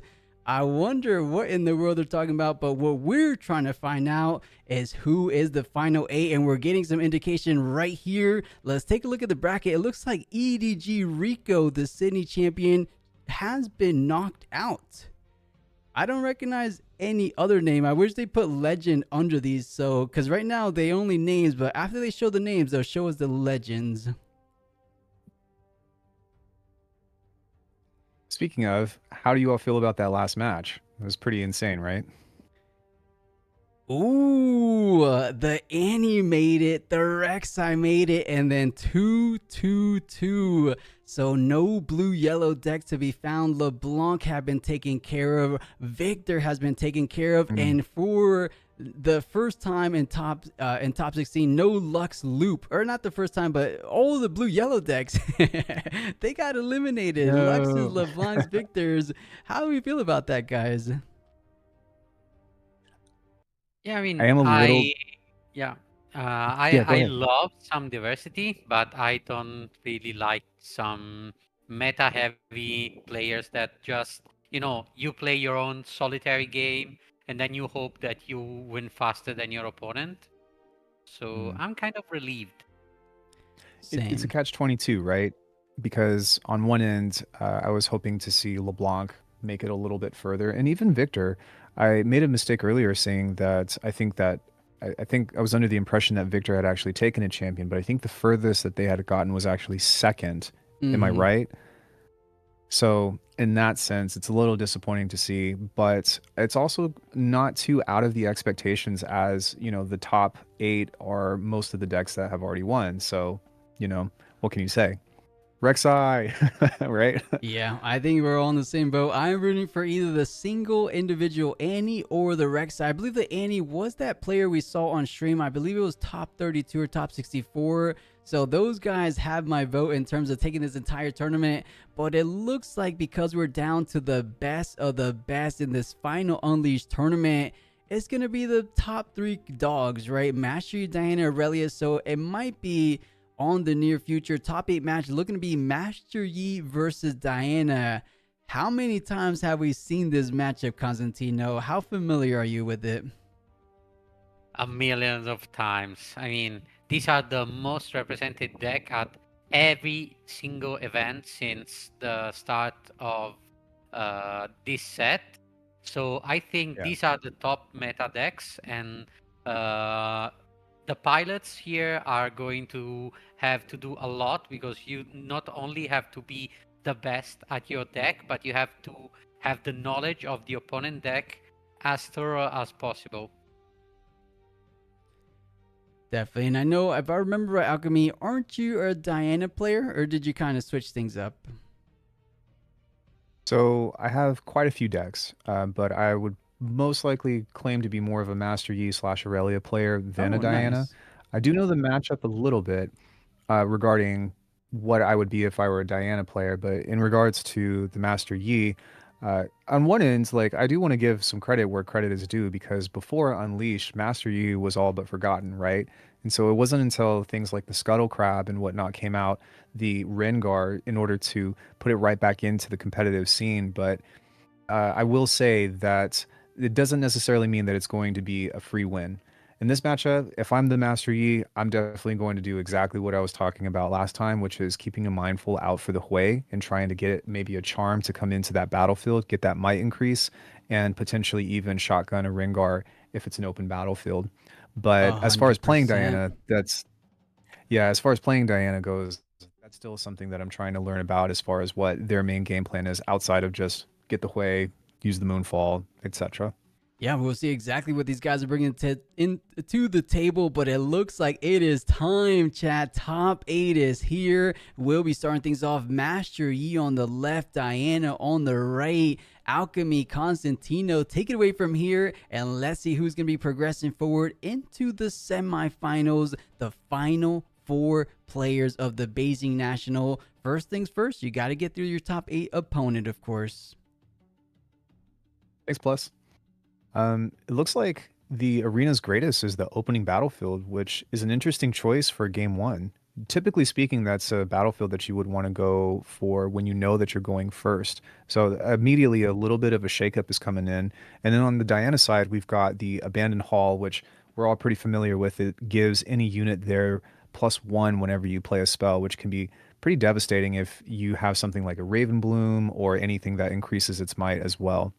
In regards to this, Costantino, what is your take on this matchup since you've seen so many? Do you also play these decks, or where's your head at with this?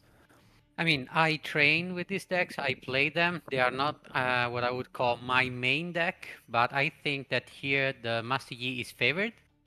But also I want to remember something, that we are in top 8, so this is top cut selection, which means that the Master Yi actually knew that he was going to be the first player this round if he was top seeded.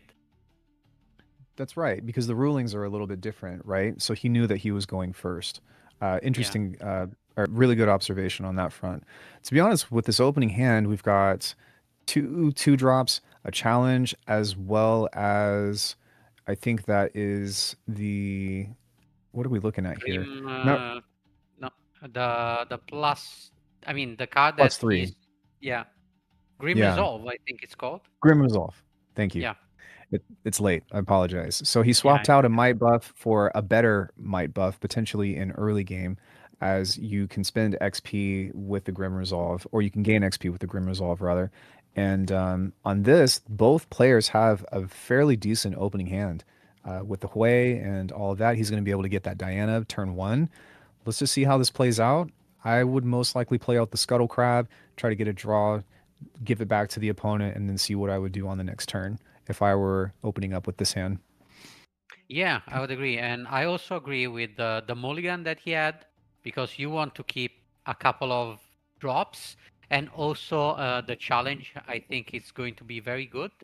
And I think that opening with the Poro can mean that he wants to try to challenge his Diana immediately off the bat, with having also discipline. That could be a good move. I don't know if that's what the player is thinking, but or just want to contest the battlefield as soon as possible. But we see that the Masigi player did not actually put the 1 point for himself. He So we did have on the another board. miss on the arena greatest. No, He only did the on Diana did. the Yi did, I believe. No, no. He, if you can see on the screen, his poro, his purple poro Oh, is did, still on the 0. I could have sworn that he pointed at it, but that is really unfortunate. How many times have we seen that today with the points, missing the points from the arena's greatest? It's almost as if Riot is doing us all a favor of being like, you know what? So many people forget to do this that we're just going to get rid of the battlefield in general. With that being said, I also think that it's a little bit interesting because he could have taken the abandoned hall, uh, potentially done the discipline and gotten rid of the Diana early on for a guarantee, but it seems like he's got a different strategy in mind with playing the Scuttle Crab instead for getting the draw. The Scuttle Crab has 0 might, but once it gets to a battlefield, it can defend for 2, so it immediately adds quite a bit of value for a Master Yi player. Yeah, and we will see now if the Diana decide to occupy the abandoned hall or if he try to challenge the poro. In this case, I would go for the abandoned hall because killing the poro will, first of all, the poro is stronger than you, so you have to commit some resources to it. And Right. second, with killing the poro, you just give a draw to your opponent, and maybe with 2 runes open, the Master Yi still has some trick up his sleeve. It's really interesting to be in this position already because you technically already have access to potentially gaining tempo with the point advantage, right? Just from your opponent who's playing that battlefield missed their point. Someone in chat is saying that Diana doesn't have any spells, so it might be a little bit sketchy to commit just a 3 might unit into something to where if the Master Yi player has just about anything, even with a Scuttle Crab, could even out the might. So it might not be in his best interest to try to take that battlefield, which could be a saving grace for the Master Yi. Yeah, and we'll see. I mean, I saw a Stupefy, which is not enough, but I also see a Student, which does wonderful on the Abandoned Hall. So I think that you can just try and conquer the Abandoned Hall and still be, as you said, up on points just because your opponent missed his trigger on his own battlefield. Yeah.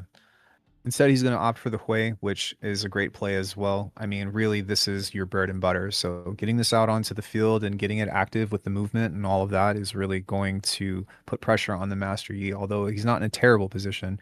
I think that in a perfect world, if you can already get into controlling both battlefields, that would be ideal. But going into turn 3, if he draws you into anything, even so much as a punch first or a Rengar, he's going to be sitting pretty comfortably as well. Yeah, and I think also Diana is sitting pretty comfortably. I think it was Alan's that said that your gameplay, when asked how to play Diana, he said you have to start the game until you find the way, and then you really start playing. So we can see that this Diana is going to start playing, starting from from turn 2. Going for the Conquer here, now it's going to put him into a position to at least defend for 2. It's not going to be enough to defend against the Hui or the Diana on its own, but you see that he's got some combat tricks available. Now, the question is he going to try to hold both units, or is he going to say it's not worth it, decides to pull the Lonely Poro back, and instead bring back the Master Yi to base? Now, interestingly, I don't know how I feel about this, to be honest, because it might have been better to maybe leave the Yi up, but I think that he's just going to go for a safer route, seeing that as he's at 3-1, and instead say, okay, I'll let you take the crab for some hand knowledge. Yeah, I think that you suck the crab whenever you feel like it, and especially now that the hand size from this Diana is quite big, I think it's a good point to say, let me know how did you start this game, and also I think that I would have left the Lonely Poro on that battlefield because it's a 4 might that I mean he has to overcome, and also I get to draw 1, so maybe I get faster to my win condition, which could be the Ruin Runner, the Camel, or could be the Rengar, as you said.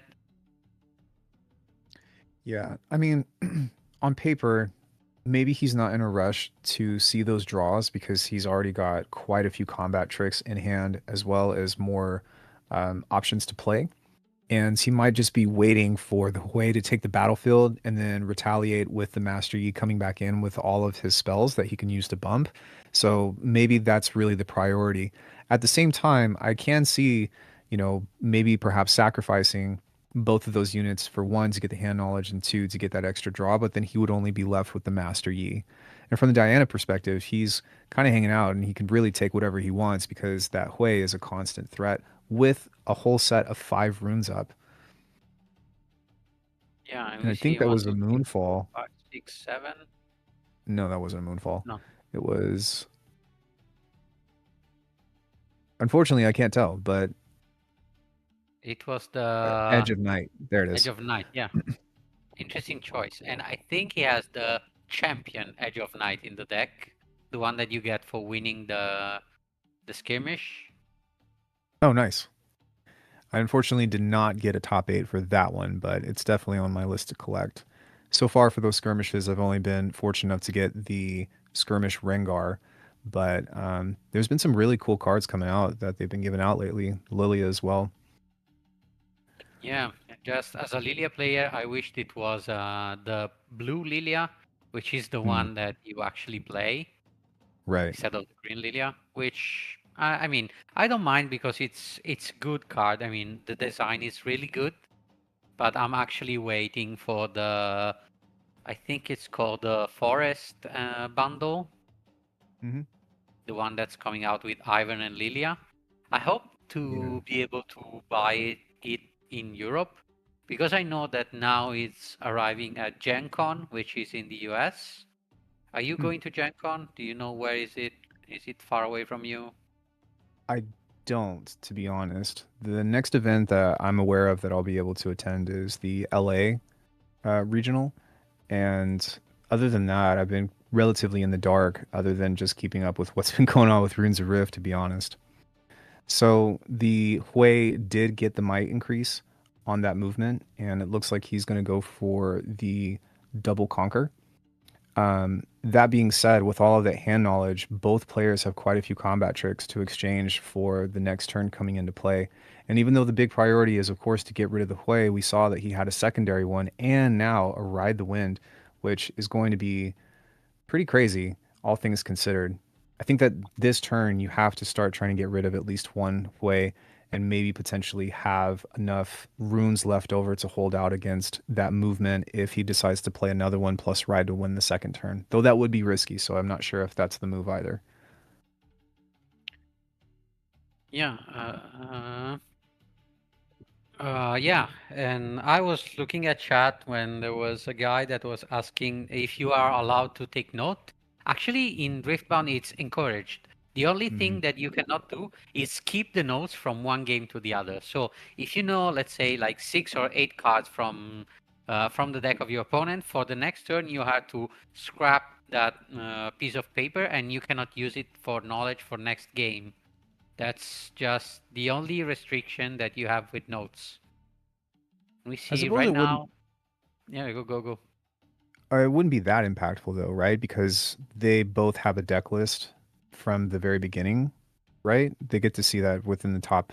Within, I think it's different for China, but they get to view that if it's at least within top 16 or top 8 or whichever one. So they do know what each other's decks are playing as of now. So it looks like 2 hidden cards have been played, and it's nice to see that the Yi player has the action.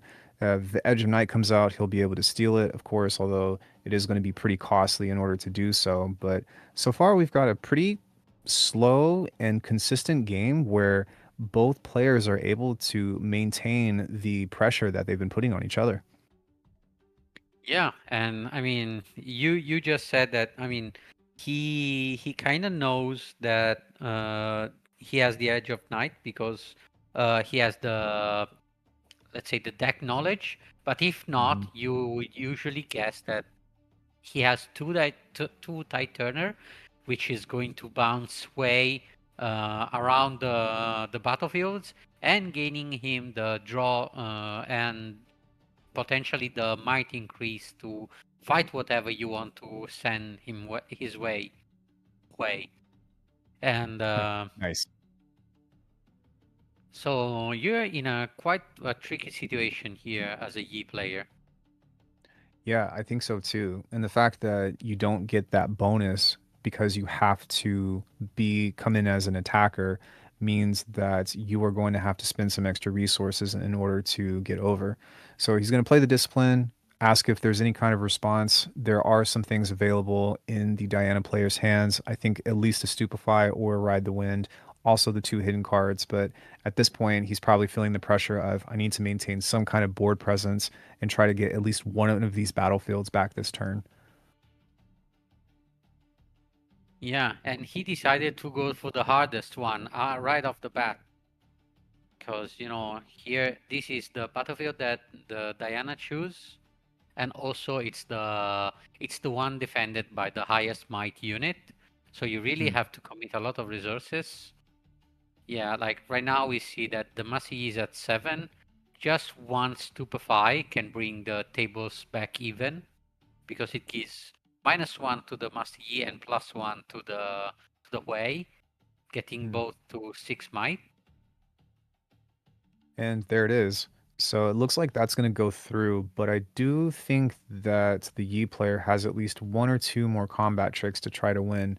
It's just really a matter of, is it worth it, seeing as the Diana player is going to get another draw, which for them could be something that might be just as impactful in order to do that. So it's kind of a slugfest here, and we pretty much now can guarantee that that Hui is very likely to survive, as he just drew into a flash.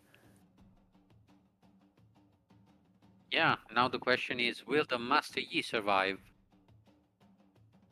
That's a great question indeed. Seeing as the Edge of Night just came out, it's going to give the Hui an indefinite +2, and now the pressure is on to see if he's going to have at least 2 combat tricks now, other than a punch first, which I don't think that he has. But he can play an On Guard and perhaps another discipline. I can't see everything that's in his hands, but I do think he has at least one more On Guard. Yeah, I saw one On Guard, and I think also another discipline.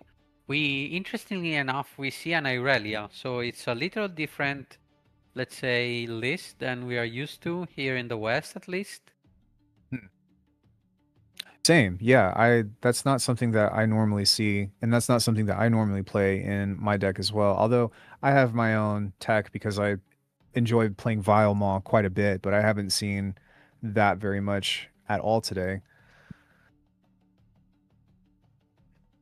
Yeah, I mean, in the first, at least here in the Nexus Night that I saw, and in the first regional, in the first brews of Master Yi, there was the Vilmo, but then I think it was cut out. Even Yeah. the White Flame Protector was in early brews. Did you play also with White Flame Protector? The So dragon?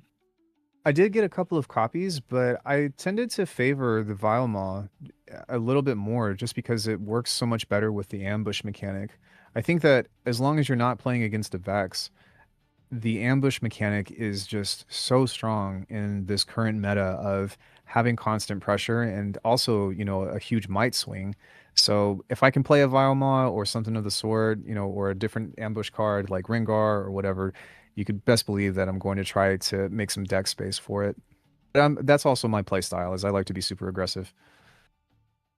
Yeah, and like Zero to TCG is saying in chat, in early decks it was Vilmo, Tasty Fayfolk, which also in early Lilia decks was played, and GA, but then GA was favored for the Zonia, which you can hidden, you can decide when to play, and you can even play on the death knell of either Scuttle or Lonely Poro. So you get the Right. death knell and then you trigger the Zonia.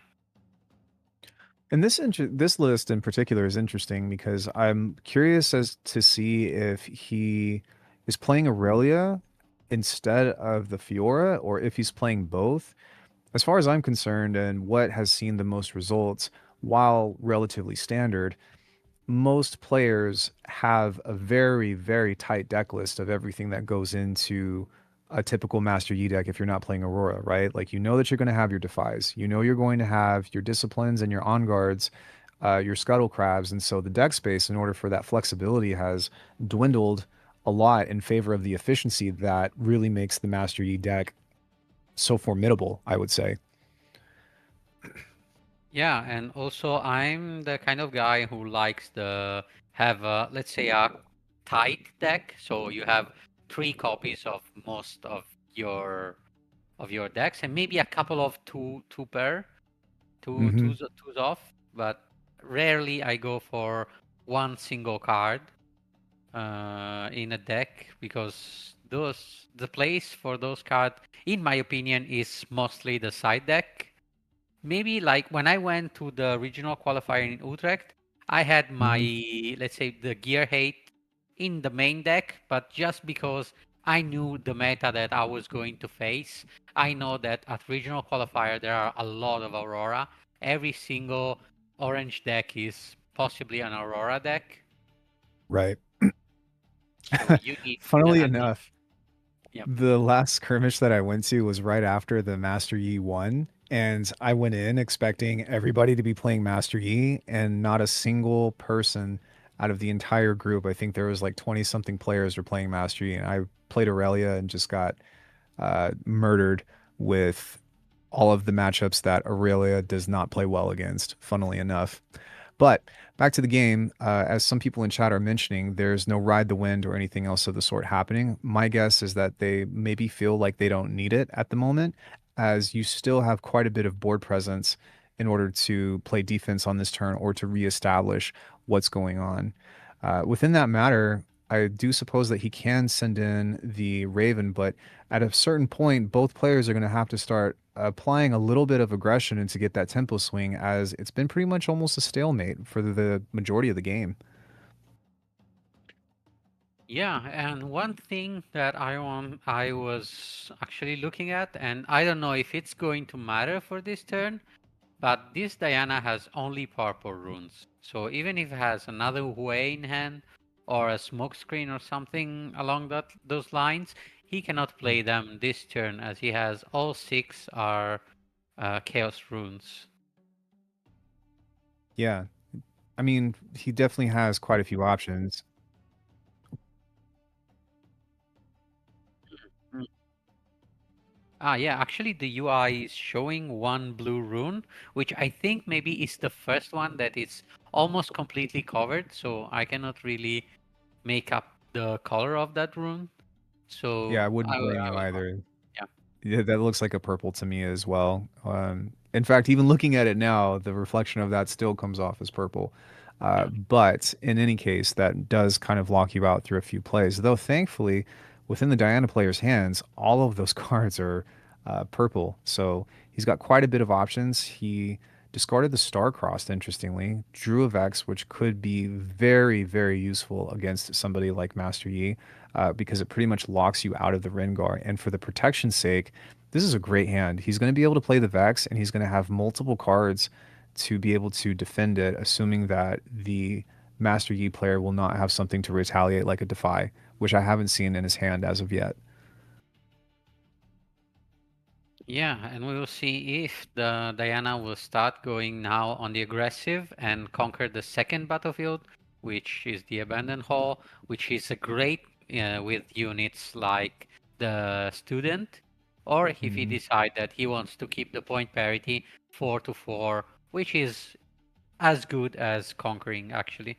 The only plus side is that, you know, Master Yi has to be the aggressor, which favors you in those cases. But if you Right. leave the battlefield open, I think you're going to have a little bit of a harder time, even if this way can probably find a way. Well, in some cases, it might not be terrible because as of now, the Master Yi, as well as the other units that will become available, are going to have to come in as an attacker, to where if he wanted to, the Diana player could play a Ride the Wind with the Hui or with a different unit, perhaps, in order to block the access to taking up that field. But interestingly, it looks like he pulled back off of all battlefields, decided to keep 5 runes up in favor of probably that Ride the Wind for whenever those units come into play. But I do think that's an interesting play. I personally probably would have held at least one battlefield up.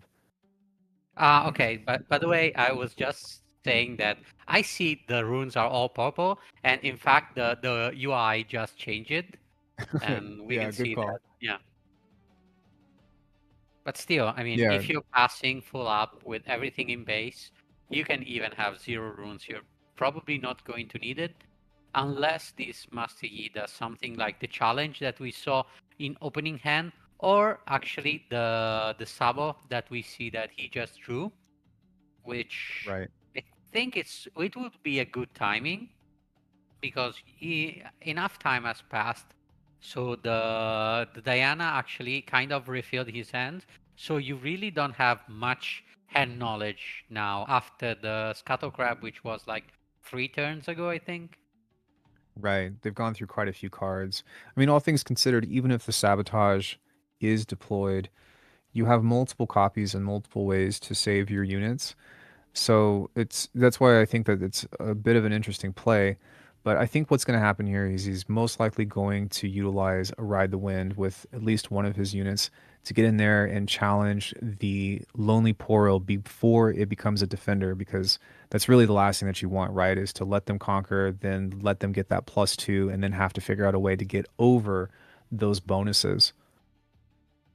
Yeah, and I think that if you are Diana, you're going to think that since I have a flash, I'm going to be safe anyway, because if he has a defy, he's going to defy the ride the wind. He's not going to wait to see how the fight goes and then decide to defy something in the future. And in fact, the defy is going to be deployed just now, as I was saying. He's still, well, I guess that's going to go through. And he will have a new opportunity though, right? Because it's a showdown. So those actions resolve that he can still play another Ride the Wind if he wanted to. I don't know if it would necessarily be worth it at this moment in time, but he can still in fact challenge that. The Lonely Poro on its own is not that big of a deal because the Hui obviously outmites it, but he says, you know what, I'm going to shotgun this anyways and try to stop this one.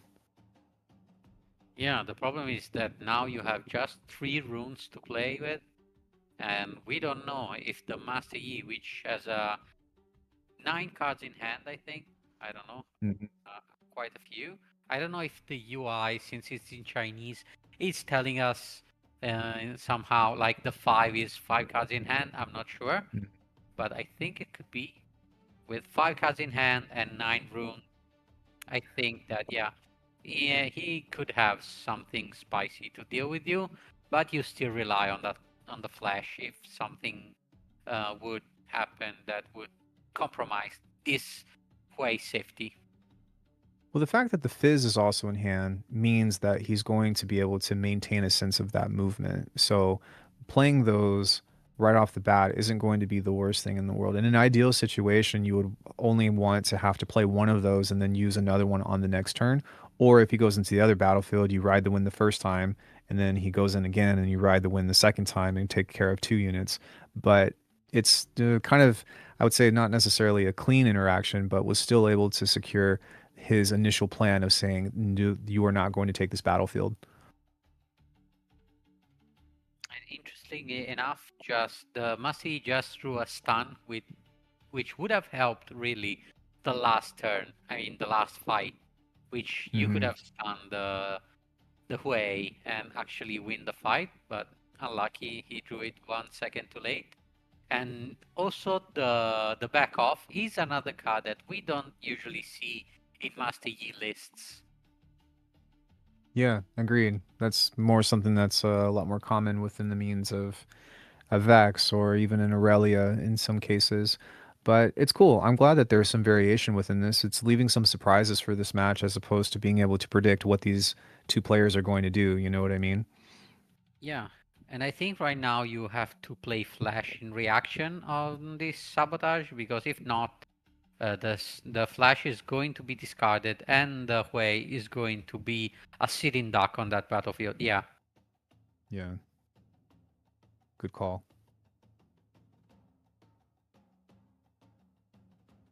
The E player is trying to figure out what he is going to do and whether or not he's going to react. And he says, okay. At the very least, he will be able to potentially double conquer or take one of the battlefields. I don't know if it would be good to exert all of your resources as you're still guaranteed at least one more turn. The major problem is that the Diana player has more units, just, objectively, to work with, where you only have two, even though you'll be getting that might increase. Yeah. And we'll see what the guy is calculating.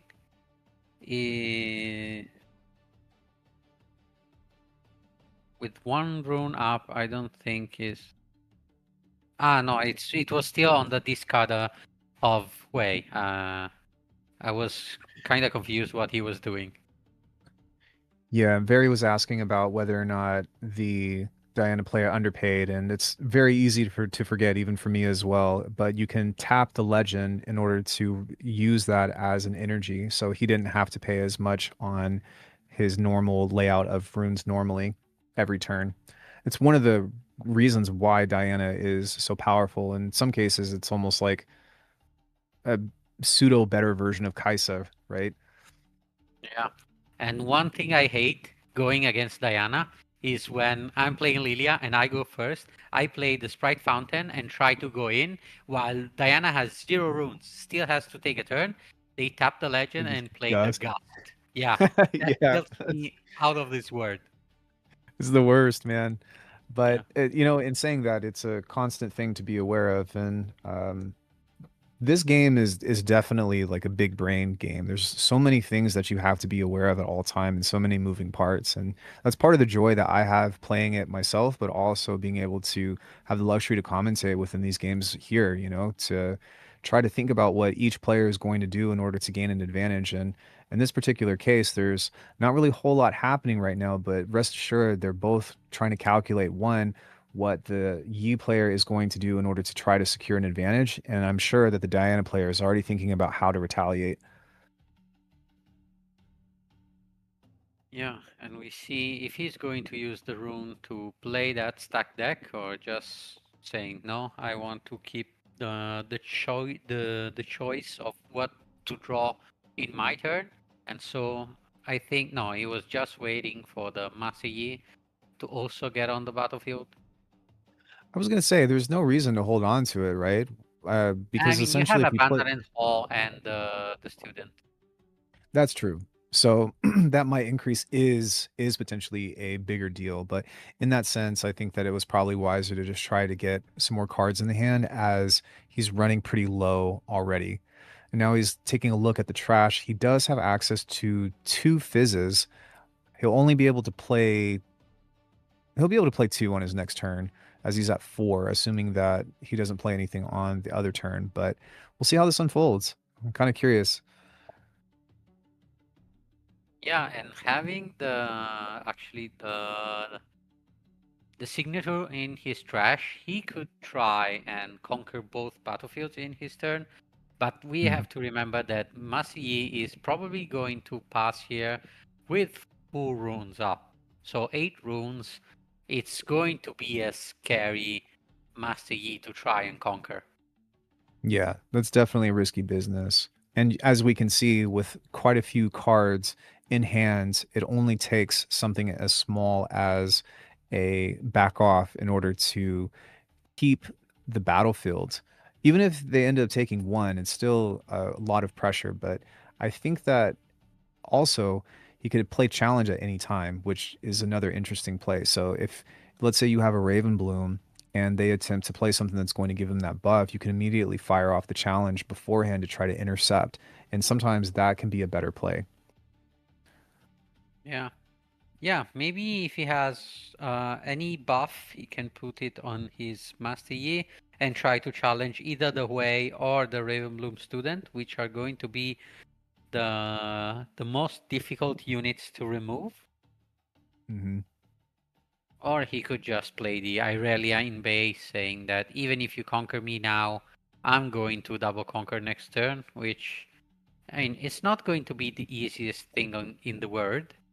I would still try and go for the keep everything up if you have anything useful in hand. Hmm.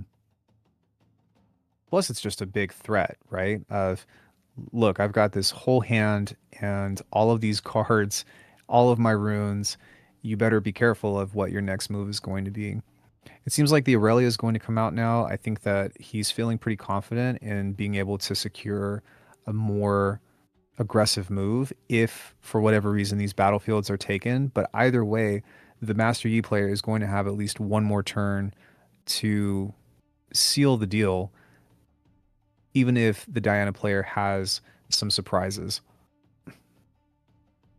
Yeah, and I mean, as a Irelia player, you should know better than anyone how an Irelia going into the abandoned hall can be very scary. Absolutely.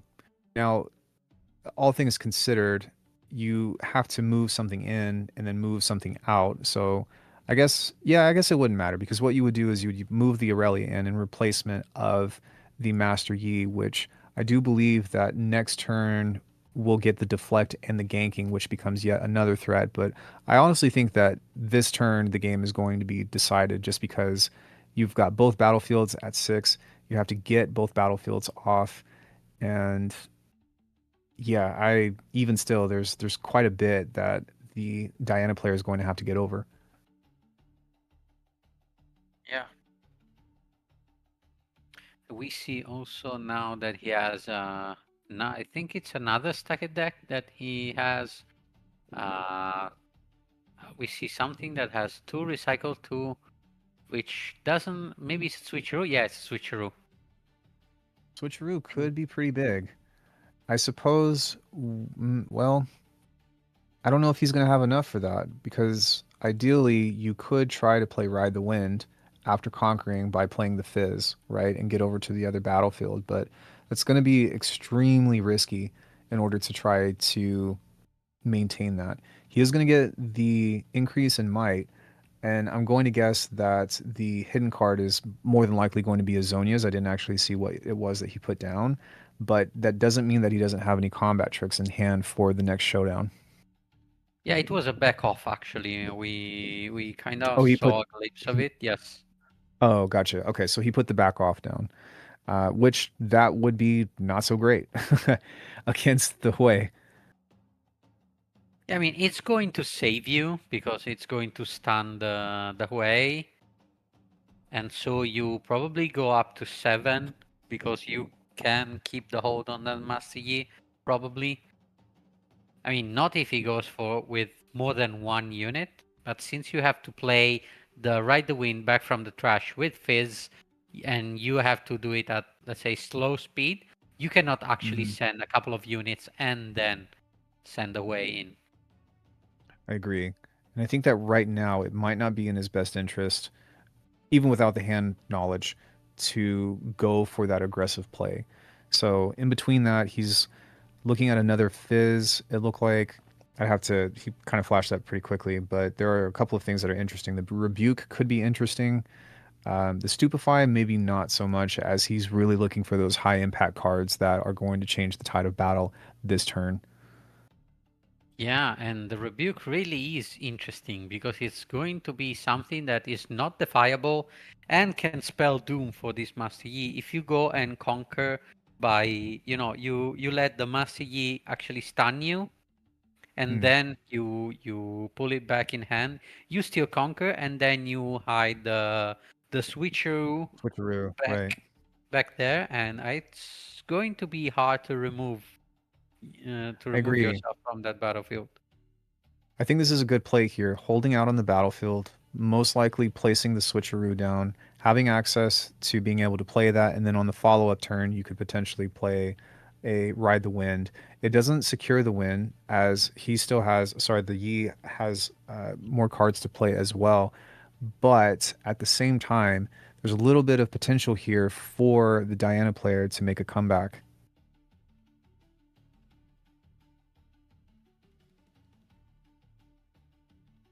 And we will see what this player decides to do.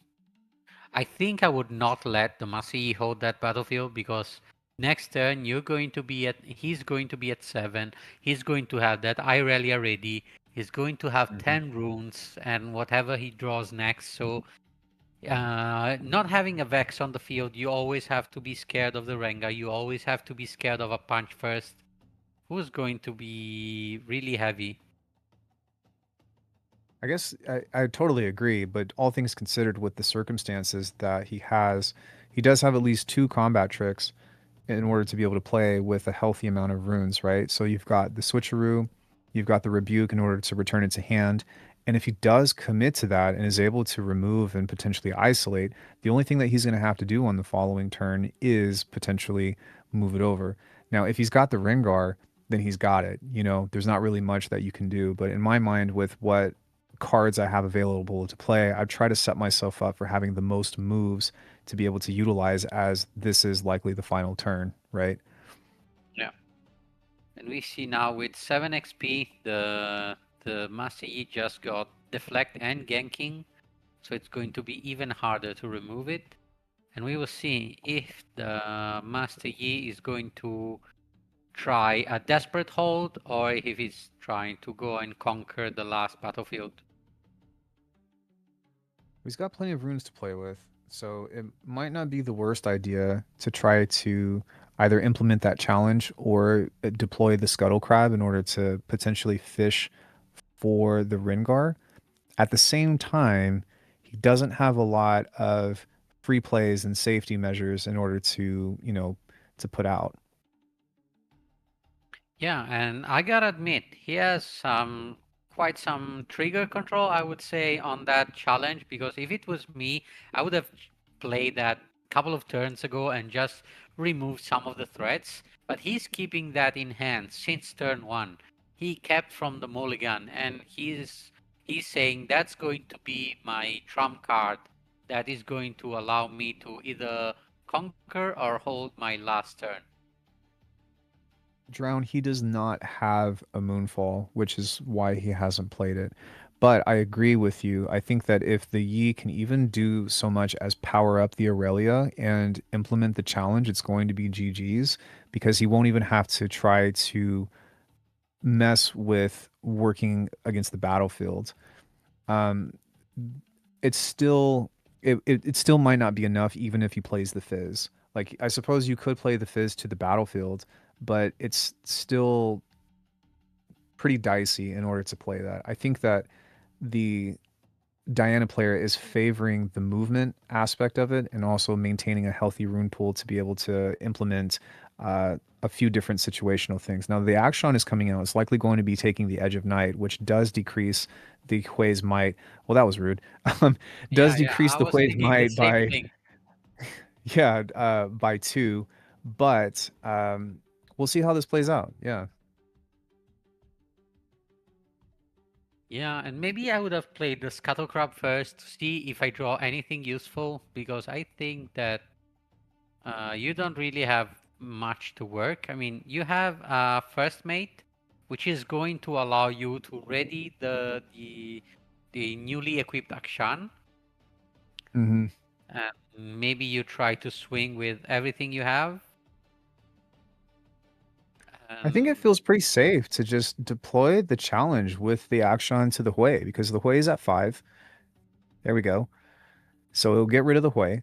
And now you will be able to either come in with the Aurelia or also be able to come in with the Master Yi if the Diana player has, obviously we're going to see the switcheroo or whatever, but it still shouldn't be enough to get rid of both units, I suppose. Yeah, and let's not forget that this Master Yi turn 1, he forgot about the arena's greatest point, or either he probably would have won already. Very true. He should have already technically won by now, but it just goes to show how crucial it is to make sure that you're catching your points. Although I suppose after the 24th, I believe, right, the arena's greatest and Aspirant's Climb are taking a seat on the bench for the ban list. Yeah, and I can see the player is thinking about using the flash to save the Hui, but I think that it's not really going to matter a lot, because yes, you kill the Akshan and your Hui survives, but you're still using some runes to actually the Hui is still removed from the battlefield. So if the Master Yi conquers now, he's still going to do it anyway. So the Hui is going to increase its might, right, from moving. So that way it should, in theory, kill the Akshan. But even still, you're pretty vulnerable to both of the units from Aurelia and Master Yi. There is a +1 that you'll get from the Raven Bloom, and then if he deploys the switcheroo, he'll get another +1. But I still don't necessarily think that it's going to be enough might in order to hold the battlefield, rather. Yeah, exactly. And right now you still remove the Wei from the battlefield, and you remove the feats from your hand. So next turn is going to be even harder to conquer that Master Yi. I mean, you still have that how it's called? I forgot, the rebuke, but you either have True. to use it now or you have to use it on Master Yi. So I guess the Because exchange now, yeah, as you were saying, I in agreement of, he can be aggressive and go in with both, but he will be running into both a rebuke as well as that switcheroo. And the question in turn is, does he want to do that? It might be better for the Master Yi to just double up on the other battlefield and hold out, and maybe try to hold out with that combat trick, because the back off is still in play. That's a little bit of insulation against the Hui, but instead we are going to be placing the Scuttle Crab for an extra draw. He only has, is he tapped out, or does he still? he has one rune, but nothing has to one play up. because I think it's First Mate and the Zonia, Yeah, which he cannot even hide because he already has a back off. very true. So not a lot of options now.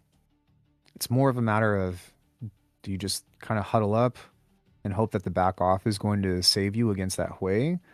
Or, I mean, once you ooh, committed the Scuttle Crab, you have to go in with the Master Yi because it makes no sense to just play the Scuttle Crab there and just well, leave the unfortunately, Master Yi on his battlefield. Yeah.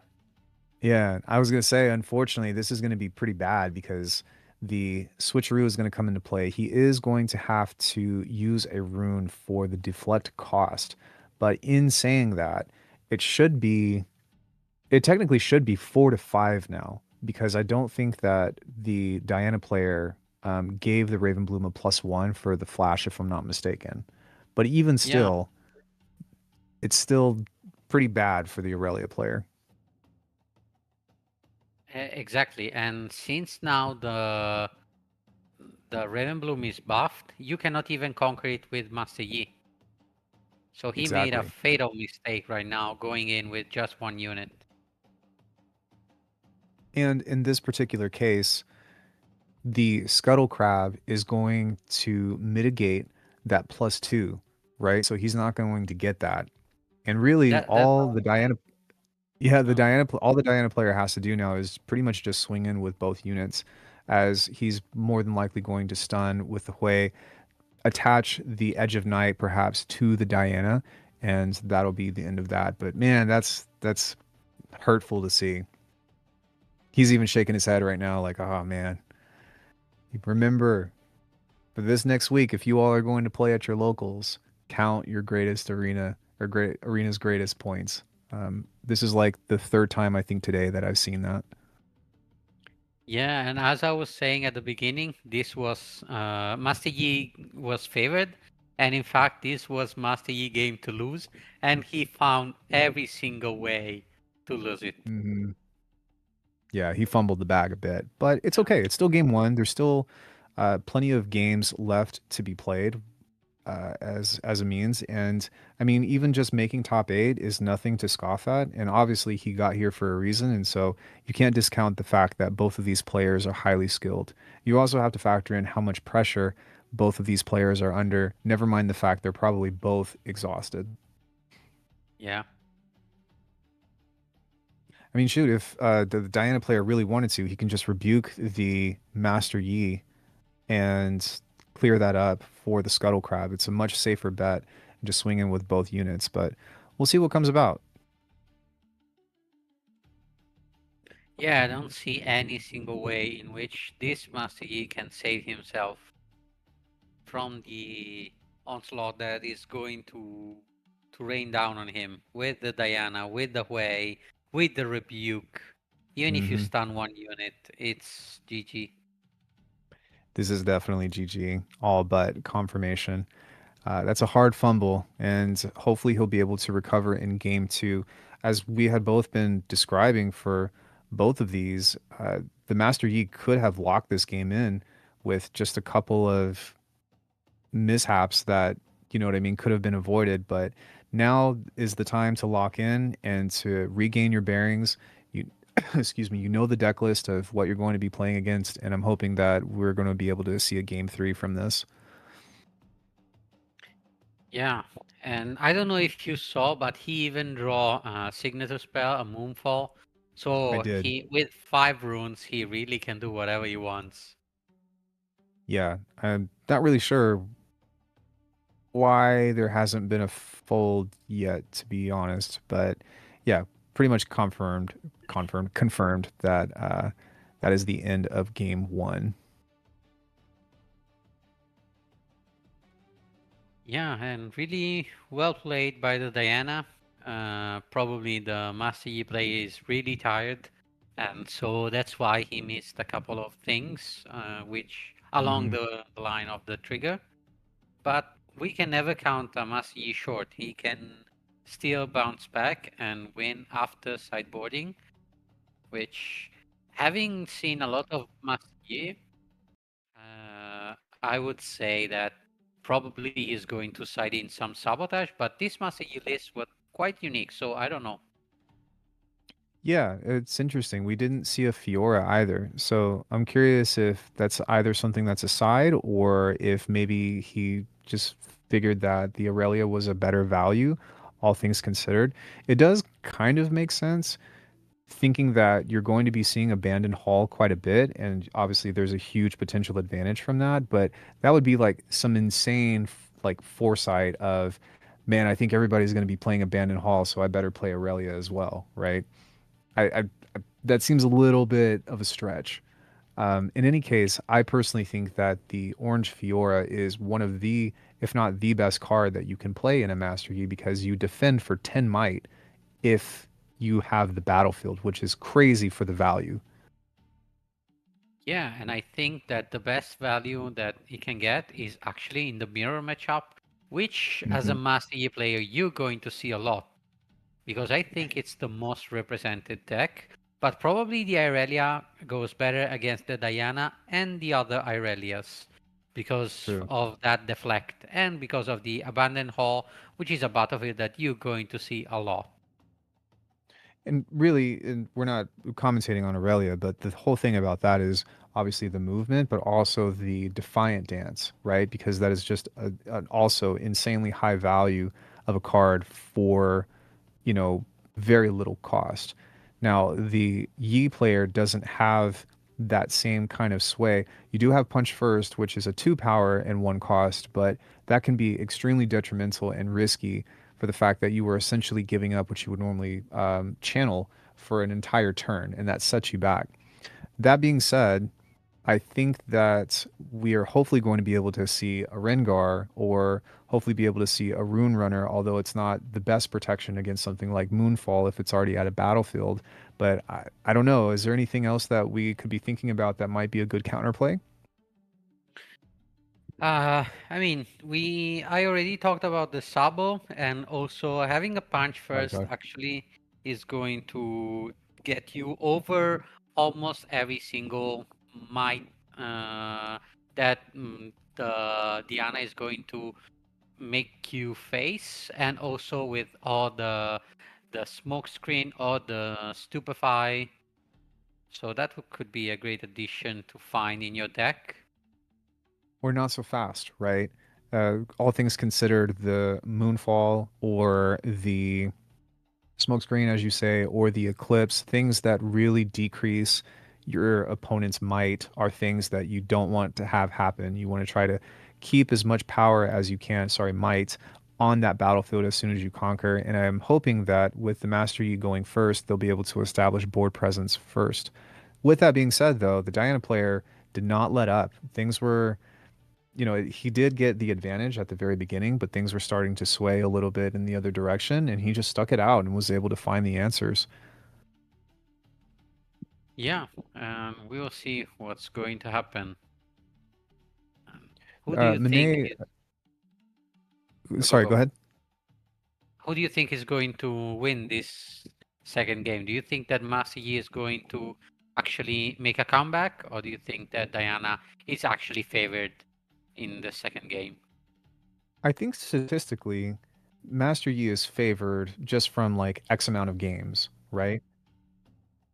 In that saying, though, we're going to definitely find out. I think that as of now, it's been pretty 50-50, and I'm pretty much ready for anything. But I'm almost fairly certain that the Yi player is going to be going first. Hopefully, they'll be able to establish a little bit of board presence and push into that game 3. But either way, it's going to be in for an exciting match. Yeah, and we see now the battlefield being Star Spring for the Master Yi, and the Treasure Hoard, I think it's called, the battlefield for the Diana player, which is an interesting choice, actually. I was going to say, that's pretty atypical of the deck, right? Yeah, I think that we're seeing that the Chinese meta is very different from the West meta. So it looks like he was keeping the Rune Runner, pulled another Rune Runner and a Punch First, and a Ren. Is that a Rengar, I think? Yeah, it's Yeah. a Rengar. I only saw the cost 5 and recycle 1, and it's a Rengar. So he's got everything that he needs for the mid game, but I'm really hoping that he's going to be able to pull out a 2-drop in order to establish that threat early on. These are great cards to have, but a lot of times you might see them being mulliganed and whatnot at the very beginning. I don't necessarily think that it was a bad choice of what he got rid of, because I believe it was a charm. I wasn't sure what the other one was, but It's an we'll just see what happens. It was also a Rengar? Then, yeah. An Angard. Oh, on guard, sorry. Rengar, on guard. We all guard together. Yeah. So out comes the Diana. Yeah. Yeah. Both Legend goes out turn 2. At the very least, if you don't have a 2-drop, then you are almost certainly guaranteed that turn 2 play from both sides of the battlefield. And actually, if you're playing Diana, you can potentially get your first turn with the Diana, which makes going second feel a lot better. But the board threat is already available. The Vex is something that could be very interesting in order to try to play some good defense against the Master Yi. But both players are starting to see a lot of answers for each other's counterplay. Yeah, and actually now that we see that Diana has Hui in hand, it's going to be probably a copycat of the first game. And also we see that Star Spring, which is a battlefield that is really going to help the Hui move easily. So it looks like he picks up was that acceptable losses? Yeah, and he decided to keep it. Actually, I thought that he already had one in hand, so I don't know why he decided to keep the second. I think maybe he was just scared of not picking a unit and just revealing a card. Yeah, I also feel like that's a very interesting thing to maintain within the deck. I mean, in a typical Master Yi deck, there is the Zonias, but at the same time, is that something that you really want to have multiple copies of Gear Hate for? As Master Yi, for the most part, doesn't really play a lot outside of that. Yeah, maybe in this list there are some Trinity Force that we just didn't see game 1, and the Diana player True. knowing the list knew better. I don't know. Yeah, That that's would be something my that explanation. we definitely don't see the Trinity Force very often. At the same time, it would make sense. I think that in most cases, it's typically proven to been a very slow type of development. But if you can get it and you can hold, then it does become relatively devastating. I think right now he's just going to go for the challenge. He'll play stack deck. That's going to give him a +1. And if he's able to get another playable card, that will push him all the way up to evening out the might against the Master Yi. Or if he wants to save it, I suppose he can play the Gust, but he does have some choices. I think technically, actually, you can just fire off the acceptable losses, right? Even if there's no gear. Yeah, I think you're right. You can just use the acceptable losses, match the 4 might of Yi, and say the ball is back in your court. What is your next move? Yeah, he might just want to burn it. I mean, getting rid of the Master Yi this early in the game could be devastating, but we'll see what his choices are. He's definitely got a lot of options to play with in regards to maybe not this turn, but the development cycle of his next turn. And there it is. And if I'm not mistaken, the only playable card for Master Yi is actually Rengar. Yeah, Punch I don't first think as he had well. any. He had a punch first in hand. Okay. I think so. I could have sworn. I might have mixed that up with the other Rune Runner because I believe has 2 in his hand, but I thought I saw a punch first in there. Yeah, there's definitely one in there. Okay. So interesting But choice, deciding to just make the Masi die. I mean, all things considered, now that the Rune Runner has come out into play, I do think that it was better to hold on to it as, for one, that's the only punch first in his hand, and the might mitigation is going to be so much more difficult to do against a Rune Runner unless if it's already at a battlefield and you play that Moonfall. But I'm definitely willing to trade a -2 for a +5 and hold on to that when you're going to get that extra +2 if you're defending, right? Yeah.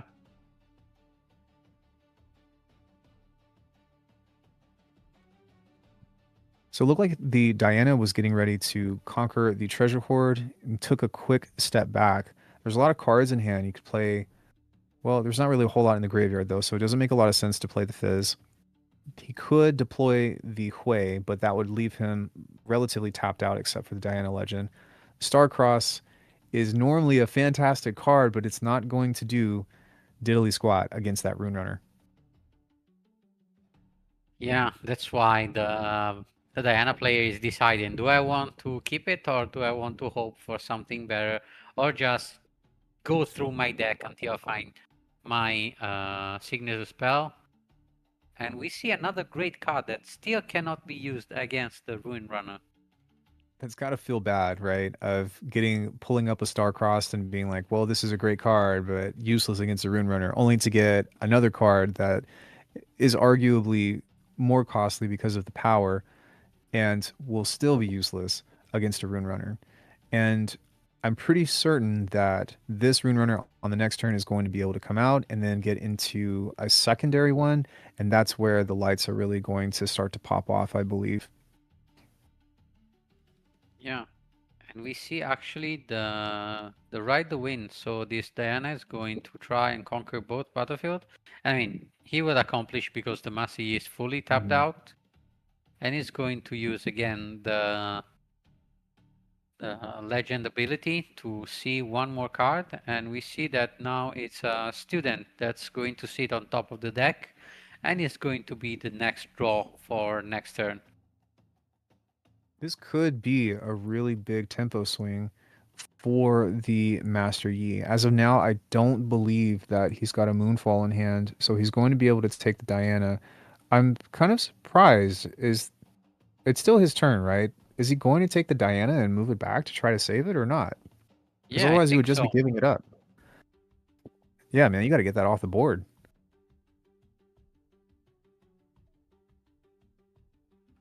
I don't know why he's thinking about using the Stupefy. I mean, maybe he wants to just say, I want the student now to play it. Mm-hmm. And so he plays the Stupefy just to draw the student. And get it out. Yeah, and maybe burn through another card. Yeah, I don't know. I mean, I suppose it does kind of make sense as of now because he already knew what he was going to draw from the predict. And getting into that unit, he knew that he had a couple of extra cards to play that were not going to be very useful against the Rune Runner. It's coming out. You already know. He is going to conquer one of those battlefields. And so because of that, I don't think that that was the worst play to be able to say, you know what, I can use the Stupefy. It's just a matter of, is that going to come back later to bite him? Just because now that's one less might disruption for potentially other units that you may or may not have. And because of that, it looks like the Ravenbloom is going to be going in. Oh no, he just sent the Diana straight to the graveyard because there was no interactivity behind that. So really nice comeback. Finally got onto the board. Rune Runner sitting at defense is everyone's worst nightmare. Yeah, and being on the star string, you can see that the Ruin Runner can instantly jump on the offensive on next turn. So it's going to be a double threat, either on defense and in offense. Yeah, you can definitely tell that Kalios is sweating right now. I'm probably butchered that name, but the threat is ever looming because you're holding already and you've got a second Rune Runner, and he doesn't really have anything that's going to be able to establish a strong enough board to protect that. And not only that, he doesn't know it, but there's a punch first just waiting to be deployed to secure that +5 for the Rune Runner. Yeah, and I don't think in any word where you have only a student against a Ruin Runner, you try and conquer that. hmm So So in this I case, do you think that it would be better to just fire it off and let the Rune Runner take it, or do you think that you would want to try to hang back and maybe get a big tempo swing to get over the Rune Runner on the next turn? I mean, I would take my time until I find something useful against these Mm, camels, because it's going to be something that you have to deal with it sooner or later. So actually sending that student to die, because I didn't see any Ride the Wind or any flash that is going to save it.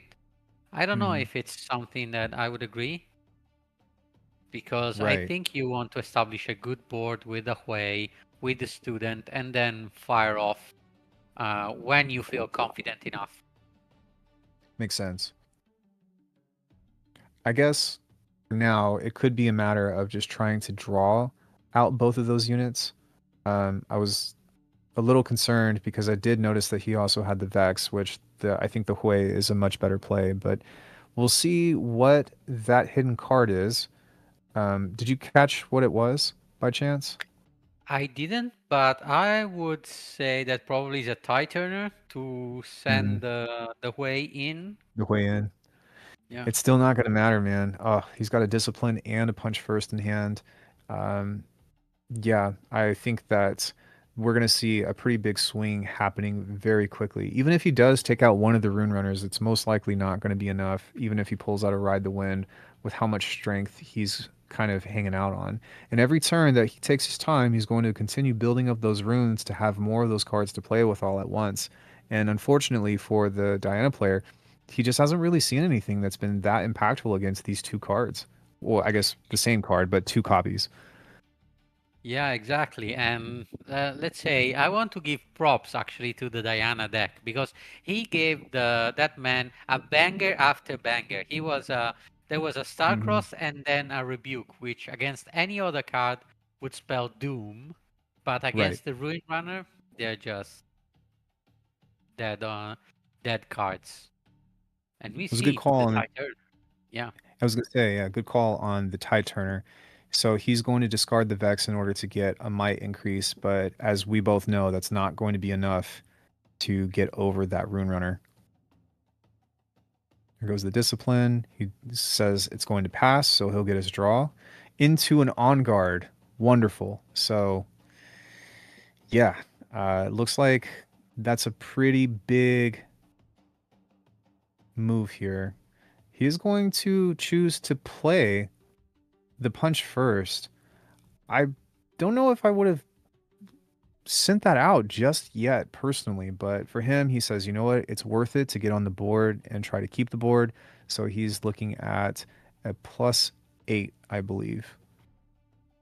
Yeah, I mean, he Two for still the has a lot of 7. Sorry. room. Yeah.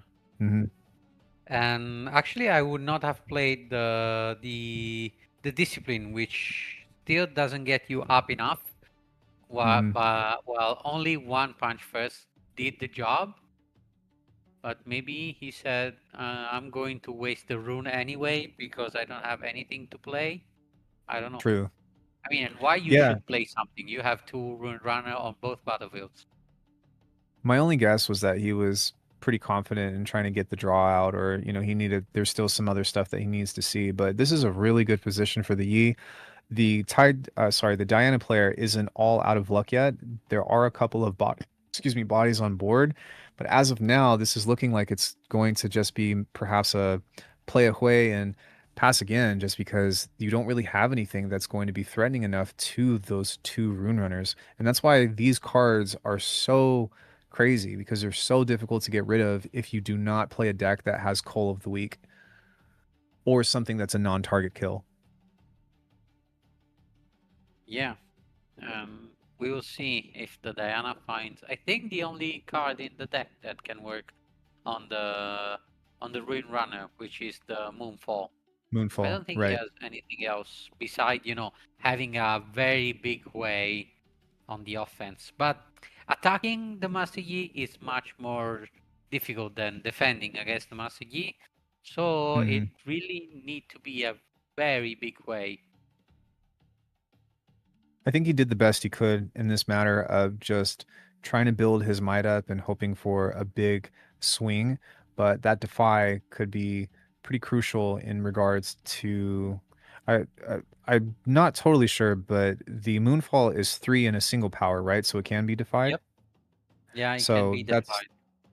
Yeah, so that's really impactful. And as of now, the Master Yi player just got themselves into a position of chilling. They're most likely going to play that pit rookie to give another one of their units a buff, and that's pretty comfortable. You've got your pump spells, you've got your defy. Not that you're really going to need it against, except if he gets that moonfall, but he's going to need several in order to get over any of those camels in the first place. Yeah, and actually, if the opponent does see a Moonfall, playing the Scuttle Crab is going to be even more detrimental, because it's going to be pulled in, and it's going to even remove the +2 from Master Yi. So, lucky for him that he has a defy. Right.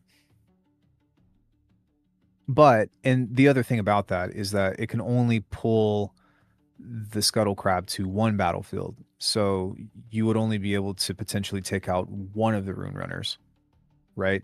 And that's why Yeah. this is such a strong position, because you have to pick a Moonfall, or you have to play Moonfall at one particular battlefield and then hope that you have maybe like a huge might swing and then a ride the wind to go into that defending single unit. So it's a really tough puzzle to try to play through.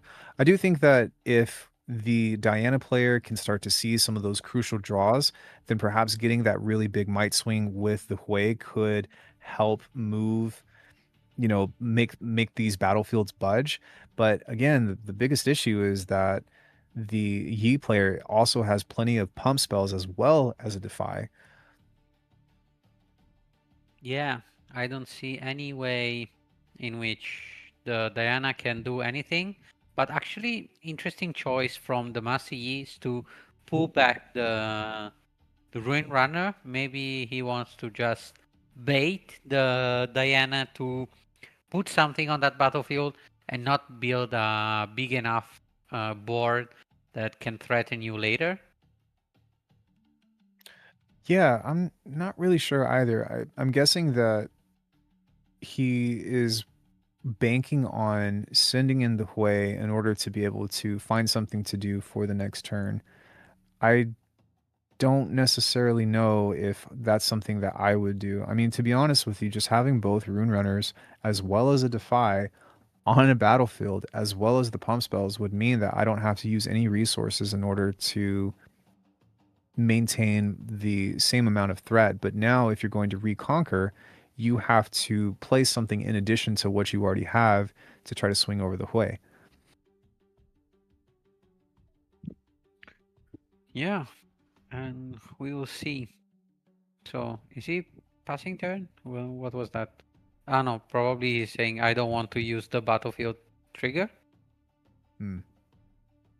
I feel like I get baited into that so many times where you'll see these players doing math in their head, and then they'll give like the notion of going, and I'm like, wait, did he just pass? And it's like, no, they're just making those calculations, which is pretty funny. Now this is big because this is one moonfall. He's going to need more than that though in order to make a significant change because of that defy, as we had talked about from before. So he's looking at his trash, and he's probably looking to see what's in there. And unfortunately, there's not a very big trash in the Yee's pool. Sorry for the redundancy. So I would be worried that my opponent would have at least one, if not two, defies already in hand. So it's kind of dicey to even be thinking about that. But what other choice does he have? Yeah, and if I'm not mistaken, he took the Tide Turner and not the signature spell. Well, he did that because whenever he plays the Tide Turner, he is going to be able to essentially move the Hui, right? I'm guessing that, yeah, he needs a way to get it off the battlefield for one, but if he can do that and then ready it up, then that could potentially be something that might give you a little bit of a boost. But even still, I thought that he had a flash in hand, and apparently he doesn't. No, I think the choice was between a flash, a Tide Turner, and a signature spell. In the And he Moonfall, that's decided correct. for- Yeah. Yeah. Well, it wouldn't make sense. Yeah, I'm not really sure what the plan is now because you don't really want to hide that. You know what I mean? Yeah. But maybe he because- just wants to get it off the battlefield. But yeah, I don't know. It's not the worst play in the world to conquer the battlefield and then to play the Tide Turner to swap it, but still kind of strange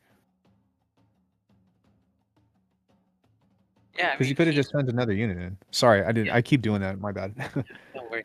I think he wants to play around the defy, but sooner or later you have to play some spells. I agree. And right now, there's not a single spell that I can think of that the Yi player would, try to prevent the Diana player from other than the Moonfall. You know what I mean? And so it's like, what is he trying to do here?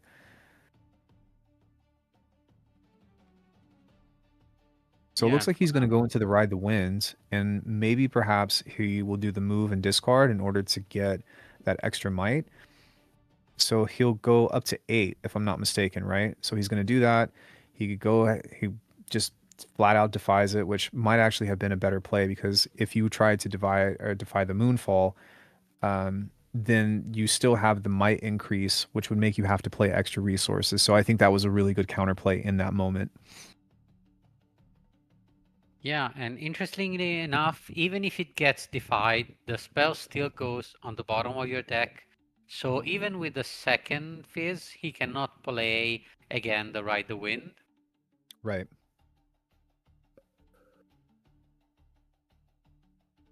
I'm still personally trying to figure out what the strategy was behind letting go of that battlefield.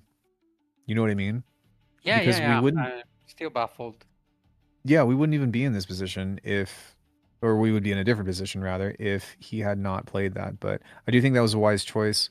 Maybe, another Ride the Wind. You hear the Chinese commentators saying the same thing, so he might have something to do on the next turn. I think that having access to another Moonfall could be really big news for the Diana player. I would also be hoping that the Master Yi player would draw into another Defy, as this is going to create an interesting interaction, maybe not on the Yi's turn, but on the Diana player's next turn. Yeah, and I mean, now having the Tide Turner, you have a choice. Do I want to trigger the Hui movement once more, or do I want to discard that for +3?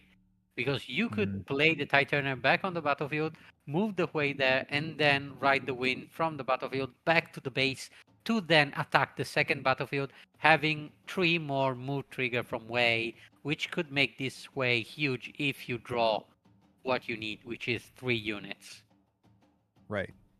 And that's one of the craziest things about Hui is that all of their effects are not once per turn. So essentially, if you're just banking on having a high amount of movement, right, and you're constantly increasing its might and having it available availably, wait, having the availability to move it into a battlefield as an attacker, then that's where things start to get pretty dicey.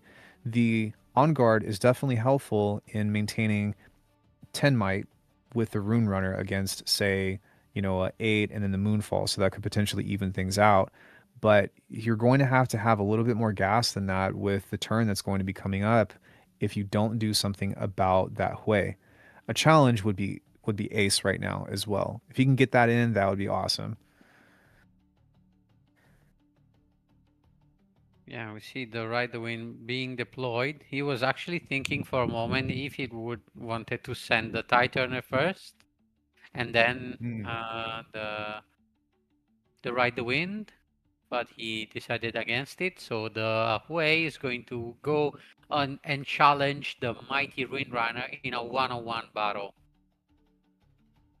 This is kind of interesting and a bit aggressive, if I'm not mistaken, right? Because wouldn't you? Ooh, there it is. A second Phi. Yeah, I think that was a little bit risky because of what was available in hand. And had you had been a little bit more patient, you would have been able to be in a much better position of getting your might, seeing that you have uh, the extra ride the winds and then being able to play the fizz. So I think that in this moment, the Diana player just overextended a little bit with that. Yeah, I think that he has a second Fizz in hand, but I think it would be really gambling if you play the Fizz and just play the Ride the Wind from the trash to send away, hoping that you find another unit. And even if you do, the Yi still has the on guard. Oh, he Yeah, says send it. Go for it. This isn't my favorite play, but he is definitely enthusiastic about sending that in. And the Master Yi is just saying, hold up, let me cook, because he's got the answer to that. It's so risky because even with that being said, the the Hui will get another might increase, but he won't be able to deploy the Moonfall. And so that's why this is so risky. yeah, and we see the luck of the draw. Yeah, we see that the Diana player slamming that way with happiness into the trash, saying that Right. now I want you to match my might, which is 11 against 8, because we cannot see it from this angle, but the Rin Runner is actually buffed. So it was Right. So defending it's for defending 8. for 8. And it looks like the Yi player is just being a little bit more patient on that and not letting that go. You still have the extra rune runner to be able to reclaim that battlefield, but man, that was a very costly turn just for that point. But will it be enough on the next turn in order to be able to go? And he gets the second moonfall, so that could be a very interesting turn of events on this. What Yeah, luck. and right now I think that this Master is going to be sitting on both battlefields and having a Rengar that can jump in at any moment. We see. Did he draw a second? No, he drew the Scuttle Crab. Yeah. I do think that you can still play the not so fast on the Moonfall, right? Because it chooses a unit to the battlefield, and that's the choice part. No, you can play only if he chooses another unit to pull. If Right. you just decide for the battlefield, you cannot play the not so fast.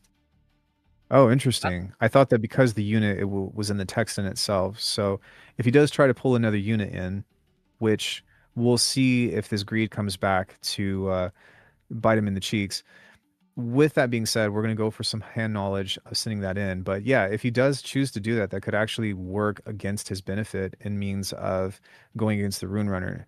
The other thing to consider, though, is that there's quite a bit of might on the other side of the board right now, too. So he might not even have to play that Moonfall. He might be able to just send the Rune Runner in and try to force out the Rengar and do the math after that.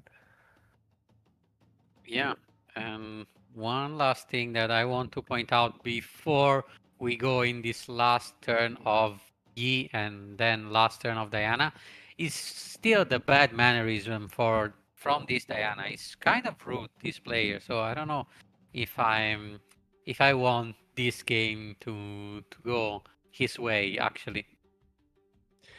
I mean, in some cases, I know exactly what you mean, and there are some questionable behavior that might be like, hey, what's going on here? At the same time, I do think that he is a little bit fired up from the recent turn of events, and I can't fault the guy for being super passionate about not letting this game go. Because if you're thinking about it, the stakes are pretty high. Whoever loses is going home, or as a means of not moving on to the next round to be able to secure a win. And there's a lot that they're playing for, and they've been here all day. Even if the event was free, just being here all day is quite a bit. That being said, I still would try to maintain a sense of reservation and respect on the game board as a means of also realizing that my uh, opponent is probably just as tired as I am. Yeah, and we see now with the last turn of Diana if it's going to find something that can go over the Ruin Runner, over the Rengar with Mhm. this deck. So Ride the Winds, is that a Vex and a Stupefy? Yeah, it's a Vex, not apathetic. I don't remember the name. Maybe Cheerless? Or Cheerless is Cheerless. the green one? Yeah, I don't know. Okay. Vex Cheerless. Do- But I think that the only card that you really want to play here is the Ride the Wind. Right.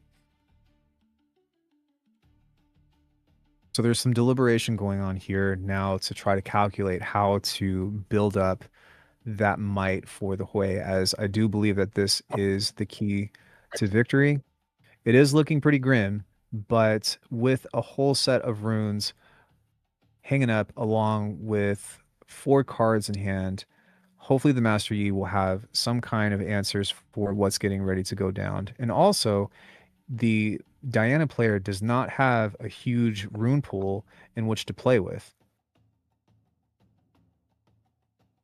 Yeah, I mean, he has still 7 runes, which is plenty to play all the cards in hand that he has. So probably the play is going to be move the Hui against the Pit Rookie and see what happens. Right. Then ride the wind to the other battlefields, play the Moonfall, and hope that the Master Yi player doesn't have an answer. But I'm trying to do the math here in general, and with the Hui plus the Fizz plus another Fizz, that's 11 might plus another 2 plus the buff from the Raven. We're looking at what, 13, 14 might just standing on. That's a pretty big number, even without the Hui getting any kind of buff or any kind of might increase. Excuse me. Yeah, and with this flash, we're going to see that this way is going to run a lot on this battlefield.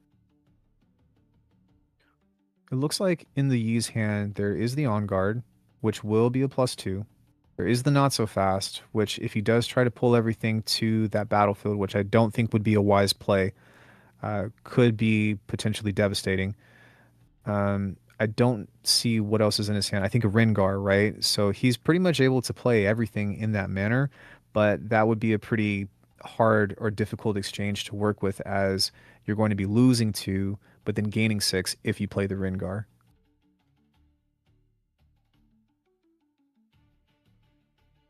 Yeah, and we see now he drew the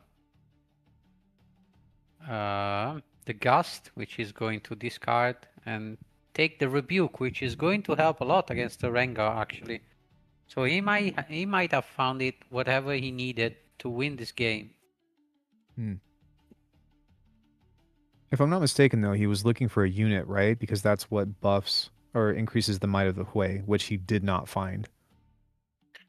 Yeah, and right now is 7 against 9, so an Unguard would make things even, but would also spell doom for this Master Yi, as we Right. know the hand of Diana.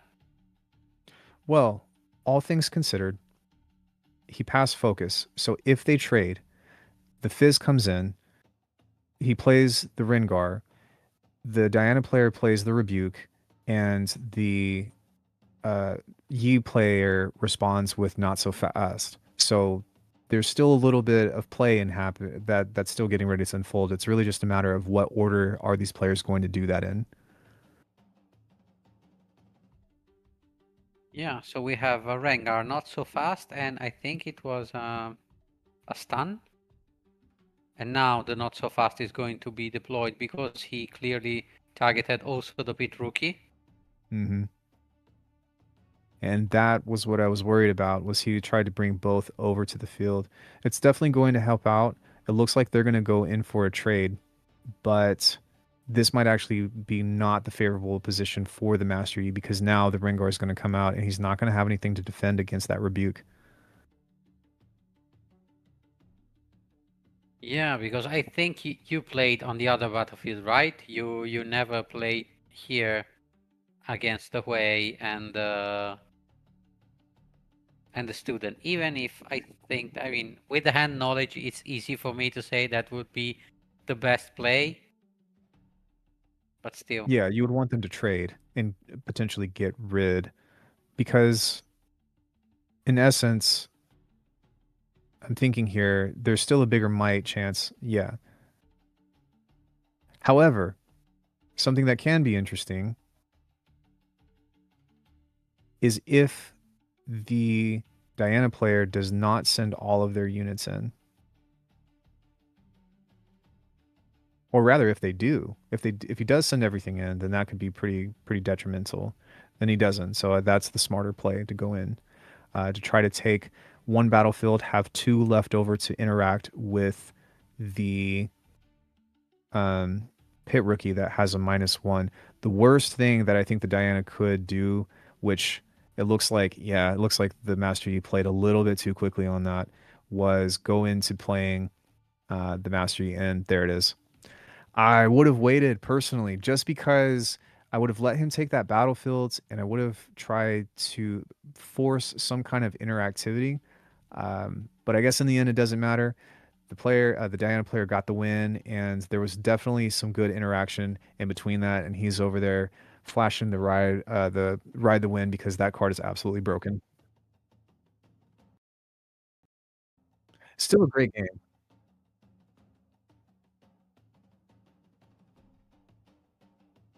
Yeah, no worries. Okay, so we know now the first player who's going to make top 4 is going to be the Diana. He's going to be, I think it's called Kalios. Yeah. Props to him actually for he played it very well. I think so too. It's unfortunate that the game was looking so good for the Master Yi player, but just didn't have enough gas to keep up with those answers that it seemed like the entire game we were talking about that the Diana player needed. And sure enough, they found all of the cards. The Hui was the key. The Moonfall was at least formidable in forcing an interaction for that not so fast, because he couldn't have defied or countered both, right? So in saying that, that was a really good match either way, and I had a blast being able to cast this with you. Yeah, me too. It was a really nice back and forth game. It was never, let's say, it was never sure who was going to win. It was never like a landslide. It was close until the very end. Yeah, and those are always the games that I want to see. The Omnon says, I think that they should have kept both camels on the battlefield. I tend to agree, although I don't know if it would have made that big of a difference, all things considered, with the inboard that the Diana player had. But generally speaking, once you have the camels on, there's not very many situations that you want to pull them off. But in saying that, Kostan, oh my gosh, I'm so sorry it's late. Thank you so much for joining me today. I really appreciate it, and I had a lot of fun with you. It was really nice to get to meet you and cast with you for the first time. Do you want to go ahead and kick us off with the shoutouts before we go into break? Yeah, I have one more round actually that I'm going Sorry. to be casting next. So I think you can go ahead and do your The shout out. shoutouts are on my end. I'm so sorry, guys. It's 3:50 in the morning, so I am going to say thank you so much for allowing me to join you. You guys can catch more of me here on the channel for more Riftbound content. Plus, thank you so much for having me again. I really appreciate it. Castanito, I am so sorry for not even being able to pronounce your name at the moment. I need to go to bed. But again, the pleasure was all mine, and thank you all so much. I guess we can kick it off to a break. Yeah. And it was a pleasure for me to cast with you, Alchemy. So see you on next stream, hopefully. I really had a blast. Thank you so much. Off to break.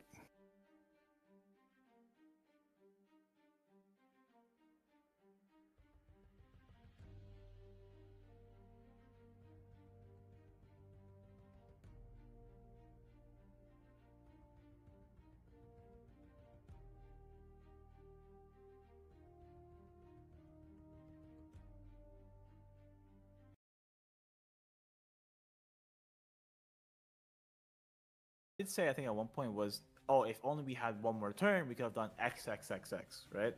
Mm-hmm. And I feel like buying LeBlanc one more turn with the amount of draws, with these tokens, with the Echo, with the Watcher, can just be the straw that broke the camel's back. Fiora is a very good deck in general, not having that kind of tempo. But we did see that if it runs out of gas, it runs out of gas very hard. We saw it best when we saw the Poppy deck. So maybe just saying, I'm going to try and keep this game as long as possible. My value is going to be better long term. Your value is going to be worse long term. Yep.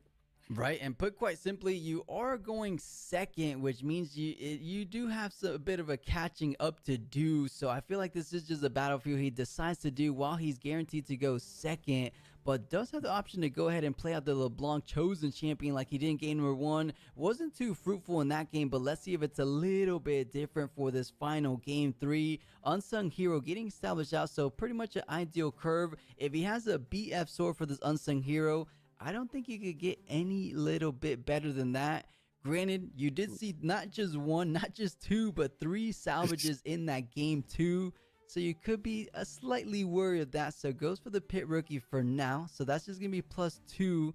So no Sunken Temple proc or anything. I'm wondering if he wants to go ahead and play out a unit. Or not play, but send a unit to the battlefield. Or are we going to be playing the patient game here?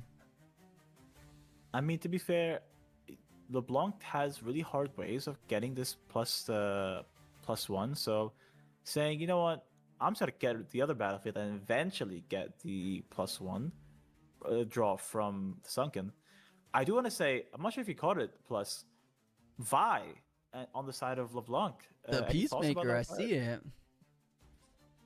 I think it's a very cool addition to the deck. New, I think. Any thoughts about the card? I love it. You know, if they didn't have to spend a power, you could go ahead and play out the Vi right here on this very turn 2. But the fact that it did cost a power, which balances the card, because without that power, she would definitely be seen. I mean, she's already seen a whole lot of play, but she would just be that much more effective. So I like the Vi. I think it's pretty good in a lot of order decks. I think you're never wrong running at least one Vi in pretty much any order deck. Ambush is a heck of a thing. On top of that, you do have a stun every time you do ambush in on offense, I will add. So not too bad. I want to see if it does come into play, but the Karthus does come online. I do see a challenge in hand, and you do have the option with the Unsung Hero. LeBlanc is just going to have to eat it there because there is no kind of negate / counter to stop this Karthus from going down. And you don't even have a hidden blade hidden, so you can't react to get the benefit from Karthus. So yeah, this is just a dead Karthus right now. Or will be soon. Right. And that is the strength of this challenge. Being able to deal with this card basically for free is very strong. But most importantly, we had to go down a lot of runes to make these plays. We are a full turn behind in terms of rune count. And Fiora can not only get this challenge off, but develop their board even more. Exactly right. And we saw how good these challenges were in game number one. It was pretty much the game-winning card, and it might just very well be the game-winning card in this final closing game number three. Because taking the Karthus down as early as your turn two, you can never go wrong with that. Retreats back from the Aspirin Climb back to base, has the first mate to go ahead and effectively gank on over the other battlefield. You're swinging in. You have 3 damage as the combat. There wasn't any combat, so you're trying to go down. You're trying to get the additional +2, and that you do. So you trade the real one, because you know the temporary one, it won't be allowing him to hold for a point. More importantly, you do get your +2 draw, and not looking too bad. You have the counter with riposte. You have some other hidden blades. You have a punch first. And the unit that you're lacking, you at least have a guaranteed unit in the chosen zone. So I feel like Fiora is definitely in a commanding position so far. It does depend what LeBlanc is able to do on this following turn. But so far, so good if you're Fiora. And right now, if you're Fiora, you're kind of tasked with this really hard decision of, do I go for this first mate Doran's Blade and get this extra ramp turn? Or do I go for this aggressive play where I send in my pit rookie with the Dorans and at least get rid of this token before I can get an extra draw on the beginning phase? And it looks like his decision is to go in a bit more aggressively, get the 3rd point, so it keeps on effectively the even point tempo when we're talking about an Aspirin Climb. You go up to 3. Oh, no, he actually held that one already, so stays at 2. So doesn't get up to 3 this time around, but decides to go at... But in that case, is he just trying to deny LeBlanc a easier conquer? But it's just 2. I guess with the 1 rune you have available, you're always threatening from the punch first. So I see the logic. I see some kind of logic here for Fiora. And to be fair, if we did do that play on side of Fiora of conquering the other battlefield, we do have a salvage and a cull. So if we have any way of just getting onto this battlefield, we would have just completely blown out the game. And there's that double 2-drop slow turn. Sorry. No, I was just gonna say, just taking the time to go ahead and establish out some units. So taking the turn off, knowing that Fiora isn't too far ahead, as she will only go up to conquer up to 4 this turn. But if you have another Karthus in hand, that could be the turn to really ramp up and set yourself up for a huge turn. But honestly, despite having an Aspirin Climb, how much turns do you really have? Because next turn, it doesn't seem to be that big turn. You're talking about 2 turns down the road, which could be looking down from 4 to perhaps 6, potentially 8 for those 2 turns. So this is a risky strategy, but I just don't think LeBlanc had any better options, honestly. Right, and we've essentially bought ourselves 1 extra turn. Because if this was a normal game of Riftbound, we'd go 4, 6, 8, end of game. But now at least we have a turn of we get to conquer with these channel units, then they can die, and then we have another turn where we can develop our board with these extra runes that we wouldn't have access to if it wasn't for the Aspirin's Climb game. So not the worst position to be in if you're on the side of LeBlanc. This is more of a setup game. But it's more about, do we have the cards in hand? Do we have the big units? Do we have Herald? Do we have Echo to kind of make advantage of these extra runes that we're about to get? Yeah, and you're still a little bit far from getting those units online. Right now, it looks like it might just be a Glass Mixologist. You could go a little bit more offensive. Actually, it's only a first mate with a hidden blade on that battlefield. So I don't really like the ambush Vi in this position.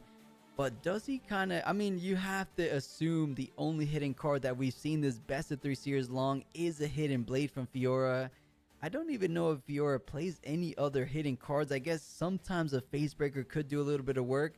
But most often than not, it should be that hidden blade. So trying to think carefully if you want to go ahead and take the odds of something else being behind that hidden card.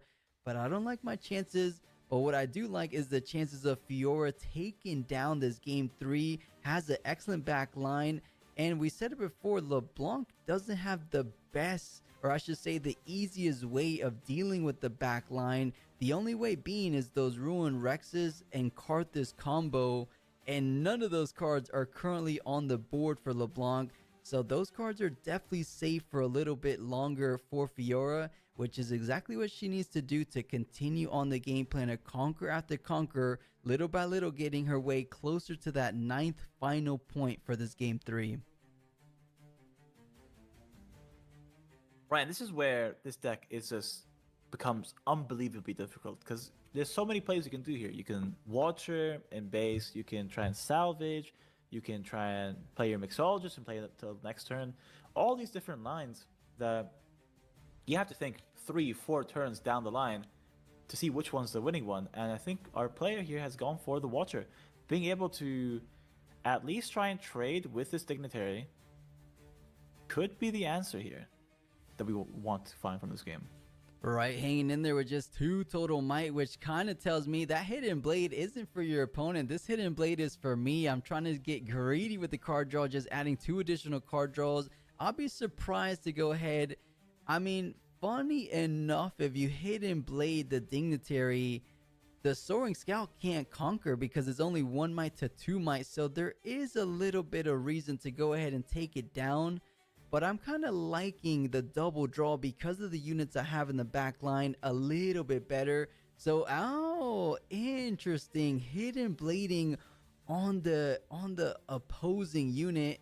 Allow him to draw 2, but I think he's exactly as that. He's trying to hold up to 5. More importantly, keeping the first mate because you're at 5. Most likely won't get up to... Or we'll see if he wants to stay at 5. Or does he want to go ahead on the off tempo, if you will, for Aspen Climb to conquer up to 6? Because this is tricky. Sometimes you do want to stay on the double conquer game plan, but sometimes you want to threaten a hold for the victory as well. So let's see exactly what Fiora has. I will point out real quick though, Fiora has been so clean with it all best of 3 series long. They haven't missed a single Fiora legend ability. Sometimes even the best of players miss maybe 1, at most 2 Fiora Legends abilities. I haven't seen it whatsoever. Very diligent, making sure they always ramp when they need it. Or when they proc, I should say. Right, I think this champ and Volibear, notorious for being missed, I think, a lot of the times. And I think we're going into time right now. Oh, overtime. Active player turn 0. Good IEK. I wasn't paying attention to the time. Time was just kind of flying by for this round number 7. But that means Fiora is turn number 1. So just 1 more turn apiece following this. And you're at 4. You are going for the double conquer. You want to make sure you're always 2 points ahead, which guarantees you a win regardless if you're up ahead or not. Or up at the final point or not. So 5. You definitely want to go ahead and get up to 6 if you can, which I believe you should be able to. Right, and I do think maybe this was a kind of a mismanagement of time from the side of the LeBlanc player. I think you definitely would have wanted the extra turn from being turn 1, I'm pretty sure. So maybe just if we ended our turn a bit quicker, we could have forced the Fiora to be turn 0 and bought us an extra turn.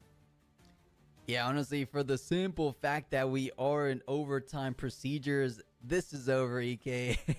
I don't see it any other way. I think the fact that you're conquering up to 6 kind of solidifies it because the most they can go ahead and score next turn is up to 4. 4, that's still a 2-point deficit. That's a guaranteed GG. Right, guaranteed GG. If you deny them the conquer, then we're still talking. But then they still have another turn to score at least 1 more point to create that 2-point margin between you and your opponent. So I don't know, it's like a 90% chance I feel this Fiora is walking away victorious today. Right, and speaking of victorious, even if we do get this Hidden Blade off, we have victorious just to walk over and get this point. There's nothing that this LeBlanc player can do to stop this from happening, which is why I would have loved to see him end the turn a little bit earlier, because look at our hand. We have Singularity. Imagine how good Singularity would be in this spot. We conquer with the Watcher, Singularity 2 of his units, and we'd be in such a great position to kind of win this game. And it was that small mismanagement of time, these overtime procedures that did him in.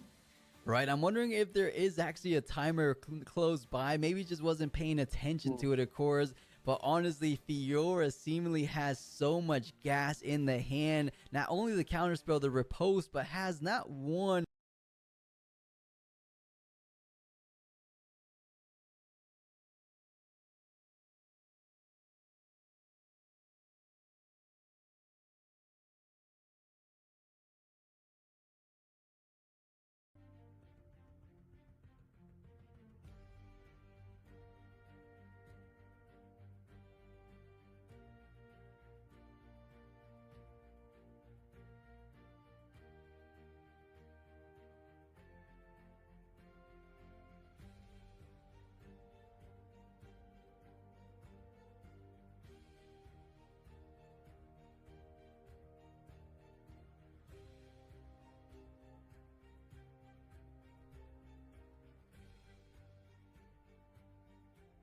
All right, guys, we're tuning in right in time. And as we just saw, all the little single individual legends have been eliminated. So Rek'Sai falling down, Annie falling down. So all that remains is Aurelia and Diana. Basically the two queens of Unleashed. With me to start the quarterfinals, or actually, we're in the semifinals. Only 4 players remaining. It is Constantina one more time, and then newcomer, not true to newcomer to Runes and Rift, but hasn't been around for a little bit, Dimitri. How are you doing? It's been some time. We've actually seen each other in person sooner than we actually casted together.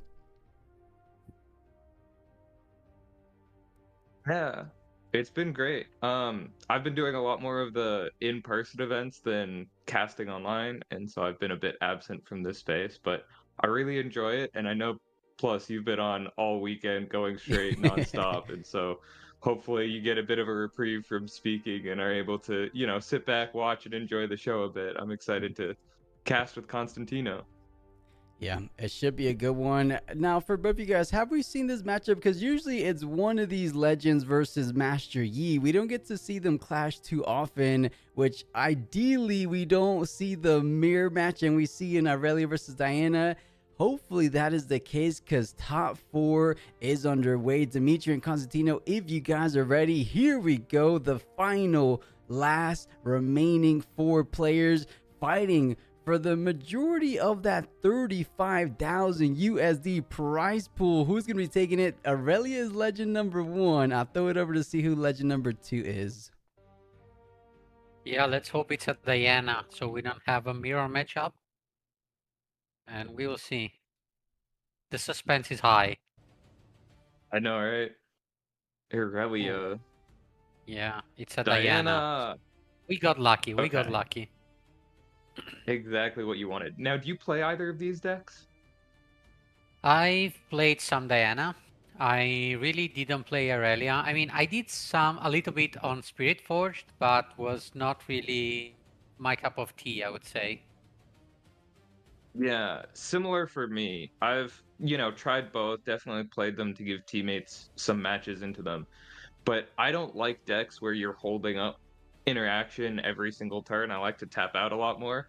And both of these decks are constantly just holding up spells, keeping their range open. So this matchup in particular, I have very little experience with. But both of the decks, of course, I know fairly well, just in general from facing them a ton.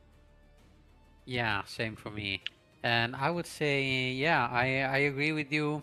I mean, the Aurelia is more. I think it was for me the fact that sometimes the deck does more than you do.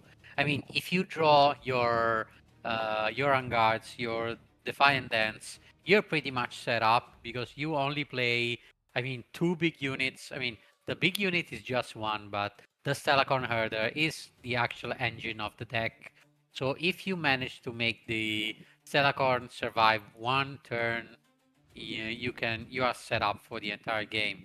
And let's say this is what I didn't really like. But I have to say that Diana is pretty similar. You do the same thing, just with Wei. You want to just select what cards you want to draw and keep in your hand, and then you play with a very big unit. Yeah.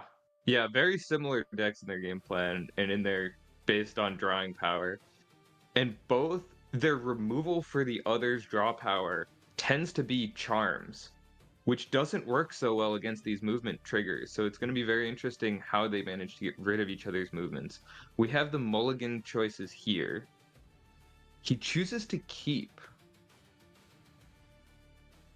Yeah, I mean, maybe because as an Irelia player, you really don't mind skipping the first turn or just playing a stacked deck turn 1, because you're Yeah, he just has the waiting to Zonias to amount play. runes. Yeah, there's a Zonia also.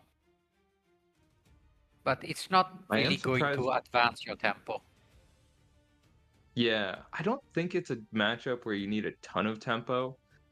Both of these decks tend to not be grabbing both battlefields every turn, but you definitely, I would think, would want to be seeing Stellacorn. I'm very surprised. I guess the stack deck is just enough draw power, and the range of the hand is very useful with Defy being broken against Moonfalls and stuff, that it's just worth keeping everything.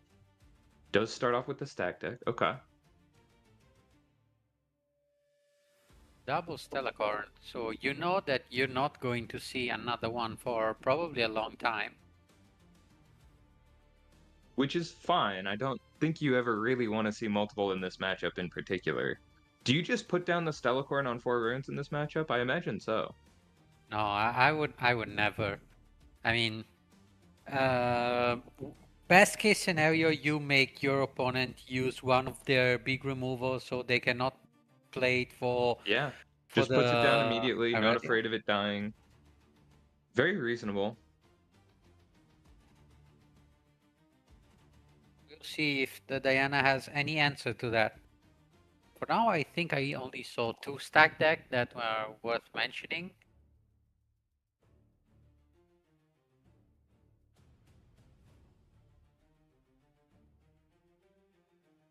Yeah, so we have the legend trigger. Did you see what card he's looking at here and debating on? No, A it's a Gust. Gust.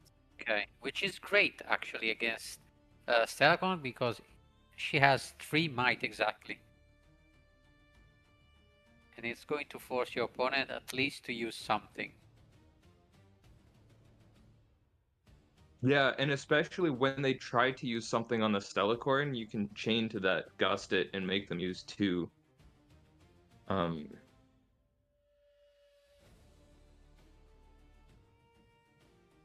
But only 1 up. This Diana might just be going in there to die.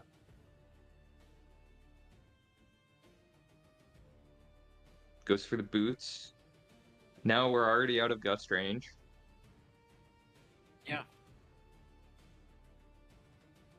And I think he only has a discipline in case of anything, any shenanigans from Diana.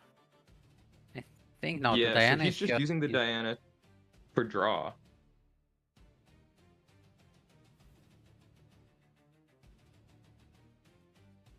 This Yeah, feels and like a sadly, very the terrifying situation. Yeah, agreed. And now we ahead. see another movement from the Stellacorn. And I don't know if you noticed, but from the Diana trigger, he got unacceptable losses, which is sad that he found it 1 turn too late because he could have played it and removed the boots and create another threat for the Stellacorn.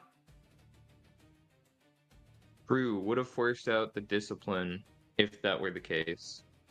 But in this case, he just has the Vex now to try and be catching up to this Stellacorn, very behind in terms of tempo on board and also draw, but the Hui might be able to get him back in the draw game. What's the play here? Do you go in with the Vex? Do you hold back for a turn? Just to develop the Hui? Go in with the Vex because I don't think that the Aurelia cares really much about protecting the TIE Turner. So you go in, you activate the Vex power, so this Aurelia cannot come in and just do whatever she wants next turn. And then he developed the board with a Hui. Yeah, it makes sense. You need to get that Hui down as fast as possible to catch back up in card draw. Yeah, and I want to discuss with you what are 2 that the Hui got in Vendetta with a unit that is both a unit and a gear, which can make you trigger both abilities from Wei, which is channel 2 and get +3 for just moving. Yeah, absolutely crazy. There's also a purple unit that you can spend 1 to give a unit +2 when you discard it, so it can be a +5 on Hui. Hui's just getting so much bigger, so much more flexible. I don't know if you end up running the Porobot and Hui decks, but it certainly is a threat that is very scary if you want to charm a Hui in or something. Have you been cooking with that? Actually, not yet. I'm still deciding what I want to go for.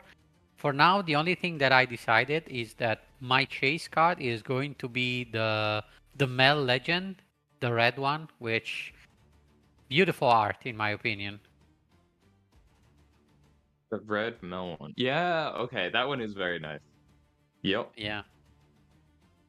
And so So probably if here, I'm going to play that, probably Away is going to fit in my deck. that makes sense. Mel has a lot of aggro flexibility, and Hui does seem to they fit in that. The Stellacorn moved in before pumping up with the discipline, so it gave the Diana player a window to use that gust. I wonder if Aurelia forgot about that gust, or if they purposefully wanted to bait it out there because they had the second discipline. Yeah, I mean, both options are fairly reasonable. I mean, you made your opponent waste 1 rune and 1 card for something that you were going to use anyway. I mean, yeah, because I don't think that you're going to only use 1 discipline. No, actually it was 4 might the Vex, so you were still winning. So probably I would have saved the second discipline, yeah. Yeah, I think I would have used the discipline before going in. You're not making Diana waste any runes.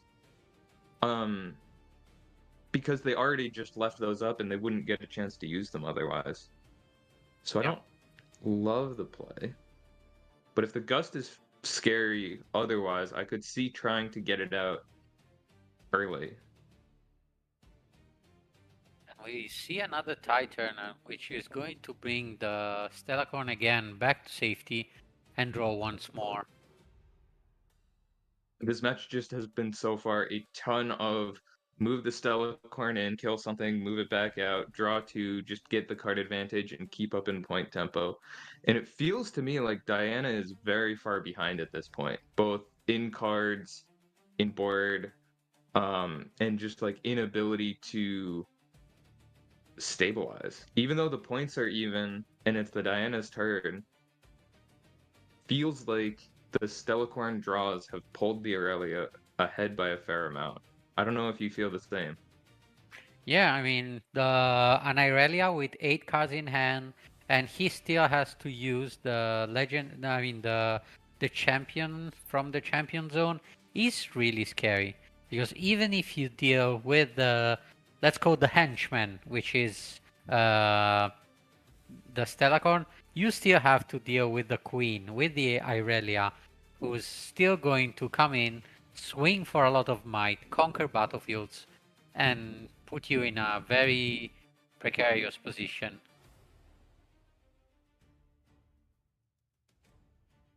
We see a Defiant Dance come out. So the 5 might Hui is going to be 3 versus the Tide Turners 4. This might have been why he forced out the Gust earlier, was to be able to be bigger here, but gets hard bargained. Huh. Yeah, and I don't know if I'm totally happy with this play. Seems kind of a waste of a Defiant Dance. I mean, yes, you You're not threatened using an away. Aurelia. But he has all his runes open. Like with what was it, 6 cards in hand? I don't think you're going to be forcing much at all there. Exactly. I mean, that was like very very bad hope that he really drew 6 useless cards. Yes. Diana now leaving 2 up to try and keep this Hui alive, which might not be enough. I mean, seeing the abandon in hand probably is not. We just need to see if the Stellacorn can find any pump to overcome the 5 Might of Way. And We've got actually boots, it looks like. yeah, the boot is going to bring you back even a second pair of boots. Double Interesting. boots. I mean, Okay, so this is one have thing. you ever gone out of your house with only one boot? You need two. Oh, I mean, you make a very good point there. You do have to put on both boots. I was gonna say though, the Stellacord could go out with one shoe on to the sunken temple first, and then use the second boot to ready and move across. But I guess he doesn't care about points and very much cares about not spending that power here. yeah, and we see he A pair dealt of with the boots. way.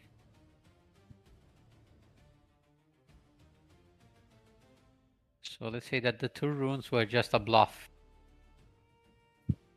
Yeah. So I believe in that turn at the very end there, Irelia recycled for the hidden card a purple rune while they have double boots on the board, which seems a little surprising to me that they want to keep 4 green or 3 green runes and only 2 purple in that situation. So I would be reading like a defy heavy hand or like a not so fast or very much green power heavy hand from the Aurelia after that.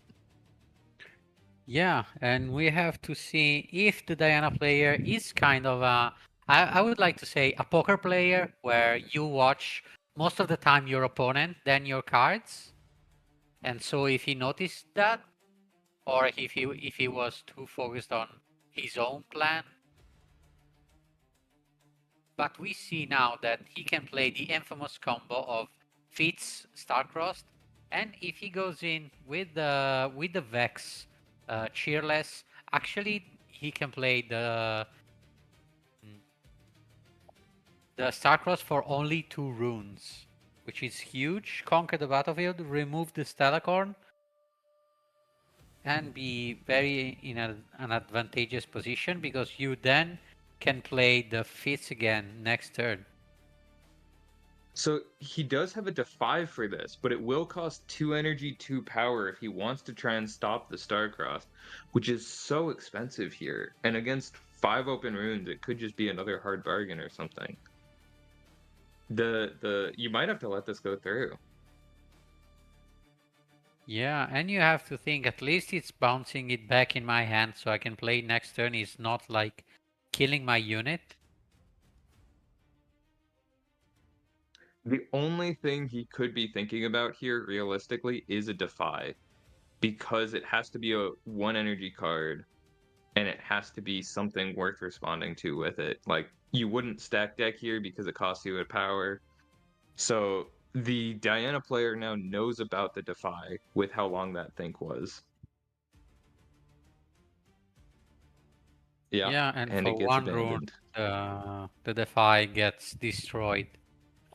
I mean, it goes back to hand, but still, I mean, you would really hate to see like spending 2 runes to recycle for just the opponent just spending 1 rune. Yeah, completely turns the tide on the game.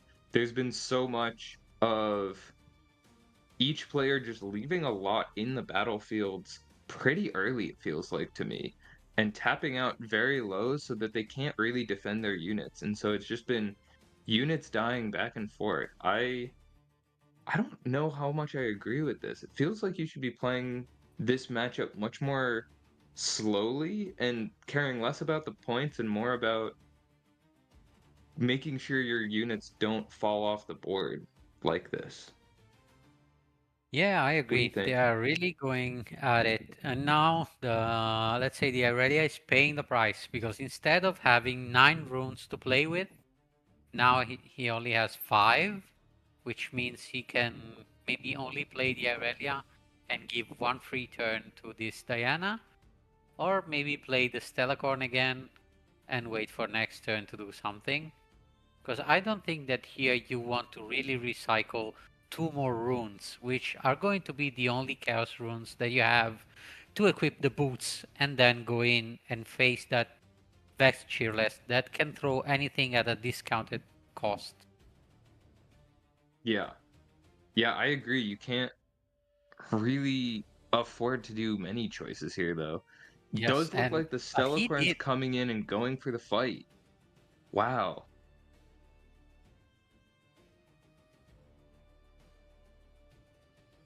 Man, this Aurelia is crazy, dude. I He's do really think those fighting a lot other of choices, though, you are facing a known fizz in hand. So if, for example, you do just go play Aurelia to base, they just go fizz, play the Starcross that we know in the trash, bounce the Aurelia back to hand, and then Diana's getting up to 6 points while you have no board at all. And I don't think you can afford that as the Aurelia player. So I do kind of see it, especially where you have the charm, so you can try with the Stellacorn play to clear the entire Diana board.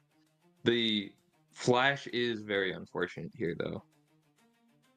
Yeah, but now with the, I mean, you knew he had a Fizz and a Starcrossed in his base, I mean, in his hand, and now he can play that, and you only have one rune, which means that next turn, the Stellacorn is not coming out.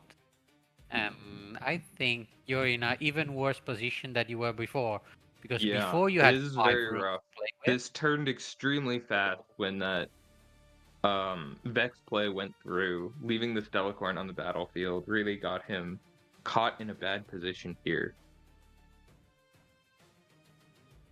Yeah, but it was all knowledge. I mean, he probably just forgot, but he had to know. I mean, he saw the face going back in hand and the Starcross being in the trash. Yeah, he had to, but I don't think any other line deals with that really. It's just every line feels losing.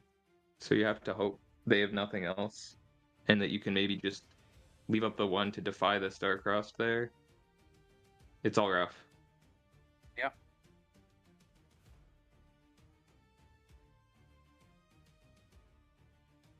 Here we have a classic Hui choice. If you're going in with the Hui, you either discard a unit and only get +3 might that won't be useful, or you discard the spell that you really like having in hand.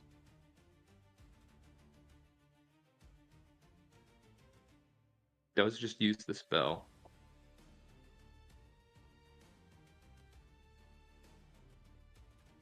Does he have a right to win? Oh no, he wants to play that again to remove another boot.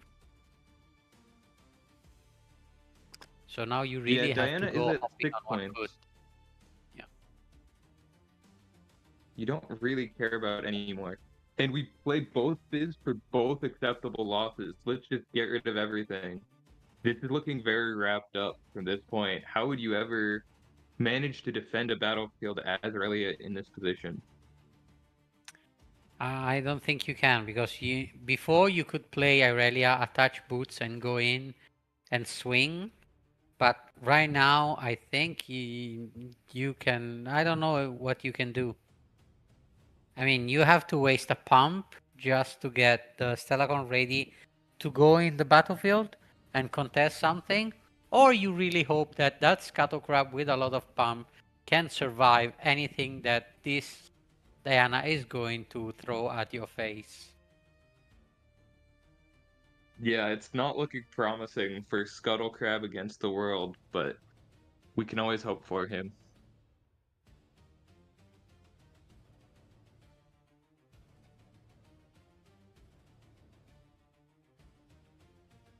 Yeah, and seeing how this Fitz Starcrossed affected the gameplay, what do you think about the recent bans? Or I would rather say the lack of any meaningful bans. I'm fine with it for the most part. I think I would much more prefer them to ban cards that feel toxic to me and get rid of meaningful decisions from the game rather than cards that are just strong. Like when they create cards that are outsized in terms of power or too cheap or something like that, they're strong, they will go in a lot of decks, but they still end up leading to skillful gameplay, which makes me fine with them. And I think Fizz is in that category for me. Should he have costed more? Sure. Is he still making skillful games? Yes. So I'm not against Fizz and Starcross staying around for that reason. Um, but there are other cards that certainly I would wish on a ban list that, you know, make the game half as many choices and very straightforward and oh, did you have the out more often? What about you? It sounds like you were a proponent of either Fizz or Starcross getting banned. I mean, I was rather wanted to see like Echo going out because I think that with in the next future the Lux combo is going to be even more represented because it didn't. I mean, they didn't really print anything that's going to stop it. Yeah, I think there is a chance that combo does get better. I do have faith that if we start to see it looking like a tier 0 deck, and like, hey, Lux combo turns out is way better than everyone thought, and it really is the only thing worth playing, they will ban it immediately. I think they are paying attention closely enough that they will be able to nip that in the bud as soon as it starts being a thing, but that might be me having more faith in them than we can have at this point, having only had 2 ban lists. I'm hopeful and I'm expecting that they are able to keep up with that kind of thing, though, if it does become an issue. And we have a Mind Splitter coming down. Wow. Just goes for the concession to not reveal the hand, and we're moving on to game 2 with Diana taking that game 1 after a powerful Vex play. Yeah, and we saw that Irelia, I mean, went probably too fast to and run out of gas pretty quickly. With Irelia, you always have to think about every single room that you recycle because you don't have that many to play with. Yeah, exactly. I saw someone asking in chat why they didn't, with the Stellacorn, go into one battlefield with the one boots, equip the second boots, and move across. And I think it really is that. You have to be so careful in Aurelia how many runes you're recycling at any point. Because once you get infinite cards from the Stellacorn, all that is stopping you from playing everything you could ever want to is the number of runes you have left. So you really hit the nail on the head with that. Too much recycling going on there. Yeah, and I mean, we are also seeing in the chat someone calling this an aggro Irelia, which I agree. That's how they played it out. And I think that one thing that is probably going to stop Irelia next in the next set is I don't remember the name of the card, but there's definitely one card that says that your opponent is going to channel just one rune next turn and not 2. That card That looked a may be, little overcosted to me. I don't think it will end up seeing play. yeah, that could be. But actually, the thing that is going to help Irelia a lot is the one spell that has, I think it's the smoke screen from Akali. I don't remember either the name of the card. That is going to give you a +1, which on Irelia is a +2, and is going to make you untargetable. So you really become a ruin runner Yes. that can buff yourself up to the infinity. Yes, that card does seem like it fits Aurelia very well. I could definitely see multiple of those being factored in. And it also has flow. So if they have ways to discard it, or even if they just find one and end up using it twice, very powerful, very cheap card for the deck. I definitely can see that. There was one other card that was interesting to me for Aurelia. Astral Heron. If they wanted to go more top end, Aurelia ends up getting pretty power hungry. And so playing that down on a battlefield and then just being able to play your Defiant Dance for free on your opponent's turn, you play an On Guard for 1 and then a Defiant Dance or something, or a Discipline for free. I could definitely see that being a strategy with Aurelia too. Yeah, I mean, are you talking about the card that make you? I think it was only units that cost 2 and 2 less. Ah, no, I mean, you're talking about the purple unit that is going to make your spell cost 1 less. No, it's a green unit, and it makes after you play your first card in a turn, the next card you play costs 2 energy, 2 power less. Ah, yeah, So it can make the spells crate. cheaper. It could make a unit cheaper. Yeah. Yep. I think it was only I for don't know. unit. I don't think so. I think it's any card. When you play your first card each turn, if I'm at a bad way, your next. Ah, you're right. It's every card. Your next card to Yeah. cost 2 and 2 less. Yeah.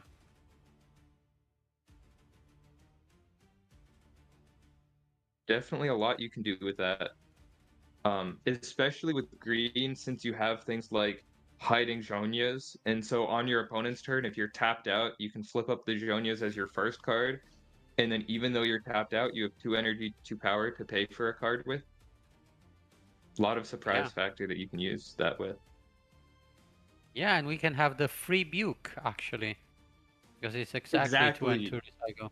Free Buke is real. We had to wait 1 year, but it's finally here. Yes. Yep. And it looks like they've switched from the Clown Nose over to... What hat is that? It looks familiar. I think it's I think it's the B Nunu hat. Or Bimo the hat. B Timo hat?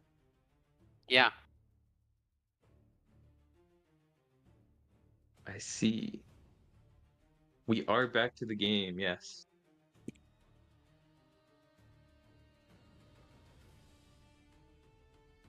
Yeah, it's the B Timo hat. We see the new 2 battlefields, which are going to be the Abandoned Hall for the side of Irelia. I mean, it's very unbelievably good battlefield for Irelia, which it's going to target you while you're still targeting yourself, giving you plus infinity for every card that you play there. And we have I don't remember the battlefield for the Diana. I think it was the it's the -2 while you're defending alone. Forbidding Waste, I believe? Forbidding Waste, yeah, which is really good Something against like Irelia, which doesn't play a lot of units. Yes, although they can have some tricks with that, where they ride the wind out or something to avoid that. The Aurelia player is going first, playing the Abandoned Hall. It's very interesting in Top Cut how the battlefield meta changes, because game 1 you know whether you're going first or second, so you can choose to play your going first battlefield instead of your game 1 battlefield that game. And I wonder if either of these players have been messing with their battlefield rotation because of that. Yeah, it could be, but also it's interesting to see that now the Irelia is going first, and it's not playing the battlefield that usually it's played when you go first, which is the untap 2 runes. So yeah, saving but he that, didn't play that game 1 either. Yeah. So saving that, if he has that, I don't know if he has as a third battlefield, for when Diana goes first, it's going to be quite scary. I'm not really sure, how he would want that. That feels backwards to me. Especially because... Oh! It's because he's expecting Diana to be on Targon's going first, and so he chooses to give a double Targon game. Yeah. Yeah. That is really interesting. If you do get that call out right, which is harder to get in Top Cut when they know first, second already game 1, then having the double Targon could very well benefit Irelia more, who can struggle more to have runes on the opponent's turn. That makes sense. Yeah.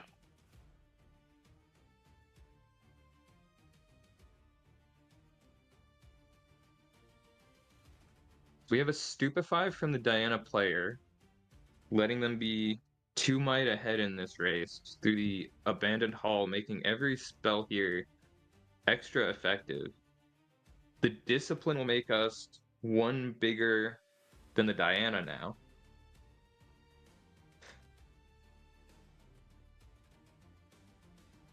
One of the issues that I have had with Riftbound, and it's a very small issue, is just that sometimes battles like this, where all of the buff spells are getting cast back and forth, ends up making it very much a do you have enough to defend this one fight on turn 3, where it's sort of just a hand check and you can't really get any reads into the opponent's hand before that. Like right here, we just played 3 cards out as Diana and lost them all, and a rune, because we didn't have enough to defend. And it just feels a little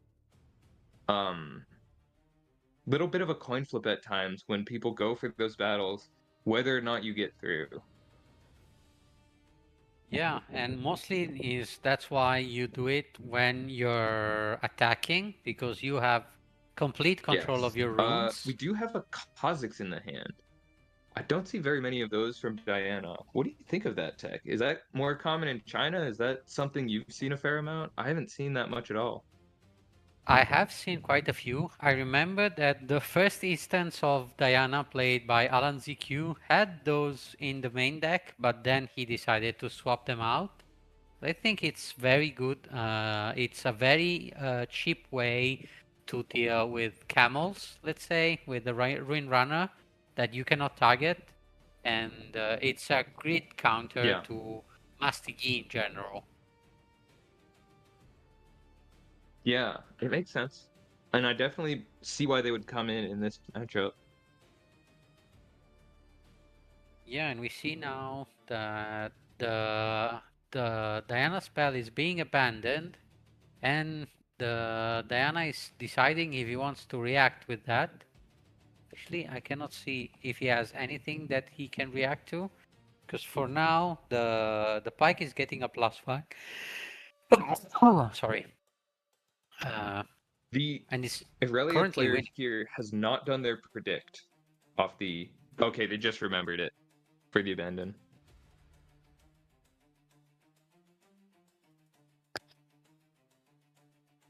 Yeah, what do you do now? Do you just run the Eclipse again? Just play it again? Makes sense. Yeah.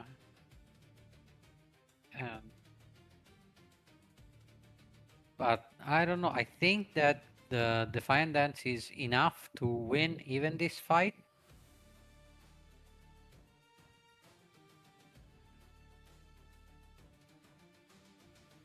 We will see. I haven't... Yeah, I'm having some problems with the streams, so I don't know what's happening. It is flashing in and out. Okay. Yeah, good thing it's not us. Yeah. Because if we have, me and you have the same problem, it means that it's going from the stream itself. Yeah, so sometimes the stream will be having issues. Nothing we can do about it at this point.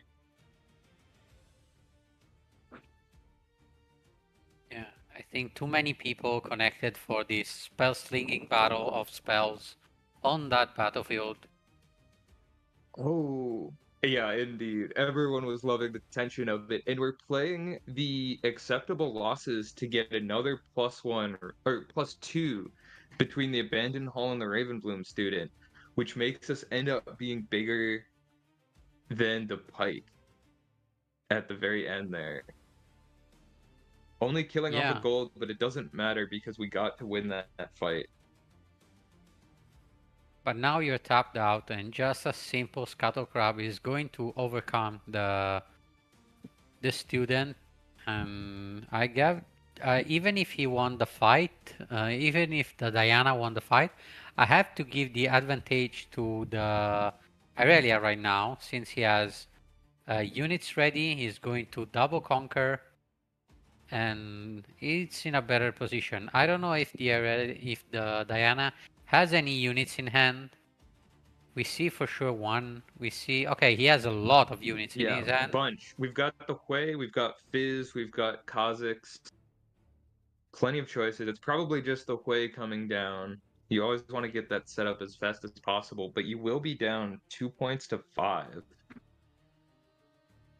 Actually, I was saying, I don't know if he has any units in his hand, but he actually has only units in his hand. Yeah, you're right. It is just units. Oh, we're going for Ride the Wind play against 2 runes up. That feels somewhat dangerous, especially with only units in our hand. I guess we have the Kazakhs as another combat trick. 4 might to 2.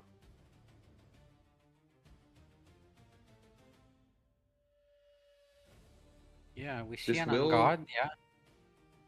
Yeah, get out like an on guard or a discipline. It's Guard just is too going to efficient to not go for it here. Yeah.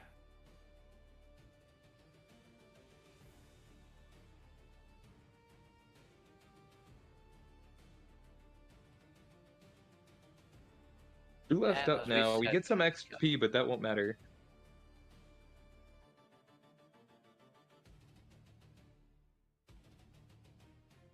Yeah, I think the only legend that uses XP with the purple with Chaos Domain, I think it's just Kha'Zix, right? Yes. So you could do some like chaos XP stuff with other colors, but Kha'Zix is the only legend in particular that mentions it, and the only deck that really cares enough right now to do it.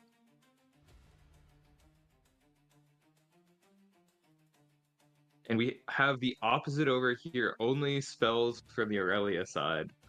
Probably going to see that Chosen Champ coming down as another unit, and finally one that is actually big instead of these 2 drops that we've been trying to play control or aggro with.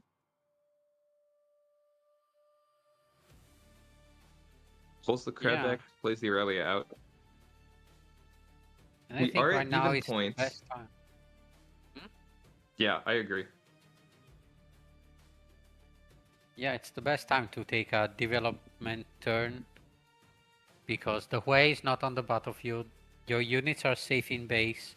You have 2 runes open in case this Diana throw the Moonfall or anything. Yes. And you have to, since you're at 4, you're going to be able to go to 6 points first, and then you'll be able to go to 8 first as well, provided you can get that double conquer in twice, which is going to be very hard to stop without the Diana player having many spells at all. Yeah, and interesting enough, I spotted in Diana's hand the Maddened Marauder, which is a card from set 1 that costs 4 with 4 might as tanks, and said when you play me, move a unit from a battlefield to its base. So that could be an interesting choice with like Hui, you know? It does the same thing as the Tide Turner. Yeah, it's also a great way to get the Aurelia off the abandoned hall when that becomes an issue in the next 2 turns.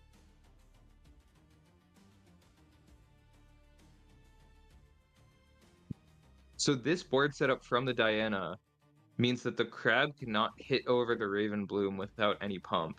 So it's going to be pushing the Aurelia into the Forbidden Waste and the crab into Abandoned Hall, which is not where you would want these units to be. Yeah, you would rather swap them. Maybe he has a Tide Turner, or just use the boots to go on the other side. Yeah, or just use the boots to come back to base, potentially. Okay, bounce the Hui to hand. That makes sense. Just deny the card draw, deny the board tempo.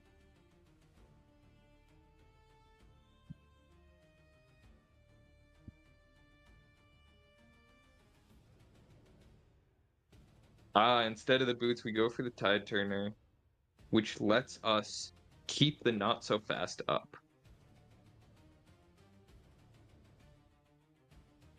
Yeah. This Marauder seems useful when we're trying to push against a hold, but right now, since Aurelia's up on points, we're going to have to be the one holding.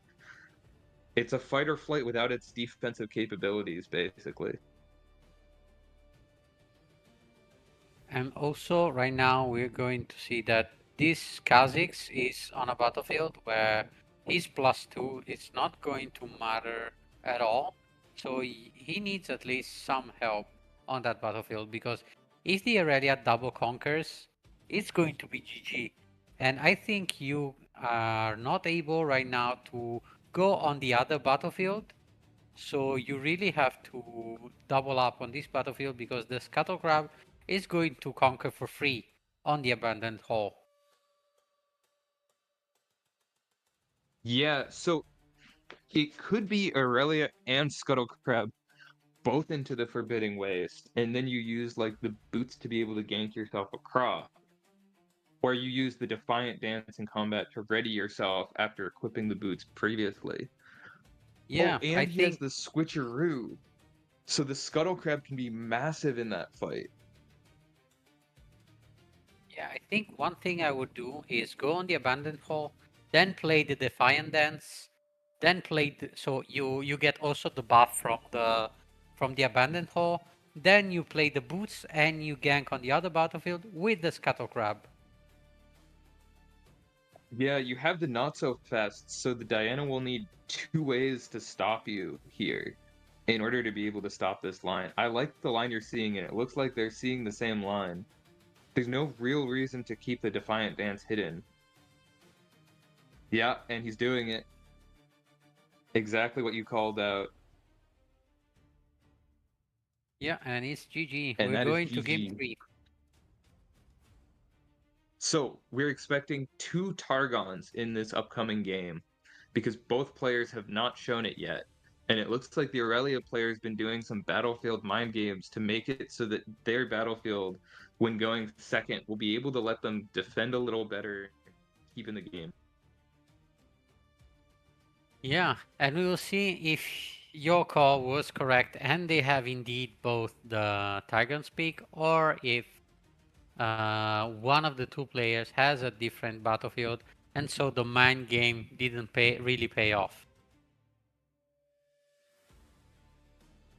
Yeah, it will be very interesting. If Diana brings a different battlefield and Aurelia is just giving Diana a Targon, it's not gonna feel good, but it might be. Yeah, and we're going to see. I don't think that they're going to change the battle plan or the deck really much for this game 3.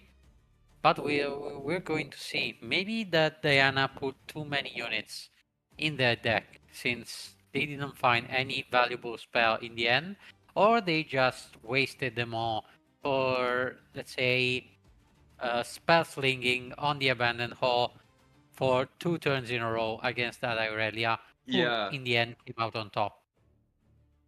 Yeah, thinking about that, it really was. They spent every spell on that Abandoned Hall turn 3, right, when the Pike went in against the Diana. And then they had nothing left to do after that. Yeah, I could really see that having cost them the game, having lost that one fight at the beginning.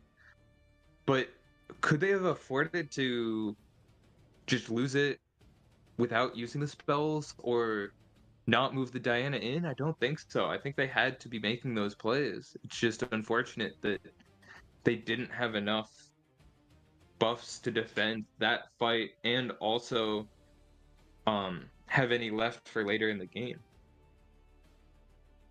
Yeah, probably they were Alright. just unlucky that the Irelia drew better and he had no other option but to fight on that battlefield. We're going to see now on this third game, the last one of the set, who's going to arrive in the finals. And if it's going to be the Irelia or the Diana, what's going on uh, on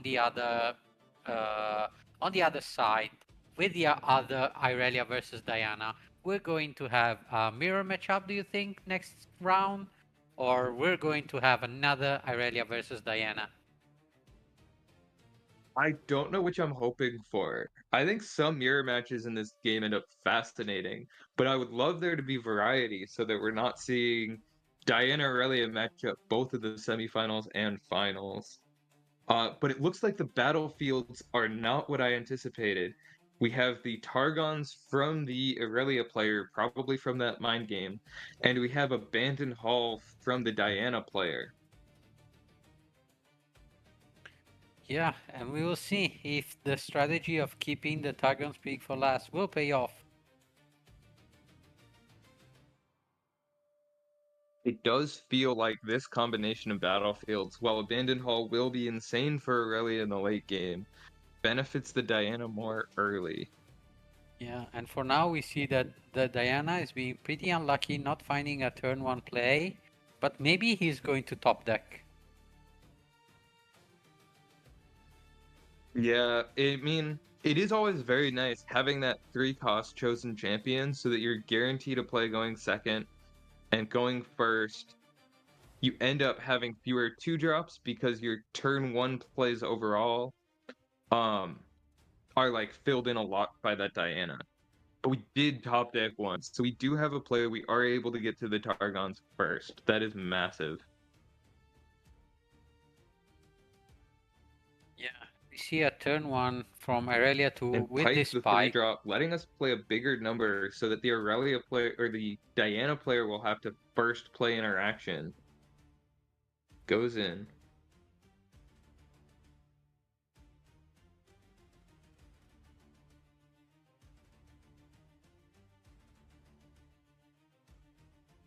Yeah, pretty standard stuff for now. And what would you do right now? Would you attack that Tide Turner and have the 2 runes up for yourself next turn? Or would you just say, so. okay, keep that battlefield, next turn you're not going to have the 2 runes up? Yeah, I think I would be going in, or at least doing the stack deck first to see what I have. And try to win, because most of Diana's range is not a ton of pump that they would want to be using this early and not on the Abandoned Hall. Grabbing some cards. We've got On Guard and Boots to choose from. It looks like a Kha'Zix of our own is the third option, but they already have 2 units, so that won't work here.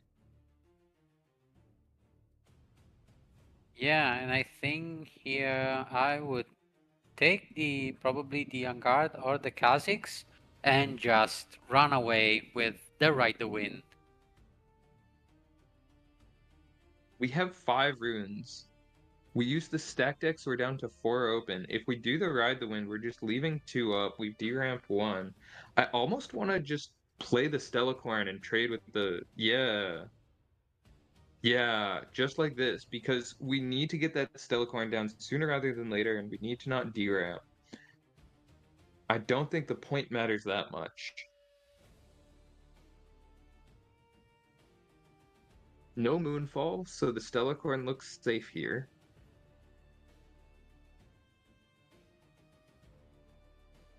Yeah, and I think that for this game 3, this Diana looks to be more equipped, at least from the get-go. But we will see what's going to happen late, if this Stellacorn is going to be able to draw a lot of cards like it did in game 1 of this best of 3. And with the Titan I top mean, deck, we I are think down so. 2 points. So we need card draw, but we're also going to need to catch up in tempo somehow. I don't see us being able to beat the Kha'Zix. So we probably just have to go into Abandoned Hall, Tide Turner ourselves back, and spend another turn setting up.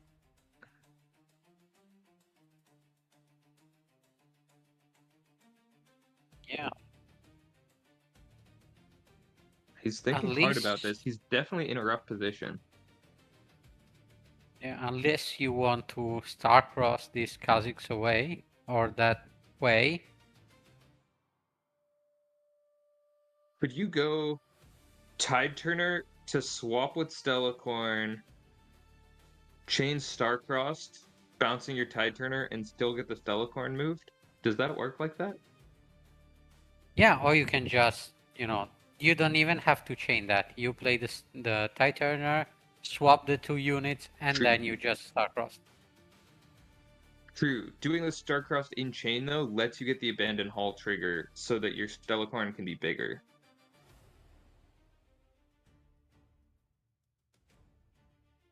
I think that since the Tide Turner says here, you cannot do that. I think it happened in one of the stream that I was casting, and I actually said the same thing, that you can do that, and chat corrected me. But I don't know, maybe Okay, I'm going chat, to let be us know. corrected again by chat. Because I don't think Tide Turner actually uses the word here. I think it says to my original location, but I know it's been eroded, so I'm not sure if that part of the wording also changed or just its initial targeting wording so that it works from hidden properly. And sometimes words other than here also imply that it works the same as here. It's not a common wording at all. You can do that, says Tetsu in chat. So it does sound like that might have been an option, but he really did just want to play his Unithan back and build up a bit this turn.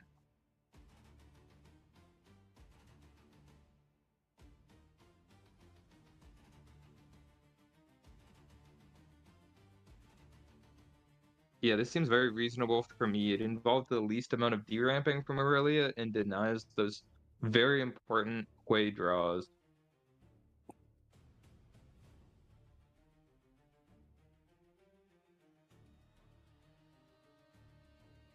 We're in a very similar situation to Diana's last turn, where Diana has the Diana and Kha'Zix on board, and it's against a Stellacord in back, but we've had it a Tide Turner. And I think the reason we're going in with the Diana now is because of that even point tempo, where when we were on 2 points, we were fine to just hold and not go to 3. But now that we were on 3 points, we really wanted to be on 4. Playing Raven Bloom back and keeping our Hui in hand. So we've opted to go for leaving more up to potentially protect the Diana here. What do you think about this line? I mean, you still went at 4, so you're pretty much happy with how your points are going. Maybe he has something to protect that Diana. Or maybe we see the Ride the Wind. So probably the Stellacorn is trying to fight a Diana. And the Abandoned Hall will make the Stellacorn instantly bigger too. Yeah, but actually we see the Abandon. See if the... So this is something very strange for people who are newer to this game and its unusual rules. Abandoned Hall works on the resolution of the spell, not the activation.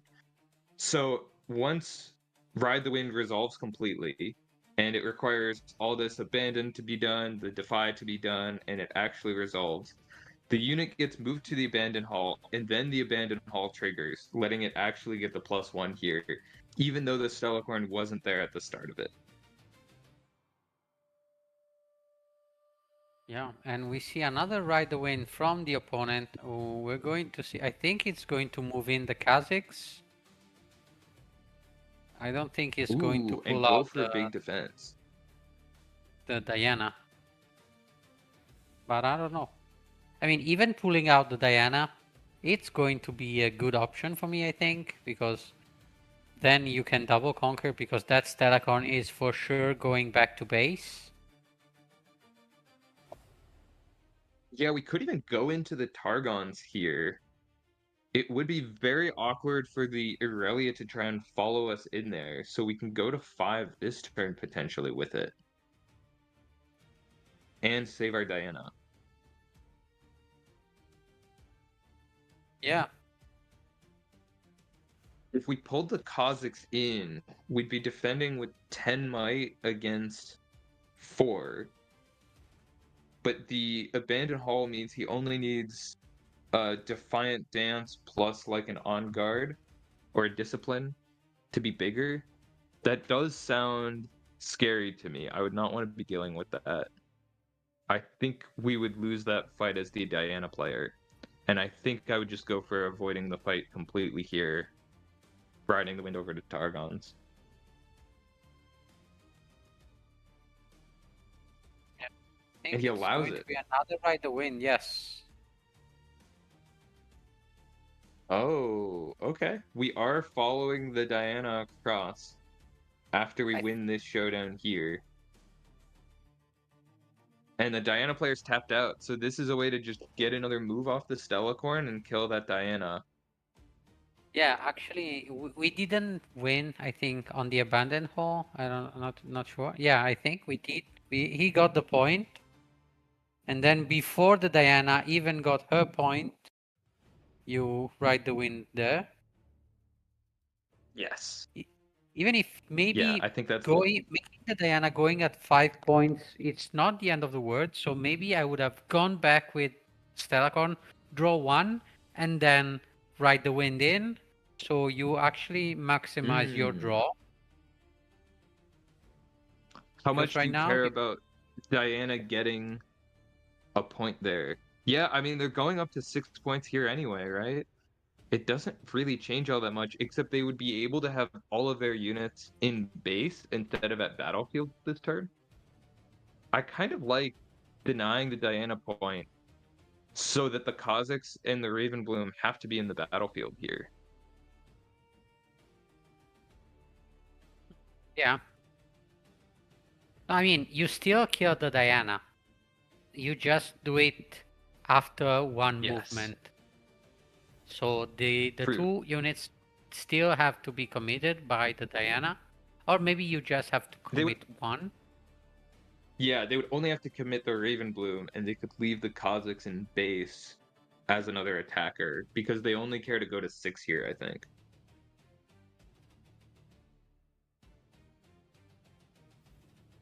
We've got a lot of tricks in hand already. That's probably why the Aurelia player did not bother to get that extra draw with the line you were talking about, is because they already have more tricks than they have runes to use them with.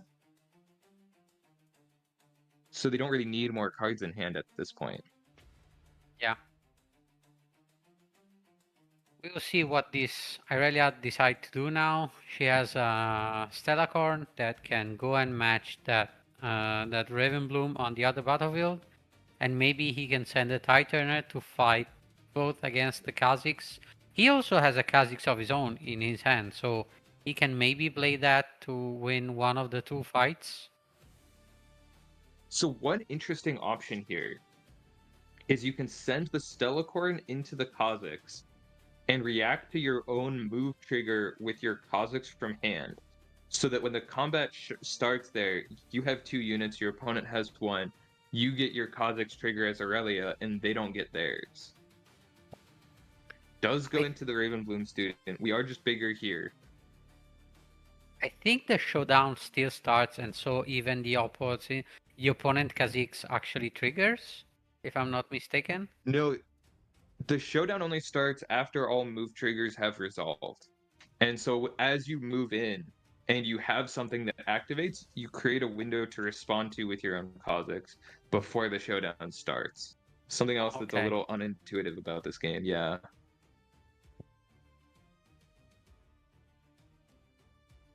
We see right now the acceptable losses played by the Diana, not destroying anything, but just giving +2 to the Ravenbloom. This is the second time this set that we have seen an acceptable losses just played to give a +2 to a Ravenbloom student on an Abandoned Hall. Weird that it's happened twice, and the Defiant Dance will be enough to get over it. We could even be giving the minus might to the Kazakhs here. Yeah, so that the Tide Turners can get over that.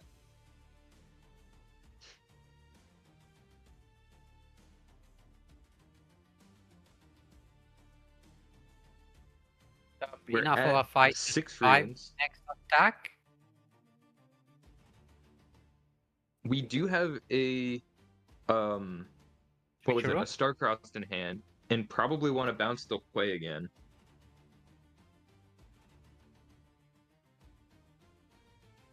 Exactly. You called it.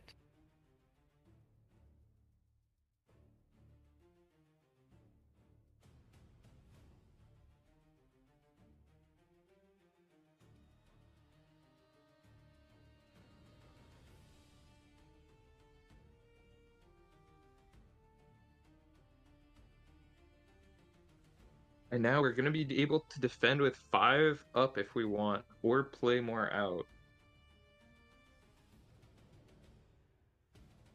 Going to play 2, recycle 1. I don't know what he's going to do. Oh, maybe he just want to play the Tide Turner and then put a hidden. That's why he is recycling rune. Yeah. I think he has a second Tide Turner. I'm not sure if he has any other hidden options in hand. Okay, I interestingly didn't enough, see what he just did. played the Tide Turner in base. He didn't want to swap. Yeah, I'm not sure what he hid. Did you see? I think it was the switcheroo.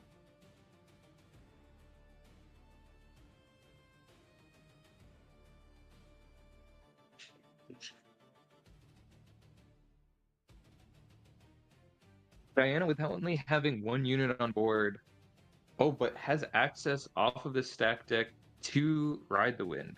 So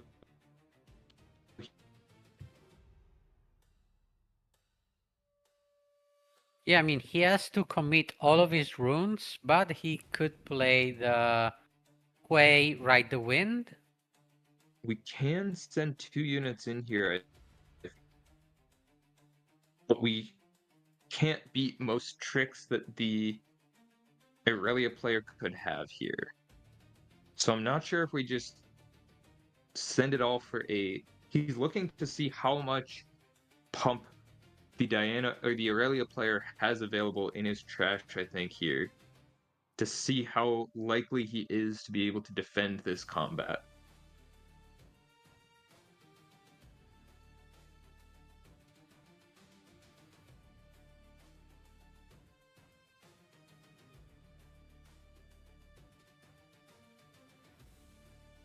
I lean with that hidden card that we can't actually go in, and we're going to just have to build up and back for another turn.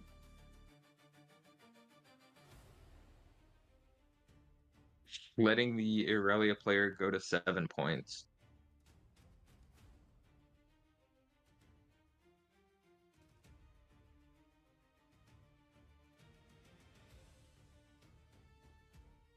Seven runes to work with, exactly enough for Quay Ride, but nothing else. Yeah, I don't think we can do it. I think he's doing the math and it's not looking good. Yeah, especially with 3 runes up from Irelia, that could have anything. But then you have to figure out how are you winning the next turn. Yeah, plays out the way and passes. I think this is what you have to do. You don't have a line to get through. You could maybe try to move Ravenbloom into Targons and defend that with like riding the play in or something, but it requires on luck of the draw of what you get off the play movement, and I think the safest thing is just playing back and stay safe here. Let the Aurelia player go to 7. Yeah, and right now, I mean, this Irelia has all the tools in the world to win every single fight.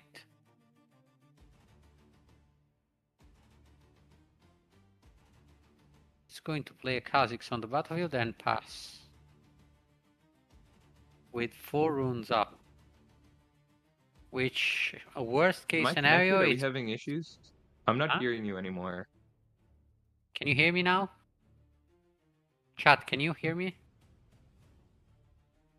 Okay.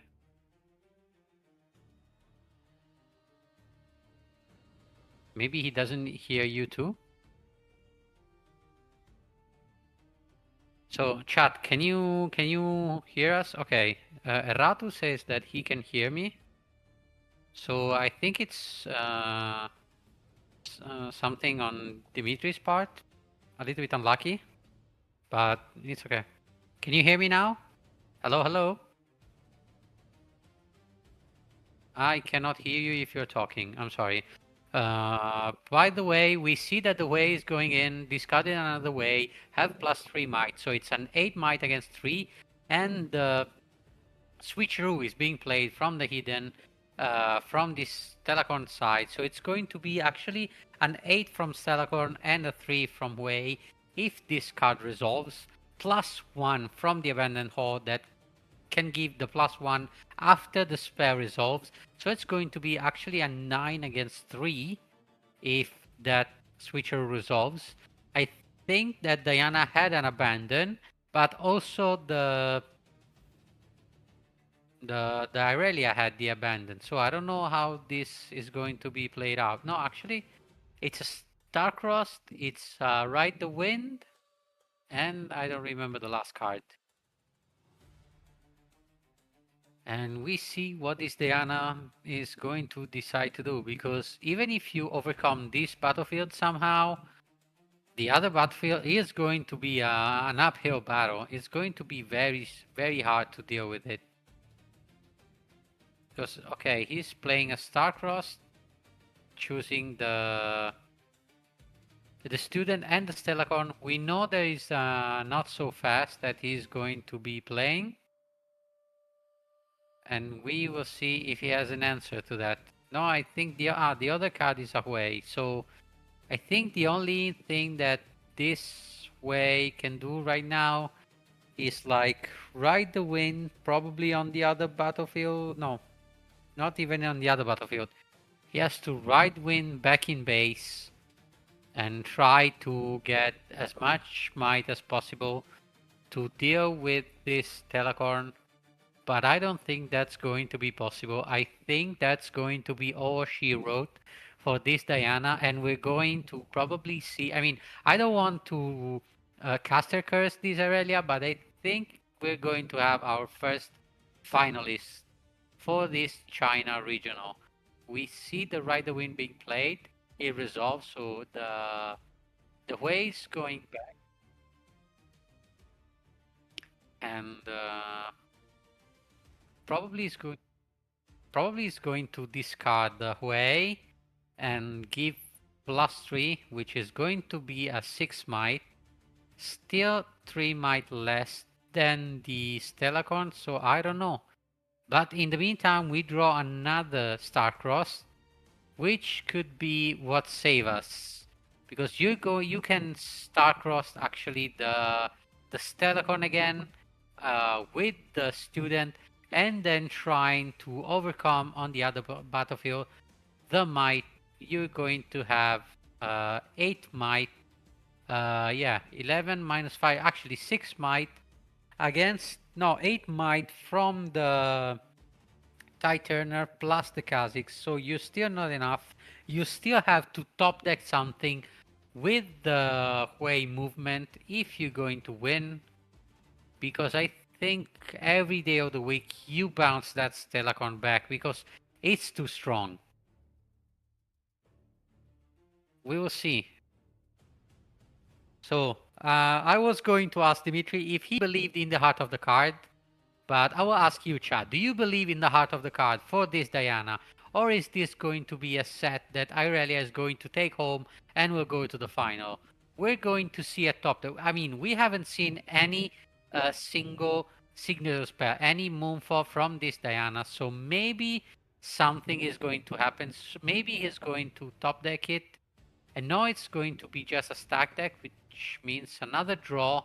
It's going to be a flash, which is going to be kind of useless. I mean, you can theoretically just play the flash just to give a +1 might to the student. I without think I'm back. targeting anything. Yeah, I can hear you, Dimitri. Catch me up. I think.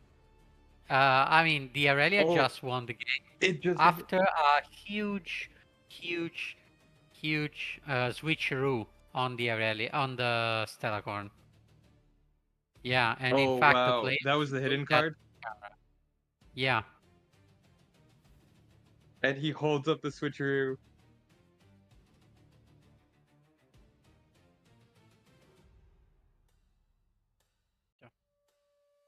So, as I said before, I didn't cast Terror Curse team, so we're going to have our first finalist, which is going to be an Irelia. We still don't know who's going to be on the other side of the bracket, who's going to be our second finalist, if it's going to be another Aurelia, if it's going to be another Diana. So this player will have a mirror matchup again, and I mean not mirror matchup, but a copy of the same matchup. And with that, I'm going to say to you guys that this was my last game of the day, but you guys stay tuned for the final game. I think we're going to have still Dimitri. I don't know if he's going to stay for the last game, but I'm going to leave for sure you in good hands for this final game. I think that now we're going to have a short break while they set up everything for the final. And cheers, guys. It was a pleasure again casting for you guys and with the Runes and Rift team. And I hope to stream again with you soon and cast a good matchup like we did today. Two great matchup we had today with me, and I hopefully also the final will be great. So I leave you guys to it with a short break. See you. Great casting with you. See you guys.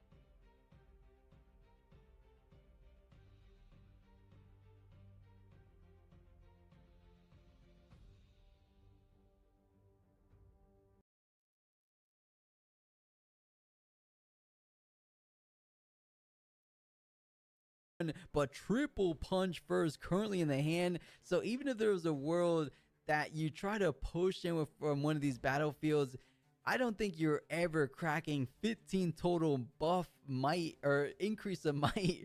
I mean, singularity, you can't punch first at reaction speed. So there is a world, but that pretty much is the final nail coming down from Fiora. We said it. He goes up to 6. LeBlanc on her final turn can most get up to 4, which is still always a 2-point difference between you and your opponent. I think that pretty much has 100% locked it in. Fiora will remain X1 and look pretty good. I hope to see at least one Fiora top 8 tomorrow.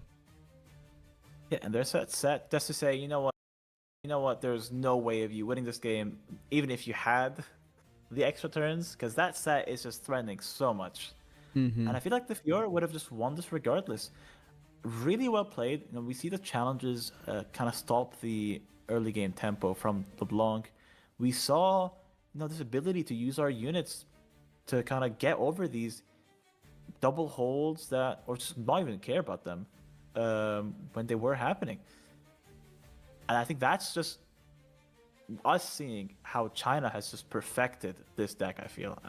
Do you feel that we will see kind of a similar performance from Fiora in the Sydney regionals? I hope so, because I was talking to a couple friends. They were feeling like Fiora is one of the better decks that really benefited from set 3. It was already looking good in Spirit Forge. The only thing that was significantly holding Fiora back was the lack of draws, but now with things like Sacrifice, as we saw being used to perfection with that unsung hero, and you even have access to the temporal call, or is a spiritual call, the one that adds temporary. Yeah, I think it I think it's, hold on, I remember Shadows that card. Call, Shadows Call. Right, For access for those kind of cards, and even some Fioras running things like Kinku, Initiate, you have so much more access to stay consistent because you're able to see more of your deck. And Fiora having more answers, more resources, that is a powerful deck, as we know she can do really well when she has the card, but there's some situations where you just don't draw it. So I like Fiora in set 3, and we're going to see more and more going forward. I don't know if we will see a top 8 in Sydney because it's such a bit more of a massive and competitive event. They're both competitive, but we are talking about 650 players versus closing in on 2,000 players. So it is a little bit of a difference, but heck, I think maybe one could squeeze in there in top 8 for Sydney. I mean, definitely we're going to be seeing a day 2 top 64, but definitely. I mean, with how diverse the meta is, I think anyone can make it to top 8. There's so many decks that I feel like can make top 8 in this meta, which is really good to see. Yeah, I was looking around Twitter. They were saying there's never been a TCG with this kind of a diverse meta, specifically speaking about the Sydney RQ, where the number one being LeBlanc was just coming in at, I believe, 6 or 7%. I don't remember any TCGs that I've seen a meta share spread quite like this. I mean, it was 7%, 6%, 5%, 4%, so on and so forth. That's pretty impressive. That's pretty much, you know, a little pocket of each legend being represented among a huge major event. So well off, you know, I'll give Riot their flowers. It looked a little bit dangerous in set 1 where Kaza getting crazy out of control. Master Yi and Kaza maybe being the most prominent players. And then definitely looking a little bit scary with Draven being at 25 to 30%. Thankfully, they reacted as quickly as they could. The ban list came in, and then more importantly, set 3 just added so many more tools for a lot of these decks, which is why we're seeing the wonderful diversity in the meta so far. I hope it stays this way. I hope maybe the regional winner doesn't kind of spike a legend's appearance and says, you know, this is just the best legend, because I do think it comes down to true player skill right now.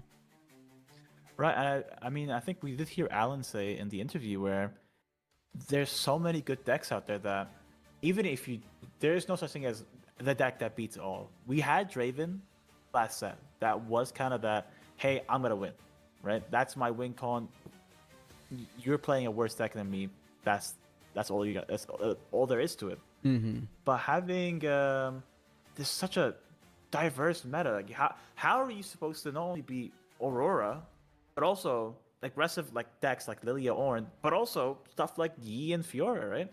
There's so many, and then it's not even considering all the Pyke and Ezreal shenanigans that we're seeing. Yeah, or Azir. I mean, there's just no deck I feel like that single-handedly has a favorable matchup across the board, which I think is a sign of a healthy game, of a healthy meta game, because there shouldn't be just one card or one legend, if you will, that just takes care of everything. Some decks in the right hands feels that way, but I don't think overall it really is like that. But we'll see. I mean, we're going to have 2 regional champions. Once this weekend is all said and done, will it be the same champion? I'm going to bet it's going to be 2 completely different champions. But at the end of the day, they are the players that walked out ahead, having the highest skill and a little bit of luck, of course. And EK, I don't know what's going on, but why are they still playing unless they didn't give turn 0 to LeBlanc when we said it was turn 0? Because you're fighting for 4. He's at 6.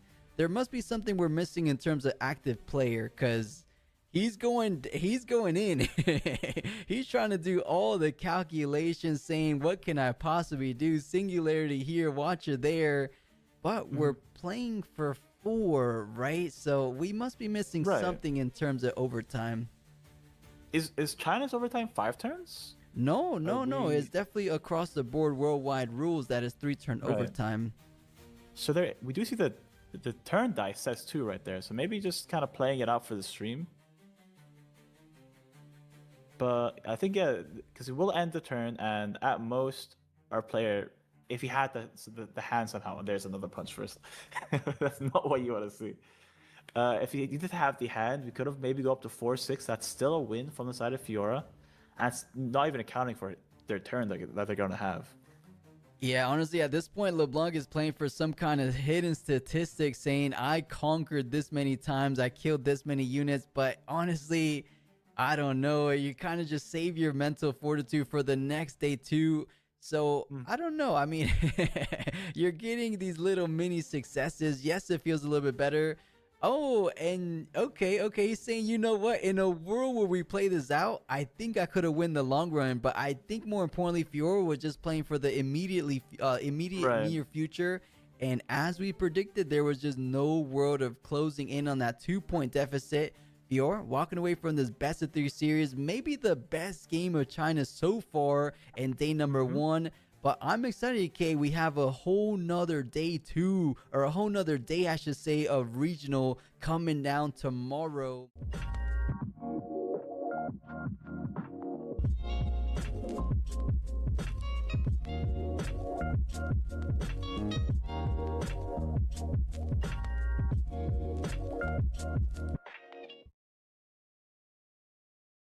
not lose so much tempo. So does Future of the Fluff. So I like this tech coming out. And another benefit from Future of the Fluff, in the situations where you're versing off against Ezreal decks, you're able to go ahead and take those star crosses from the grave. You're able to take care any target, so the fizzes can't come down. So there's kind of a double benefit from Future of the Fluff. But just like we saw in game number 1, he does sabotage exactly on curve to take the DA out. And there's not too many good units. Actually, you know, I thought of another benefit from Future of the Fluff. It's another unit for your Shadows Call as well. That is true. I think we can play our Forge here and then get 2 tokens, give them both temporary draw, I think, what, 4? That is. So having the ability to kind of draw all these cards gets us that much closer to Aurora. But I do want to say, I'm not sure if you caught it there, Plus. This Fiora plays their own Rift Herald. Wait, what do you mean? Oh, they have a Rift Herald of their own? Right, I actually can see it. Is it currently in hand? Yeah, it's in hand. So we might be seeing a little clash of the giants here from the side of Fiora. Right, you know, to me, that's indicative of a baited hook strategy. But granted, Fiora is a legend that has the potential of going late game because of her rune economy kind of gaining potential, right? Because of the legend ability. So I can see where 8's not really too late game for her. So maybe she just plays it as a 1-of, as a 2-of. But if we start seeing like Harness Dragons and the other cards, then we kind of feel like they're transitioning to a baited hook. But that's a little bit too much changes. So I think that just might just be 1 Rift Herald there. 1 or 2 in the main. For sure, I do agree with that. I think the important part here is we kind of do have to start drawing into our cards here. Having the Confront, having this Shadows Call, I think drawing 3 cards in total, we do need to see some of these big hitters, at least a minion, a unit from the side of this Poppy player. But do remember that we do have not only a Poppy available this turn, but also next turn, this Poppy will come in ready. Is it? Yeah, not this turn, because you do go up to 5. So when you're 3 away, and this is an Aspirin Climb game, so you're exactly right. So Poppy does come in ready. That's 5 damage potential. So I like this, and without too much card interaction. So interesting. Goes for Fury the Fluff just to apply a point of damage across all these battlefields. Is it just to trade? Yeah, I think this Flurry of Blades. Oh, hold on. Oh yeah, just a trade. Yeah, trade over the Sea Monkey. Have 1 less unit on board. Yep, for this upcoming call. Gotcha. So just slowing the pace down ever so slightly. So instead of a double hold turn, you just converted this to a single turn hold. Luckily for the side of Fiora, you do have a buff on Fiora, which is basically the same thing as a double hold because of the ganking potential that Fiora provides. So not completely out, but that does mean just 1 more call of the week gets it out of there. But Future the Flood deployed 1 more time, gets a little recruit token as well. But still going to be a double point scored for the side of Fiora, which means, as you mentioned, the Poppy comes in ready, but you are getting dangerously close to winning the game. So Poppy has to find a way of dealing with this Fiora. If you keep a couple runes available to try to combat the 5 damage coming in, if they have any kind of pumps themselves, which I don't think we've seen from Poppy, then you're looking at a good spot. I think if this Fiora stays alive, you are definitely winning this game, at least for game number 2. Right, and I'm not sure how many runes. We have enough runes to get this Rift Herald out right now, so we might be seeing it. We do up to 5 points, and this is where I kind of want to see something maybe a bit different, saying, you know, I'm going to go back into my base, play my Rift Herald, and kind of deny you this incoming Poppy. That gives you a lot of board tempo. If you're the Poppy player, to be fair. Oh, and that might just be a single card left for Poppy. So, I mean, Poppy Champion swings in for 5. And I don't think there's anything else. I mean, we saw Confronts, we saw Fury Blades adds 1 damage, but the shield is going to be up to 5 alone. Plus, the buff is up to 6. So, defending for 6. So I don't think he's going to be able to get there alone. Of course, you could send in the recruit token, but then you're just trading. So I like this play. I think he's preparing for something like a crash from both these units. So having the Rift Herald pretty much guarantees that you're able to hold up to 6. But if the Fiora falls, you do slow it down significantly, because then we're just talking about single hold turns from here on out. Right, and you have to respect that this Fiora will kind of gank over next turn, so he will get to this good point of the game where he has 6 points, he can double conquer to win. And if you're on the side of Poppy, your only unit right now, I think, is this Rift Herald that we just drew into, and the Poppy. Oh, it wasn't even Rift Herald, sorry. Elder Dragon. Oh, we have both. That's right. We have Elder Dragon and Rift Herald. I don't think the Elder Dragon is going to come out this game because of how far away he is. Maybe from the death knell of this Rift Herald, if we do see it being played. Yeah, and it comes in at accelerated speed because the confront, or comes in ready, I should say, and I think the death knell will be coming into play. So even if one of these units survive, Elder Dragon comes in a little bit later. That's 2 Elder Dragons. So decides to still pick one up instead of leaving one. He's saying, if I don't have Dazzling Aurora, might as well have them in hand, because soon enough I will be able to at least raw cast the second one, because I'm spelling the first Elder Dragon of the game coming out in this very turn. You're able to trade 1-for-1 for Rift Herald. If the Fiora stays alive, it depends. If there's a unit, you can Rift Herald play the... Actually, no, Rift Herald reads in base, so Elder Dragon clears both of those. This is a nightmare situation for Fiora. I feel like she had it under control, but from the accelerated potential, things are not looking too good here. Yeah, so I think no matter what, you will be losing 2 units here. So kind of using this Cult of Glory to give us an extra rune. This is where I would have liked, if you kind of sit back in base, we could have at least kind of mitigated this threat. But, who can expect a confront to a Rift Herald into a dragon, right? And this is the strength of this Poppy deck. This is kind of the high ceilings that we were talking about earlier today, where just this amount of power that this color combo has is unprecedented when it comes to other Aurora decks. It really does feel that way. I think it was a rip off the top for the Rift Herald. He had the confront already, but now he's saying my Rift Herald procs first, so I'm gonna play out something that most likely will be going down after Poppy reveals who he's gonna be bringing down. Actually, Fiora knows who he's bringing down, because even if he didn't know, I mean, he already saw the Elder Dragon picked up from the Rift Herald originally before it went down, so he could only expect it to come down this turn. So I'm wondering if you still play a unit, maybe better to just save it, because I think it's a May. I'm pretty sure it's a May. Yeah, I'm pretty sure it's a May too, and I did not know this really. I did not know who's Rift Herald. So I think sadly it's in the favor of Poppy here, where the Fiora's Rift Herald will proc, and then the Poppy's Rift Herald will proc. So yeah, so Fiora will summon their unit, and then Poppy will summon their dragon and get to kill both.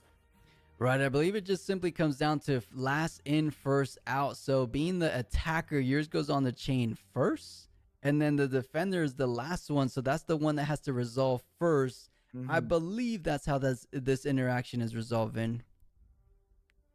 I think I was getting a just check to make sure. So, he had a little bit of a glimmer of hope there. He's like, wait a second, I have an Ash to take the Elder Dragon that he picked up from Rift Herald out. But little does he know there was double the dragons in hand. So you take down one, but now you do get the other one on the board, and that's a full board wipe from the second Elder Dragon. And I think this might have created the stabilization Poppy needed to slowly but surely make her way and climb back into this game. And I think that is the nightmare scenario if you're the side of the EDG player here. Because, if you do have Ash, because we were talking about this kind of unfavorable timing, this actually would have worked out on the side of Fiora, because you would be able to banish the Elder Dragon, and there's no way that our Poppy player is gonna hold anytime soon, right? If he banishes only Elder Dragon. But having the second one in hand to say just no completely to that play, it was just, there's a little bit kind of tilting if you're on the side of Fiora. Yeah, we'll see. He's definitely he's been around, right? So he's definitely no stranger to kind of problematic situations. But a salvage still picked up or salvage picked up for Poppy. So it looks like he did sideboard in some tech for Fiora, trying to take care of those BF swords potentially. But does use the XP for the first time in this best of 3 series to draw one from the Poppy. There we go. Not a vanilla legend, EK. And I know I was the one that said it, but you do get an additional draw, and that looks to be the catalyst of Aeons. And here we go. For the first time in game number 2, it looks like Poppy putting some points on the board. Right, and technically, if you think about it, right, if you're running Aurora, both Set and Fiora are also kind of vanilla legends.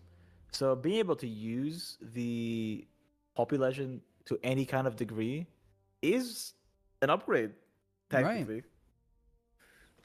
I agree. I think it feels pretty good, at least for now. And it's slow, but it is eventually some kind of value generation.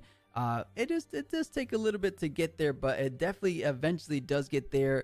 And to answer real quick, Match Killer, they do have a ranking system in China. It's based off like the summoner scrimmage out there, which are called city challenges, and then they're based off the performance from the regional circuits as well.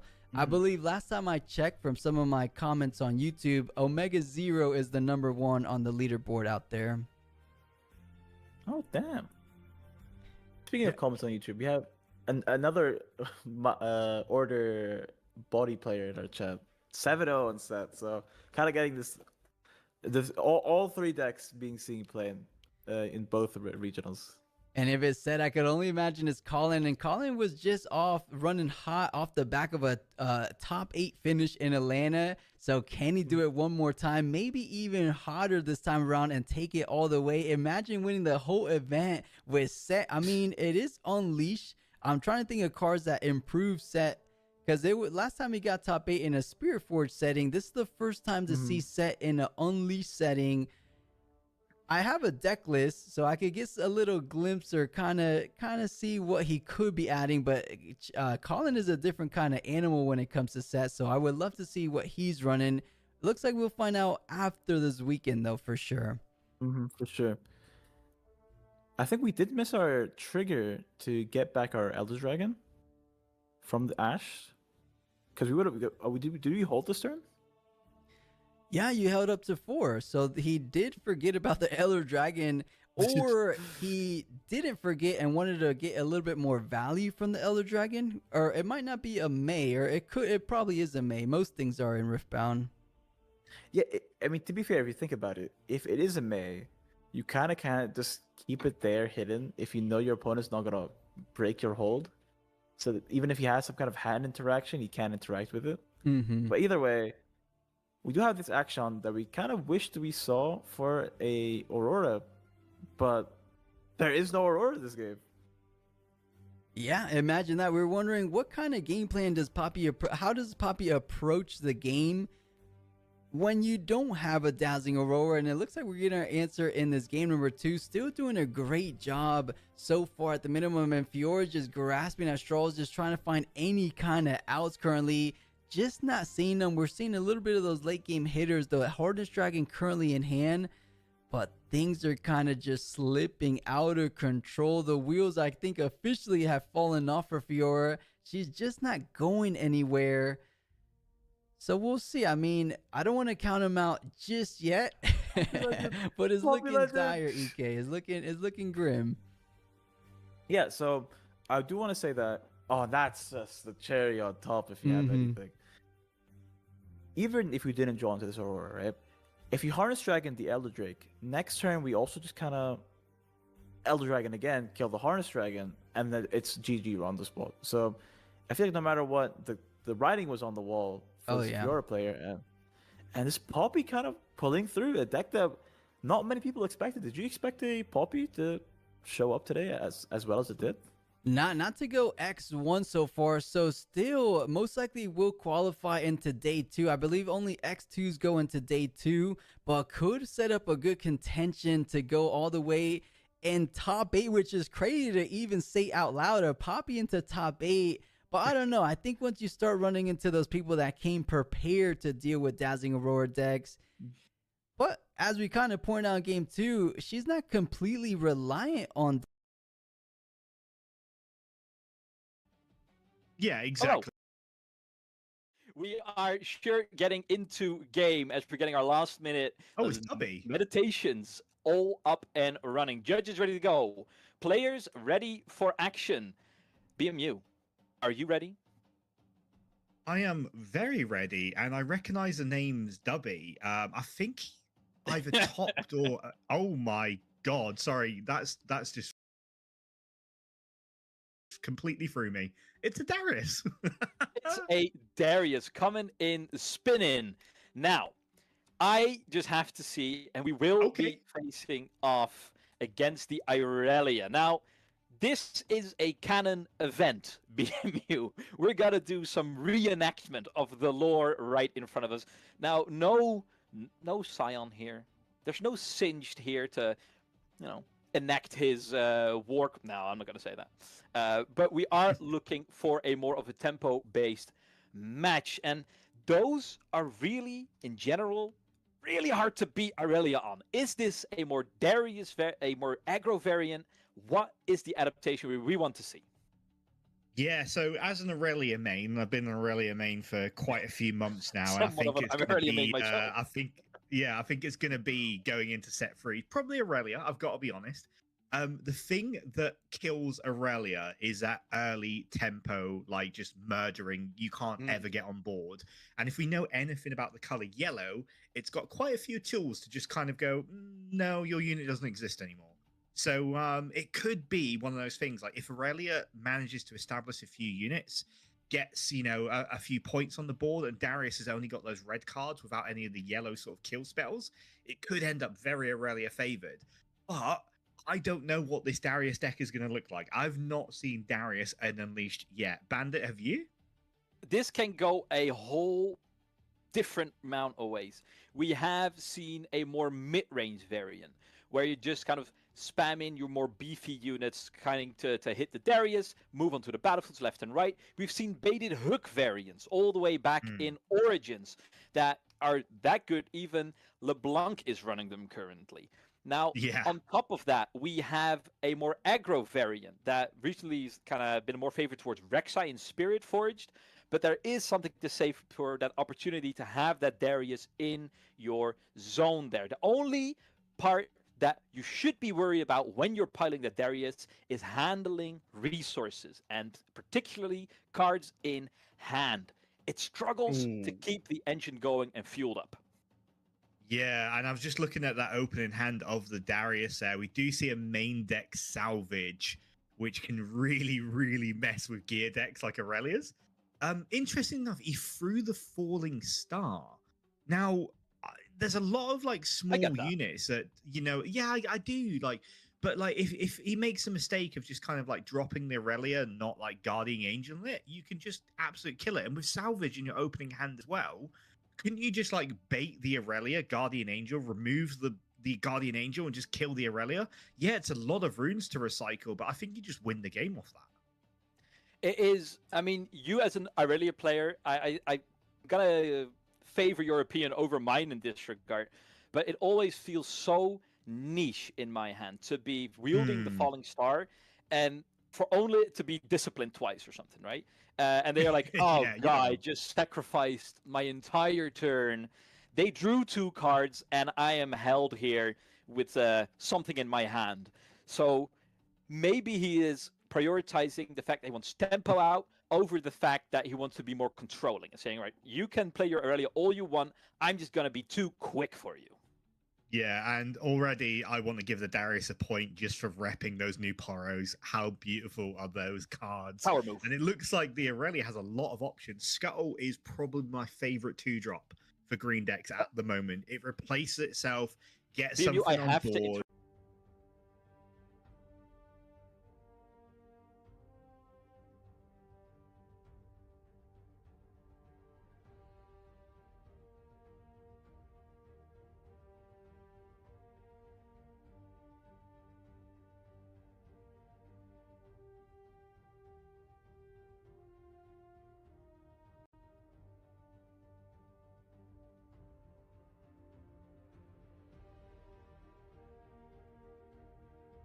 Hi, hello, and welcome back, everyone. It is the Beijing finals here for the Chinese nationals. I am excited to see who gets to make it here in this finals. We know Aurelia has made it so far. We're not sure if it's an Aurelia mirror or if it's Aurelia versus Diana, but either way, this is going to be one heck of a matchup. I am joined with Dimitri. I myself am Sasuke. Dimitri, how's it going? It's going real well. I'm excited. Are you rooting for the mirror match or are you rooting for Diana Aurelia? Well, to be honest, it looks like it doesn't matter which one I'm rooting for because it is going to be the Aurelia mirror, is what I'm seeing here on screen. Okay. So Yeah. it's going to be wild. It's going to be a lot of spell slinging. We'll have to see exactly who manages to come out on top, but I have to imagine this is much more of a skill matchup than a lot of people think. I think so. I think there's a lot of both players having thousands of cards from Stellacorns. It's very hard to remove each other's Stellacorns, when to be defending the battlefield, and how much to be leaving up. The math when you have 2 abandoned halls going down, when to do each battlefield, if you want to have your Targons the same game as theirs or something. There's a lot of like minutia into figuring out how these mind games work in this matchup, and I think it's one of the more interesting mirrors. I absolutely tend to agree with you here. I think the other mirror that I'd be excited to watch, surprisingly enough, would be a Master Yi mirror. That one tends to be a little bit more Really? coin flippy, but if both players have kind of the tools that they need in order to fight back, it can be very, very skill intensive. So I expect the same to see the same here with Aurelia. If both players get to find their Defiant dances, both players get to find these disciplines, these unguards, then it's really going to be up to who gets to utilize these spells most efficiently and really take advantage of these cards, take over the game, and really close it out before the opponent has anything to answer back. I do expect also to see a lot of double conquer turns where both these players are going 2 points, 2 points, and it's really going to be up to who gets that early tempo and manages to kind of maintain control of that early tempo, or whether or not we're going to see a lot of just kind of small steps, a lot of half measures, if you will, to try and bait out these early expensive tools like these on guards, like these disciplines, like these defined dances, and then in these later turns, use these tools that your opponent no longer has available. Yeah, I think the matchup's going to be very different to how it plays out if both people find Stellacorn or if neither player does, because it might end up just being we have to be very conservative with our resources and we can't be going for 2 points per turn because we just don't have the cards to maintain that. That's very true. Yeah, we'll have to see exactly what happens here. I do agree with you though that Stellacorn Herder is going to be one of those really key cards in this matchup. I think maybe one of these games might just come down to the fact that opponent, the first player just doesn't find his Stellacorn Herder. So it is going to be a very, very tight matchup to say the least. I do expect to see a lot of utilization of the Scuttle Crabs as well. Just being able to peek at your opponent's hand, get an understanding of what you can do to play around these spells or what you can do to try and force out a couple of tools that your opponent really doesn't want to utilize, but is kind of forced to utilize in these awkward situations, or if both players really know how to play this mirror matchup perfectly. And, to be honest, I do expect both these players to be playing at a caliber that is well above the average Aurelia player. Yes, and I expect too with the Scuttle Crab, the Star-Crossed is going to be an extremely strong play when they can get that off. It was being very effective in the Diana versus Aurelia matchup last round, and I expect it will continue to be able to lock one player out of the game potentially in some situations. Now they do have to play around Defy on it, which they didn't against the Diana, but it's still, if they get it through the Defy, will be very effective. Yeah, Defy is definitely going to be another key card in this matchup here. Again, we talked about the pump spells and how effective they can be, but Defiant Dance, it definitely can be a bit risky once you see that Defy in hand, right? It's your most impactful tool. Yes. It can essentially be a punch first in the Aurelia mirror, but if that if that Defy comes in, it just makes things even more awkward. And I'll have to see exactly how these players get to utilize Abandoned Hall, because that's going to be a very, very kind of awkward tool to get around. And now that we get to take a look at the deck list here, I do have to say there's a couple of key cards that I wasn't expecting to see. Pike being one of them. Yes, we saw the Pike last time. It worked pretty well on 3 runes to be able to be bigger than the opponent's 2 drops. Didn't get really used as a hidden. The other one that surprises me a little is the Kazakhs, of course, which has been becoming more and more popular. What do you think of that? That seems very strong in this matchup, right? Absolutely. I mean, both of these players are trying to just kind of push up with as few units as possible. So Kazakhs really starts to take control of this matchup because of it. And I will say, one Aurelia player not being on this Adaptatron in game one might be the difference maker, as both of these players are on a ton of gear here. The Swiftfoot Boots being a primary pickup, as well as these Guardian Angels and these Zonias. Zonias obviously is going to be a little bit more difficult to hit. But that said, it is still very reasonable for this Adaptatron to really take over, get rid of those boots, and maybe a Guardian Angel as well.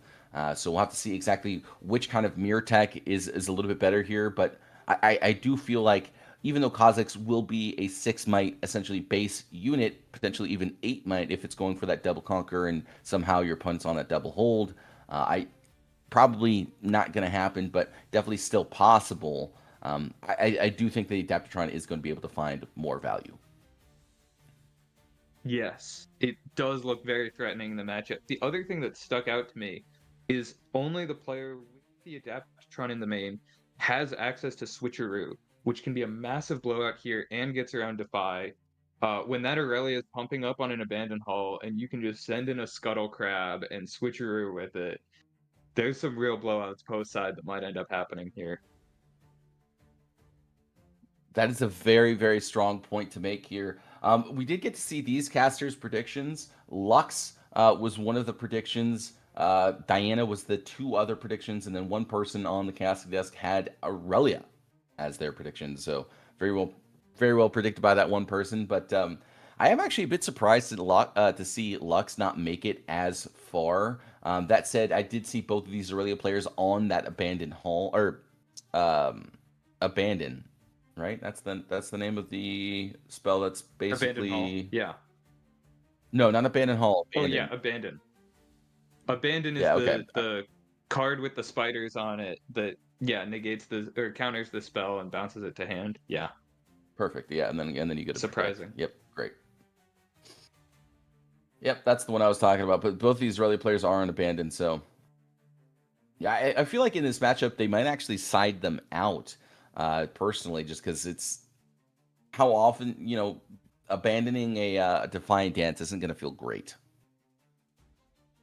No, although in those key moments where your opponent does only have the 1 rune up, or does only have room for, they play the Defiant Dance, you play the Defy, they play the Defy, having that 1 extra counter spell available to you is massive. So I could see them leaving it in and not being happy about it, but still trying to find use for getting value when the opponents just run out of runes.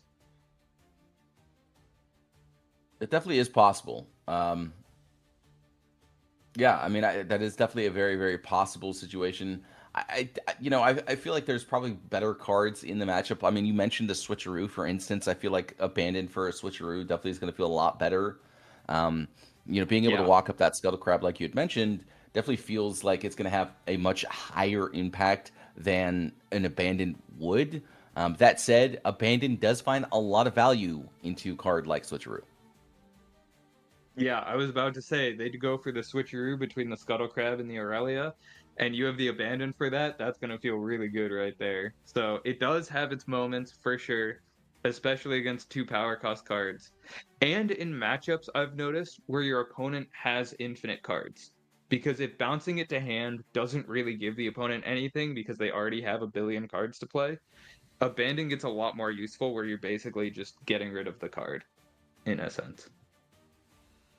That's true. I have had many games in my day where my opponent either rebukes or star-cross the unit, and it just kind of sits in my hand for the rest of the game. So it kind of effectively becomes its own removal tool in that regard. So Abandon can have that kind of potential, but I expect with just how efficient Aurelia is with its spell costs, it's going to be very difficult to keep it in hand, if you will. So here it is, both players flipping over their Aurelias. I think at this point, these Aurelia players are no longer playing with the signatures. They're like, yeah, that card is just too valuable. It might be even more valuable in the future, which is why they're going off to the altards.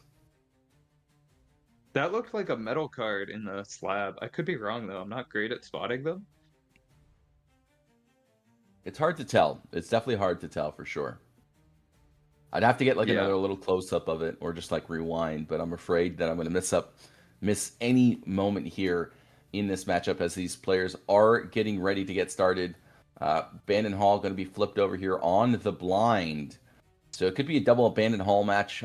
We'll have to see exactly, but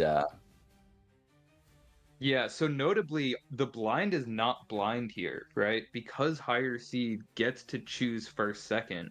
They have 2 games where they know that they're going first if they're higher seed, or 2 games they know they're going second, which leads to unusual battlefield orders and a lot more mind games here.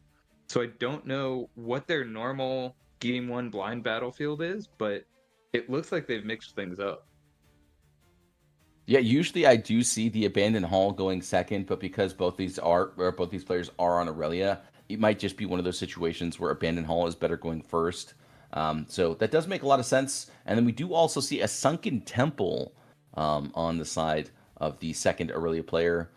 Unfortunately, both of these names are in Chinese, so it'll be hard to make this distinction between the two players. I'll just say left and right.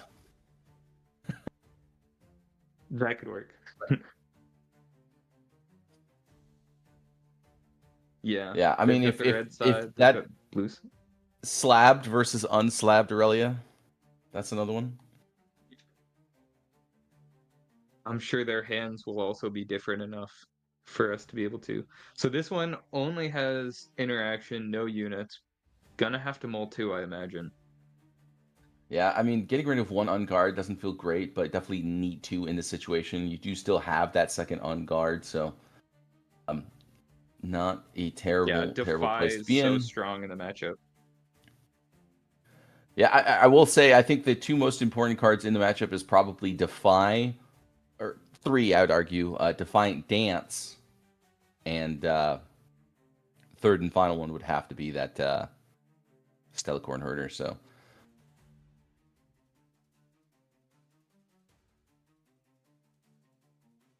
this is finds himself a Star-Crossed, has a Guardian Angel for opening hand, as well as a Pike. Not a terrible start, but the right side Aurelia player is going to find himself in a little bit more of a struggle if he doesn't find a unit here and quick. And the player with the Pike is going second, so keeping that Pike as a turn 1 play makes a lot of sense. The Pike player is going second. I thought that the interesting. Mulligan second, so that would imply they're going second. Okay. And we found a GA, which is something at least to be doing turn 1. It's not ideal, but it does work.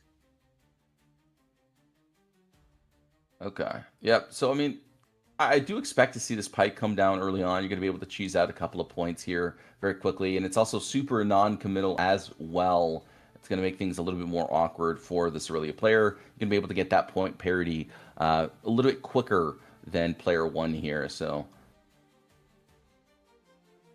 here with no Horror, units it is in awkward. hand. Yeah. Oh, on a pass. That is not what you want to be doing here. It does look like a metal Aurelia, by the way. Yeah, oh, wow. A you go tie for turner off the double top here. This is score? actually a devastating scenario here. He's going to be able to get that double conquer, and this Aurelia player is still just going to be on that 0-point threshold. So he's going to go ahead and move in this Pike. He's going to be able to utilize that tie turner if he so chooses, recycle 1, and then get that other battlefield as well. And then for the Aurelia player, he's going to be stuck on 1 point essentially and going to be on an odd point threshold, which makes things even worse. We'll have to see if he finds a way to recover here. I mean, it's still the early stages of this matchup, but I mean, that is so devastating to say the least. It is rough. The Aurelia player can equip and head in and be on Abandoned Hall then at one point with the Guardian Angel, probably able to hold that. So it's probably going to end up at like a 3 points to 2 after that exchange, but it's certainly not where you want to be at having gone first. So he does have an on guard as well if he wants to pull out after the fact, but I don't imagine wanting to do something like that here. I expect him to just go ahead and play this Aurelia, send in that Guardian Angel, utilize it to his best of ability or to the best of his ability. But then on the same, on that same token, he will be stuck at that, at that Yes. battlefield with no runes available.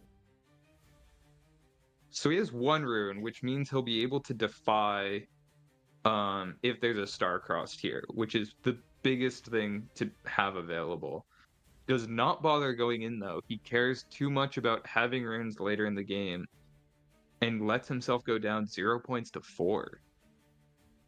That's an I interesting don't play. What do disagree you with think you of here that? personally. I think this is a really difficult scenario to be in here because if you go ahead and send in that unit, you're risking your Aurelia just getting her GA knocked out, and then if he has something like a charm, then you just go ahead and lose that Aurelia outright here. And well, 3 cards off the top there. It's a Kha'Zix, a Discipline, and a Scuttle Crab.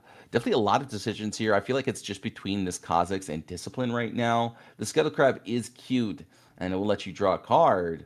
And it actually is going to be Yeah. his decision. Do we have a Star-Crossed in hand? Because if we have a Star-Crossed, I really like the look of the Scuttle Crab here. Yeah, I mean, I think that's exactly what he might be indexing towards here, because he Going does for the indeed Defy have check. that star-crossed. And if the Aurelia doesn't have a Defy, it's just game over.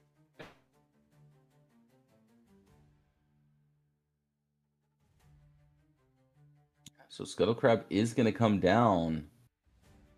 And yeah, I actually, this is really clever play here. Just continue to develop these little crappy units here. Force this Aurelia player to commit to a battlefield, and then you get to go ahead and send in your own Aurelia with that Guardian Angel as well as that Swiftfoot Boots, which means that she's going to get a ton of pump triggers from her own ability as well. And then the Aurelia player will be forced kind of to interact after the fact here. Not to mention you already have this 4-point lead, so it's going to be even more awkward. And he's going to go ahead and send himself up into that Sunken Temple, draw himself a card, and potentially find a couple more answers later on. Yeah, so it seems to be a protect the queen against a aggro swarming little units, more based on how these hands have worked out than actually wanting to play those styles. Leaving up 4 right now to be able to defend. I mean, he's going to hold up 4 here, and now he's only at 1 point, but going to make things incredibly uncomfortable here for the side of the second player. And there is that Defy, so he wants to go ahead and go for this star-crossed line. He does have the Defy to defend against his own Defy here, and that is going to make things incredibly painful if there is no second Defy in hand, and kind of the risk that this Aurelia player has to make if he wants to go for this line.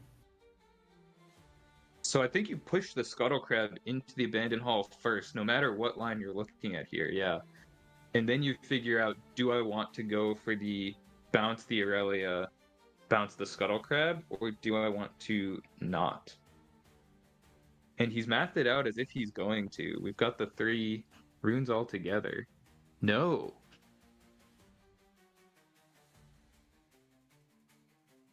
He's going to continue to make this patient play here. Is not quite ready to make this fight. And it makes sense. I want to be able to have up all 8 of my runes. And, yes, there is only 3 runes available of interaction, essentially. But having that star-crossed as a Hail Mary to really fight off exactly what this early player could potentially have, it's going to be very, very important here. And we do see a second charm as well. Now, the Swiftfoot Boots will be potentially able to come down and be able to gank on over into this Abandoned Hall, but he will stay on odd points. If he does that, looks like he might still just be going for it. Yeah, and he will, with this, have to reveal his hand, which means the Aurelia player can know on their turn whether or not they can get through this Abandoned Hall Aurelia. He's going to Does go for the Star-Crossed Star-Crossed. now, but there is going to be that Defy in response. And What do you think about this? Doing the Star-Crossed when you can't afford to defy their Defy? I think this is a small misstep here, honestly. I would have liked to have seen him go for the Defy in response. I get that you want to be able to draw a card off that Scuttle Crab again, but it is going to make things very, very painful here. This Abandoned Hall is going to make this really huge, and now you're fully exhausted. He's going to have the double charm to strip away the real queen, and now you have to fight through this own Aurelia with no Aurelia of your own. It's going to make things really painful, and yes, he will have to exhaust all of his resources to do so. And now that I say that, we do see that factory recall in hand, so you'll be able to factory recall that Guardian Angel as well, which means that he only has to use one charm, and so he only has to recycle 2 runes. He's going to feel pretty confident about his scenario here going into these later stages of the game. Is there ever a chance where you do use the double charm on the Aurelia, paying the deflect twice and everything, and you factory recall the boots to put him even more behind on board? Or is that overcooking it? I think you just charm the Aurelia and go for the Guardian Angel factory recall. It feels so much better here, I think. The double charm feels pretty painful to want to utilize. You've already recycled 1 rune. Having to recycle 2 runes is going to be painful enough. Not to mention, if you have to do that a second time, you're recycling, 5 runes in a turn? You're just going to have no rune economy for the rest of the game. Yeah, that is true. It does require paying double deflect. And the Aurelia gone is the major thing right now. With this Star-Crossed gone here, man, what a painful place to be. So there is the charm. He's going to go ahead and recycle both a Chaos and a Calm rune, push up that Aurelia, and then here comes this factory recall right now. He knows he's fully exhausted, so there's nothing his opponent can do about it. There it is, and, well, goodbye, Queen. Queen is down. The Queen is dead. Long live the Queen. Well, she isn't living for long here, so... Yep, Well, definitely the other one a is. painful I don't know how we're scenario ever to be removing in. that. Yeah. So Yeah, from I really missing- think that Star-Crossed is punishing him even more so now. I feel like there was just too many risks involved with that play here. He should have done it on his turn if he wanted to do so. But yeah, he's just going to go ahead and pass, it looks like. Oh, no. Yeah, nope, I very just- much agree. If he did it on his own turn, he would have been able to have the Defy up to stop. And his Aurelia would have had 3 runes up, where it makes it very uncomfortable to try and charm that in and kill it.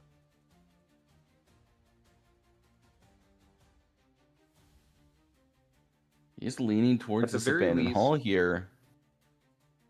Yeah. We can go up to 6 points this turn, threaten to win next turn, if we can find like another Star-Crossed to combo with.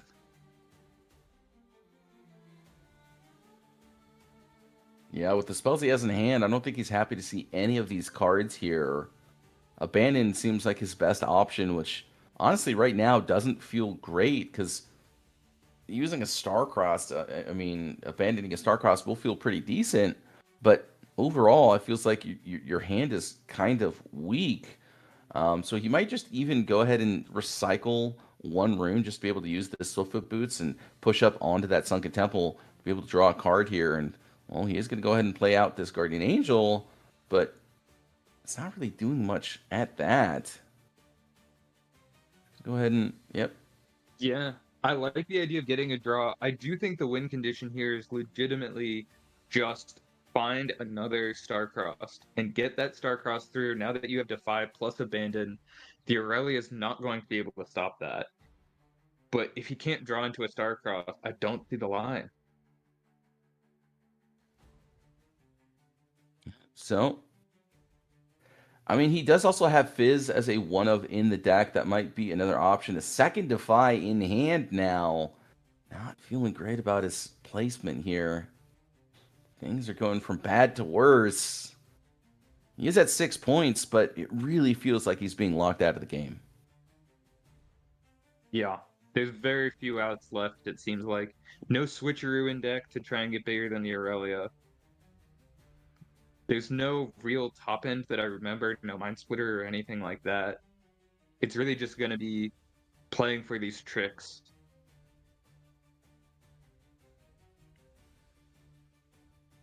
Oh, Charm. Charm is another out, where you just push their Aurelia back to base.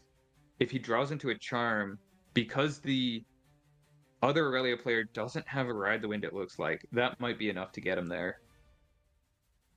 Definitely is another out. So he's got a few outs, actually. So what, 3 Charms, Fizz, and 1 more, I have to imagine, Starcrossed. I don't remember the deck list off the top of the head here, but I can imagine. That sounds Oh, right. and it looks like it's going to be another Charm to just bring in this Pike. Go ahead and strip it away before the opponent has really anything to do or say about it here. And, well, he did get a look at the hand, and his opponent's only drawn an additional card since then, so we'll have to see exactly if he decides to go for some sort of trick here or if he just decides that he wants to defy it. There is that option as well. And his opponent does have Abandon available to say, as well. So we'll have to see exactly what happens. But looks like he is going to go ahead and index towards this defy. He is going to strip away pretty much all of his runes doing so, but needs to be able to hold on to this Pike for the time being. Yeah, and at this point, none of his outs really require that many runes at all. It's a little worrying that he's down to 1 green rune with a Defy in hand and Charm is one of his outs. He might be running low on greens to find for that. But other than that, I think we're kind of fine spending the Defies as we need them so that we have 2 units and are able to double conquer. So Aurelia here deciding whether or not he wants to abandon his own Charm, just be able to push it back to hand, go ahead and predict, and then be able to use that Charm once again. I can't imagine he wants to abandon this Defy, but it looks like he's just going to go ahead and opt not to do so. Doesn't want to eat up 3 more runes for the turn.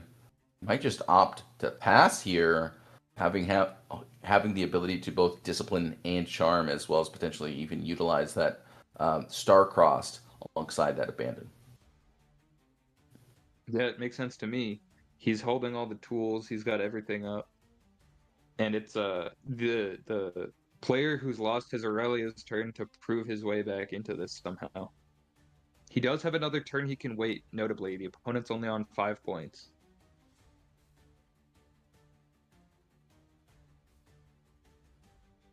Yeah, I mean, the Zonias is not a good pickup to say the least. I don't think you're happy to find that at all. And like you had mentioned, he still only has 1 Calm Rune available, so has 1 draw left really to find a way out here. And he might just go ahead and opt to pass. I could imagine him just going ahead and sending in this Tide Turner by itself, just to be able to get to that 7th point, so that when you get that 8th point, essentially, you get to draw a card instead and have 1 more chance to find the outs that you're looking for.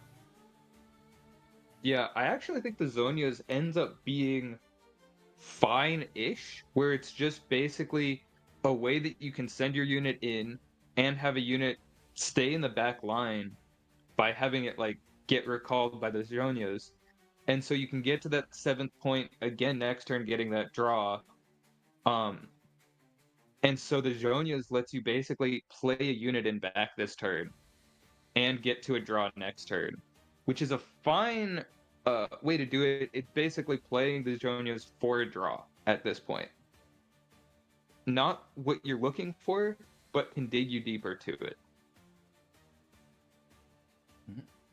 So, Aurelia going to go ahead and gank on over here. This Zonias is going to proc like you had mentioned, and now he gets to maintain control of this Tide Turner. And so now he's just going to go ahead and move up this Scuttle Crab just to be able to get a peek at his opponent's hand here and kind of make more informed decisions as to how to really defend against what his opponent is doing. So 2 calm runes going to be flipped over. He's going praying. A gust going to be picked up here. Definitely not what you want to see, but at the end of the world, he might just go ahead and gust, just be able to keep his hand hidden and make things even more uncomfortable. We'll have to see exactly what he decides to index towards, but Pike moving up onto this Sunken Temple, being able to draw 2 cards, will give him 2 more opportunities to find the cards he's looking for.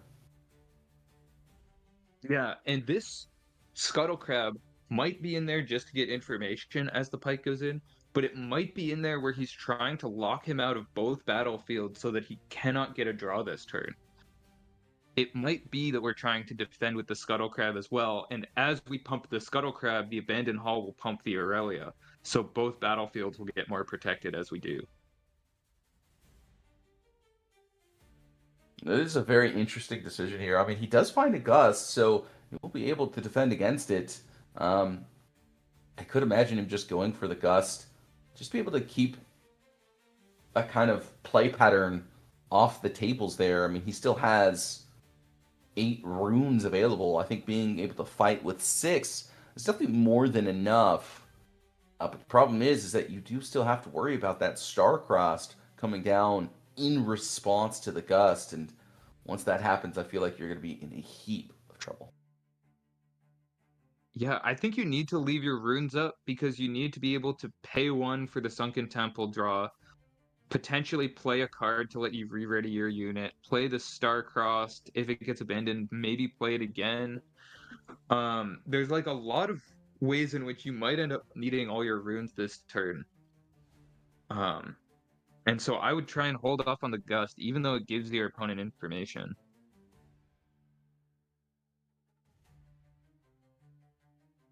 So now that the Star-Crossed has happened here, he's going to go ahead and use the Abandon. Abandon the Star-Crossed. This makes sense to me. You want to make them spend all the runes they can. I don't think he wants to abandon here in response. This is definitely a very painful abandon, and it looks like it's just going to go ahead and resolve, and he's not going to do anything about it here. He's going to predict, and he finds the charm off the top there. That is exactly what he was looking for. We'll have to see exactly if his opponent lets this go through. It looks like that is going to be the case, and now with this charm available,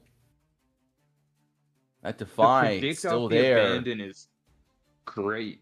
That is going to be the game, I have to imagine.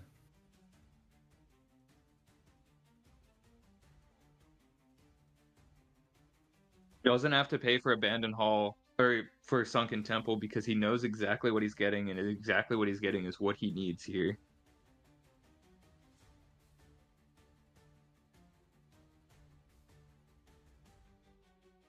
So now he has to decide whether or not he's supposed to go for this charm right here, right now, and I think he has to.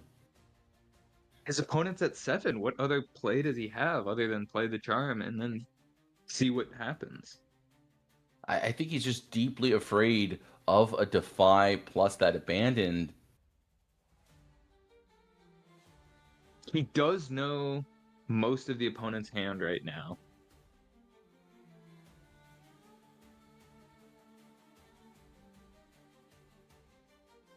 Is no other line I see. To play around Defy Abandon. Oh.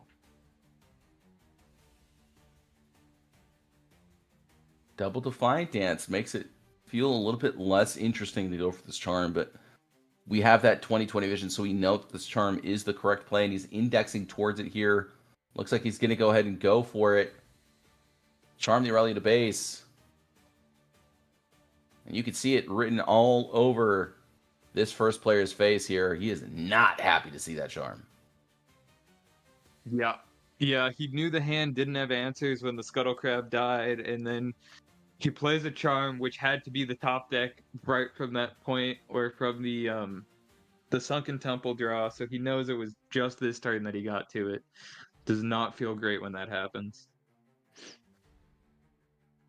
So he's going to go ahead and get himself an additional +5. Send out that second discipline. Does not find the Defy here, and that is going to be GG. Wow. Game number 1 going to the player going second, surprisingly, saying that, surprisingly. Surprisingly, but when you look at the first 2 turns of Guardian Angel pass with 4 runes up, it makes sense that the player going second was able to take this one. Yeah. I will say, yes, that in that regard, sure, it makes sense. But he lost his Aurelia so fast in that matchup, and he was really just hanging on by a thread, really just kind of riding the wind of those early points and just trying to kind of eke his way into that victory there. Manages to get it, obviously, but it felt like almost a doomed scenario, and very, very well played from both of these players, but not having a turn 2 play as well as just having only a Guardian Angel on turn 1 really, really punished him there. I think if he had that Scuttle Crab just that turn earlier and was able to even play it out on turn 2, it would have been that player 1 victory. Very likely, yes. It came down to the wire at the end, and so much of it came down to the draws the player was able to get at the very end there, with enough outs in deck in his range between the Fizz, the Triple Charm, and the Starcross that he could find. That the odds, I think, were still in the second player's favor for most of that game, even though it looked hopeless when that Aurelia was killed off by the charm. It just, yeah, I agree. The point tempo of missing that start was such a big swing. Yeah. Not to mention, like I said, not having that turn 2 really felt like that was kind of the death knell here between these 2 players. I think both of these players kind of knew how best to use their resources. Neither player, by the way, used either of their pump spells for pretty much the entirety of that game, understanding that the really only time that they have to use those pump spells is when your opponent's at that 6th or 7th point threshold. So going for that Starcross when he did and having it get abandoned really punished him there. I think he had to go for that Starcross, try and find a way back into that series there. But of course, not going for it meant that he got to take a little bit of a peek at the hand. But even though you get to understand what's in your opponent's hand, it does not change the scenario in any capacity. No, especially when they can top deck into answers where it's like, the hand, but there's cards that they could just draw here that screw you. And he went for the discipline out, but it wasn't enough. Someone did ask, how did he draw the charm if he paid for Sunken after? When he went into the Sunken Temple, he was already at 7 points, and so he drew instead of getting the point there, and he knew it was going to be a charm because he predicted off the abandon and saw a charm on top. So he drew that instead of getting the 8th point, and then he paid for Sunken Temple afterwards and got another draw off the Sunken Temple. Yep. And just for the chatters and viewers at home, the way that 7th point works is actually, so if you're at 7 points and you conquer, you must draw before you activate any of your conquer effects. So if you have something like a Zon Warrens and you're at 7 points, you have to draw, then discard draw. You cannot discard draw off the Zon Warrens and then draw off of the 7 point conquer. That is not how that works. You must draw first. Yeah, and usually that ends up being favorable, but every once in a while it does create those weird situations where you really wish that you could trigger the conquer effects before getting the draw for the point. Yep.